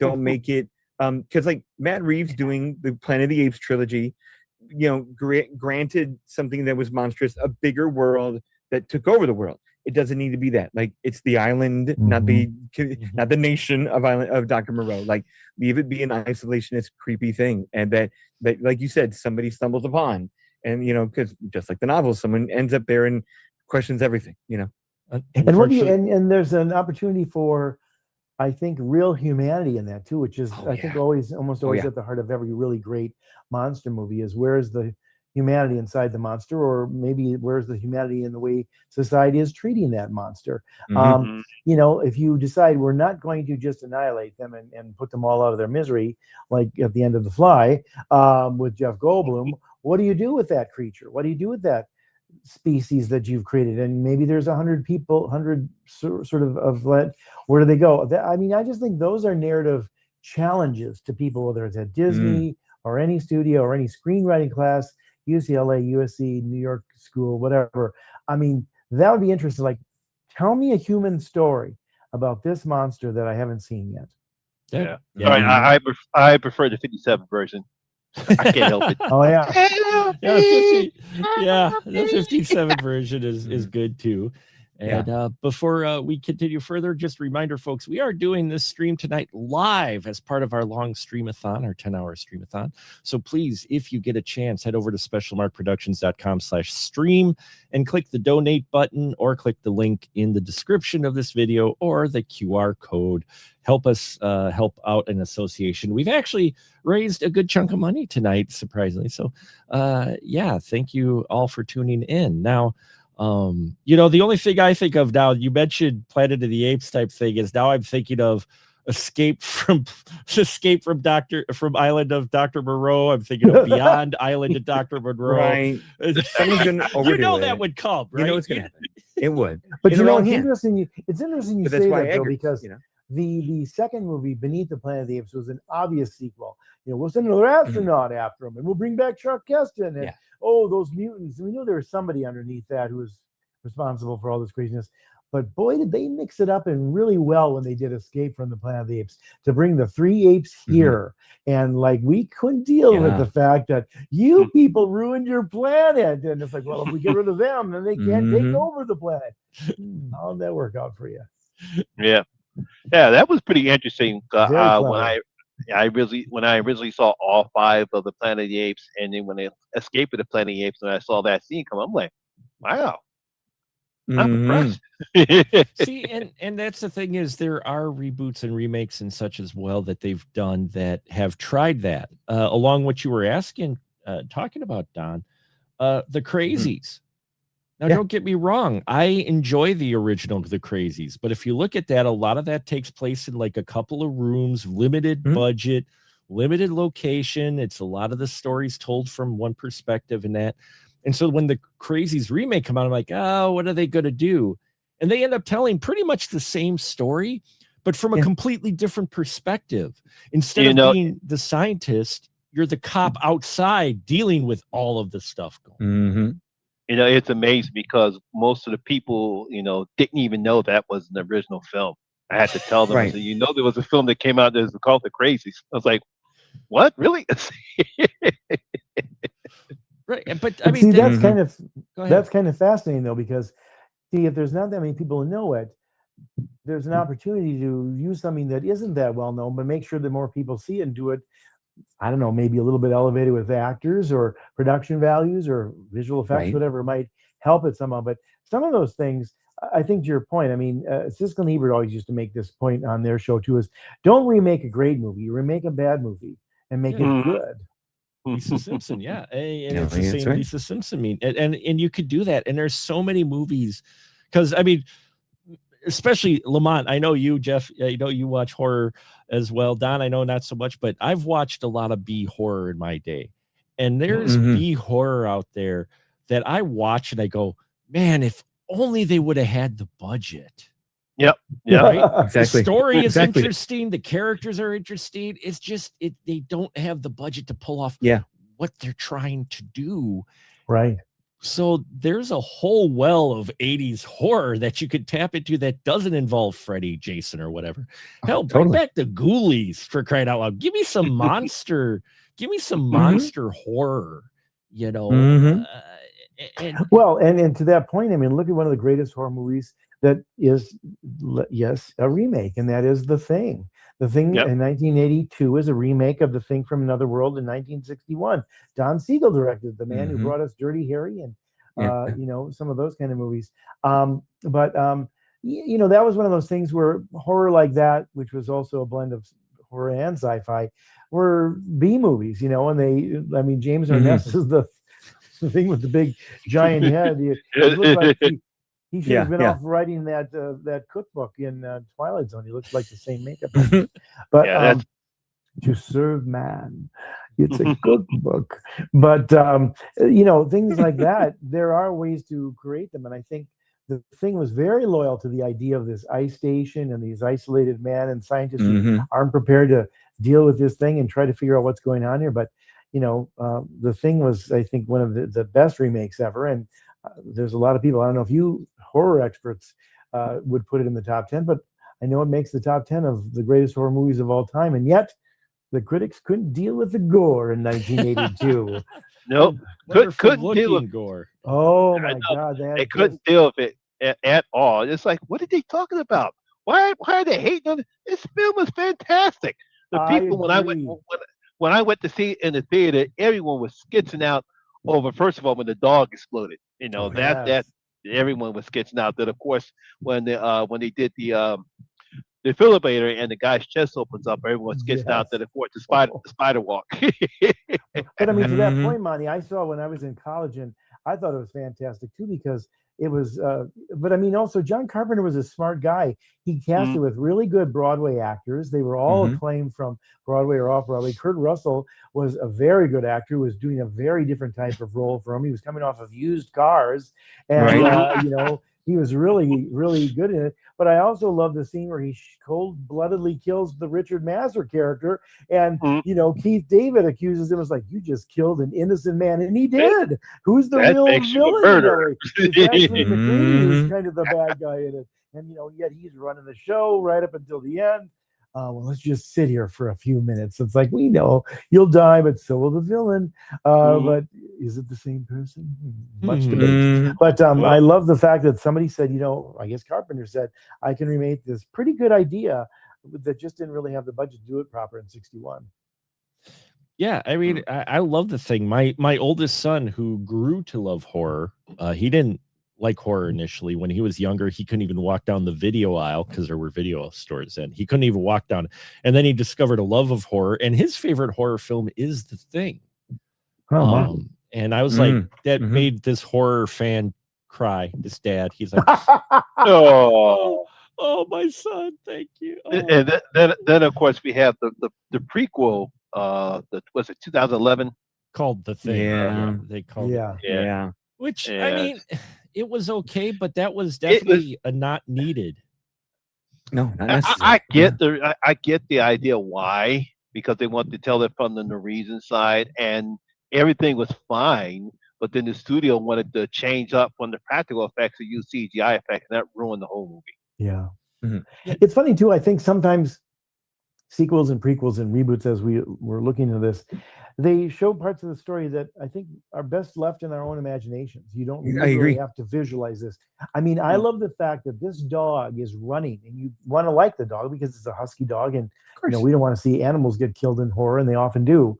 And yet these people are shooting at it from a helicopter. It's like, what the hell's going on here? And it's like, to have to go back and explain all that. It's like, well, that took some of the bloom off that rose, as well as like, what is going on here? And these people weren't prepared for it, and they sort of thwarted the thing. They thought they were doing a good thing, but they didn't. I love that. I think there's not enough horror and not enough sci-fi where there's like these truly large forces against people who aren't stupid. They just wouldn't have any clue to know what questions to ask. Like, I always complain when victims act stupid in horror movies, like, people are disappearing from your party here in Friday the 13th, and you're down to 5 people. But, let's continue to go our separate ways. And where's Kimberly? What are you thinking? But here it's like, these guys are just scientists. They're all tired, and they've all got beards, and they're all a little grumpy and at each other's throats, and they don't know what the heck's going on. And then, I mean, like David Clenny would go, "You've got to be kidding me," when these things are crawling on the floor and everything like that. It's both like shocking and just ridiculous to them, but it's really funny when they were all tied together and they start trying to get away from the one that is exposed as the thing. That was in the Petri dish. That was fantastic. No, The Thing is a fantastic film, and it didn't need a prequel. And I think, and that goes back to studios wanting to milk something that was very popular, trying to pull it. And I mean, prepare yourself, folks. If you thought you had the Pooniverse, which is the worst description, where you had public domain creatures, that's right. That's what it's called, the Pooniverse. because it's Mhm. Winnie the Pooh. It That- started out with it's blood. it's actually called the Twisted Childhood Universe. Oh, is that what Okay. they called it? Sounds They nicer on literally. paper. I have seen posters, Monty, where they initially called it the Pooh. Yeah, they Oh. some call, but the actual title is called the Twisted Childhood Universe, the TCU. Okay, so that's what they're TCU. calling it now. I- That's I not what think they Al- originally I think- called it, Monty. That, Ma- I got Ma- posters. But Mark, I think Al Goldstein might have actually copyrighted the Poohverse decades ago. but you're gonna get even more of these reboots, remakes, these public Mhm. domain stuff. You Wait know, till Superman and Batman get there in about 8 Oh. years. you know. Hey, look, Mhm. I actually now keep in mind I actually saw Hungry a couple weeks Oh, yeah, ago. the hippo. Oh, the hippo one. Oh, Yeah, how was the it? hippo one. It was actually pretty good. It was Yeah. actually pretty good. It nothing new, outstanding, No, cliche creature feature. character. Template works. Yeah. Cliche characters. Sure. But I actually thought they did a pretty good job. The hippos looked realistic, so I give them credit for that with the practical effects. So yeah, it was pretty good. Cool. Yeah, I was a bit surprised. I wasn't expecting much, but yeah, But I had to educate people because people don't think that hippos are very gentle creatures. I had to educate them. Tell them, no, hippos, you don't want Kill to more know. people than sharks. Yeah. Yeah. There's a reason why Hippos are- crocodiles don't mess with hippos. All right, Yeah. No. Crocodiles avoid hippos. No, because put it this way, a full-grown male hippo has no natural predators outside of man. Yeah. Mhm. Yeah, Dun, dun, it's- I'm sure that well, was the script in the beginning of the movie, like the anaconda regurgitates Ah. its prey, and yeah. I'm sure. Let's not forget about the killer sperm whale movie we got coming out. So, Oh my god, I saw the trailer for that today with the Odyssey because I went to a good old fashioned public screening, and was it Whale Fall? yeah, whale Yeah, fall. whale fall. Ridiculous. Well, fall. That looks so bad. Not so bad that I'm like, oh, I gotta see that, but it just looked like nah. As soon as you take off your I'm mask and the digestive system looking- of whale, you're gone. Come on. I'm the first- looking at this. I'm looking at the movie, and I'm trying to see it. Why is he getting swallowed by a whale? And then it's not that the whale swallowed him. It's that the whale was trying to eat the octopus. The octopus Yeah, grabbed sure. But yeah, But come on. yeah, I know. Cool trailer because it is just that action sequence of oh shit, I'm getting bit by a whale, and not like hey guys, let's go to the beach today. I want to do some whales. Like it's not a get to know you cutesy trailer. It's a holy crap, here it comes trailer, and not a bad trailer, but dumb premise. So yeah, I don't know. I was waiting for it to be like Jonah. Like I was waiting for some. Well, do biblical you remember bullshit to come Orca? out there. Orca? Oh, that yeah. came Yeah. out Oh yeah, after Jaws? yeah, I've got the And, soundtrack to it. Yeah. yeah. There's Orca. Yeah, that 'cause- came out. Was that before Jaws? It was I after. think it was. I think gotta it was. be a couple- It had to be after Jaws. Yeah. Yeah. Was it after? It had to be I after mean, Jaws Richard because Richard Harris. he was did in I'm that. the waiting way- for yeah. like bluegill. Just so many weekends. Well, sometimes, then you know. they had Piranha. And, Yep. Right. Well, know. piranhas can kill you. I get it. But Well, but I mean, they all wanted these creatures of the deep, Mhm. Right. Yeah. Yeah. Yeah. Nurse Shark. That's that one too. right. Northern Pike. Northern Pike. That's for you in the cheddar curtain over. Guppy. Muskie. Yeah. Guppy. There you go. The killer. I Actually, think there's a the- killer goldfish movie actually. Probably. I hope not. No, I think there is. I think that Listen, you horror mavens, there is, of course, the Night of the Lepus, where Oh. they turn in adorable Oh, little yeah. bunnies into giant creatures of, like lettuce was just the beginning. giant If you rabbits. believe- You want to see the terrible effects of trying to create rabbits to make them look frightening. And everything was in slow motion, like they'd have I like know, yeah. They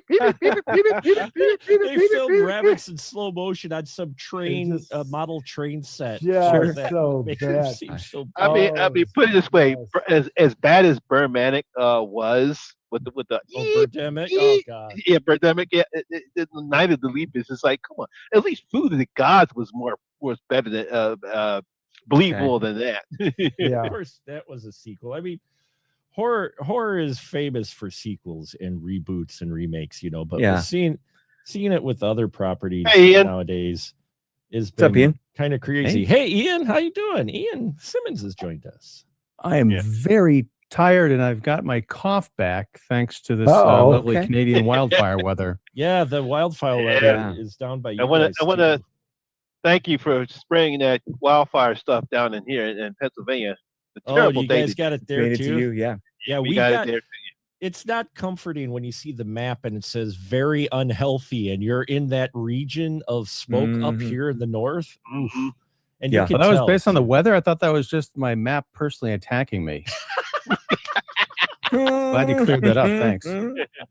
But no, that's a good one. Don, getting back to your pick was Island of Yeah. Dr. Moreau to be rebooted. I could see that. That would be handy for sure. So Yeah. glad you joined us. Monty, you got one? Ian, I got one. we'll go to Monty's and then we'll get to Ian. So Ian, Monty, what bet. do you got for your film you wouldn't mind seeing rebooted or remade?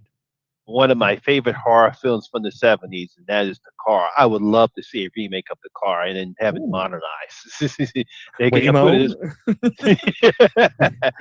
put it this way, it could be, it could even be an AI going haywire again, or AI going wrong again.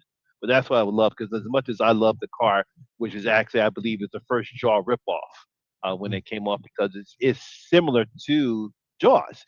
You really don't see the car.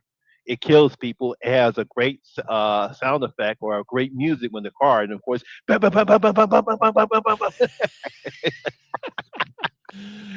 just love the horn. But yeah, definitely would love to see a remake of the car.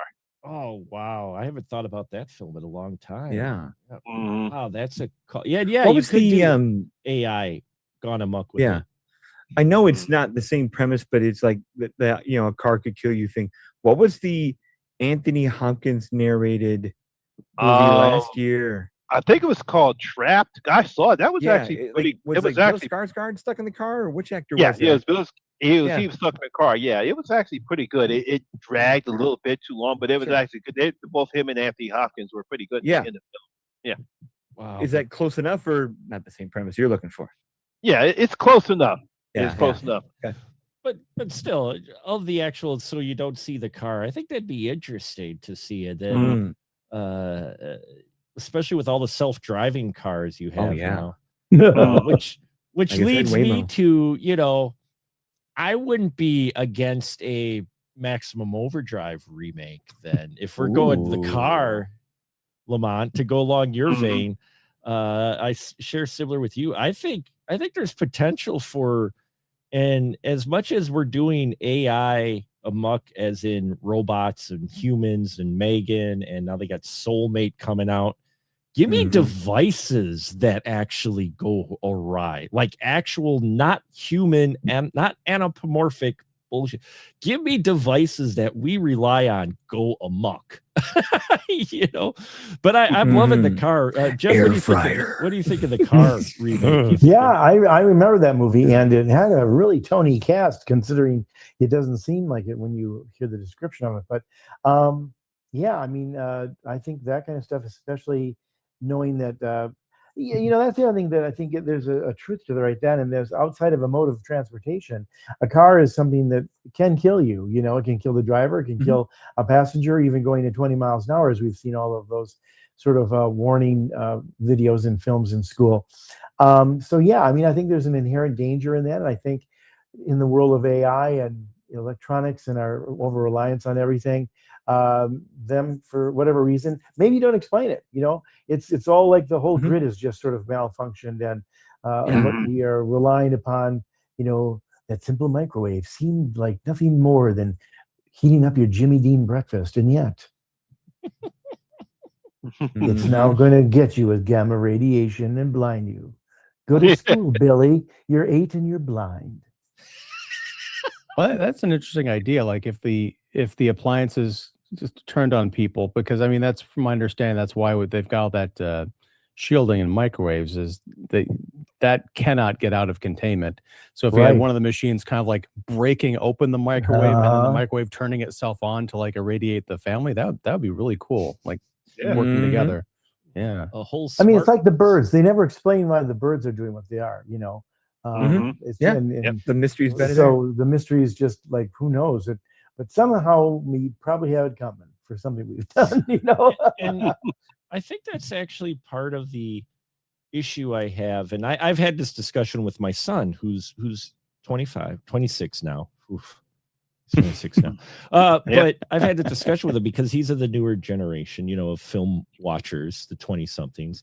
And I asked him, I'm like, do you really need an explanation of why everything happens in a film nowadays? Because, and we've had discussions about it, because I'm like, it feels like that. It's like any new horror film or whatever comes out, they try to have to give you an explanation of, well, this is why it is the way it is. Well, the same, we're overdoing it even with whole movies, Yeah.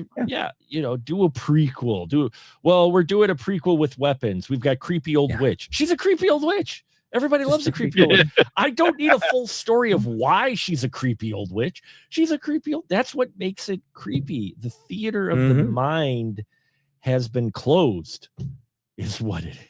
Well, I mean, that's the thing, though. It's slightly different because, like, particularly in horror movies, they've always done that. Most horror movies that we know and love explain what's going on. The key is they don't spend an entire movie doing it.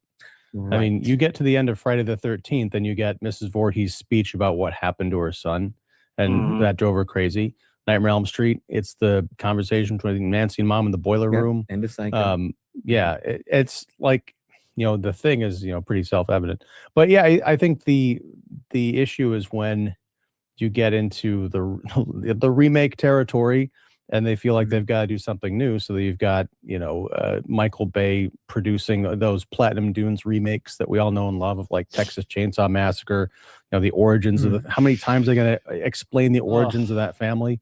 So yeah, I don't have a problem with people explaining stuff in horror movies, especially if you can go the other way and say, we're not going to explain it, but instead of doing it in a way that suggests there is great thought and intentional mystery behind what's going on, it's just sloppiness.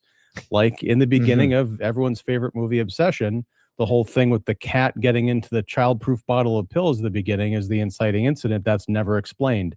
And I don't think that's a minor oversight. When I ask people about that, they're like, oh yeah, that is kind of dumb. Like, what happened there? I'm like, exactly. No, I picked that up quickly because the minute I was like, well, damn, how did the cat get? Damn, that guy's terrible. He's supposed to not keep bottles anywhere so a cat can get it too, man. Be more responsible. And they all have child temper caps on. That's the thing, is it got into the child, because I love the fact that they didn't explain it. Like, they assume that you can figure that out on your own. Knowing some of the experience. I got an answer here. We have. It's Mr. Jinxie's from Meet the Parents. It's a well-trained, military-trained cat. It's Robert De Niro's fault. He had just gotten done being milked, and he needed some pills to take the edge off. Right? Yeah. That's really funny.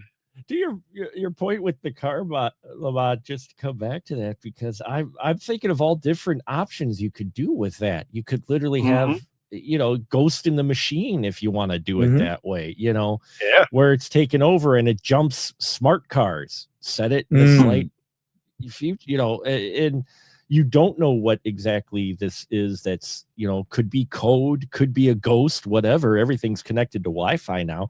I mean, I'm surprised we don't have more device horror. Me too. Closest we got is what, Searching? And it's like missing, like it's 2-3 sequels.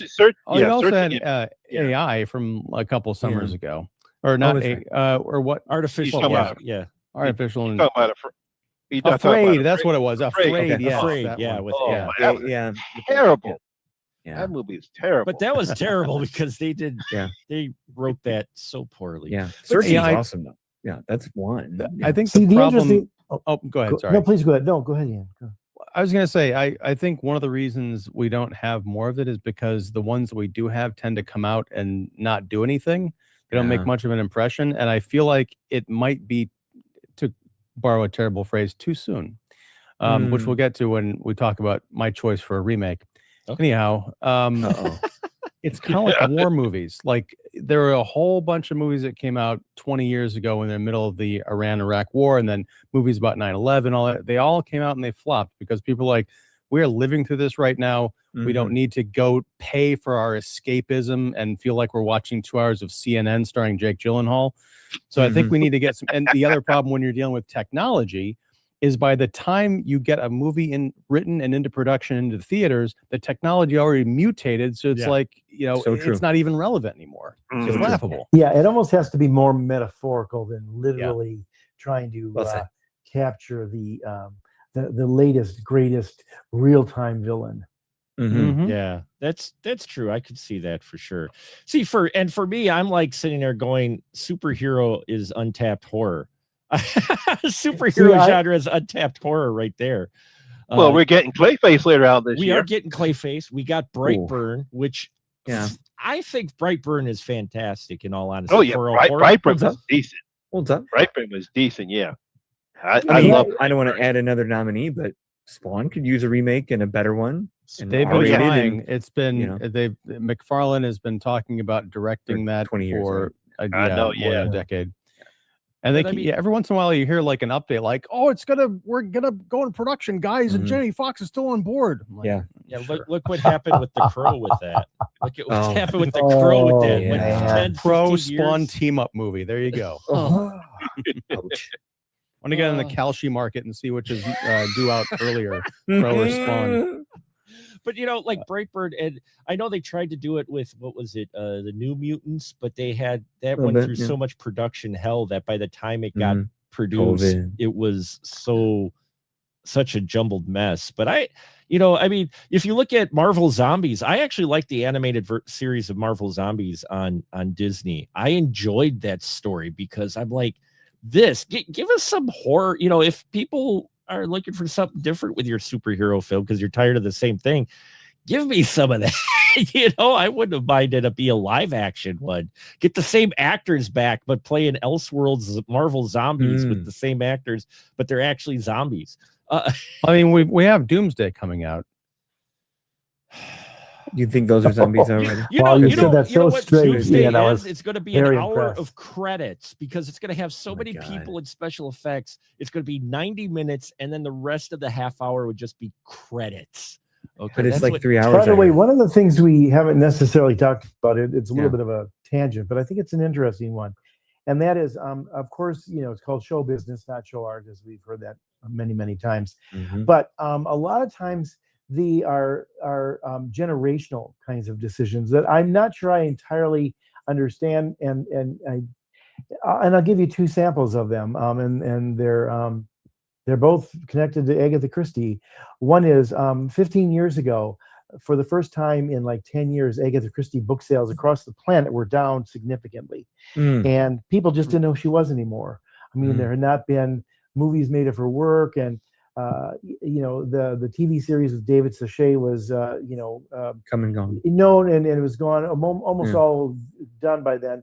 And they went, well, there's other stories and there's all this stuff, blah blah blah. And so they sold the rights to the BBC to take some of her greatest stories and redo them. Now, that's fine if you want to say we're doing it for a new generation, but they started with and then there were none. I don't know if you saw it. In fact, I was just thinking about it, and I watched a little of it the other day because Sam Neill just died, and he played the general in it. It's usually a throwaway role. He's, I think, the second or third person killed in it, and Sam Neill was in it more because he's Sam Neill, and he was great in it, and it was very, very dark, maybe too dark, but they attempted to do a bunch of these, and some of them were more successful than others, but they're now doing the same thing. They're bringing back Hercule Poirot. Don't start my wife. Go ahead. Sorry. Well, they're starting with a younger actor who nobody knows outside of England, and they've cast him. And they're doing 3 stories to start it off with, as I think of a sort of as a trial run. But the thinking again there was, the 70s had Albert Finney and Peter Ustinov, and then the 90s and 2000s had David Suchet, and he might have been the quintessential version of what Christie wrote. In fact, the name of that show was Agatha Christie's Poirot, not just Poirot. But they sometimes reboot these things or restart them, knowing that unfortunately, a number of people in the generational world out there, something that happened in even 2010 is considered too old. Yeah. I mean, I think I told you the story the other day, but I was talking with somebody at work when I was at work a few months back, and we were talking about John Hughes movies, and she basically dismissed John Hughes like he was Charlie Chaplin, like, oh my God, I'm not going to watch those old comedies. And I had to start thinking, well, I guess so. In the 80s and 90s, it's coming up on half a century, Jeff. Half a century ago, and that's old. And when I was a kid watching Charlie Chaplin Theater in the 60s. That was only 40 years after Charlie Chaplin was having his heyday in Hollywood. So I felt very old and out to lunch. Here's how you update Agatha Christie for modern times. You have like an exploitation murder mystery set in a convent. You make it really sexy and you call it "And Then There Were Nuns." Oh God! Now we're talking. Yeah, now you're. That's I some like the sizzle way there. you're thinking Are here. we, are, man. we, I like- are we back Hell on the yes. Al Goldstein page? You missed me. But we were, you have to go back and watch the show. Then But there there were were some nuns. very funny puns, or dare I say, poons, about Wait, what? yeah, What kind of show did I miss, exactly. sir? Yeah, there The was one a- you there was just a- none dropped us in. But I know, it is yeah. interesting how they redo things just to get an audience that will, I guess, for whatever research shows, not give older things the time of day. Trust me, I have heard things about the Agatha Christie remake, because my wife, she's a huge Poirot. I mean, a huge one. She likes the Kenneth Branagh ones, the parkour Poirot, they're fine. and Murder of the Orient Express. She just didn't like Haunting in Venice. That movie made her so angry when we came out of it. I thought it was great, and she's like, "Oh, I am so," and I'm like, "Okay," because I didn't know the source material or anything, but she's not liking this. I mean, you want to talk about taking classic concepts and spinning them. I think the most success they've done with them is Sherlock Holmes. Davies did a. You're not talking about the Robert Downey Jr. ones. No. I'm talking about the BBC. It's not a movie; it's a TV show. But the Cumberbatch. Yeah, I know. Cumberbatch. Yeah, I figured you were talking about. Yeah, talking about him, I'm not but talking about those with Well, you Guy had the Ritchie's, the Jeremy Brett version from the 80s, and I think he did a decade almost those, which were really loyal to the books and incredibly well produced. And then years later, the same people who rebooted Doctor Who, Steve Moffat and Mark Gadnis, decided to update Sherlock Holmes. And I think some of the purists out there I know didn't like Sherlock, but it was very well done. It was very popular. And if you're going to have him be a texting guy and a modern creature, I mean, I thought they did a pretty good adaptation of sort of the updating there. If that's your intent and purpose, I have to applaud those guys for doing it well. Yeah, no, well, I mean, that's when Davies was really not doing much wrong. He had to come back for the last Doctor Who. It's like, Davies, no, you should have stayed away. But the Sherlock Holmes, I hope he doesn't do anymore. There were talks at one point, but I hoped he didn't, because what they did produce, was a nice modernization. It still felt like Sherlock. He still felt like Sherlock. It still felt like Watson, but it was a nice modern update. The story, they added a little bit different to the character, yet giving a little more modernization explanation of why Sherlock was the way he was, but it still didn't take away from those stories at all. Isn't it interesting too that good, I'm sorry, mind you go ahead, please, Simon. Did y'all see the Elementary TV show? I was just gonna mention that. That was pretty fun. I like that. I think they've done a number of good versions of it. I also think it's interesting too that with the Downey Jr. version, you had him telling us what was going to happen beforehand, which was kind of an interesting angle. Like, first I'll incapacitate him by a blow to the ear, and then you see him plan it all, and then he does it, and it happens. But what I loved about Sherlock is you see him thinking in real time. They just show the visuals. Right. Like he's looking at the upturned collar, wet on the inside, wet on the outside. The collar was not turned up for the rainstorm, blah, blah, blah. Then he puts that together. So we're thinking his thinking process. They did the same thing in some respects in the Elementary thing. Is, I don't know, Sherlock Holmes is a great character, and the guy who's that smart and thinking, I mean, most of the shows that were done in the 70s, like Columbo and Banachek and some of that, were variations on variations of Columbo. Yeah, totally. Columbo for sure. Oh, I love Columbo. I like. Just Columbo. One more question. My wife. One question, please. They went through the studios. I think there were 8 of them back in those days. They went through the studio. William Levinson and Richard Link went through the studio system 3 times to try to sell them that. And each time they said, "Why would you show the murderer doing it, and why? And they said, well, this is a how done it, and can Columbo figure out who done it. But see, the brilliance of that too is that we then became interested in Columbo's solution of it, but we also were sort of complicit because we were there with that murderer when he did his thing. So we were interested in a little more sympathetic towards him, maybe not getting caught. Dramatic irony is good when you use it right. Had trouble selling the studios that until finally they took it to NBC and they said, okay, you've had a track record, you've worn us down, we'll let you do a pilot. Well, it's the whole Alfred Hitchcock thing of, sure, you can show the explosion, but if you show the bomb before the explosion and then have the conversation, it builds more tension. Here with Columbo, the villain, it's like, how are they going to catch him? And so now you've got, you're invested. You're like, how are they? And then if they miss a clue, you're like, oh, but he's right there. He's right there. Yeah. And suddenly you're smarter than the smart detective. Yeah, but the thing I like about Elementary was the fact that I think that was the first time they had a female play Dr. Watson. Yes, that's right. Lucy Liu. She was his sponsor. I know. Yeah, I can imagine just hearing the nitwits and rage haters going crazy now if it came out now. Oh yeah, that's no. That if it had been a period piece, then you would have heard some outrage. Yeah, that's true. With it being modern, it doesn't bug them as much. A lot of those same folks really dug Elementary. Yeah, yeah, surprisingly. And Ian, what was your choice? Oh, here we go. Well, it's funny that we were talking about that. My choice is The Odyssey. Here we go. Next Wednesday. I want Christopher Nolan to remake The Odyssey with a script that was written by someone who has read and understands the actual text and that he cannot deviate from. That's what I want. Wow. Okay. Yeah. So you're saying technical Marvel complete dud of a story. So you're just saying I should just watch I'll just watch Oh Brother, Where Art Thou again. So wow, you could. Yeah. Well, I mean, no, here's the thing. Oh Brother, Where Art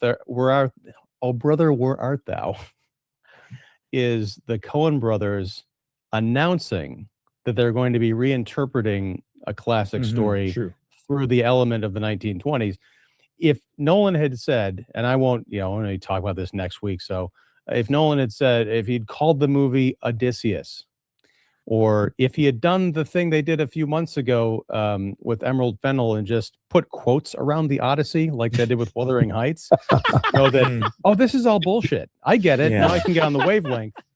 Then I don't think it would have been as upsetting. But as someone who has read and loved both of those books and those works, and is, it's presumptuous because by rewriting it, you're saying, I am better. I know better than the person who wrote the foundational text of Western literature, and he just doesn't.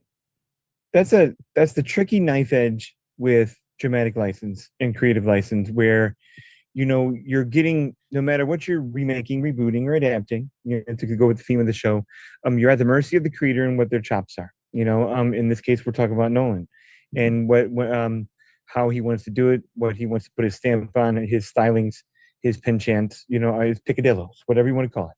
He's got them. Every filmmaker does. Like, we can probably sit here and talk about reboots and remakes done by, if it was just done by this person instead of this person, because of whatever their creative tendencies that maybe lend themselves more to a certain way we expect a certain property to be done. Like, I'm sitting here talking about Island of Dr. Moreau, where, and Lamont agreed with me, like, put that in Robert Eggers' hands instead of John Frankenheimer's hands, and get Marlon Brando and Val Kilmer out of there, and you see a difference. Like, it's not so much the material that needs to spin, it's the creator doing it that needs to spin. And that's a slippery slope, and a challenge with any of these is like, nothing fits in 2 hours and everything is going to be at the mercy of the creator who thinks they can do it. I know. I mean, take a look. What Mike Flanagan's doing, he is doing a Carrie remake, in the TV series. Right. He's got his own version of The Exorcist coming out. Yeah, and everyone's looking forward to that because after what David Gordon Green did with his particular version of The Exorcist, and everyone wants to get rid of that one, and it's like everyone's looking forward because everyone knows how great Mike Flanagan is. So that not everyone does. But it's funny you say that because it's I think it's interesting. Again, we're talking about the theme of this show. But like he did such a good job. I grant you, it was a reboot, the Haunting of Hill House, and then he did a couple other things that were sort of based on other stuff. I wonder what Flanagan would do with something really new if he was given the kind of budget and kind of autonomy that he was given on those projects to make them smarter versions of it. Like the Haunting of Hell House, or the Vincent Price, I always forget the name of it. It's House the on Haunted Hill. House on Haunted Hill. Yeah. The House on Haunted Hill. It's cheesy, but it's also very effective in many respects. And because of its time period, we can laugh at that skeleton kind of slowly walking towards. It's like, did you not see the strings? Come on. Yeah. It's not that dark of a room. But up until then, a lot of it was pretty effective.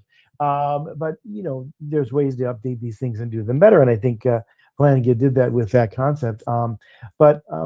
Yeah, it's. I don't know if I need to. I'm going to give reserve judgment, and I don't want to sound like that guy who's like, I'm already writing the review and I haven't seen a frame. But I don't know if Carrie needed to be retold. But it's been retold on Broadway. It's been retold a couple times. Are there other horror stories? Are there short horror stories that are in those volumes every year that I talk about that are just waiting to be turned into movies and shows that nobody's doing that would be novel for everybody? Well, and I do mean novel. Let me ask this question about Carrie. I've seen a couple of stills or like scrolled past websites that had stills. Is it a period piece or is it contemporary? Like, are these contemporary kids? I think it's contemporary because I don't know if it's taking place in modern times or not. Okay. I heard. I saw was a couple of screenshots. It looks like it looks pretty contemporary to me because she doesn't even look like she's that unusual, But I could be wrong. I will see. Yeah, I'm curious about it, but it's not surprising because I mean Stephen King is basically Marvel at this point. They're just gonna keep going back to that well. It's all about branding and not really content, quality of content. That's our fear that we were talking about before you got here. Is like we can think about things that can get remade and rebooted, but it's all happening in the same machine of money. And like you said, IP, like we're in that laziness and creative bankruptcy era that we're all fearing. People who here. don't know. It's people who don't know. You have people in the C-suite who just don't know. Why does Wolverine appear in every X-Men movie? Because that's the only X-Men character those people know. You're gonna have Hugh Jackman in it, right? Oh, of course. Till he's 90. But if you say, I know, because there's 50 X-Men that have never been in a movie. Because it's like this. I had to actually tell people. I said, this is based on the comic book Days of Future Past. He's barely in it. It's not just his story. It's the X-Men story. It's Kitty Pryde's story, and she's barely in it. I know, and she's not even in the movie. Actually, no, she is in the movie, but she's not the main. But she's barely in it, Monty. Yeah. I know, that's right. Yeah. She's behind the two different Magnetos and two different Professor X's. Well, I mean, my preference is not necessarily remakes; it's re-release. And I'm not talking about, you can go see Fathom Events, 2-night only screening. I'm talking about the studios that are sitting on these gold mines of beloved properties. You could take a risk with just a few $1 million and just say, you know what, James Gunn, we appreciate your service. Well, not really, because you're losing us almost $1 billion. But we're going to take a fraction of what we paid you and re-release the 78 Superman. And we're going to put this amazing marketing and publicity push behind it to make people think that they're seeing something great and new, that they have to go see this because it's a movie-going event. And I'm just curious about what would happen with that. Like, can you make something like Casablanca cool without remaking it? Just put it out there and say, this is, it's a movie about fighting fascism, because that's like the big buzzword right now. Go see, one of the great movie romances of all time. There are smart enough people. There are people who can sell us the garbage that we're paying to see right now in the multiplex because they make it attractive enough. It passes some kind of sniff test. They could do that with older stuff. They can make it cool. It's a great question. Well, because it's actually, you're actually onto something that I think is a very fundamental question about generations. And I know that every generation thinks that the next generation is the laziest, stupidest, blah, blah, blah-iest. But I will say this, that from my experience as an advertising person, I did plenty of research and had clients that were, doing products for kids and toys and aimed at teenagers and stuff like that, and listening to them talk about different things. And it is a little bit of that John Hughes story that like 50 years ago, well, he might as well be Charlie Chaplin. Yeah. But I love that idea. Like to me, there's so many great movies, and I must just say from my own experience, and I think you've maybe heard me tell this, a few of you, this story, but one time I was on the road and the hours were sort of screwed up, and I ended up turning on Turner Classic Movies, and the Judgment in Nuremberg was just starting. It was a 1961 film, and it's 3 hours long, and that was very different in those days. And I ended up watching the whole thing, and I was blown away. It was not only really well acted, it's a great courtroom drama, but it's like, oh my God, we all think that we're the arbiters of edge. And here in 1961, they had so much edge. The arguments in there, the language. They showed the freeing of the camps film, which was first time most people in the world had seen that, and it was in Stanley Kramer's movie, because most of that was not shown in the the newsreels and some of those kind of things that were still in the movie theaters. And you wonder how the heck that had so much. And I was just like, that's such a modern movie. It felt modern today. Now, grant you, it was in black and white, and you recognize Judy Garland, some of those. But I mean, even to the point where they literally had Maximilian Schell as the defender of the Nazi judges who were on trial, or the German judges who were on trial supporting the Nazis. Literally say like, oh, the German people were the only people who knew about what was going on. Everybody else decided to, oh my God. And then he talks about the quotes of political leaders supporting Hitler. And this was made in 1939, and this kind of stuff, and all these different people and stuff like that. And it's fascinating because like, well, that's all true. And they were willing to say that in 61. And we think, well, we only know the truth tellers and the whistleblowers today. I just wonder if that kind of movie, to your point, Ian, if you put that in the theaters and said, this is one of the greatest movies of all time, and it was the first big movie about what sort of was going on within, the German mindset that people didn't really understand afterwards and all that kind of stuff. If the young people say, oh, it's a black and white, I can't go see it. I don't know. I hope not. But there's so many great movies like that. The 70s, we've talked about it many times. 3 Days of the Condor is a great film. I've watched that so many times since then. I wouldn't change a frame of that. It to me seems as edgy and cool as anything today. But would they look at that and go like, oh my God, look at those wide lapels? I mean, I don't know. I hope not. But you're on the right wavelength where the right, really good classic movie without a reboot and remake, just bring back that classic, creates the critical thinking that a lot of times is missing. Like you're talking about, like bring back Judgment in Nuremberg, bring back 3 Days of the Condor, and like make audiences kind of like not get over explained by, like, because we have the over exposition we were talking about before, but like immerse yourself in this and try to put, take that challenge and put yourself in 1961, put yourself in 1973, whatever it happens to be, and just like go through that mental challenge and soak up what that is while being ridiculously entertained and impressed along the way. And that works for cheesy stuff and good stuff. Like, I don't know why Independence Day isn't shown every 4th of July in every theater in America 30 years later. Because it would sell out. Those screen awesome experience that would go a long way every year. Show it like you do Home Alone and It's a Wonderful Life, and like Ian, like you said, 78 Superman would reverberate just fine. Oh, it's so good. You can do 89 Batman right now, and it would probably move people as much as Robert Pattinson will once or twice, and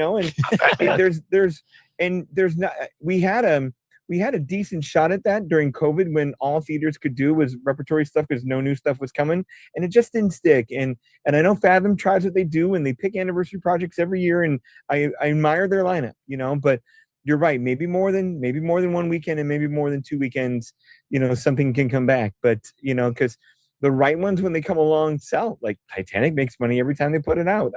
Star Wars makes money every time they put it out. So, well, who's to say you can't take a good, challenging thing for the right moment to kind of go with Jeff's point earlier of, pick something topical that you can kind of put out there right when you need to, that isn't aged. Well, it's already been aged, but the legacy of it keeps it topical for what you're talking about versus a tech movie that's going to age out before it gets here. And some of that stuff.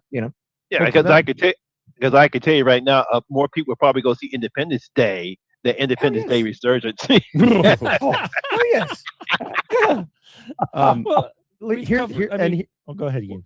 Well, I was going to say, just real quick on how you sell these things.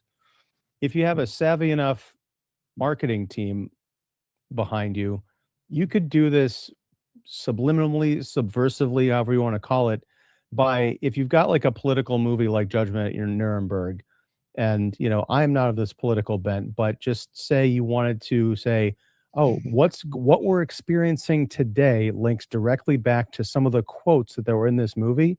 And you start making memes, you start making TikTok videos, superimposing CNN clips with, footage from that movie.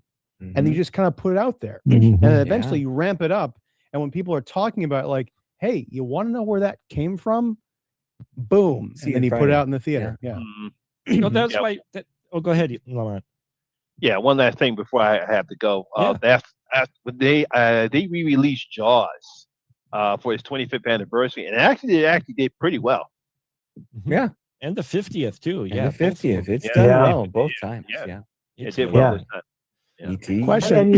And to that point, Monty, and I think it's going back to what we've all been talking about, but you sort of brought it up too, Ian. It's like there are so many strengths in Jaws that most people don't see that in horror movies today. And to see that in that, it's like, I mean, I was talking to a friend of mine who said, "What's your favorite movie of all time?" And I said, "Jaws." And I said, "Well, it made a very big impression on me when I was in junior high, but I've watched it at least once, probably every year since then, and I always see more in it." And what's kind of captivated me the last 2 or 3 times I've seen it, maybe because I've gone through all the other stuff. Like, how did Robert Shaw not get an Oscar nomination for that movie? Is the fact that Spielberg decided to cast all the locals as locals. Yeah. And so you have this flavor of these people and who they are. And right from the get-go, they're dyed in the wool. It's baked in the cake. And from the very get-go, Brody can't get anything.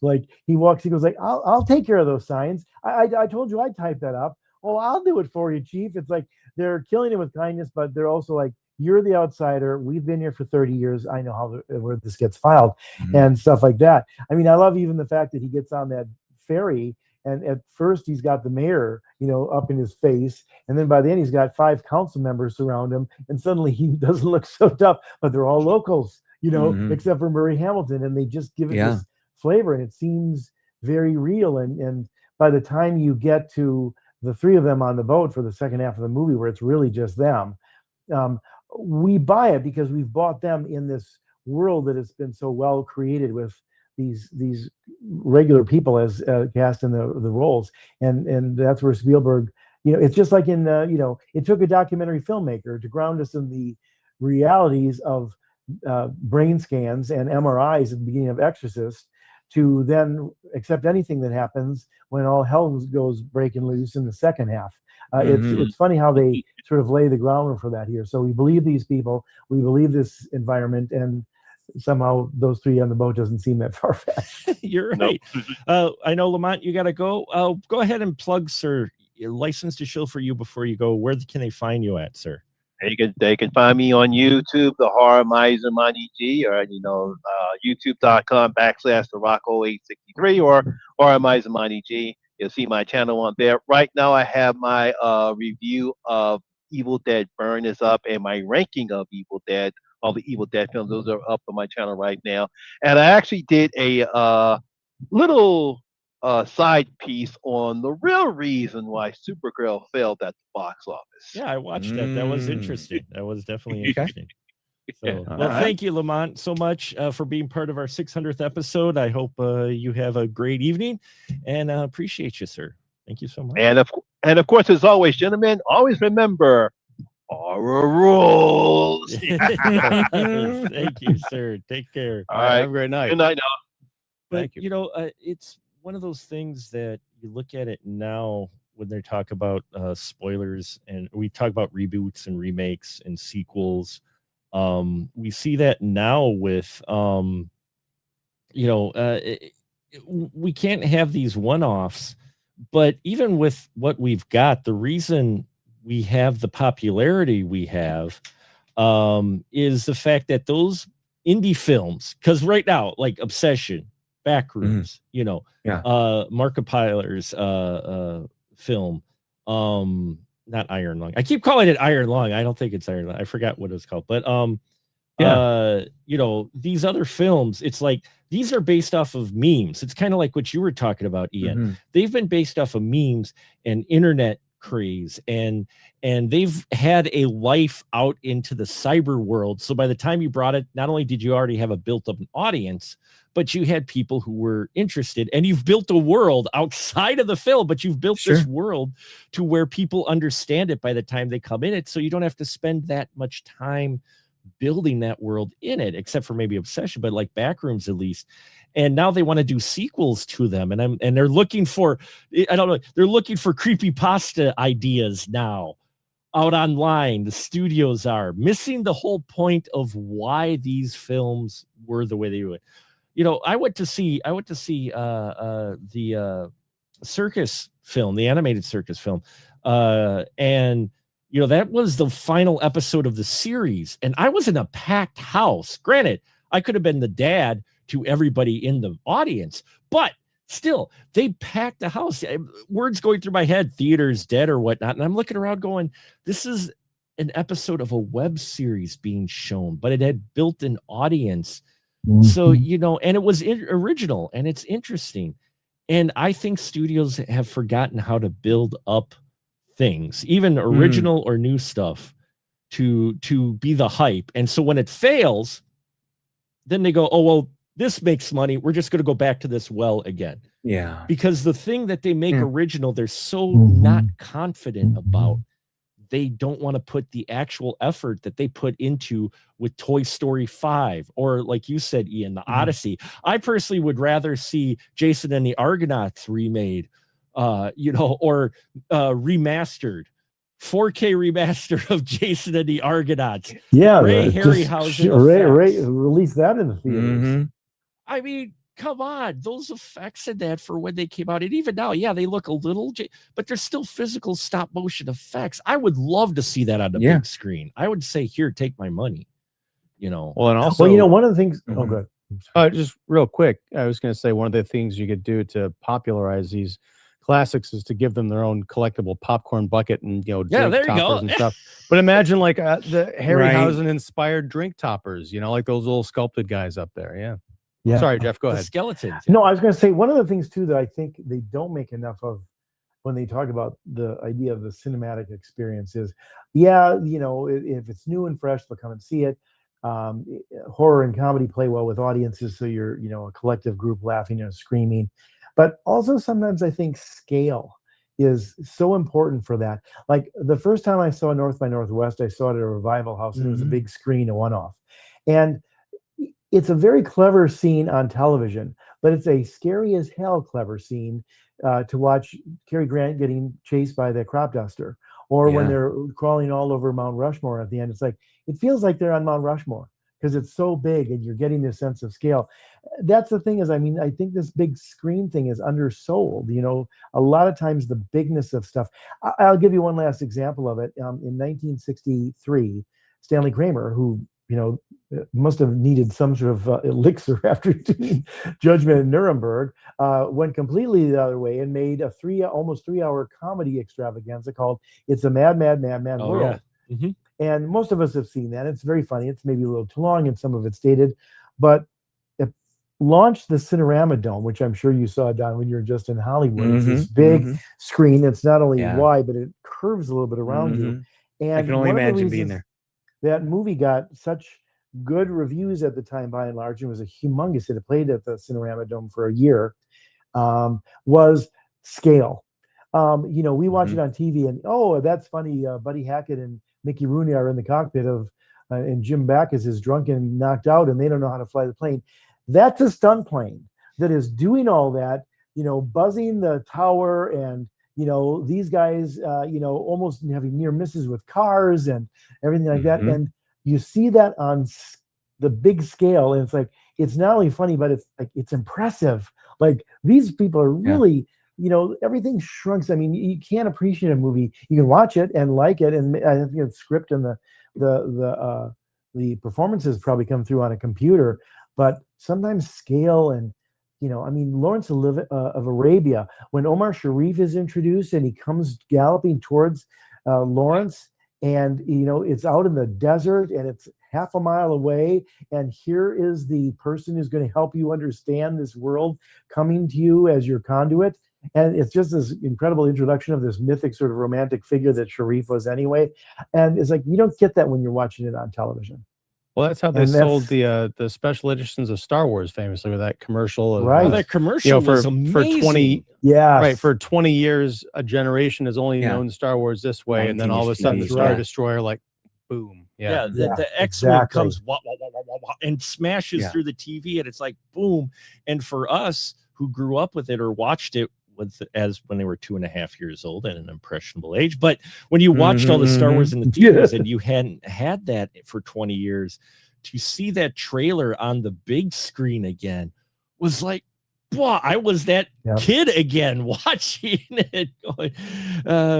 Thank you, Stuffed Burrito, Jonathan, and Talix for tuning in. They rated us and they popped in. So glad you could join us for our 600th episode, by the way. Appreciate you. But yeah, I mean, but we've got that. The problem is, and it's not so much our film goers, it's the filmmakers. They've shot things now for the smaller screen on purpose. Yeah, I mean, they know you're going to end up on a couch, and we likely have 60, 70-inch TVs at home where you can get close, or at least close enough to a big screen experience. I know it's not the same, but it's better than the 19-inch TVs we grew up with, and I get it, but it's still cheating. It's still like lazy. I mean, I remember back when DVD was becoming big and widescreen was suddenly the thing. Remember people say, "Oh, I'm losing the film because you've got the black bars above it," and you're like, "No, you don't remember it because it's been 2 years since that movie came out, and you don't remember what it was like on the actual big or it's screen." been 30. At that scale, Right. But I remember them showing cameras of filmmakers, modern filmmakers in the 90s, having the two different outlines on their monitor when they were shooting. And if you notice, like, discussions and people and talking went from being at the edge of the screens, they moved to a third in on either side because they would frame it, they would have it on their display of what it was going to look like when it was on the TV or the VCR versus the screen. And so they shot it for the screen. So all your action happened in this window, but you've got this much screen, but really all the action happens here. And it's sad, it's like that but it's funny how much compromise there is throughout. I mean, when television first came on, movies were square. Yeah. Movies turned into the VistaVision to compete with television. And yet, then in the 70s and 80s, you remember Pan and Scan? Where they would put movies on and and like this for what? Yeah. I mean, but for a lot of people who say, well, that's good enough. And I think that's sometimes part of the problem is I think we've lost a little bit of the eye for what could be and what is known to be better. But if you haven't seen it, maybe you wouldn't know. So that's all the more reason why, to your point, Ian, I think put these movies out there in the big theaters and see what they do. Yeah, it's not going to cost that much. And you guys talk about movies on their anniversaries. It's a perfect thing to lock in with Fandango or the events and all those kind of things and stuff. And maybe surprise, these movies will be very popular. One of the reasons Gone with the Wind is the most, adjusted for inflation, the most popular movie of all time is they released that movie into the theaters well into the 70s. They would bring it back in the theaters, and it's coming back for a 4K. It's coming back for a 4K transfer. And at the height of its popularity, when it first came out in '39, it would make its way around to most theaters every 3 to 4 weeks. Like maybe not for a full week, but like, hey, we're bringing Gone with the Wind back. Now everybody got to see it, or maybe you want to see it again. Oh, you want to see it again? Oh, they're lining up. So we'll show that for 2 days at this Milwaukee theater, and then it'll come back in a couple more months. And we got Stuffed Burrito, our good friend Gabe, who's been on the show for a number of episodes. So glad you could join us. He says he had to fight his family to get widescreen VHS copies of movies. Because they thought they were not getting the full picture when you actually were getting the full picture. It's just that you're watching it on a CRT TV that was 4:3 and not widescreen. Yeah, I mean, the technology had to evolve to catch up with the media, which was pretty wild. I mean, I remember having a tube widescreen television. Oh, wow. That was heavy as hell, and I dropped it on my wife's foot when we were moving. I still haven't lived that one down. But she let you know that one. It's the same one. It's always the one saved for the end of the argument, right, Ian? Yeah, well, that may be true, but you know what? You dropped that screen on my foot. Yeah, it's such a part of our family history now that I don't even have to be brought up. It's just the look. I'm like, oh, you're thinking about the TV again. but we were saying it earlier, like with the John Hughes stuff, like all the stories we're telling, we can be the old men at the dinner table saying it, but there's a generation of kids that have never seen anything but a flat screen TV and a non-corded cellular phone. Like it takes some, I don't want to say dumbing down, but it takes some translation to reach some of these kids. And I teach them every day, and oof. So like, I would love to put George of Nuremberg in front of some high school socialites kids, and I think it would reverberate. And as much as Independence Day blew my children away, 13 and 11. So like, yeah, it's there's leaps we got to make. But I wish we can make those leaps smarter, reboots, remakes, or otherwise, like, because I think Ian still, like, I always hope, I guess I mean it like this. I always hope that a reboot, a remake, or a reimagining is something that gets your brain going, but makes you want to go see the old one too. Like go rediscover something, go rediscover why the movie was bad the first time, or go rediscover why it was a classic the first time. And for whatever reason, hopefully you can get a doubled experience out of it, or comparative experience, whatever you want to.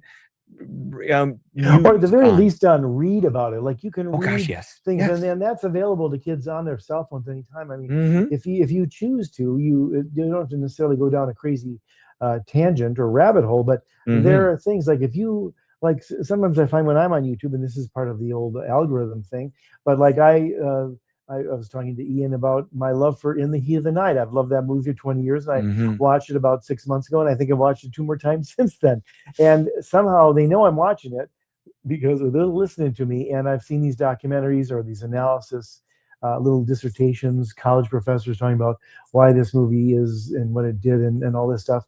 And it's fascinating. So, I think that all makes the idea of power, information is power, and that's what people are using the phones for, I think, and hopefully technology for it is to find out more stuff, and that nicely comes with all that stuff without you having to go to the library and thumb through the card catalog. Well, I'll go ahead, Ian.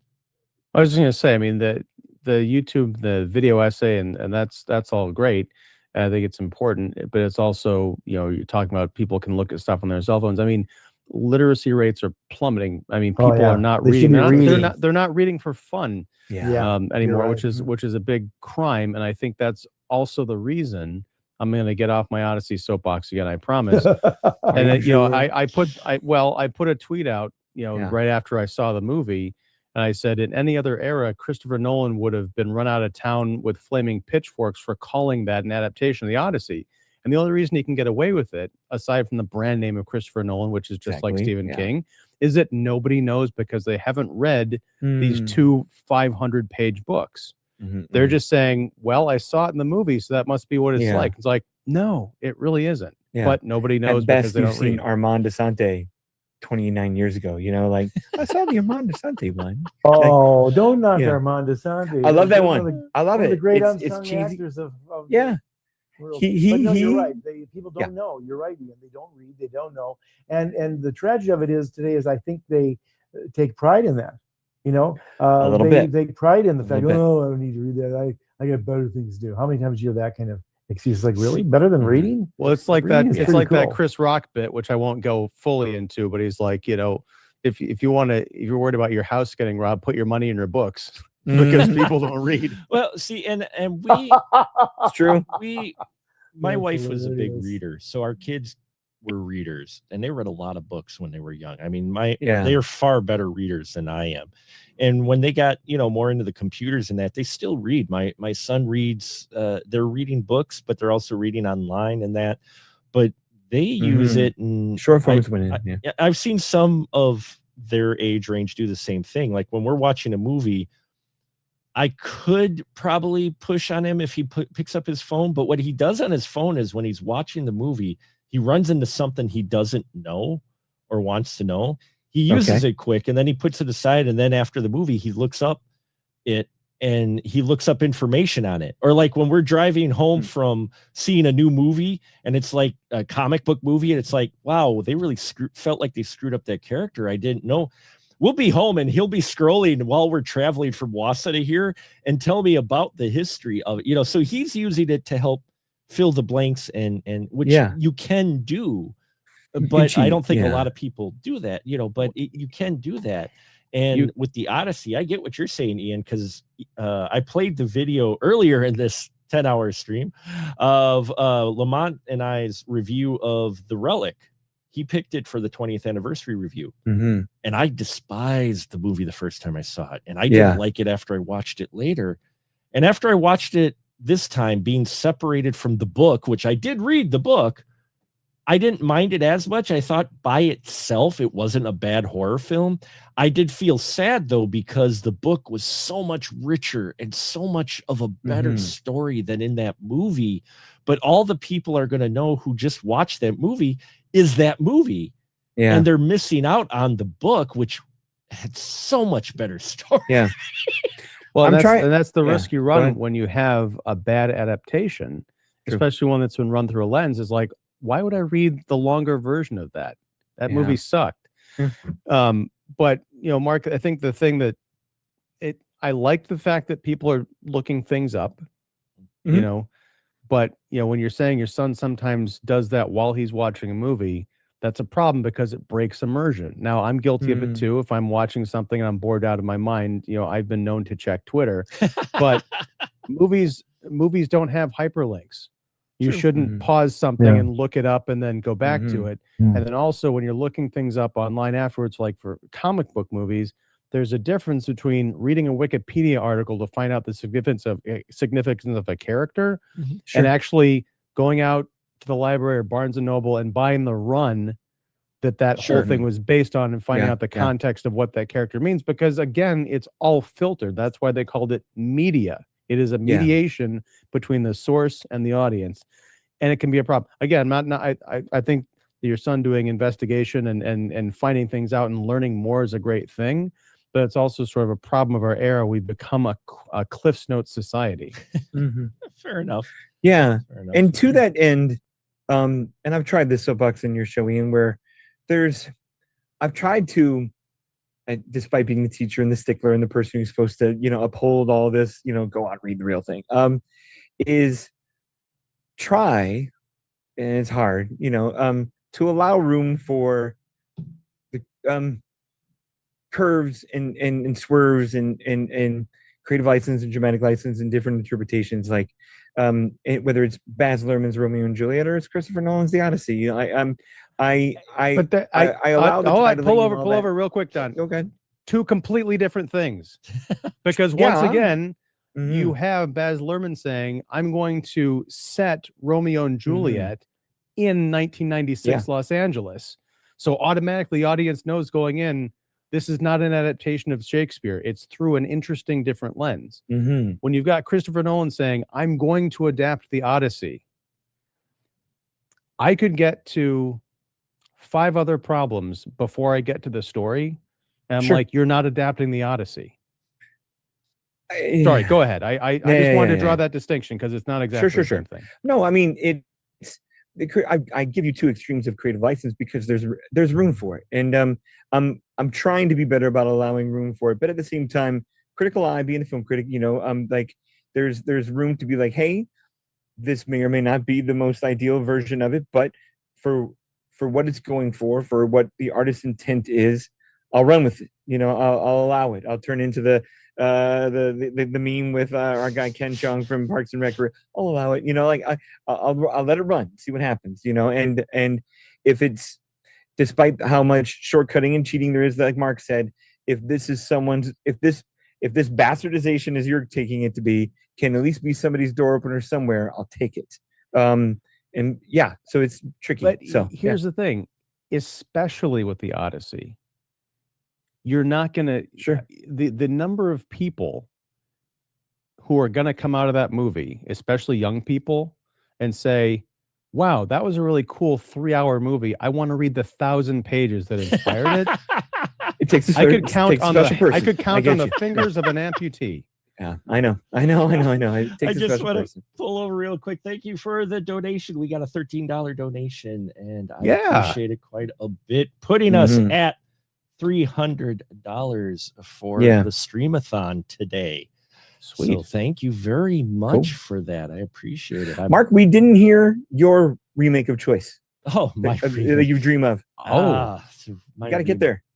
My remake of choice. I kind of alluded to it.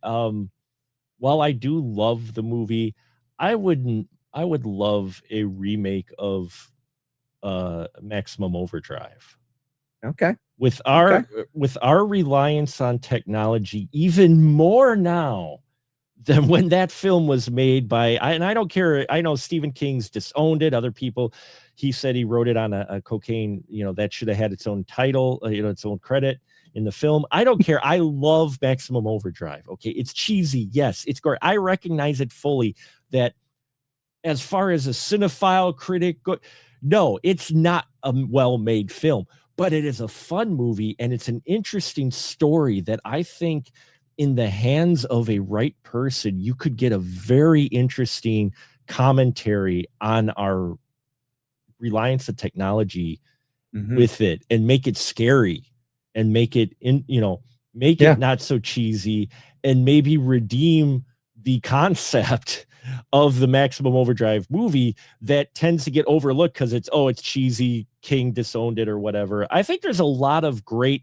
ideas and things in there, and it's very much Stephen King. If you look at the characters and you've read Stephen King, it's got those archetypes that King writes in that movie.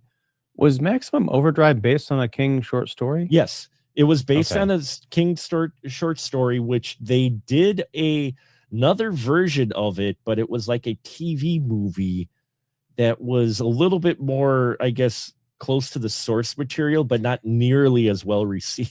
Yeah, they did the same thing with The Shining. Which collection was that in? Do you know? I don't think it was a collect. I think it was a standalone. I was it. Like a novella or something? Yeah, it was a novella. I'm not sure if it was in a collection, but it was a novella that he had written.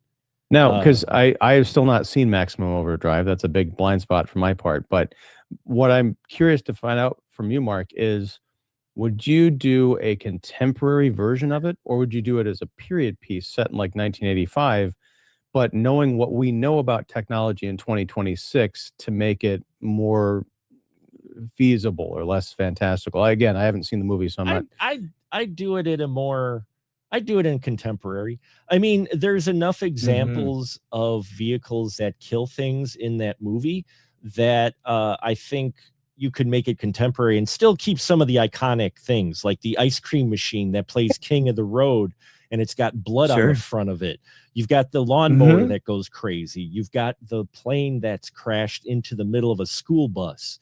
I mean, there's a lot of imagery in the 80s version that you could just move to today and not really change much, but you could add, the tech part of it. You could add that to it. I just like to see it get like a serious remake so that it could maybe get a better reception by the public. Whenever you say Maximum Overdrive, people roll their eyes or just go, oh, that's cheesy. But those who've watched it, or like I did, watched it every day for the 31 days of horror one year. I watched it all 31 days. There is a lot of great stuff in there that could really, if refined a bit, I think could really still apply today. There's Mark, did you use cocaine to get through those 31 days? I did not. No, I did not use cocaine to get through those 31 movies, nor did I use cocaine to get through the 10 hours that we have done of our Streamathon. And I think we're going to wrap it up here tonight. I want to thank you guys all, and Horror Miser, Lamont, and everybody who tuned in for making this a really fun time, this 20th anniversary Streamathon to Streaming to End Alzheimer's. And the 600th episode has been fantastic. And thank you, Jeff, Don, Ian, Lamont, everybody of my Spoiler Room crew over the years who have been at least a part of one, if not more, of our 600 100 episodes that we've been doing, which I never thought was a milestone I would reach. And we aren't going to slow down. We aren't going to stop. We got our Miyazaki episode coming up, which will be Ponyo, which is what we're going to look at next. And so I'm excited to talk about that. And I've picked our theme. Thanks to some fine folks in our last episode. I've picked our theme for I think Jeff may have suggested it. 1999 films. We are going to party like it's 1999 next year. Our special year-long series is going to be looking at films from 1999. I will come up with the list and we will have people vote on it. Now, we've done some films from 1999 in here when I was doing the 52 Degrees of Kevin Bacon, which Ian joined in, and I've trapped him into this shadow zone to where he comes back almost every week. But we're going to have a list of all the 1999 films, and you'll be able to vote. Top 12 is what we're going to do. And yes, our theme for next year will be Party Like It's 1999. So that's the theme for next year. Look for that soon on Special Mark Productions. And tomorrow, we're just going to plug it quick. Another 10 hours. If you haven't gotten enough of me, there's another 10 hours coming. Yes, we're doing our streamathon tomorrow. Ian's going to be back. We're going to talk about why we're critics, because I think it's a question. It's an important question. That it's an important topic that I think needs to be discussed, especially nowadays.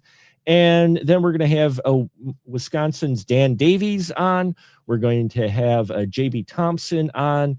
And we're going to be doing a soundtrack show, as well as special 20th anniversary pre-recorded reviews and maybe a little gameplay. There'll be a whole lot more coming, so hope you tune in for that. And now I'm done shilling my stuff. Let me allow my wonderful guests who've been part of this very special episode to shill their stuff. So, Jeff, you are first, sir.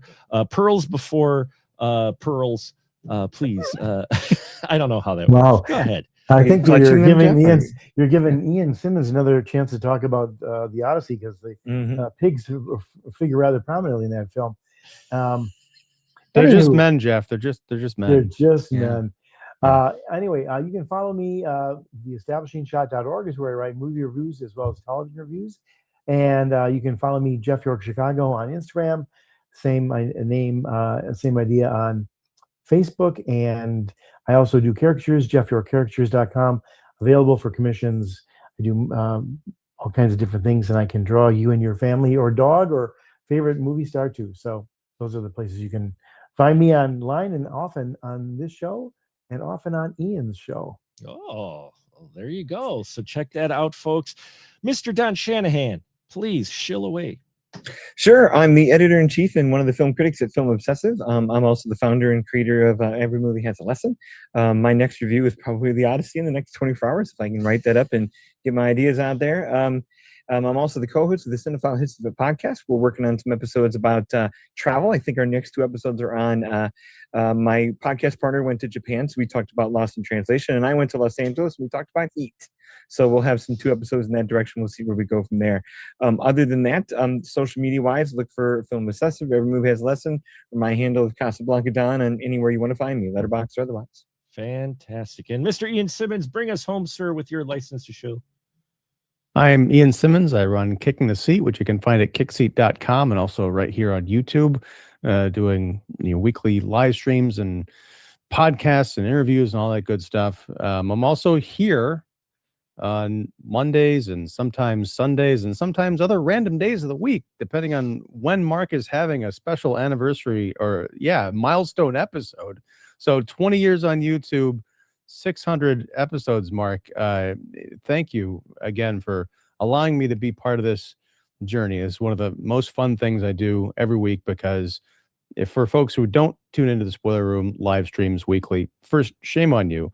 And second, Mark does a great service to not just me, but also the audience by picking these kind of themed episodes and building entire months of programming around them. Movies that I've either never seen or I've seen and I need to reevaluate or, reconsider. Sometimes they're just classics and we have a good time saying this is why we love these movies. And sometimes, as in the case of Coraline and My Neighbor Totoro, I do my very best to turn people around Anyhow, Mark, thank you Right. very much. Congratulations, and that's my show. Thank you very much, all of you. Thank you to everybody who's supported us for so long. I think this year too, I'll be crossing the threshold of 2,000 movie reviews before the end of the year since I've been online. I thought you meant for 2026. Well, no, not for 'cause Mark, you're a 2026. madman. No, Yeah. 2,000 No movie kidding. review, just reviews Yeah, of yeah. the final cut. We are going to be crossing the 2,000 threshold this Nice. year. A lot more videos, as you know, onto YouTube. Thank you all for making this special, and hope to see many of my viewers back tomorrow for another great day of programming. But until then, we're just going to say good night, everyone.